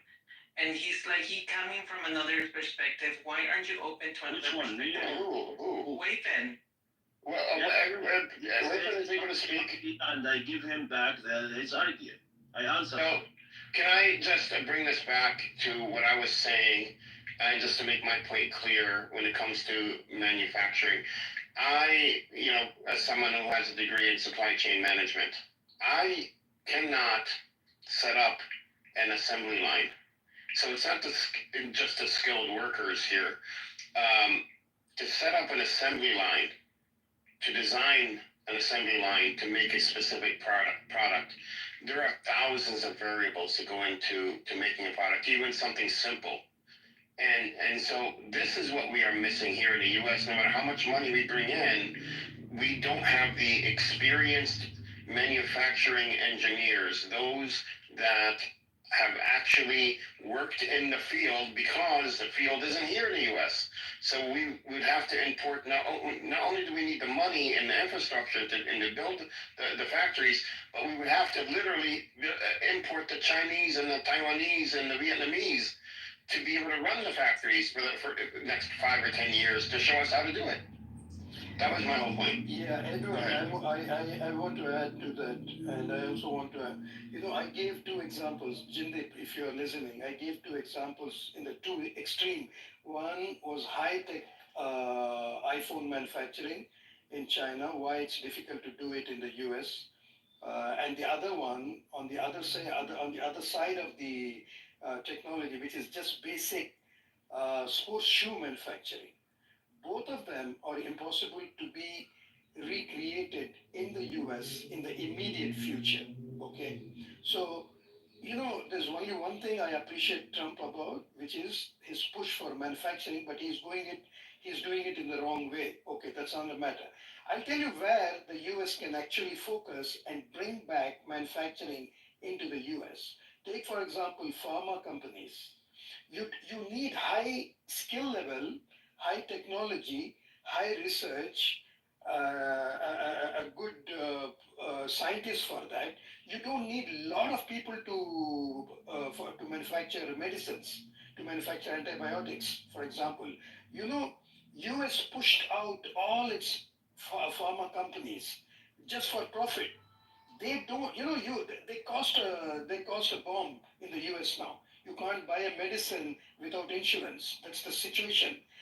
That is in spite of these medicines being produced in third world countries. Why?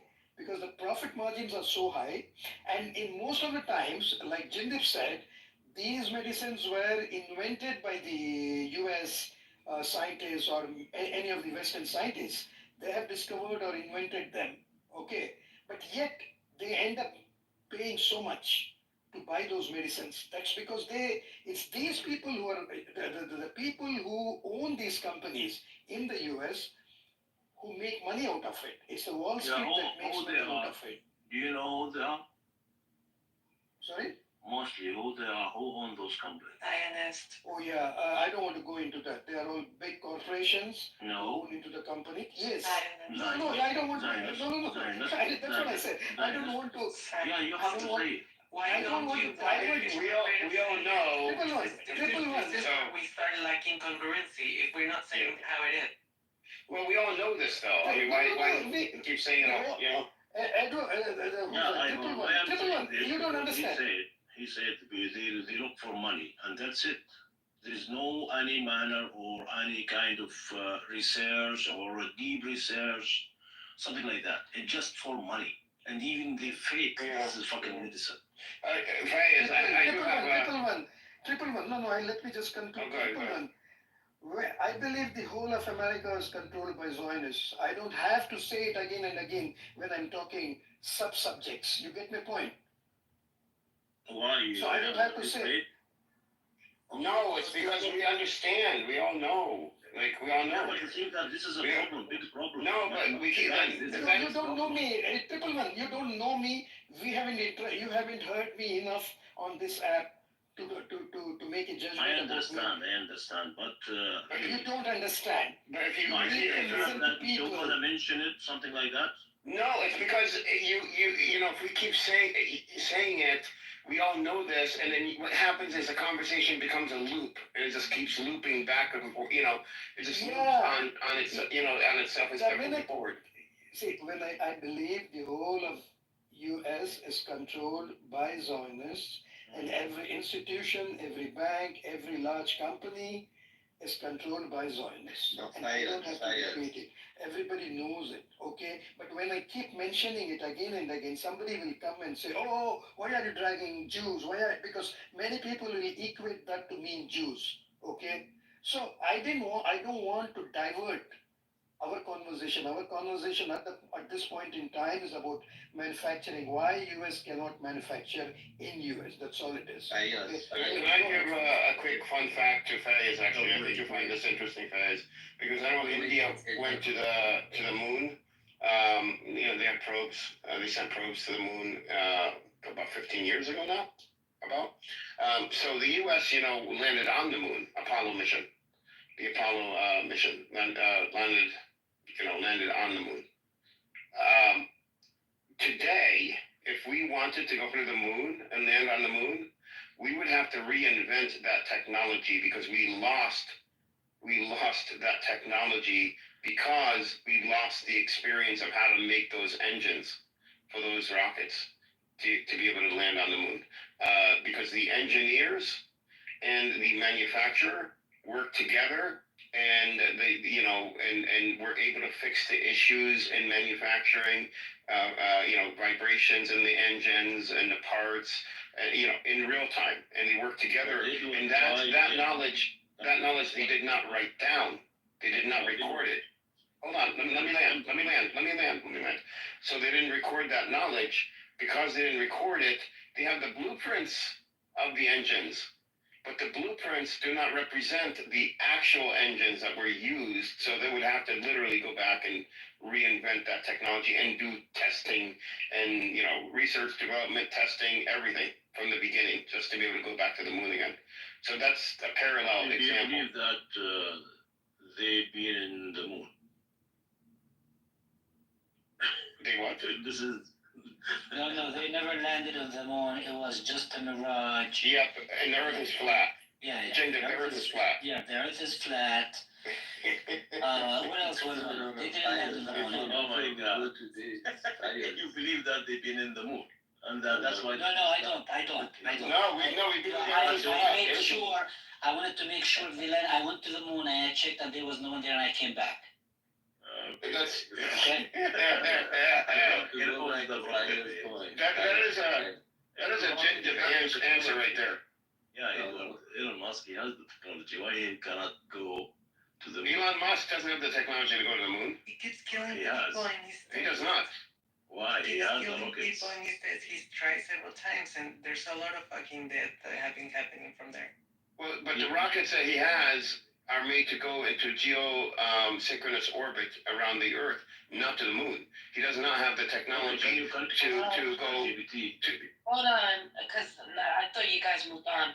I did put it in Chat GPT, and they say they don't have all the. Because we went past that. It says no, the United States government did not exactly lose the information or technology to go to the moon, but much of the original hardware, technical blueprint, and production know-how from the Apollo program 1960-70 were retired, dismantled, or archived after the last mission, Apollo 17 in 1972. So we just thinking about other things. It's not we can't go to the moon. We can't go to the moon because the engineers are no longer alive that built those engines. We can't. We can't go to the moon. We cannot. And NASA said this themselves. We cannot go to the moon. Not unless we reinvent. We have the blueprints, but we have to actually build those engines. Says, why haven't we gone back to the moon until now? For decades, the focus shifted to low Earth orbit missions, like the space shuttle. Okay, never mind, Wednesday. You don't understand what I'm saying. Yeah, can I go? Yeah, we already know we didn't go to the moon. No. There is something called Van Allen belt. I will write it here. Van Allen. I think I've had enough of your No, mention the name, just come to the point, 111. So did we or did we not go to the moon? And put this He says no. I put it in the chat. We went to the fucking moon, bro. Stop it. And if he starts saying the Earth is flat, I'm out. I think it's probable we. Wait, Wednesday, you don't know the Earth is flat? The Earth is not flat. Yes, it is, Wednesday. It's not flat. Wednesday, look it up on GPT right now. And in the Quran, it says it's shaped like a Washington, bro. We try to be more intelligent, okay? Can we be intelligent little? Yeah, it is written there, Van Allen belt. Put it in Chat GPT. Tell him what is this. Can we reach? I don't want it. I'm done. Your brain is too much. Somebody else can write it. I'm gonna bring No, you're not going to find anybody that's going to say that we have not gone to the moon. I say we have not gone to the moon. We have not gone to the moon. Okay, you got one person that says that we haven't gone to the moon. One person. I'm not an authority on the moon. Who said that was an Edward? No, Muhammad said it. Muhammad said they have not gone to the moon. No. I said the Earth is flat.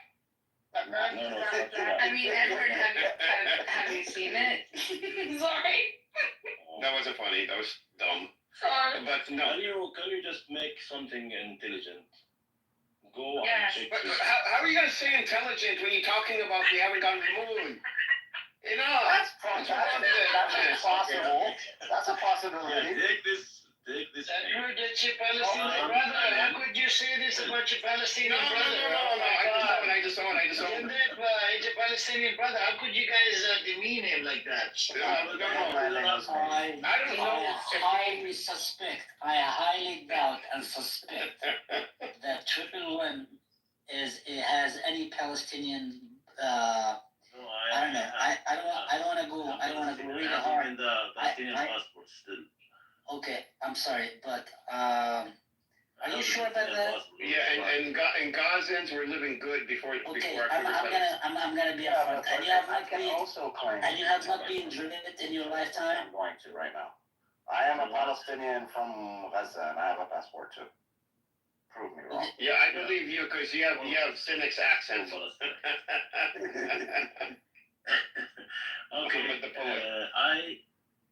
I graduated astronomy. Just wait. Now I have to say something about anything. How? Let me explain to you. Yes. And you just really go to the moon. Astronomy. And we didn't go to the moon. Oh, come on. This is ridiculous. Do you know what is astronomy or you don't Wait, know? who doesn't believe we went to the moon? Triple One. Yeah. Yes. Me too. Yes. And Muhammad. If you give me time, I can submit to you. I was gonna say Edward, but if you believe we didn't go to the moon, I don't.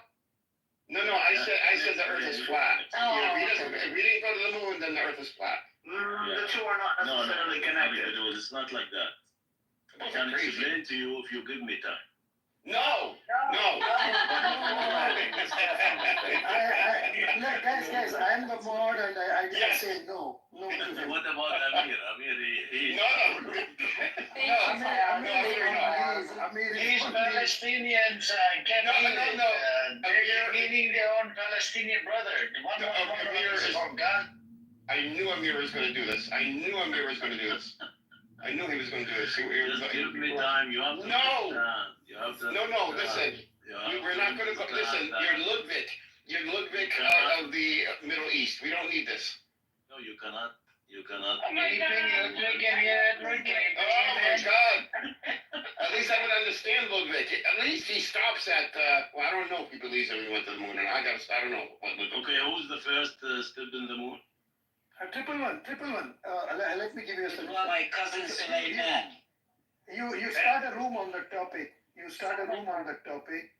Whoever is interested can go into that room. Yeah. Just start a topic, room topic saying U.S. never went to the moon, and I guarantee you 90% of the people that are going to be in there, that 90% are going to be flat earthers, and 10% are going to be crypto bros. I'm sorry, let's go. He's into investing. Oh my God. What do you think about the vaccine, Triple One? I haven't taken this. Triple One. There's a film that you should watch. It's called Hidden Figures. You might enjoy it.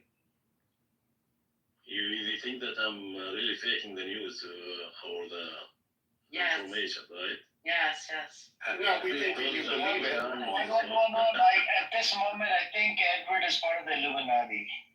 My God. Oh my God. This is insane. We know you believe this, Triple One. What's 111? And Antarctica is also, there's a war there, right?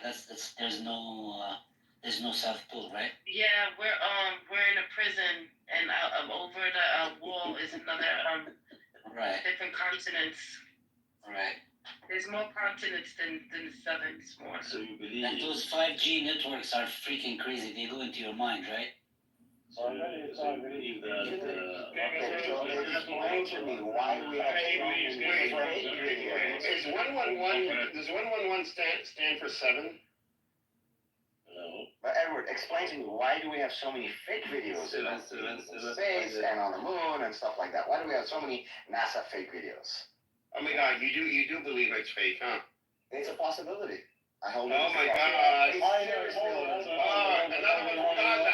They both say that. I know why this guy thinks what he thinks. There's a video of the guy that went to the moon. There's a journalist guy who said, put your hand on the Bible and swear you went to the moon. Yeah, nobody can swear. And he won't do it. The guy refuses to do it. That's one reason.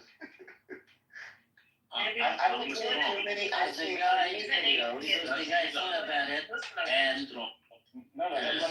my reason is I've seen too many videos where they were showing people supposedly in space and it was fake. You see the green screen behind it and something goes wrong. I've They seen too didn't many of have those. green screen back then. I don't believe you. There's plenty of fake videos. They did not have green screen. We had AI back then, so I think. Yeah, I think we had AI back then, so I think they had green screens back then. So you cannot argue with conspiracy theorists. You can't. They will always find something to make Is up. really talented when it comes to sporadic writings. Well, that has nothing to do with conspiracy theories. I'm not a conspiracy theorist, but I do all this as possible. So you believe that they've been in the moon, but they lost the technology. Yeah, see, that's highly improbable. That's very questionable to me. We have plenty of fake videos, like stuff, screens and people on screens. We have that. 111 can go to their own room and talk about this. Thank you. Why? Why are you scared to talk about the truth? We're not scared. It is.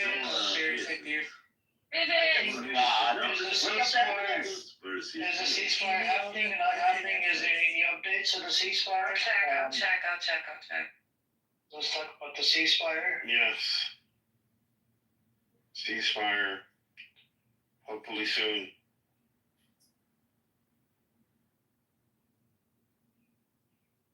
Just running away from the moon landing. You know you don't believe this. There's so many reasons why it would be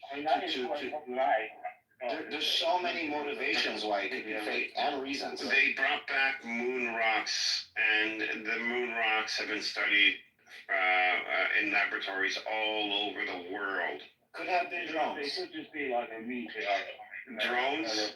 Could be drones, could be meteorites. That's 2 points. No.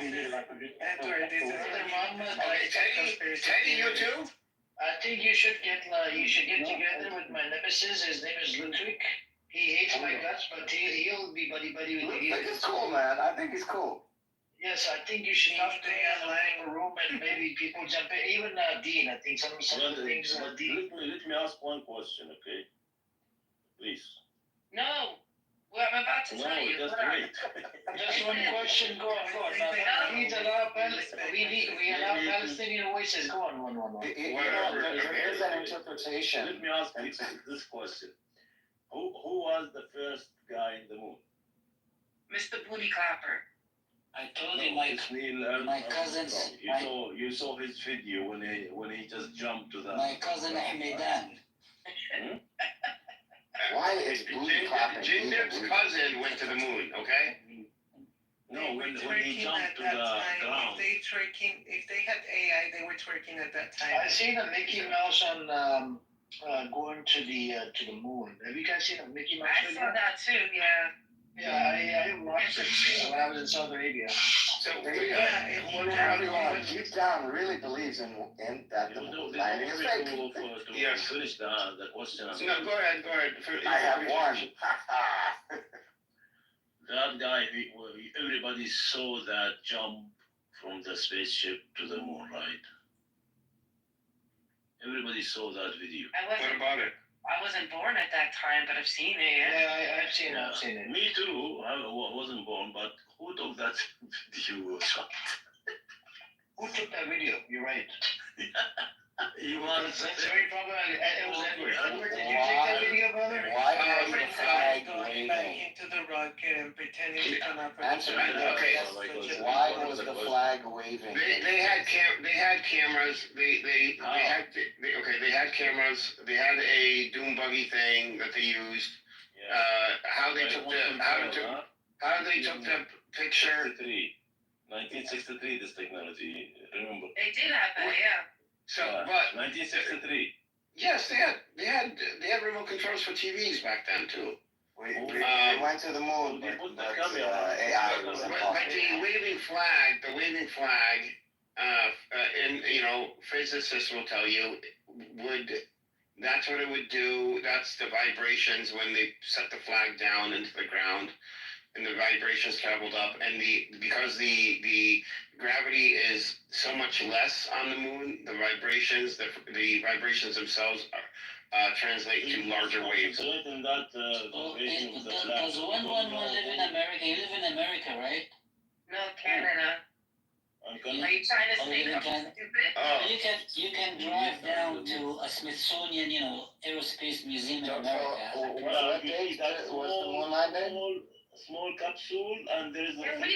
Can we go back to this? I have Which is older, AI or the moon landing?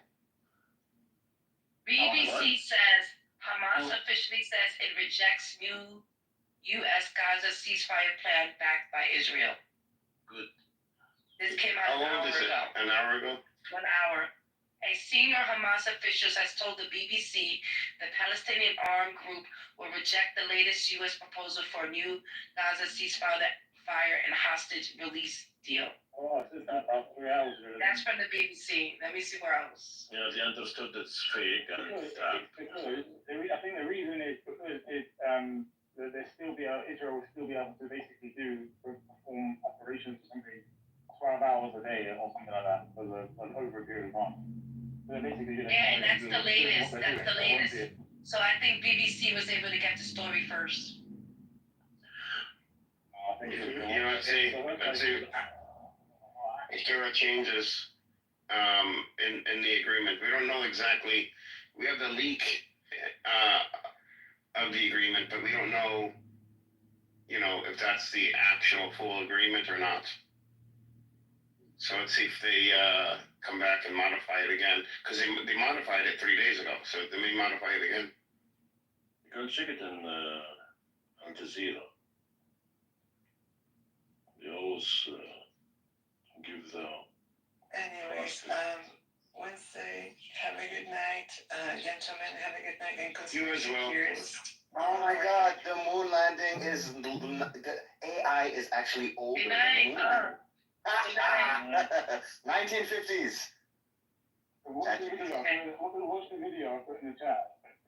I'm gonna just leave, and when I come back, I hope the subject is done. You got it, Wednesday. AI is older than the moon landing. I never said it wasn't. I'm just saying. And I'm gonna come back, and I hope you guys have changed. What? I don't know for what we're here for.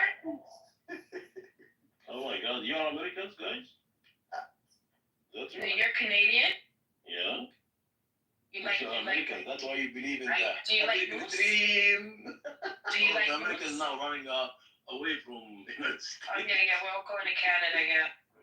They are coming here first. I don't think we are, but okay. They are. You're going to have to you guys are gonna be our 51st state. I don't know if you guys heard about it. I talked about this earlier. Israel approved 22 settlements. It's like the biggest expansion of West Bank settlement in decades. Yeah, and it's very disturbing. And I think which country was it? Was it the UN or no? I think it was the UK or something. They came out. They started accusing Israel of now thanks to this settlement, they do not want to they don't want to get out of the West Bank. They want to grow and and just get bigger and bigger in the West Bank and just pretty much take over all of it.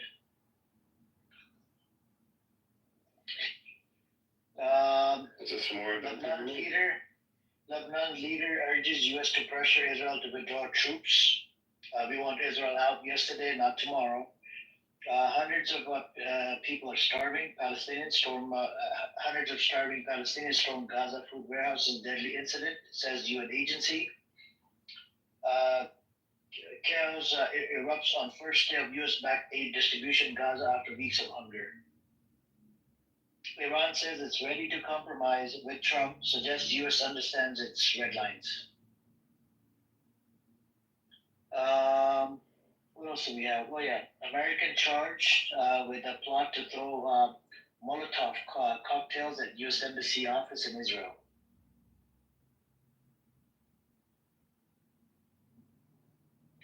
And this was a pretty big one, right? So this is coming from a hostage. That was a hostage under Hamas. Every time I was assured this was the end, former IDF hostage in Gaza says one of her biggest fear was Israeli strikes.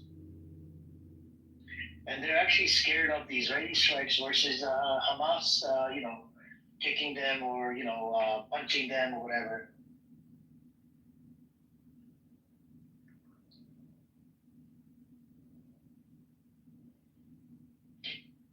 Let's see what happens. Sanctions on Syria after Trump pledge. He's removing the sanctions on Syria, so Syria will get back in line. Hopefully. They already opened, I think, the embassy in Damascus, the American embassy, today, this morning. They already put the flag back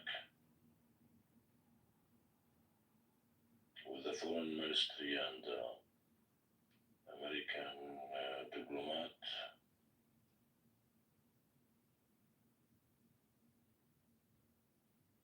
That's the next. What happened on 7th of October? I mean, I know there's a lot of things that are questionable, right? But do you agree to what took place on 7th of October? What is what? Do you agree to what happened on 7th of October? Do you mean I support or not support? Yeah. No, it's a stupid move. For me, it's a stupid fucking move. He could just, this Anwar, be patient and deal with a smart way, a foxy way, not just to go and attack, and you saw the camera recording him and his wife and two sons running, hiding somewhere, 6th of October. You saw that? No, I missed out. I didn't pay attention to his family. Yeah, I think the fucking Israelis, they just hunt this footage and they put it in the media to say that how much his wife bag expensive. Oh yeah, they did. They talked about the bag. For us as the Palestinians, we don't say that. We say how much he's coward to take and hide his wife and two kids while the others are suffering in the ground. If you are Palestinians, you will think like that. We don't need to hide your wife, but while you just put the rest in front of the Israeli guns. That's what is running since that fucking day and now. He's a hero? Okay, you got what you want, you became a hero, okay. What about the rest? My families, the other families, in Shijaiya and Jabalia, and all of them just, we can't contact them anymore. Because of what? You want to show that you are a fucking hero. Okay? Thank you. What next? You understand what I meant here? Yeah, I hear you, but the thing is, I don't think he was trying to hide anybody. Because if he was running in 6th of October. The camera shows the 6th of October, one day before, and with only his wife and two kids. He's hiding them. Some Palestinians, they said, oh, because he's a big banana guy and he has to hide his wife and because they're going to kill them. Yeah, but they killed the whole fucking Gazans. They are not just killing your wife and you and your brother. Even this Hania, He's really a poor guy. He's the head of Hamas, and he ran with his family out of Gaza. And this Mishal, he ran out of Gaza, like almost 6 months with his family. Why? Because this Sinwar, he wants to control everything himself. He doesn't want anyone to share his opinion. So they left everything and they went to Qatar. That's what I got to know. Then he controlled with the other guy, what's his name, Taif, to make this move, this action, without any kind of fucking Israelis. They are criminals. They will not leave you. Even they've been giving you a trap. This is a trap. That was a trap. They just waited for him to make this act or move, and he did it. Until now, we cannot finish it. And what is the mean to go and take a bunch of prisoners or hostage from somewhere to ask for another prisoners to go out? That means you are not doing this for Palestinians. They are not doing for Palestine or free Palestine. You are doing only to get some people out of the prison. Then you give those hostages. This is your goal? Something wrong here. They are not going to open the airport for you in Gaza. They are not going to take all these sanctions around you because they are afraid of you. No. That comedy guy is still streaming your room. That's him in the bottom. I can't kick it up. I think we should write on Clubhouse. They are streaming where? His unemployment money.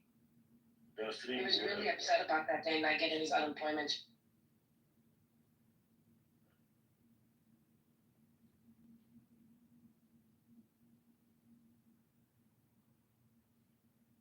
Anyway, you asked me a question and I answered to you.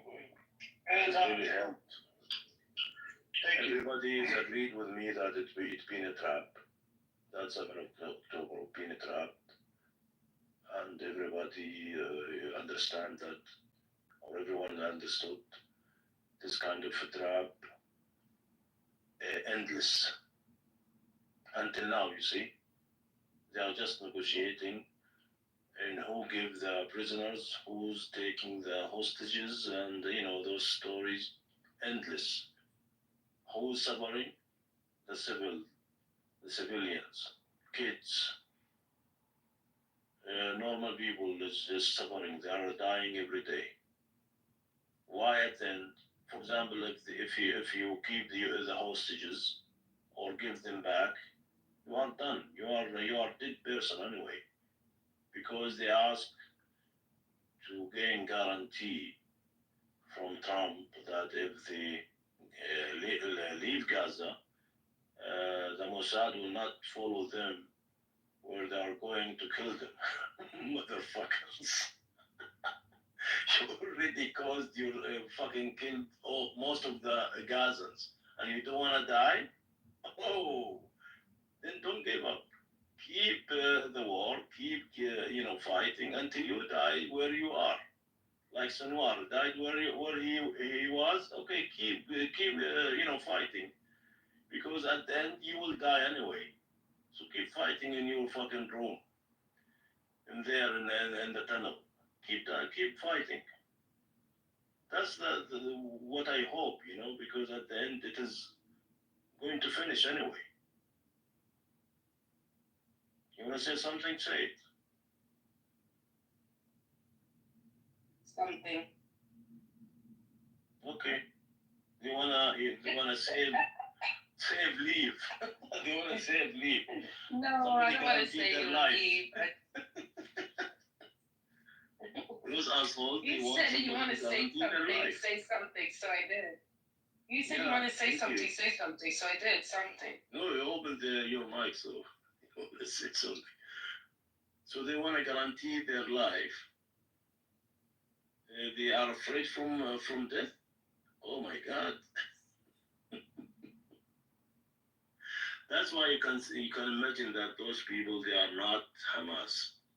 Maybe they are like kind of like idiots.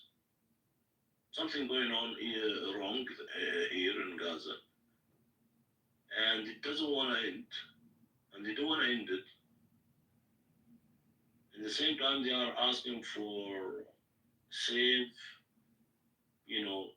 way to leave Gaza and keep their safe in a safe place outside Gaza.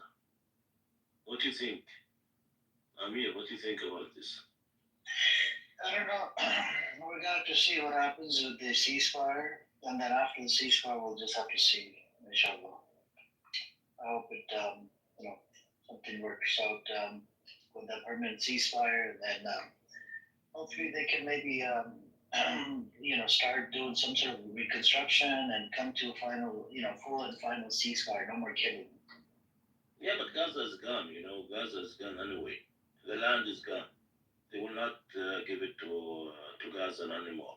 They will not give it to Abbas. They will not give it to anyone. They want to get rid of Gazans from Gaza and anyway. So by killing, or give up and just say that we want to leave. This land, they will not keep any Palestinian in. Because they promised Trump to give them his tower. And some investors they are coming also to build up Gaza, but not Gaza, the Palestinian Gaza, no, the Israeli Gaza or American Gaza. They might change the name even.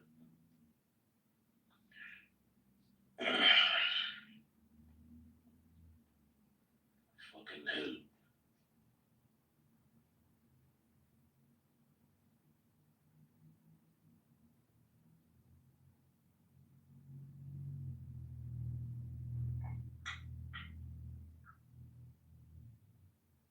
Hey, Echo. Apparently, this guy, this idiot, what's his name? He's recording the room, the anonymous account of the audience. You see it at the bottom? Mm-hmm. Who was the guy, the idiot, the mental retard? Comedy comedian. His real name is, what's his real name? What is it? Do you know his real name? I know his real name. I actually have a picture of his as well. I can't remember. Yep. This is the biggest problem with the clubhouse. Is he Arab or what? No, he's just a white person. He's a crazy mental retard. He's got about 30 phones. That's all he does. Records other people's rooms. He's got no job, no nothing. It's so weird. If you check his YouTube channel, barely like 20 views, 30 views. Idiot. Yeah, he just take it and put it on YouTube. Yep. Yeah, but this is against the terms and conditions for YouTube. Anyone can. We can't kick this anonymous account out. I can't kick it out. Why? It doesn't give me the option. When I click on it, it just gives me anonymous listener. What is his name?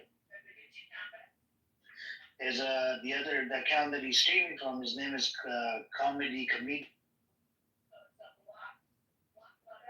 Yeah, but maybe he's using another phone. He's here, but he's using another phone. Yeah, he's using the other phone.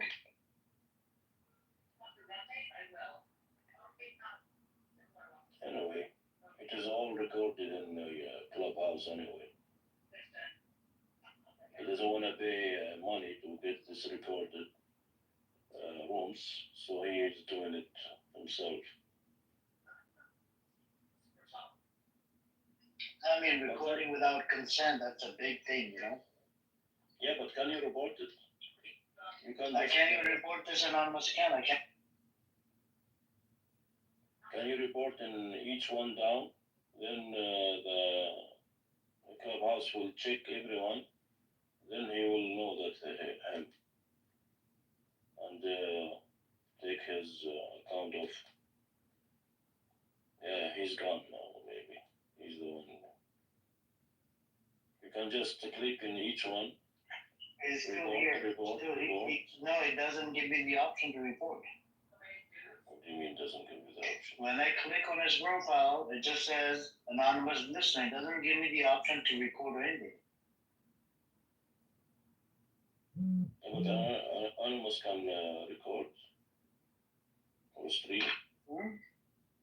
Yeah, but you go to that room where he is streaming off and report him because he's already opening. I mean, he's streaming from there, so you can go report him there. They will know. That's the only way. Go click his. Go to the room. Click his profile. He's streaming, and write down the report. They will know. But this swipe has 34. Is what? This asshole has 30 phones. No problem, no problem. They can just, you just click in that account. They will shut down that account, the one he's streaming from. You understand me? You just go. Yeah, I hear you. Yeah. I'm actually gonna put the link in the chat for you guys, if you guys can report his account. You can report. How do you know which account it is? I know. That account there.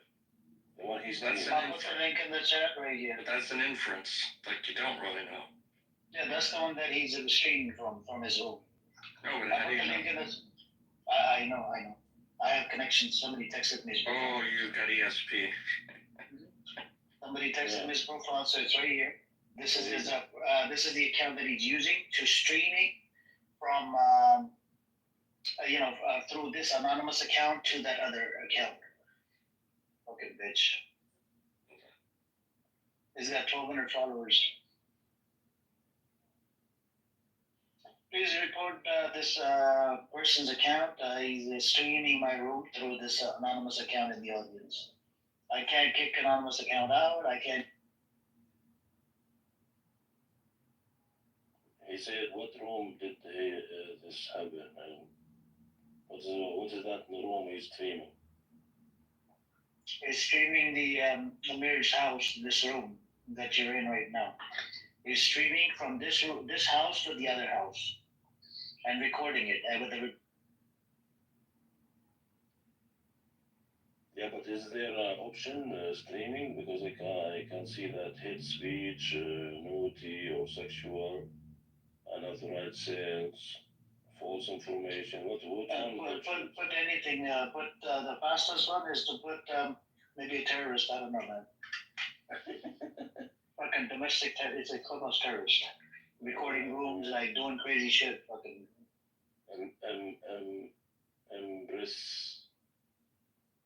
Impersonating someone maybe. Details. He is streaming our room.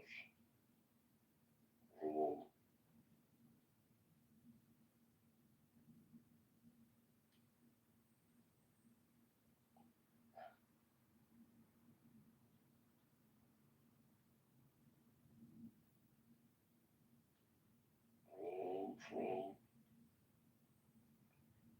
Amir Club to another room.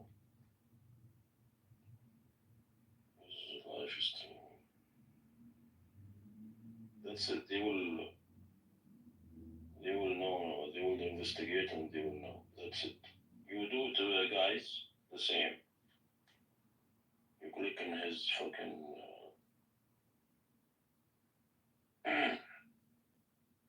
link, profile, just drop explanation that he was streaming. So they will see many reports, and they will go check, and they will find that he is streaming in the same time. So they will block his, or they will take this account off. He said this room is live on YouTube.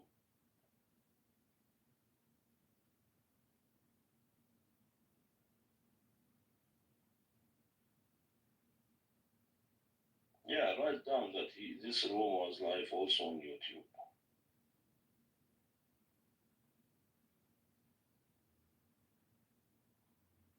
But what you wanna improve or prove for others? That we hate this fucking shit? What they are doing to Gaza? Yeah, we hate what you are doing to Gaza, fucking assholes.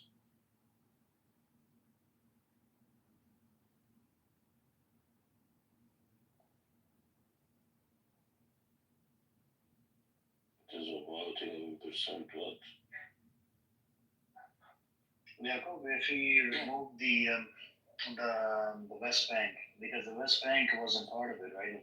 Before the 67. No, I'm saying no, but you've been something about your 6.5% didn't make sense for me.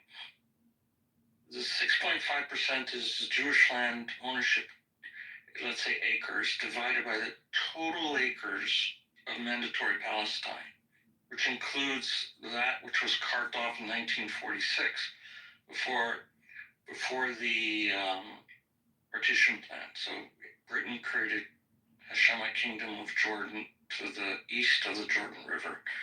So if you look at just the area to the west of the Jordan River, 56% was given to the Jews.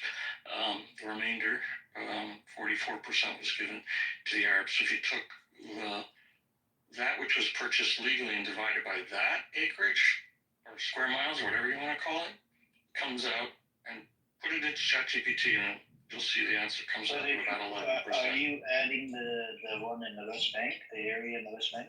Yeah, it's specific, the denominator. No, but I'm saying let's take West Bank out of the picture. 47, 48, right? Yeah, no, I'm saying there's two parts to the area to the west, right? Here, let me show you this map. There is the area given to the Jews, and the area is given to the Arabs, right?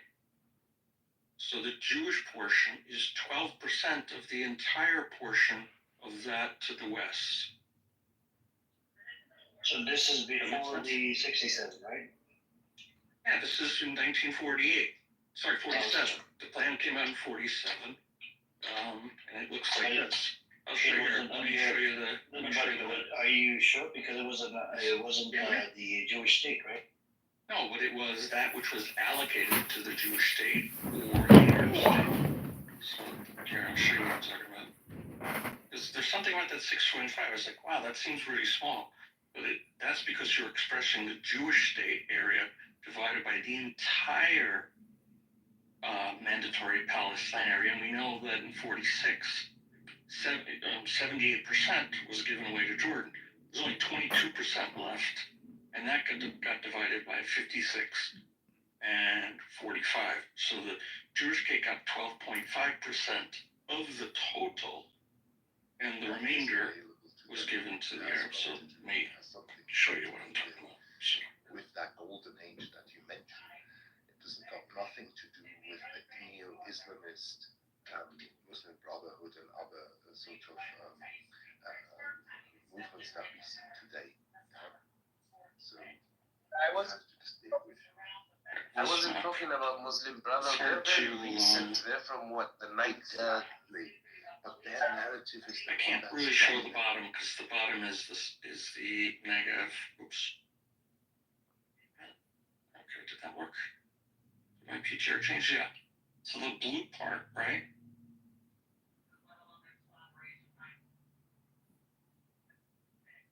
Is that which was allocated. So I asked ChatGPT how much of that area was legally purchased. right? Because you can say 6.5%. If you look at just as a percentage of the blue area assigned to the Jewish state by the UN, it's 12%, or between 10 and 12%. So I cut it down the middle and said 11%. And this was legally purchased by the Jewish folks. Correct. The 6.5% that you're quoting is doing the total that they own divided by the entire mandate of Palestine. Which, of course, doesn't make sense because the area to the right or to the east of the Jordan River was already cleaved off. So you can't include that. Amir, can I buy a Camry? David, Josh, welcome to the podcast. We're talking serious stuff. Thanks so much. It's great to have you both. Well, everyone knows that Emin Rothschild and Osman Fury bought up land from the Arabs. It was legal purchases. The Mufti didn't like it, but what can you do? He actually said in the appeal commission that it was all purchased legally. That's a Zionist talking point. I mean, it could be. Actually, in the appeal commission report, in one of the appendices, there's an interview with him, and he says all of the land that they had was purchased legally. I think that was 1938. The report came out, or they did the research. Was it after the white paper or before? I have to check. I just remember when the appeal commission came out, was it 39? Was the final report? I want to say. Yeah. I mean, I'd have to look into it, but yeah. So that's 6.5%. Grand Mufti told his Arab population not to sell their land to Jews, but not everyone listens. Grand Mufti of Jerusalem actually was worried about the Zionists taking over. Who is the Duke of New York? That's why he told them not to sell. Yeah, and that's exactly what you're bringing to light on here. Yeah, that's why he approached the Hitler. He wanted to land for he wanted a nation for his own people. Hey, what's up, buddy? Does that calculation make sense to you? Precise control over their actions in a way that is necessary for moral responsibility or be the ultimate source of or originator of their actions. Yeah. So it kind of, yeah. Oh, sorry.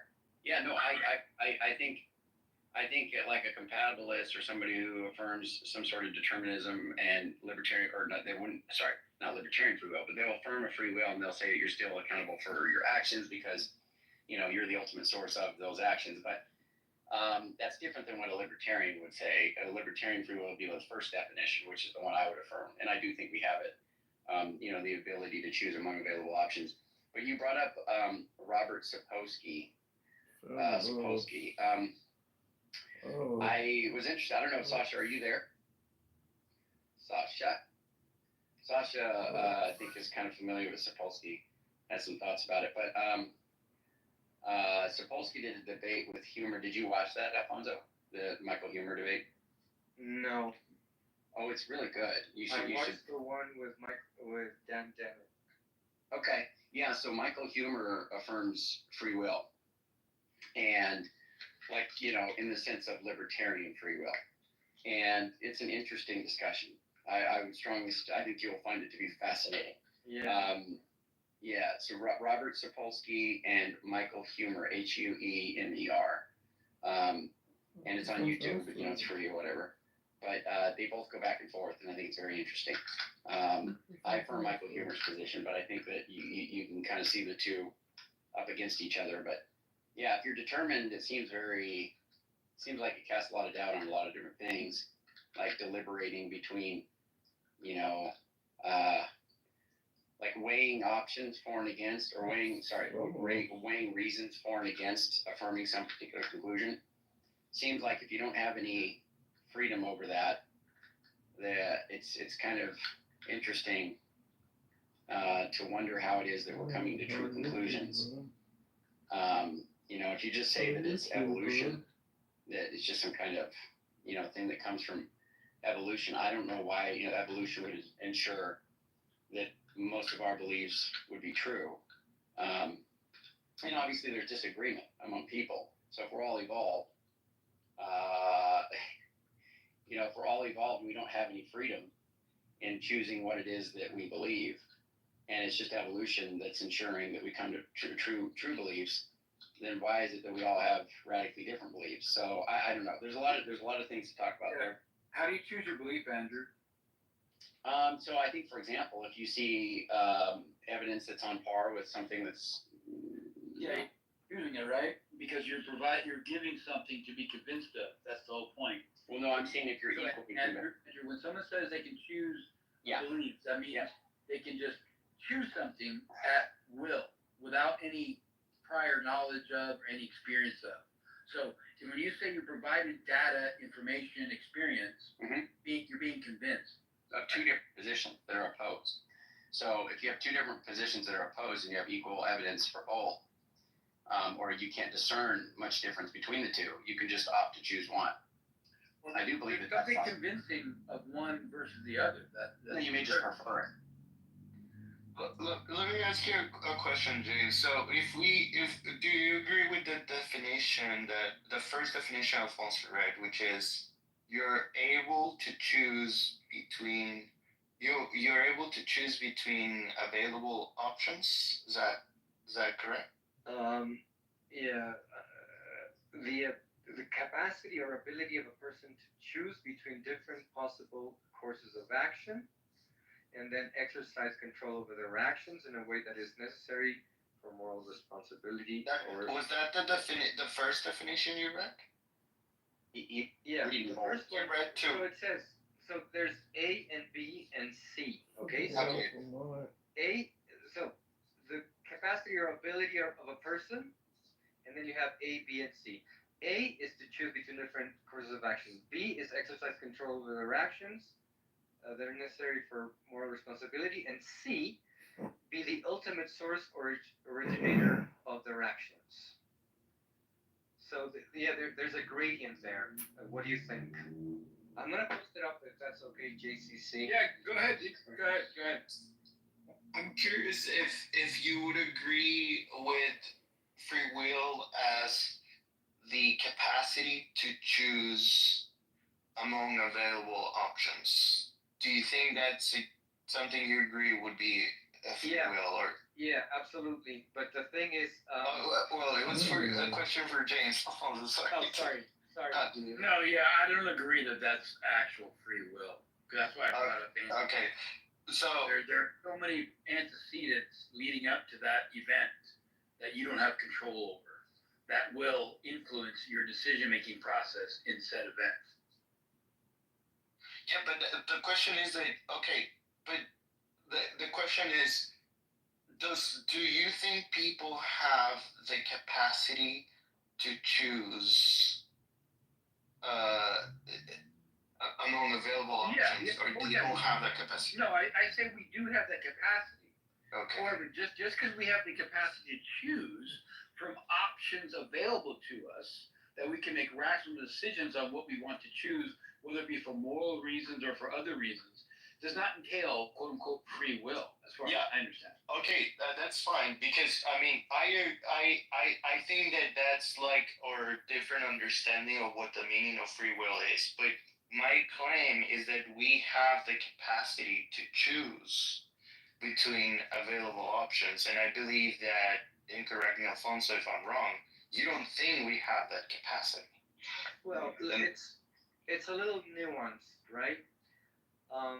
I think I would claim that the difference between you and I is we have the capacity to choose, but that capacity is informed by an action-reaction, by a determined system, right?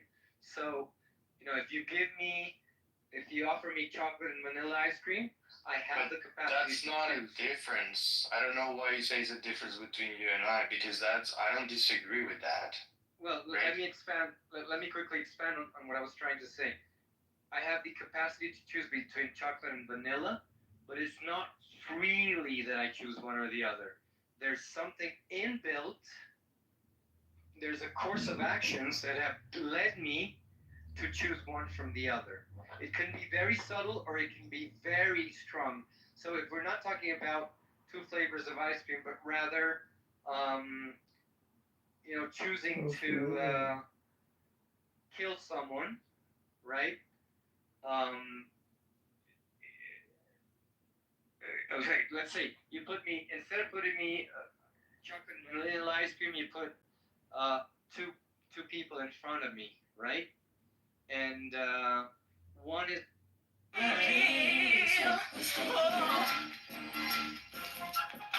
gonna send you some prayers with the talk. I'm gonna send you some prayers with the talk. Middle, he goes, I live in America. What do you want me to do? What do you? The guy was a trap. He was a trap. He goes, look, you don't live in there. You don't have to live there. Just get away or something. I don't know what his response was. That was funny as hell. He was like, you guys need to leave. You guys need to leave. I was like, I live in America. Where the fuck am I gonna go? Where am I gonna go? Oh, that was funny. Look, he's back again. He's recording again. This anonymous. Yo, what's the YouTube account? I wanna It's in the chat. It's in the chat.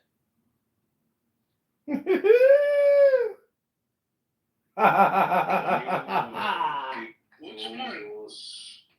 For people that can you pick them out? No, I know these people.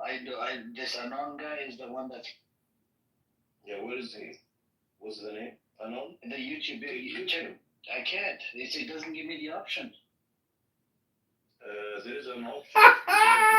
3 dots up. Okay. Go down. There is like audio. The people who can come on the stage.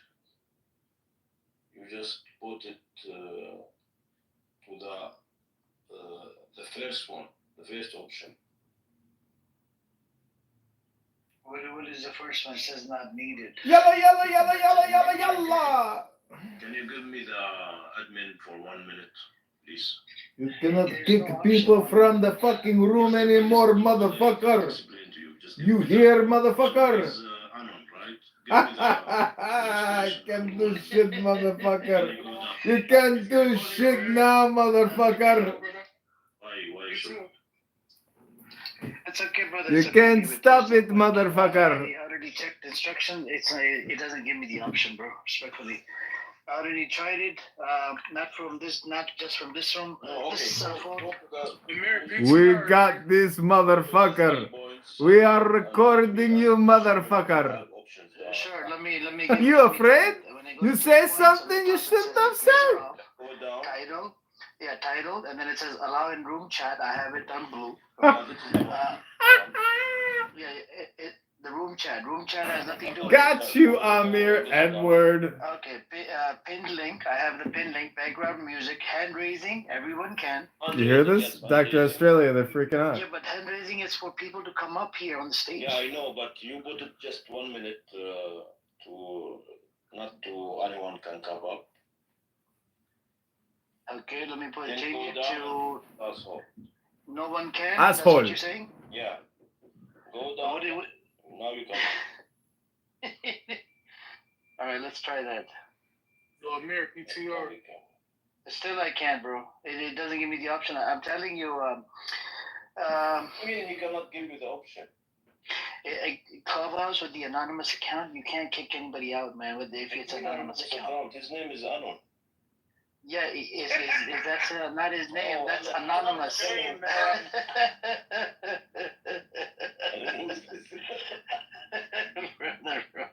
That's me.